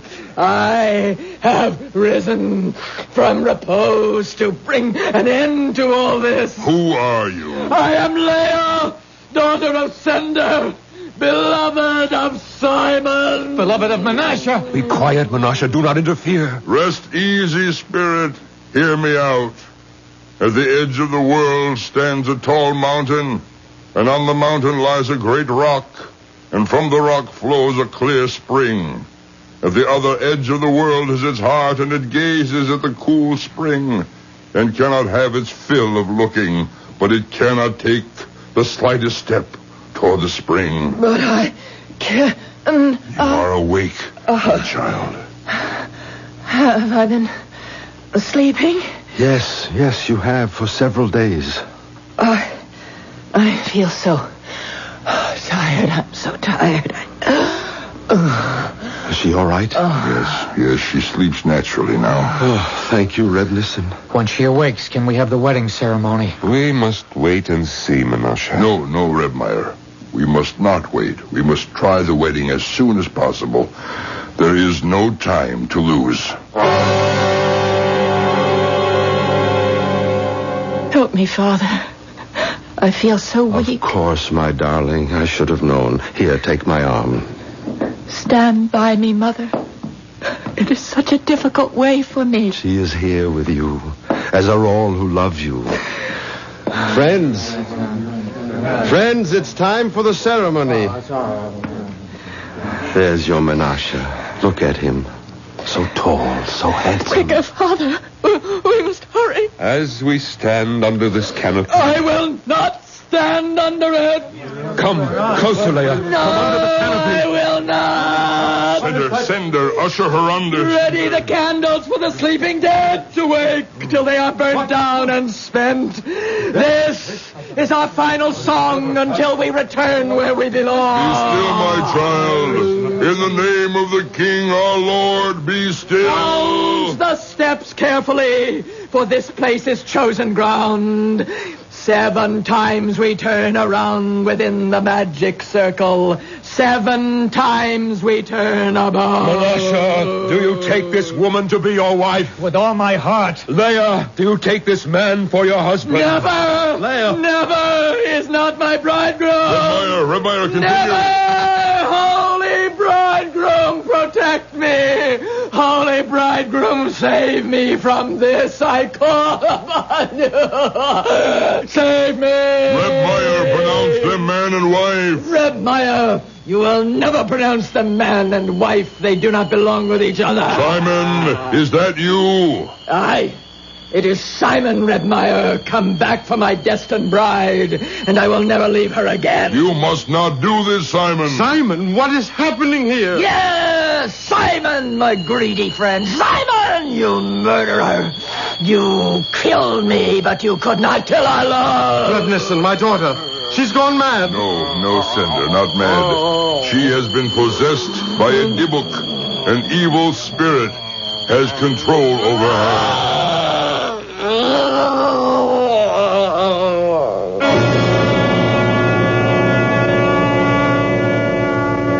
The belief in possession is an ancient one. From the earliest times, men have been fascinated with the possibility that our earthly shell can be taken over by an alien form. And the horror of it haunts us, even today. How does a body become possessed? And how can we exorcise it?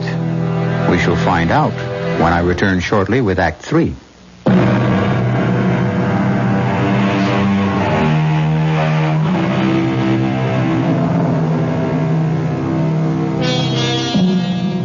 How did this act of possession begin? Certainly the setting of the Dybbuk was its basis. A closed world which, despite its proximity to the 20th century, had not as yet purged itself of faith in magic-making. A world heavily tarnished with superstition. And yet, it was a world pervaded by a mystic sense of the immediacy of God, of the miraculous, and the power of man. In such a world, the natural and the supernatural, the living and the dead, seem to flow across one another in a continual contact. A world where the daily routine of life absorbs and becomes a symbol of eternity. Please, Rebnissen. I know you're tired, but my daughter lies in grave danger. Her soul is at stake. I know. The misery and anguish of the world reach out to me. Every plea pierces me as a needle, and I have no more strength. I can go no further. Rabbi, you cannot desert me in my hour of need. Help me. Save my child. If I can. The Dybbuk. You knew him well. He ate at my house regularly until he left one day. When he returned to our town, he was meddling with the Kabbalah and came to grief. By what powers? They say by evil spirits. Did you cause him pain or shame? Now try to remember. I don't know. I don't remember. All right. Bring in the girl. Come in, Leia. Come in, my child. Don't you hear me? Come in. I won't. Leia, dearest, have pity. Don't shame me. Come in. I want to obey, Father, but I cannot. Maiden, I command you, come in and sit down. Let me go. I refuse. Dybbuk, I command you to say, why did you enter the body of this maiden? I am her destined bride. Our holy Torah forbids the dead to abide among the living. I am not dead. You are departed from our world. You are forbidden to return until the great ram's horn is heard. Therefore, I command you to leave the body of this girl. Reb Nissen, I know how powerful you are, how invincible. I know that you can command the angels, but you cannot sway me. Wandering soul, I feel great pity for you. I will try to release you from destroying angels, but you must leave the body of this girl. I will not leave. Dibuk, soul of one who left our world, I command you to leave this body, and in leaving not to harm her nor any other living creature. If you do not obey, I will proceed against you with anathema and excommunication, with all the powers of exorcism. I do not fear your anathemas, and I do not believe in your assurances. In the name of Almighty God, I charge you for the last time. Go, or I will give you over into the hands of the destroying angels. In the name of Almighty God, I am joined with my destined bride, and I will not part from her forever. Send her, have white robes brought. Bring 7 ram's horns, 7 black candles, then take from the holy ark the 7 sacred scrolls. Wait, Reb Nissen, do you believe in justice? In justice and in truth? Then I demand that Sender be brought before a rabbinical court. I demand a trial. On what charges? I charge Sender with spilling my blood. I am the son of Abraham ben Rivka. I bring charges of an obligation that Sender had to my father, which he did not fulfill. In that case, I will postpone the exorcism until tomorrow noon. Sender, do you remember the Dibuk's father, Abraham? But he's dead these many years. Know then that you will be summoned to trial to answer his charges. Heaven help me. What does he want of me? What should I do? You must accept the summons. I will do as you say. Send for the bridegroom Menashe. He must be at the trial as well. When the Dibuk leaves, the marriage will take place. Almighty God, help me to find peace.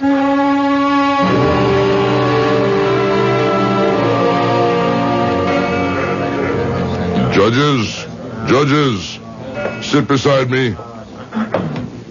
We can begin the trial. I call upon Sender. I am here, Reb Nissen. Will you accept the verdict of this court? Yes. Will you carry out our decision? I will.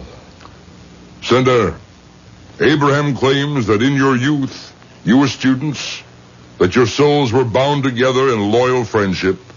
You were both married in the same week, and each of you pledged that if his wife should conceive and bear a child, the one a boy, the other a girl, the children should wed. Yes, it was so. He died soon after, but you grew rich, and Abraham's son was poor. You turned your gaze from him and sought other matches for your daughter among families of wealth and station.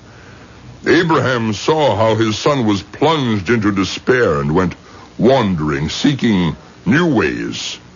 And the powers of blackness spread their nets for him and captured him. Sender, did you hear the charges? What do you have to say in your defense? I have no words for my defense. None. But I beg my old comrade to spare my child. For I did nothing out of ill will, I swear to you, Abraham. After you departed, I did not know what happened to your wife. She left our village for the home of her people. I never knew she had a son. Abraham asks why, when his son was received into your home, sat at your table, you never inquired who he was. I do not know. But I can swear I was always drawn to him. Abraham declares that deep in your heart you recognize Simon. That is why you never asked who he was. You sought riches for your daughter, and in doing so, you thrust his son into the abyss. I cannot say. I have no answer. This tribunal has heard the arguments and now delivers its verdict. Sender, you are held guilty on the charges brought by Abraham. You will give half your wealth to the poor, and as long as you live, you will light a memorial candle on the anniversary of the death of Abraham and Simon, and recite the prayers for the dead as though they were your own children. Now, let us proceed with the marriage ceremony.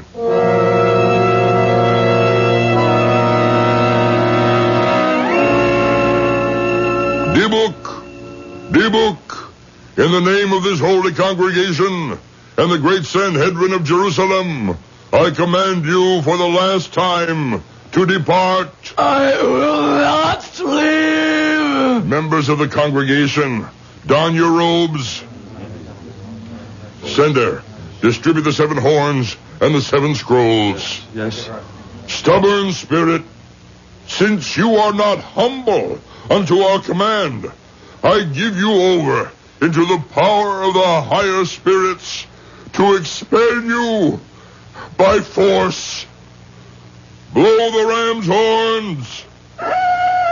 Let me go. Do not drag me. I will not. I cannot leave. Since the higher powers cannot conquer you, I will give you over into the middle powers that are neither good nor evil. Let them, by whatever cruel means at their disposal, tear you out.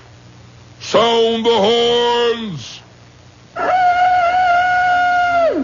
Angels and hosts, help me. And I declare you excommunicated from all of Israel by the sentence of the angels, by the decree of the saints.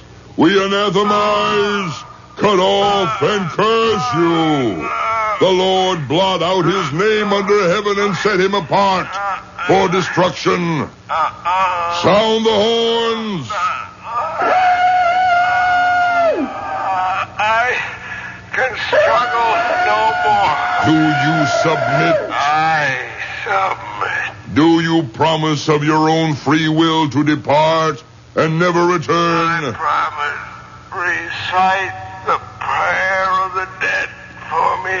My appointed time runs out. Say Kaddish for his soul.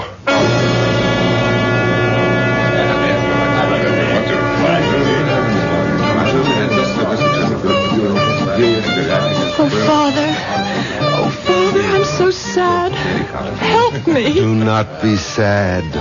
Let your heart be light, and may holy cherubim cradle you in their wings. Do you hear? They're going to dance around the holy grave so that my dead mother may rejoice. Do not tremble, child. Do not be afraid. You are guarded by 60 giants with drawn swords. Our holy patriarchs protect you from evil. Leia. Simon. I hear your voice, but I cannot see you. A forbidden circle rings you round. Your voice sounds as sweet as the weeping of a violin on a silent night. Oh, who are you? I have forgotten. Only in your thoughts can I remember myself. I remember now. My heart was drawn to you as a bright star. On silent nights, I have shed sweet tears. And always in my dreams, I saw... Was it you? It was. Yes, I remember. Your hair was soft and it glistened as though with tears. Day and night I thought of you. Return to me, my bridegroom, my husband. I will carry you in death in my heart. And in my dreams we will rock our unborn babes. We will sew sew them clothes, and sing them lullabies. The wedding procession has started, Leia. We must go. They come to lead me to the canopy with a stranger. Come to me, my bridegroom. Oh, I see you. A light upon the wall. The barrier is broken. Come to me. I am coming. A great light flows about me. I am joined with you, my destined bridegroom.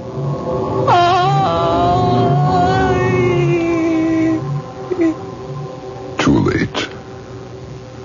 Blessed be the true judge. May their poor souls find rest.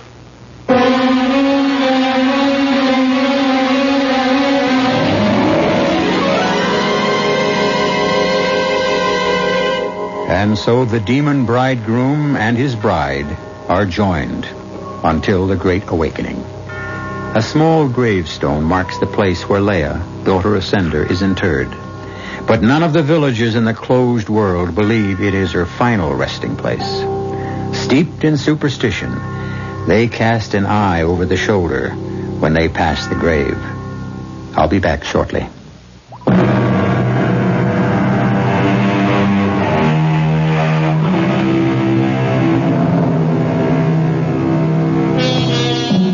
We scoff at the supernatural, but not in the dark, when strange sounds echo. And even the most rational of us find more and more natural what was once deemed the supernatural.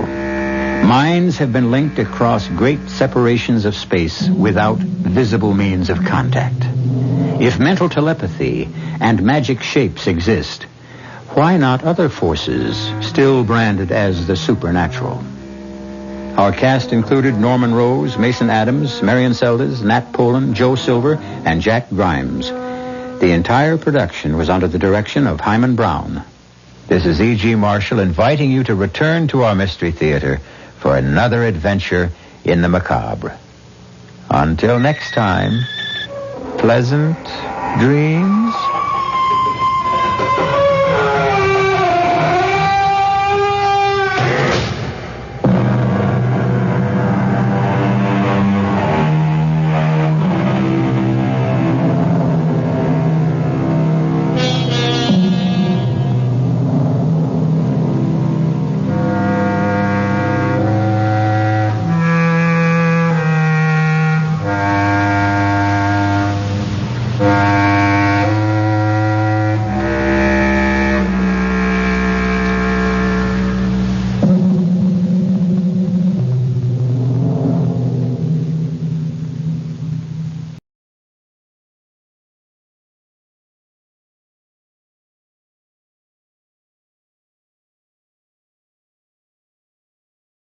Wheaties presents Night Beat.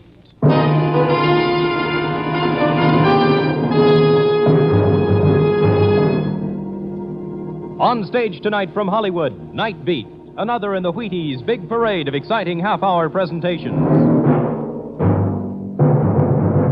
Night Beat.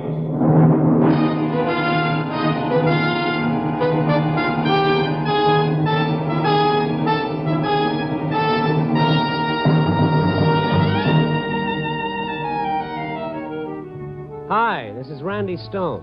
I cover the Night Beat for the Chicago Star. Stories begin in many different ways. And sometimes when you start digging for the facts behind the story, you end up by finding that you've dug yourself a grave. Night Beat, starring Frank Lovejoy as Randy Stone.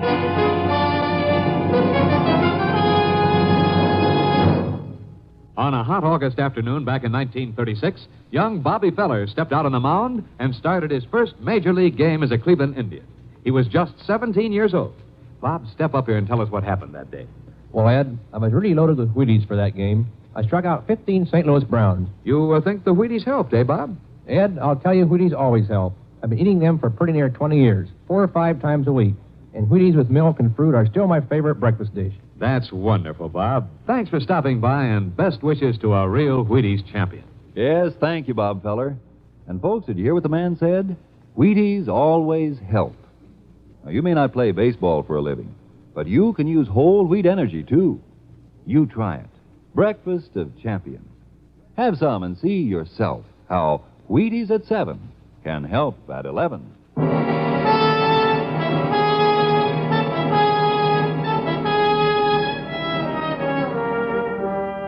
If anyone had told me once about seeing flying saucers in the sky, I'd have tagged him either as a joker or a candidate for the booby hatch.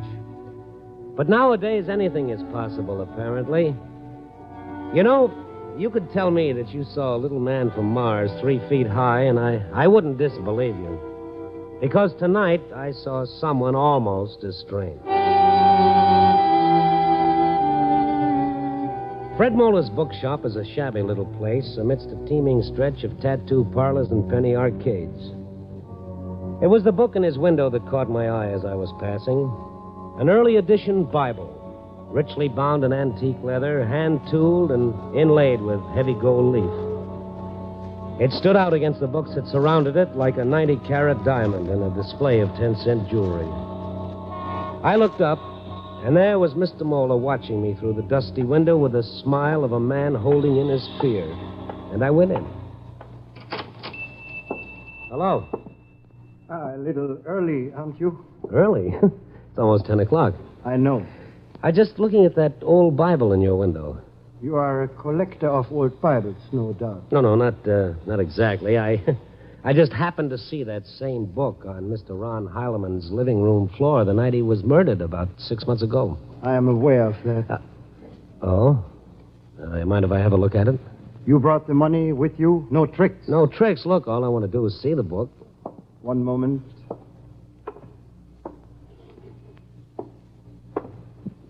How much do you want for it? The price is still $50,000. 50? Are you kidding? I said no tricks. You've already agreed on the price. Oh, you've got your wires crossed. I haven't agreed to anything. Who do you think I am, anyway? Aren't you the man? The name is Stone, Randy Stone of the Chicago Star. Oh, a newspaper reporter. I'm sorry, Mr. Stone. I thought you were a messenger from one of my customers.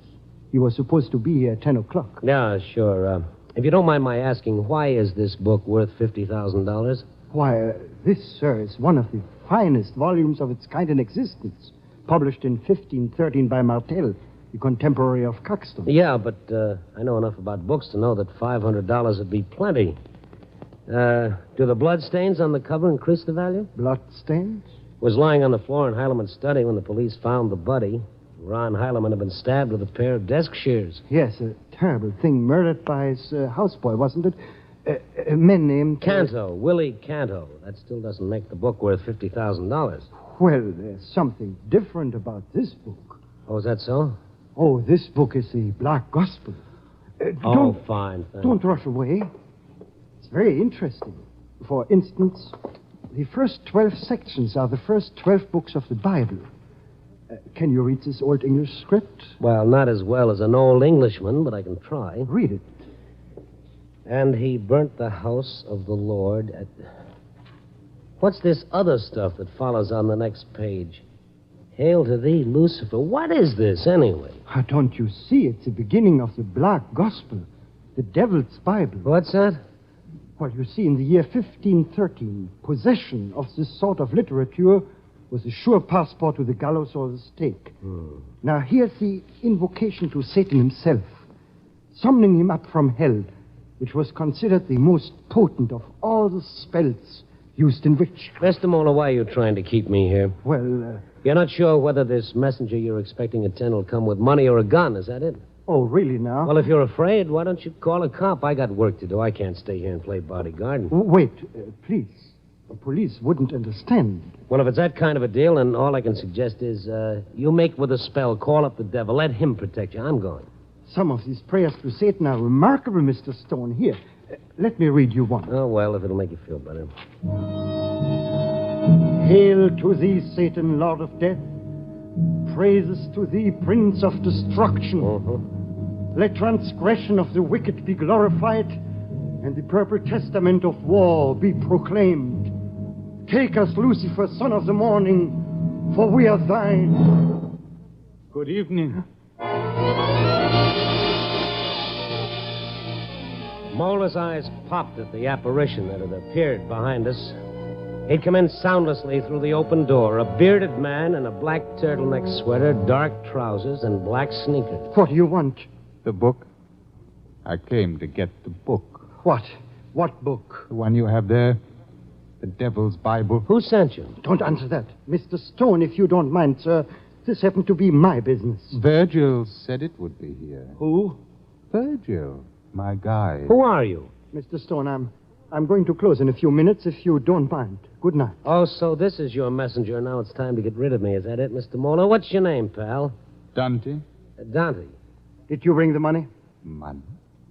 What money? Well, this doesn't look like your $50,000 to me, Mr. Mola. I need no money. Get out of here. Now, wait a minute. Dante, what's your last name? I am Dante Alighieri.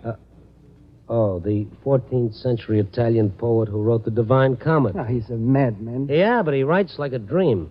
It was Virgil who took me to purgatory. My Beatrice led me through paradise. We walked with the angel. First it's a newspaper reporter, now it's a lunatic. Princes of hell, Zamiel, Asmodeus, and Apollyon, they are powerless before me. Their testament is mine. Now give it to me. Get out of here. I tell you it's mine. Mine. Take your hands off it. Easy, Danny. Let go. That's better. Now get out. The fawn in the turtleneck sweater left reluctantly, looking back over his shoulder as he eased out the door and slipped off into the night. And as I watched him go, I had a funny feeling that somewhere, sometime, I'd seen that strange, thin face with the high cheekbones and the pointed ears before. I headed for the garage to pick up my car. I wondered where he'd gone and where he'd come from. And then suddenly, there across the street, leaning against a lamppost, staring back at the light still shining in the bookshop window a block away, I spotted him. I stepped off the sidewalk and hurried toward him. He turned abruptly, and I called, "Hey, Danny, wait!" But he fled into the darkness.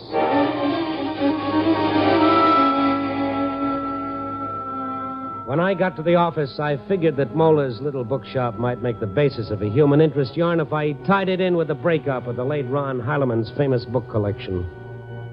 So I had our librarian, Benny Marcus, dig out the files on the case from the morgue.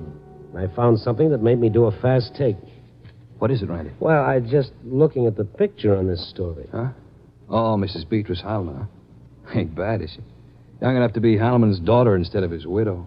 Well, they say he was the connoisseur. No, that's not the picture I'm looking at. This one, Willie Canto. Huh? Hey, what are you doing? I'm just drawing a set of whiskers on Mr. Canto's skinny face. Randy, what kind of fool is this? Look, Benny, look. I just brought a dead man back to life. What are you talking? Willie Canto with a beard or its double. If it is, Willie, I better get over to Mola's bookshop, but quick. Well, why? He's killed one man already. Fred Mola could be number 2.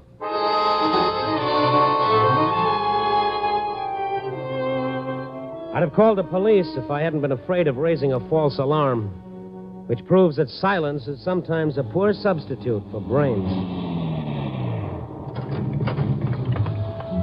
It was raining as I pulled up in front of Mola's bookshop. I saw that his lights were still on. The Black Gospel had not been replaced in the window.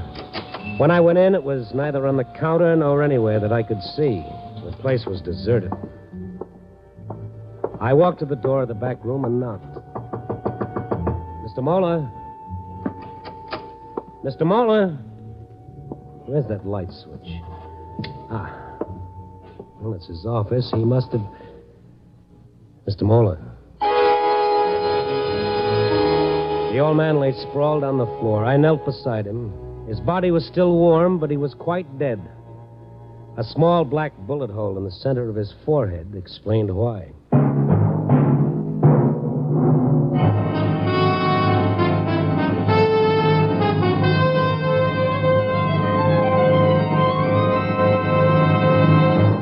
General Mills is bringing you Night Beat, starring Frank Lovejoy as Randy Stone. Hi there. This is Frank Martin, the man about the Wheaties. You know, I like talking about Wheaties on Night Beat because our star really eats them. And incidentally, I eat them.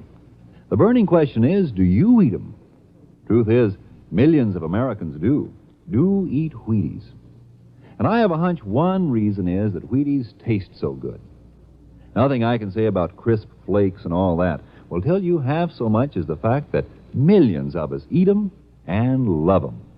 So, not one more word will you get out of me right now on the good, solid, whole wheat taste of Wheaties. You try them, and you'll know all. Now, of course, there's another reason why so many millions of us dip into Wheaties come breakfast time. It's the whole wheat energy, the wonderful energy that makes the whole morning go better.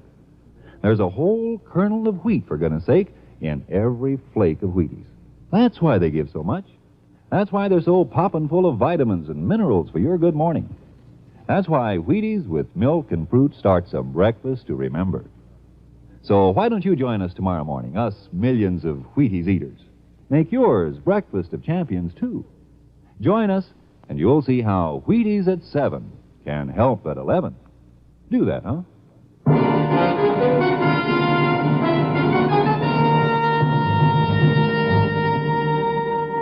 And now, back to Night Beat and Randy Stone. When Willie Canto showed up at Old Man Mola's bookshop, I didn't recognize him at first. After all, he was supposed to have drowned himself after he killed his boss, Ron Heilemann. I hurried back to the bookshop and found that Mr. Mola was dead, a bullet through his head, and the book he'd been trying to sell for $50,000 gone. I reached for the phone. The phone is dead. He must have cut the wire. Yes, I did. Oh. Willie Canto. My name is Dante Alighieri. Oh, yes, I remember that. You've been standing behind the door all this time pointing that gun at me? Yes. Now, look, Dante. Don't come any closer. I must kill you. Why? You usually kill your friends? You're no friend. But I am. Oh, then why did you plot to harm my Beatrice? Beatrice? Oh, yes, Dante and Beatrice. I forgot. You've made spells against my Beatrice. But you are finished. You must die. The book can't save you now. Wait a minute. Let's talk some more, Dante, old boy. So you've got the book, huh? No. Virgil has taken it. Virgil? Oh, sure, Virgil, of course. Your guide through hell and purgatory. Where is he now? On the Chinatown at night run? That's enough of talk. It makes my head hurt. Yeah. You must die. You don't want to kill me, Daddy Chum. If you killed me, you'd be a murderer. No. You'd never see paradise with Beatrice. You'd go to hell. No. Give me the gun, Canto. No.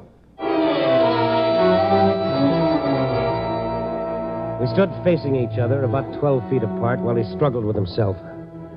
I couldn't afford to wait. A little pressure on that trigger and I'd be featured in the obituary column. I tensed for a spring and then... Willie Canto's gun hand fell to his side, and his dark eyes were suddenly filled with tears. I stepped forward and took the automatic from his long fingers. I should kill you, but I cannot. I cannot. Oh, don't feel too bad about it. I don't. Now, let's get on out of here and go for a little drive. The fresh air will do us both good.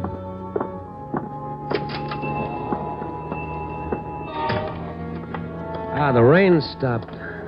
There's my car. Hey, Willie, come back here. Canto, come back or I'll shoot.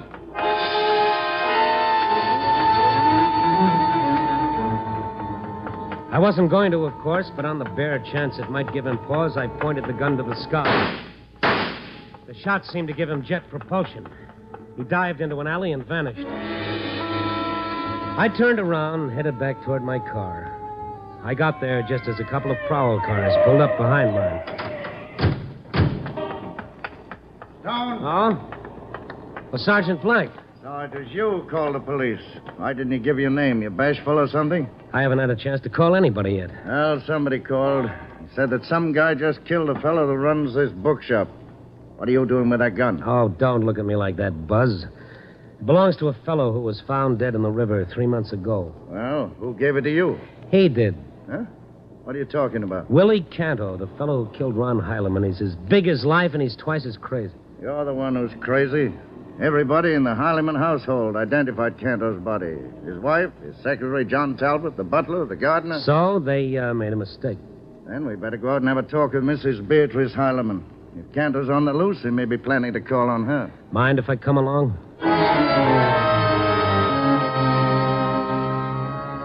The Heileman estate featured a lot of formal gardens, 2 or 3 guest cottages, and a mansion about the size of Mount Vernon.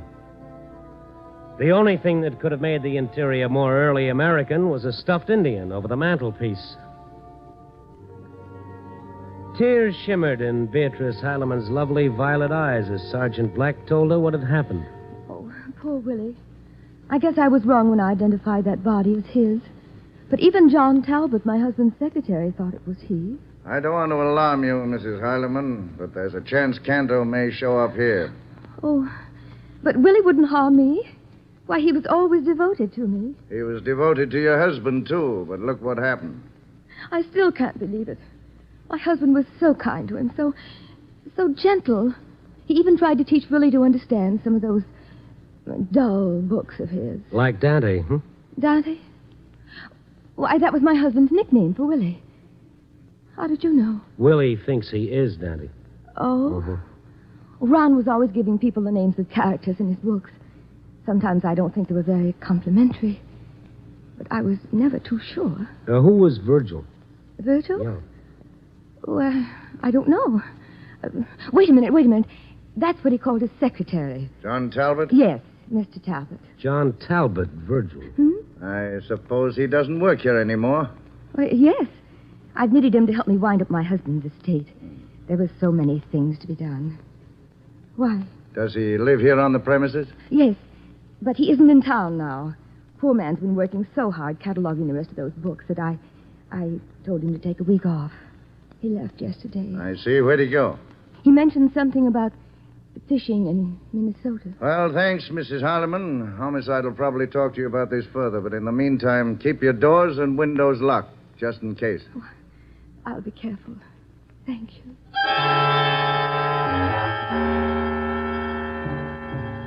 When we stepped out into the night, it had begun to rain again. Sergeant Black drove off to make his report to headquarters, and I stopped to light a cigarette and try to make some sense out of the mess.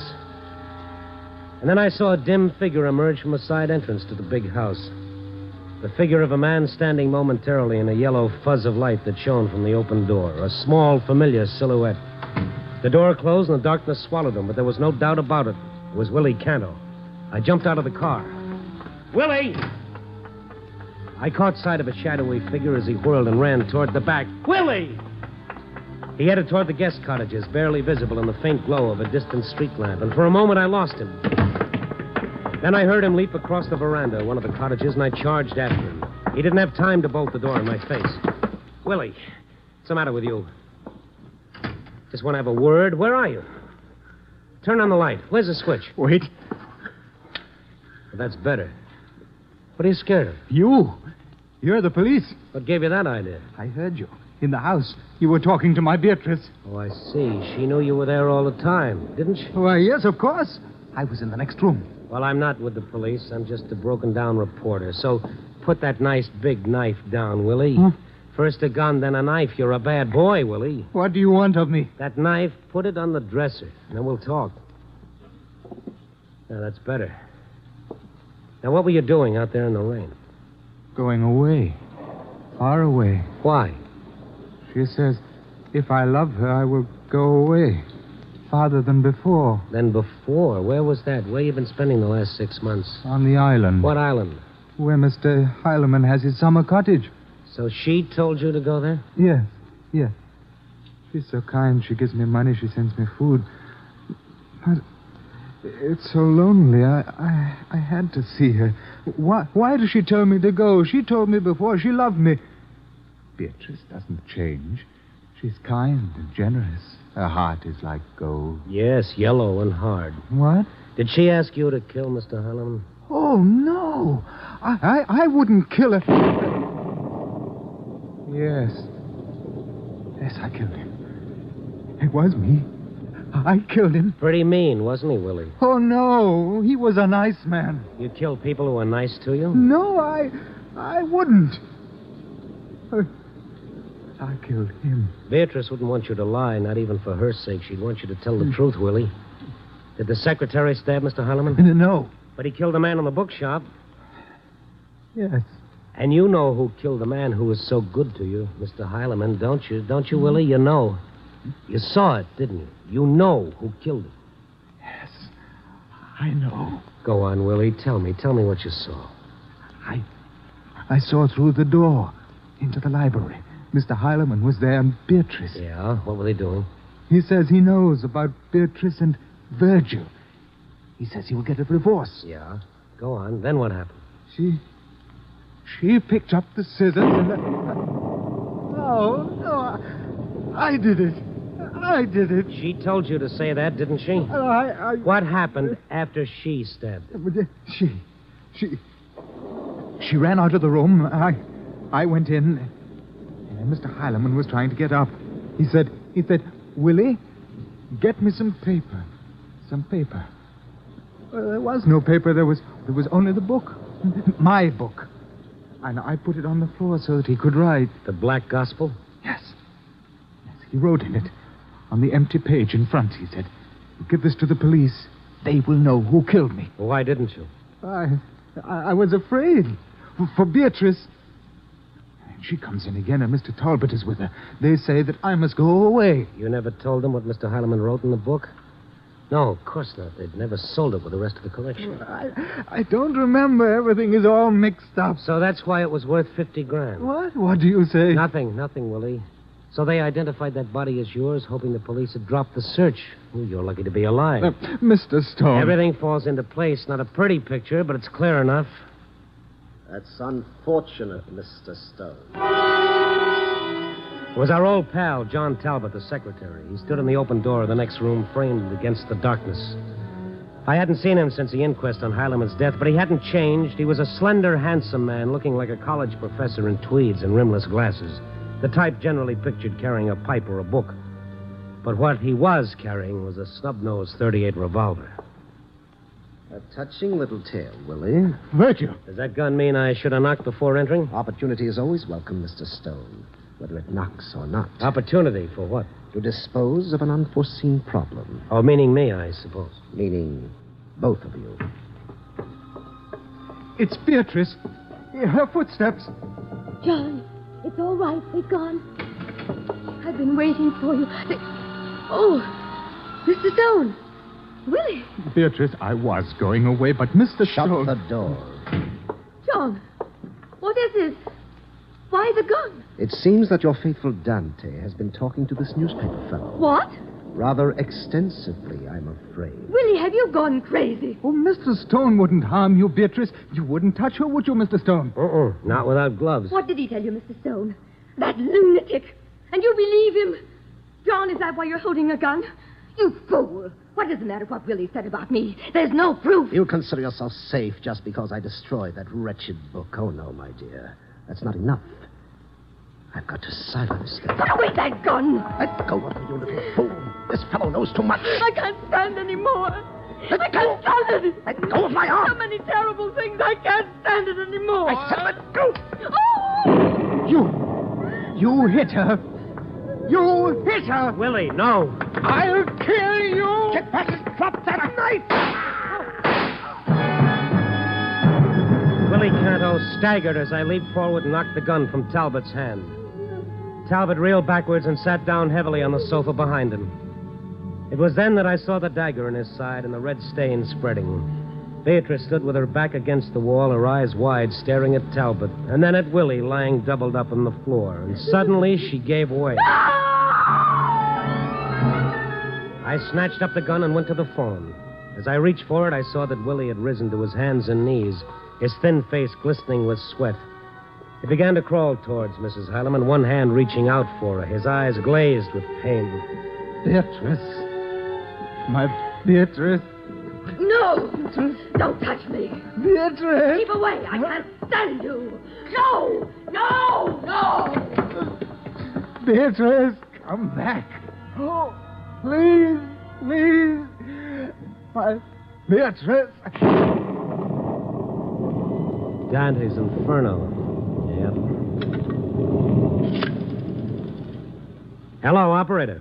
Get me the police.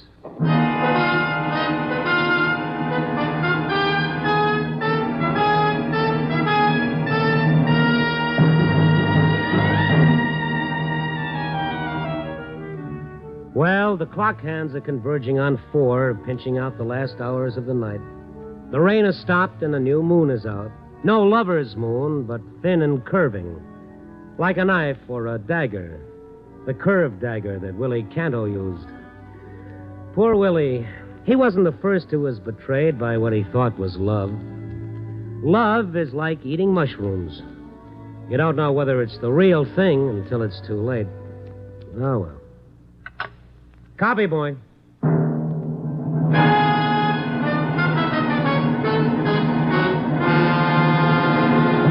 You are listening to Night Beat on the Wheaties Big Parade.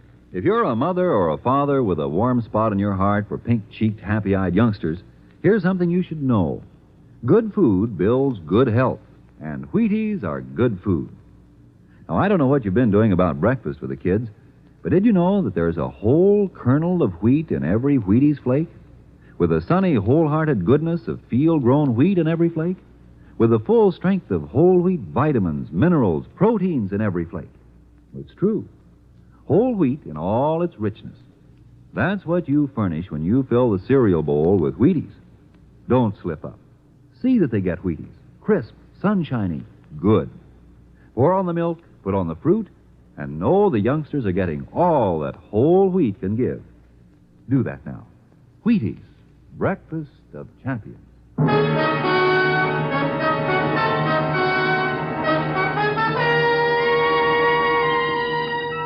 Night Beat, starring Frank Lovejoy, is produced and directed by Warren Lewis and edited by Larry Marcus. Tonight's story was written by Irvin Ashkenazi with music by Frank Worth. The part of Willie Canto was played by Ben Wright. Beatrice Heilemann was Lorene Tuttle. Others in tonight's cast were Fritz Feld, Herb Ellis, Tudor Owen, and Lou Krugman. Frank Lovejoy will next be seen in Milton Sperling's production Three Secrets, released by Warner Brothers. Listen next week at this time and every week as Randy Stone searches through the city for the strange stories waiting for him in the darkness. And this is the Wheaties man, Frank Martin, inviting you to listen also on Tuesday, that's tomorrow night, to the Penny Singleton Show on the Wheaties Big Parade. See you then.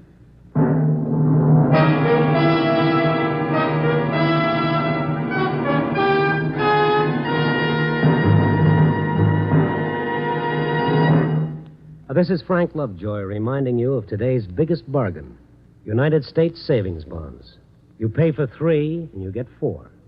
Save with United States Savings Bonds and build your own future. Night Beat came to you from Hollywood. Stay tuned for the first piano quartet on NBC.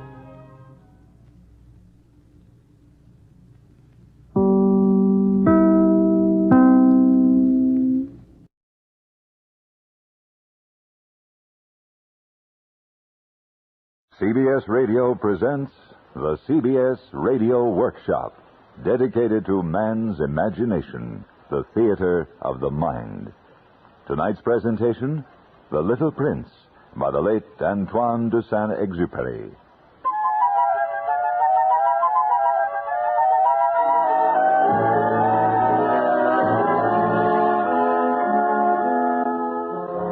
Years ago, I had an accident with my airplane in the desert of Sahara. Something was broken in my engine. Being alone, I set myself to attempt the difficult repairs. It was a question of life or death. I had only enough drinking water to last about a week.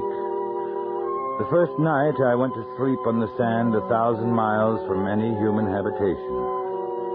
You can imagine my amazement when at sunrise I was awakened by an odd little voice. If you please, draw me a sheep. What?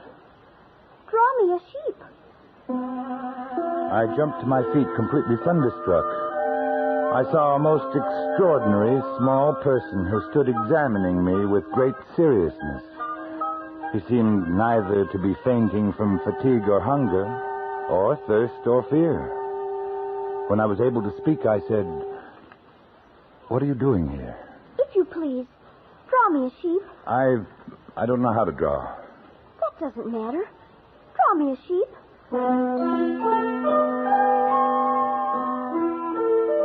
When I was only 6, I had drawn a picture of a boa constrictor, from the outside, digesting an elephant. The grown-ups couldn't understand it.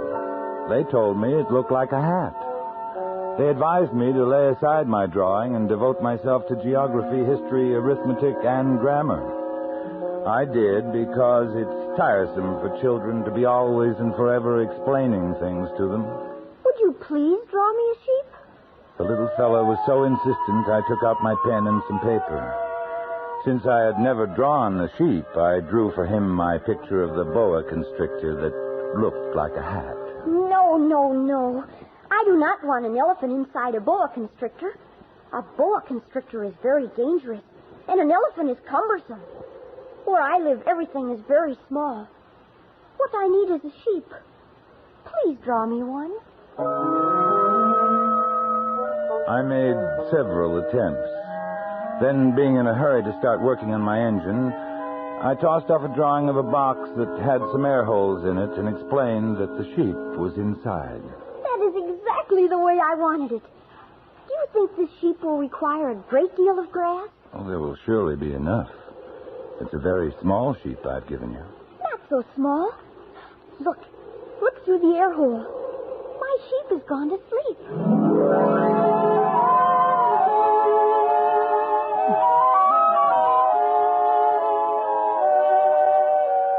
It took me a long time to learn where he came from.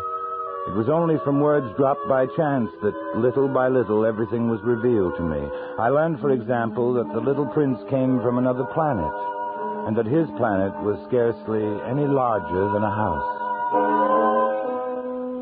I should remind the grown-ups that in addition to the great planets, there are hundreds of others, some too small to be seen through telescopes, called asteroids, which are designated by numbers. The planet the little prince came from is asteroid B612.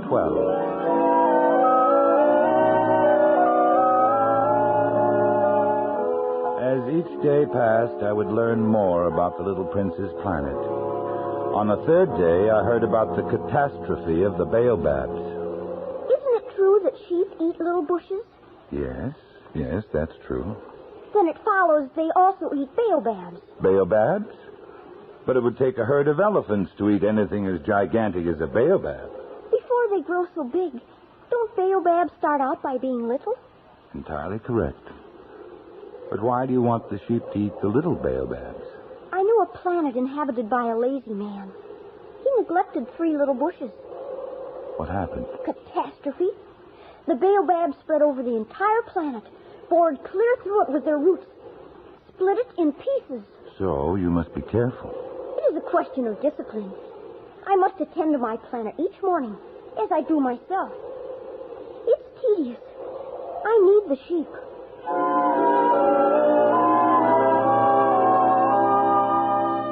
On the 5th day, thanks to the sheep, the secret of the little prince's life was revealed to me. If a sheep eats little bushes, does it eat flowers, A too? sheep eats anything it finds in its reach. Even flowers that have thorns? Yes, even flowers that have thorns. The thorns.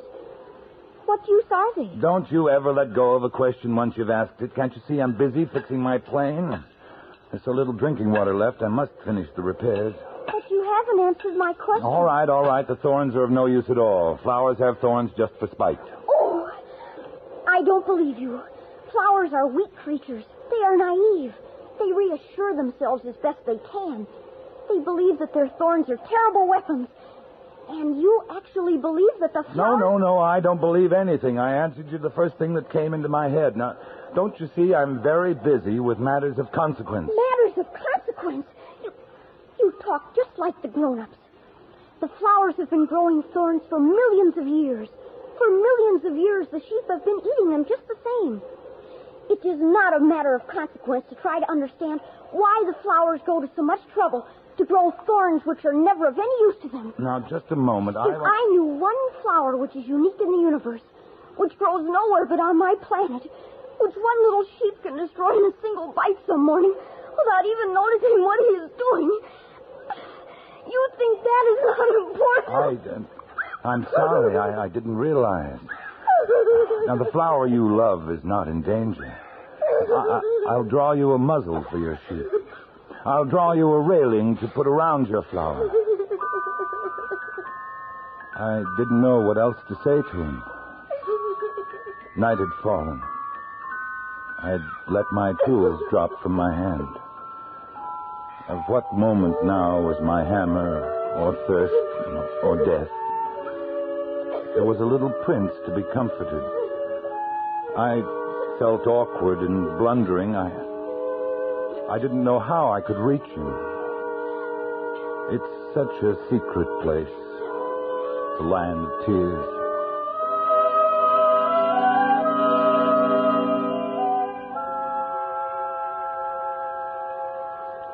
So that's why you left your tiny home on asteroid B612.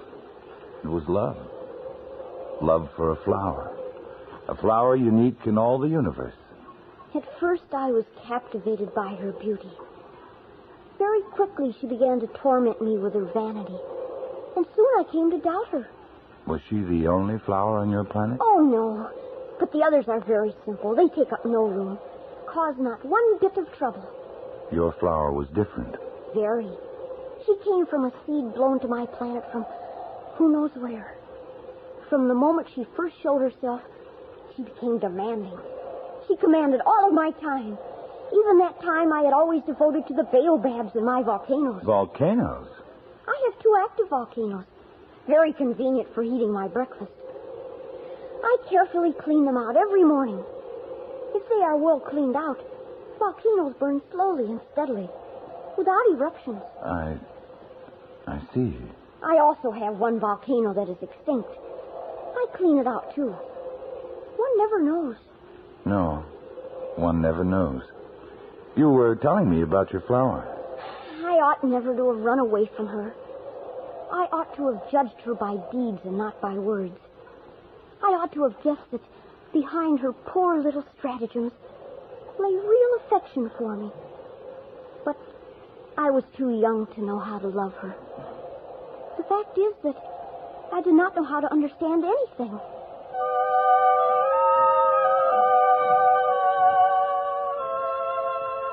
And so it was that the little prince fled from the proud flower he loved but could not understand.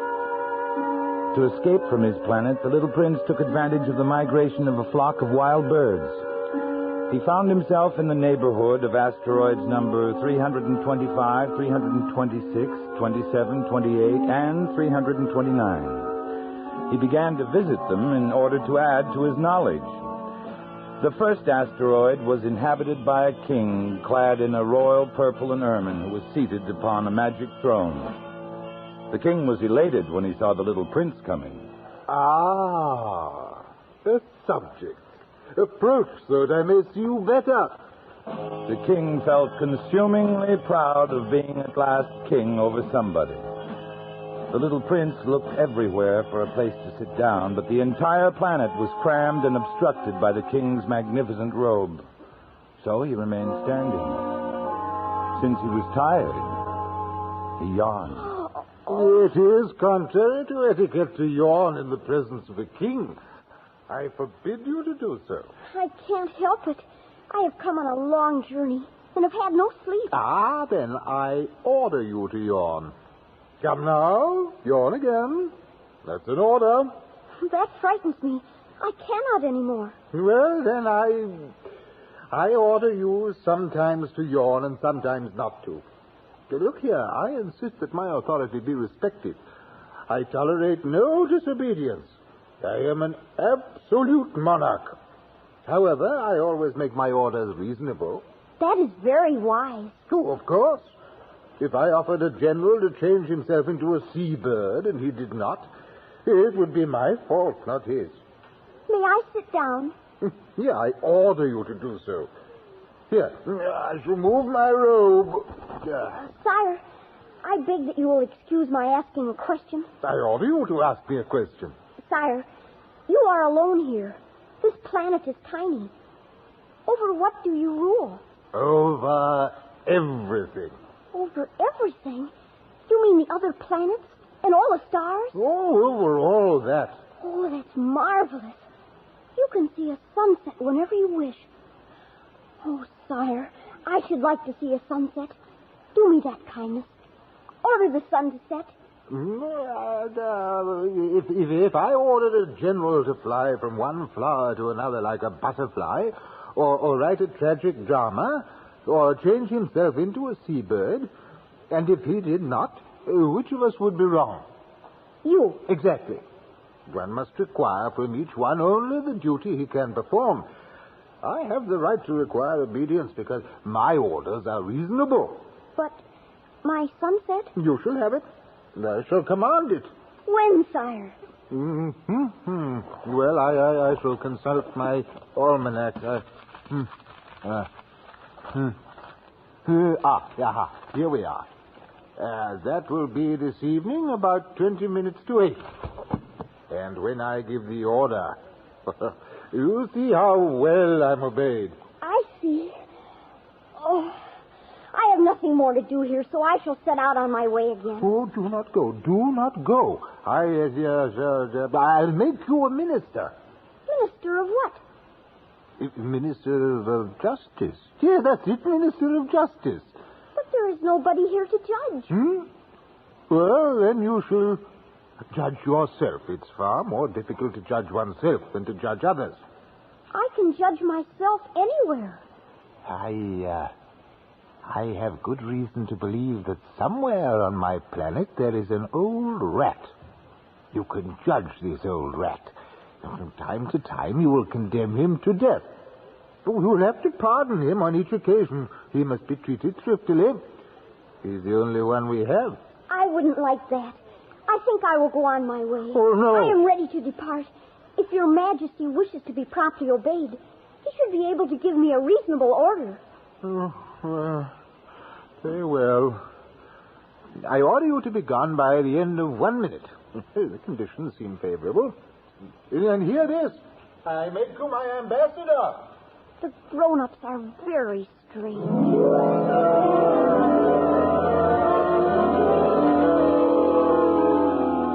The second planet was inhabited by a conceited man who thought the little prince had come to admire him.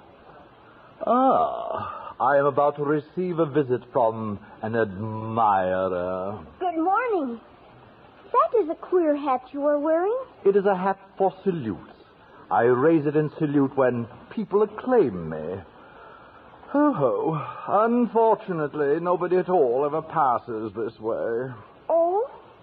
Clap your hands one against the other. All right. See?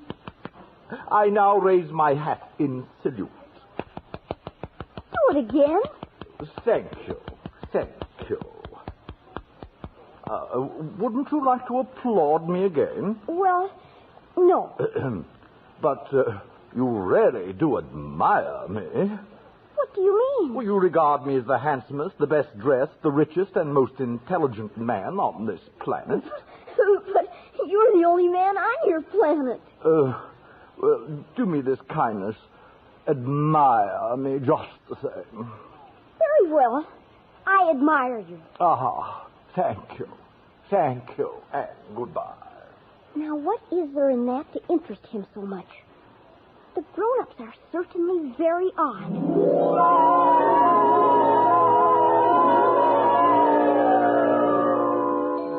The third planet belonged to a businessman.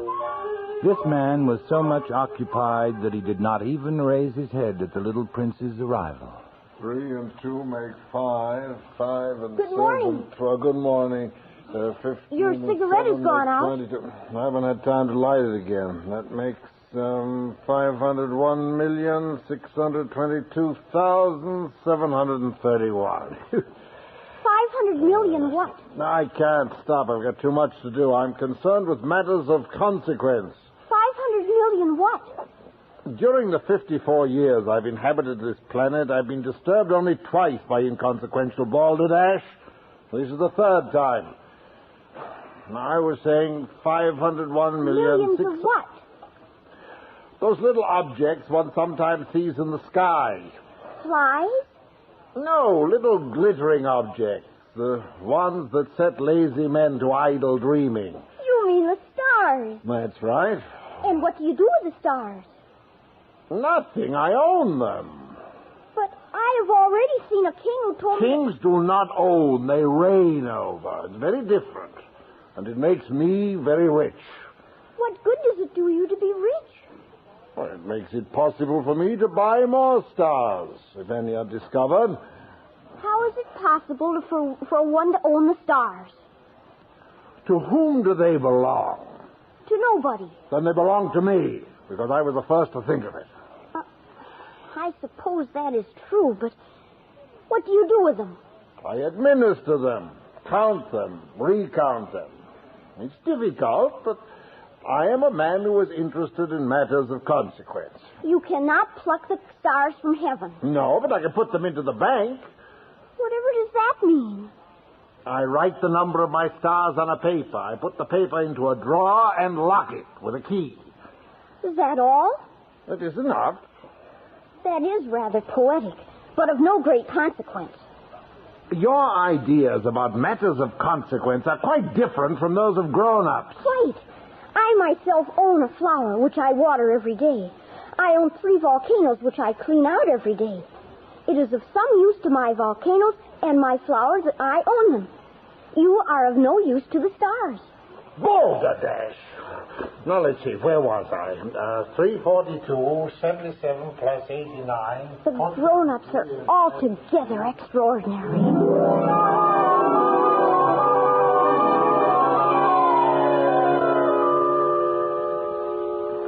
Tell me, how did you come to visit this planet, the Earth? It was recommended by a geographer on the 5th planet I visited. You like it? Do you intend to stay? It has been almost a year since I left my home, my flower, my volcanoes. I'm worried. Baobabs? I left them under control. Your flower, then? On my journey, I learned many things. I learned that flowers are in danger of speedy disappearance.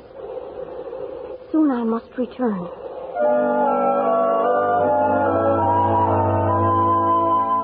It had been 8 days since my accident in the desert. The last drop of my water supply was gone. The little prince seemed not to guess the danger. A little sunshine was all he seemed to need. He was recounting some of his experiences after coming to our planet. I met a friend. He was a fox. My dear little man, this is no longer a matter that could have anything to do with a fox. Why not? I am about to die of thirst. I'll tell you about it as we go, then. Come, let us look for a well. It's absurd to look for a well at random in the immensity of the desert. When arrived on the earth, I was surprised not to see any people. It was explained to me that I had landed on the desert. Your friend the fox told you this? No, it was a little gold-colored snake. A funny little animal. No thicker than a finger. A little yellow snake, but they're deadly. Not deadly, but more powerful than the finger of a king. He could have struck you fatally. He told me he could help me someday. If I grew too homesick for my planet. He told me all I need do is come back to the place where I descended. He would meet me there. Are you so homesick then? It is very close to the anniversary of my arrival. At that time, my planet will be right overhead. I shall be unhappy if you go. That is what the fox said. It was his fault. He wanted me to tame him. Tame him? It was when I wandered into a garden filled with flowers. There were thousands of them, precisely alike. They called themselves roses. I was broken-hearted. Because of the roses? They were all exactly like my flower. A flower I thought to be unique in all the universe. Oh. The fox made me understand, to have hope again. He wanted me to tame him because it would establish ties and make him different from all the other foxes. I'm beginning to understand. I looked again at the roses. They were beautiful, but one would not die for them. My rose is more important than all the others because it is she that I have watered. It is she I have put under a glass globe, sheltered from the wind behind a screen. Listened to when she grumbled or boasted. She is my rose. And your friend the fox? When I met him, he was as yet nothing. Just a fox like thousands of other foxes. But I have made him my friend. And now he is unique in all the world. You have learned a secret. A sinful secret. It's only with the heart that one can see rightly. What is essential is invisible to the eye. Men have forgotten that you become responsible forever for what you have tamed. I am responsible for my rose.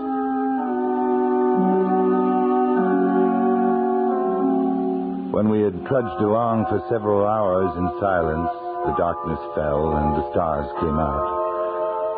The little prince dropped off to sleep. I took him in my arms and set out walking once more. I felt the need of protecting him as if he himself were a flame that might be extinguished by a little puff of wind. I walked on, and I found the well at daybreak. Now, you must keep your promise, you know. The muzzle for my sheep. I remember.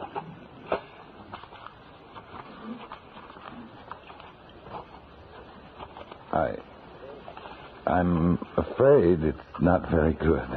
This will be all right. You have plans I don't know about. Tomorrow will be the anniversary of my descent to the earth. And your star will be just above? You must return to your work on the engine now. I will be waiting here. Come back tomorrow evening. I'm a little frightened. Remember the fox. One runs the risk of weeping a little if one lets himself be tamed. I was not reassured. I did not want to lose my little friend. I pretended to go, but returned and hid behind a rock. I could not see to whom the little prince was speaking. This is the exact spot.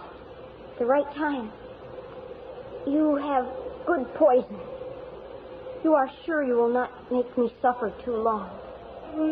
My heart jumped to my throat. I looked around the rock.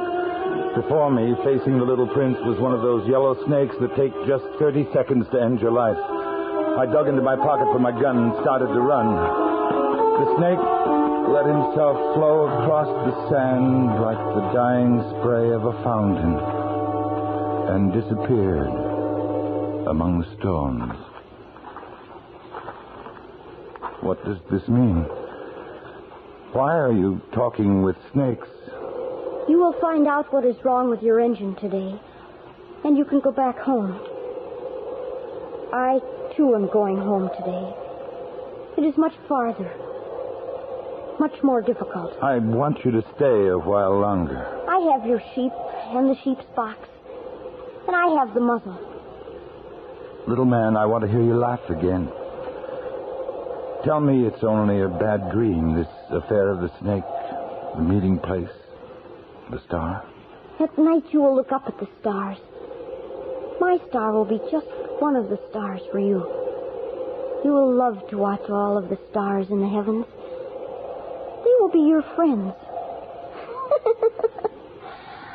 I am making you a present. Little prince, dear little prince. I love to hear that laughter. That is my present. Just that. What are you trying to say? For most people, the stars are silent. You alone will have the stars as no one else has them. I don't understand. In one of the stars, I shall be living. In one of them, I shall be laughing. It will be as if all the stars were laughing when you look at the night sky. Only you will have the stars that can laugh. I, too, shall look at the stars. They will all be wells with a rusty pulley. You will have 500 million little bells, and I shall have 500 million springs of fresh water. Now, let me go by myself. You're afraid, little friend? I am responsible for my flower. She is so weak, so naive. She has 4 thorns of no use at all. Don't go. Please. Don't go. I seemed unable to move. The little prince hesitated, took one step. There was nothing there but a flash of yellow close to his ankle. He remained motionless for an instant. He did not cry out.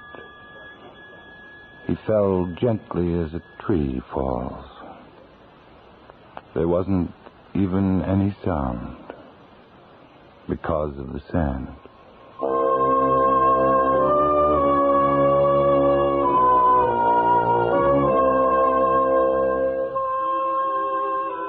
Now, years and years have gone by.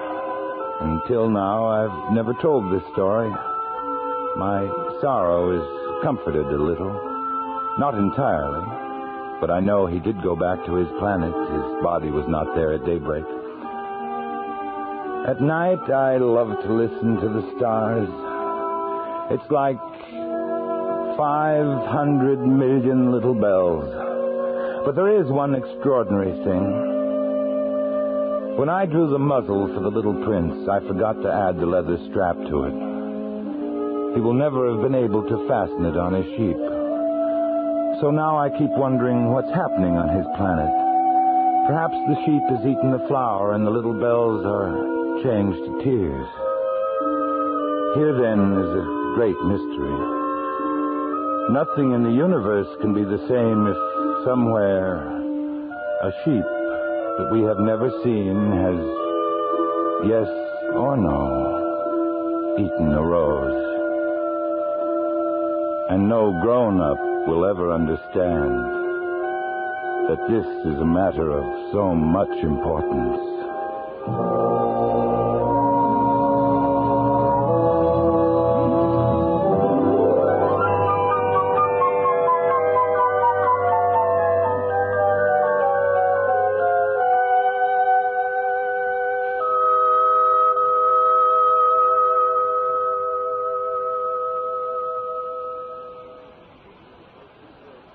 The CBS Radio Workshop has presented The Little Prince by Antoine de Saint-Exupéry, produced and directed by Anthony Ellis. The script was adapted for radio by Frank Tausig. Richard Beals was heard as the Little Prince, with Raymond Burr as our narrator. Featured in the cast were Ben Wright, Joseph Kearns, and Hans Conried. Music for tonight's workshop was composed by René Garrigank and conducted by Wilbur Hatch. This is Hugh Douglas inviting you to join us again next week when, from New York, we present H.L. Mencken, the story of a journalist. That's next week on the CBS Radio Workshop.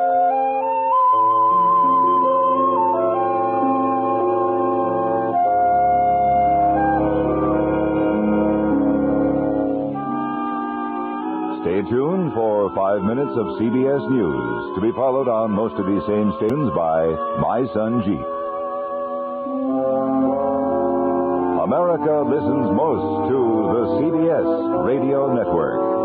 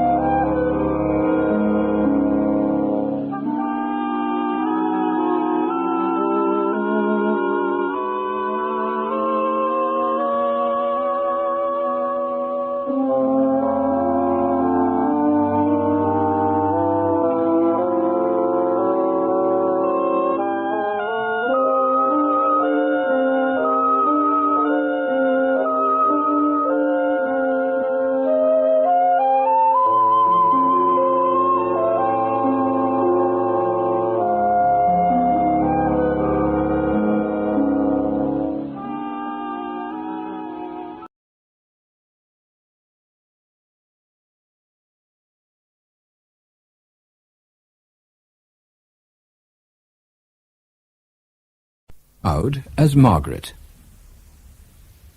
Margaret Clitheroe, you've been brought from the Castle of York to this Guildhall on this, the 14th day of March in the year of grace 1586, and you are indicted of felony for that you have harboured and maintained Jesuit and seminary priests, traitors to the Queen's Majesty and her laws, and that you have had Mass said.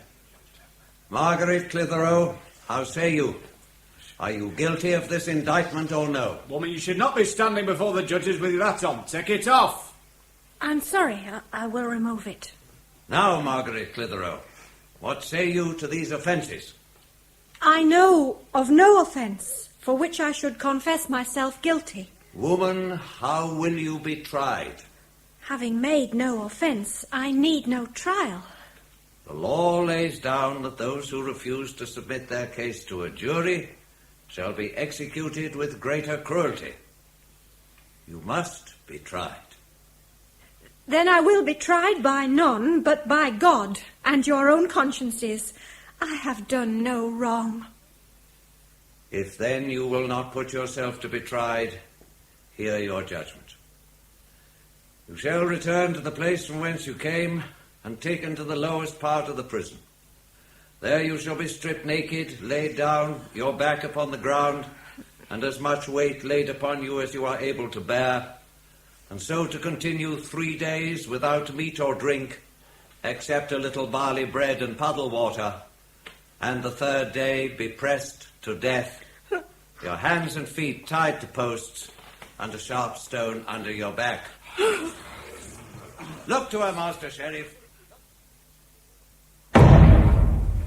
Agnes Tash! How did you get inside this cell? I was told by the jailer that none is permitted to speak with me, but such as are appointed by the Council of the North. Margaret, I must give you a warning. A couple by the name of Yoward are going to be put in this cell to spy on you. They're being transferred from the debtor's prison. Thank you for the warning. I also wanted to help you make this cell a little more habitable. This low prison is but a little above the mud of the River Ouse. We'll put this pail underneath the drip. That's better. The whole city is in an uproar about the sentence, but the council are countering by saying you are possessed with a merry devil and seek your own death. Why did you not plead? I knew that if I should have put myself for trial by jury, evidence must needs have come against me, which I know none could give but only my children and servants. Oh, thank God I can no longer be the occasion of another's death, or bring them to sufferings, or be the cause of the shipwreck of their faith. Margaret. Shh. What is it, Agnes? I thought I heard something. No, I must be mistaken. But you haven't told me yet how you find yourself here. I was arrested on Saturday and was accused of having been seen hearing Mass in your house. Oh. I don't know how long the jailer will let me stay. You bribed him. He provides the meanest food at the most exorbitant price and denies us the very necessaries of life. Alas, the only way he has of making a living is by the money he gets out of his prisoners. Margaret, someone is coming. I brought you 2 cellmates, Mistress Margaret Clitheroe. I'm Mrs. Yoward, and this little fellow that's half my width and half my height is my good husband, Mr. Yoward. How do you do?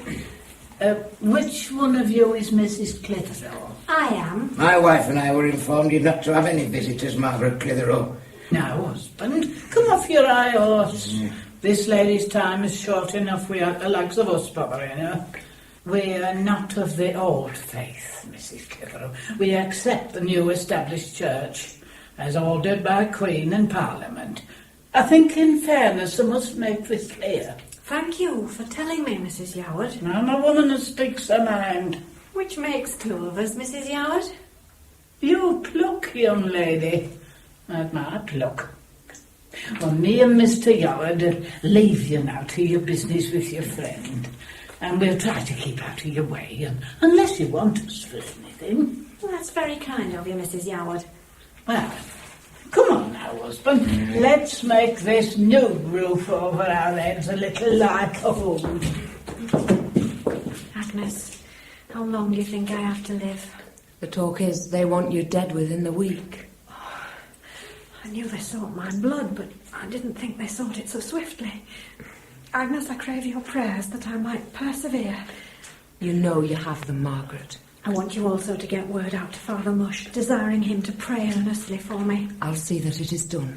Agnes, God sent you here to my side. Your company has always brought me cheer. But I want to take advantage of these fleeting moments. You know, Agnes, I see a pattern in my life. It's as if someone on high has taken me by the hand and led me on a marvellous journey, clearly laid out and signposted. I want to go back with you over this wondrous journey. I would have been about 10 years old. There was a torchlight procession approaching the marketplace. First came a cart and a horse, and then the sheriff and the officers of the archbishop. They were escorting a shrunken, sullen-faced man, carrying a pile of leather volumes. Behind him were other officers carrying beautiful mass vestments. The sheriff climbed onto a cart, while two men with torches set light to a brazier full of faggots.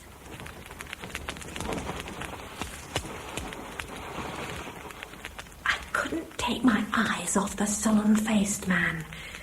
The flickering flames etched deeper into his face. He held up his hands in supplication towards the sheriff. No more, Sheriff. I've sold you my soul. What more do you want of me? What you have sold in private you must repeat in public, and then everybody knows. Afterwards you're a free man. Free? To wander a man branded as a traitor to all he once held dear. Now you pull yourself together. It'll soon be over. Citizens of York, gather round to come and see what we have here. Not too close, not too close. Spread out now so that you can all see. As you all know, or all should know, by Acts of Parliament, the supremacy of the Church in England has been restored to the Crown, which means that in matters pertaining to religious practice we do what Her Majesty the Queen of England, our gracious Elizabeth, lays down for our benefit. Why, when did she become a bishop? Did I hear treason spoken? Under the guidance of our gracious Queen Elizabeth, we have the second book of Common Prayer to guide us in our worship.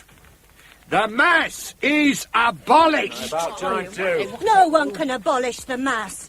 Christ himself instituted it at the Last Supper. The Queen and Parliament have decreed that saying Mass and hearing Mass is no longer lawful.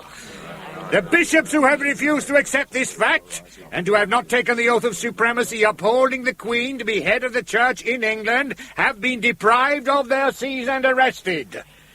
The clergy who have not obeyed their instructions to tear down altars and rood lofts and destroy vestments, bells, censers, crosses, candlesticks, holy water stoups, statues and service books of the old faith are now coming under the scrutiny of the Commissioners for Causes Ecclesiastical. This prisoner is one of them. Bring him forward. Come on in. Look at the wretch. His name is Edward Reeks, and he was a priest in Boroughbridge. He thought he knew better than Queen and Parliament, and concealed in his house forbidden books. Now, Edward Reeks, by the wisdom of the Commissioners, has been condemned to a practical form of penance, which will serve to instruct at the same time you, who are still steeped in ignorance and superstition. Go about your business, disobedient priest. Destroy the books. It's a beautiful illuminated missal for saying Mass. This is what we do with all useless articles of popery and superstition. Burn them. Sacrilege. Stop it, Father. Don't do it. He'll do what he's told, woman. Don't go away, ladies. We're coming to the most interesting parts. Bargains for you all. Now, look at these fine cloths.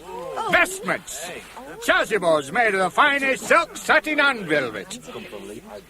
Look at the craftsmanship, ladies. Ladies, you're not going to pass up such good bargains for old superstitious fears. Superstition, is it?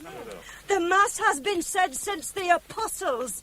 Why should it be wrong now? Are you questioning the Queen and Parliament? Can even queens change the laws of God? Arrest that woman! She's talking treason! Come on, let me be! Oh, Father, you can't do this. Reading from those holy books, wearing those vestments, you have served our Lord's designs, lending him your body and your voice. In persona et in nomine Christi. What is that you said in Latin, Reeks? I was summing up what she said, and what used to be the teaching. And what does it mean? In the name of Christ, in the person of Christ. Look at him, look at this miserable wretch, and ask yourself if he could ever stand in the name of Christ, in the person of Christ. You'd better lend yourself to this, Reeks. Here's a knife. Please, Father, no more sacrilege. Take that woman away. Come on, Don't do it, Father! Where you belong. Cut out all the linings and the interlinings so that we can sell the stuff for dresses for wives or coverlets for beds. You'll be back where you started if you don't. Well, Reeks, have you had enough? Do you want to go back for more? Make the cuts, Reeks. Go on, cut the vestments. Cut, Reeks, or there'll be other punishments. Again, Reeks. And what have you to say as you rend them? Don't forget the words, Reeks. The Mass is abolished in England. The Mass is abolished. The sheriff and the officers threw water on the brazier to put it out. It all seemed so harsh and destructive. I remember sitting by my father's bed just before he died and asking him why those beautiful things had been destroyed. He was a sheriff of York, too. I'll try to answer for both our sakes as honestly as I can. It means going back to the days of the Queen's father, Henry VIII. Henry wanted to divorce his wife, Queen Catherine, but the Pope refused. So he broke with Rome and made himself head of the church within his realm. He believed in the Mass and the old religion, but he didn't accept the Pope as head anymore. Then who abolished the Mass? His son Edward. But why? Politics. These are above the understanding of the likes of us. So you men would have your womenfolk believe, Father? If you want an explanation, think of the new religion as a middle road. What if the middle road leads to the wrong place? Look, Margaret, I saw Robert Aske lead a pilgrimage of grace in King Henry's time, and I remember his rotting corpse hanging in chains from the castle tower. But where do your sympathies lie, Father? How can a wax chandler like me become enthusiastic for a new religion that does away with the burning of candles? You make light of the question, Father. Oh, you've a ready wit, Margaret. And God's given you a comely face and beauty correspondent. But be careful what you say touching matters of religion. These are dangerous times. I would have liked nothing better than to endow a chantry so masses could be said for the repose of my soul. I want you to promise, Margaret. Yes, Father. That if the time comes when mass is once more said in England, you'll have masses said for me. I will, Father. I will. I want to rest now. Is that your mother I hear? It is, good husband, it is. Both of you sit with me for a while. Oh, you look tired, Thomas, dear. I'd like the vicar, Thomas Grayson, to pay me a visit this night. Thomas Grayson? I hear that he may soon be in trouble for keeping Catholic books with a friend in the country. Well, not him. That's why I want him. Tell him I'm in need of the last rites of the old faith. If I'm to depart this world, I'll go anointed as my father and his father before him. I'll have no new rites concocted by hedge priests and the Queen's ministers, and light candles for my extreme unction.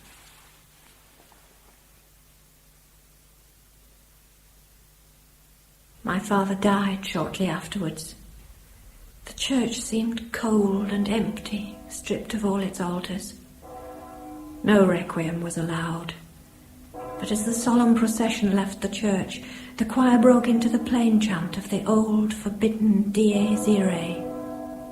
Dies Irae, dies illa, solves secum in favilla, teste Davidicum sibilia. There seemed a link with all the previous centuries, as the notes echoed round the ancient church walls, filling in the gaps in time and directing minds. Ex havilla,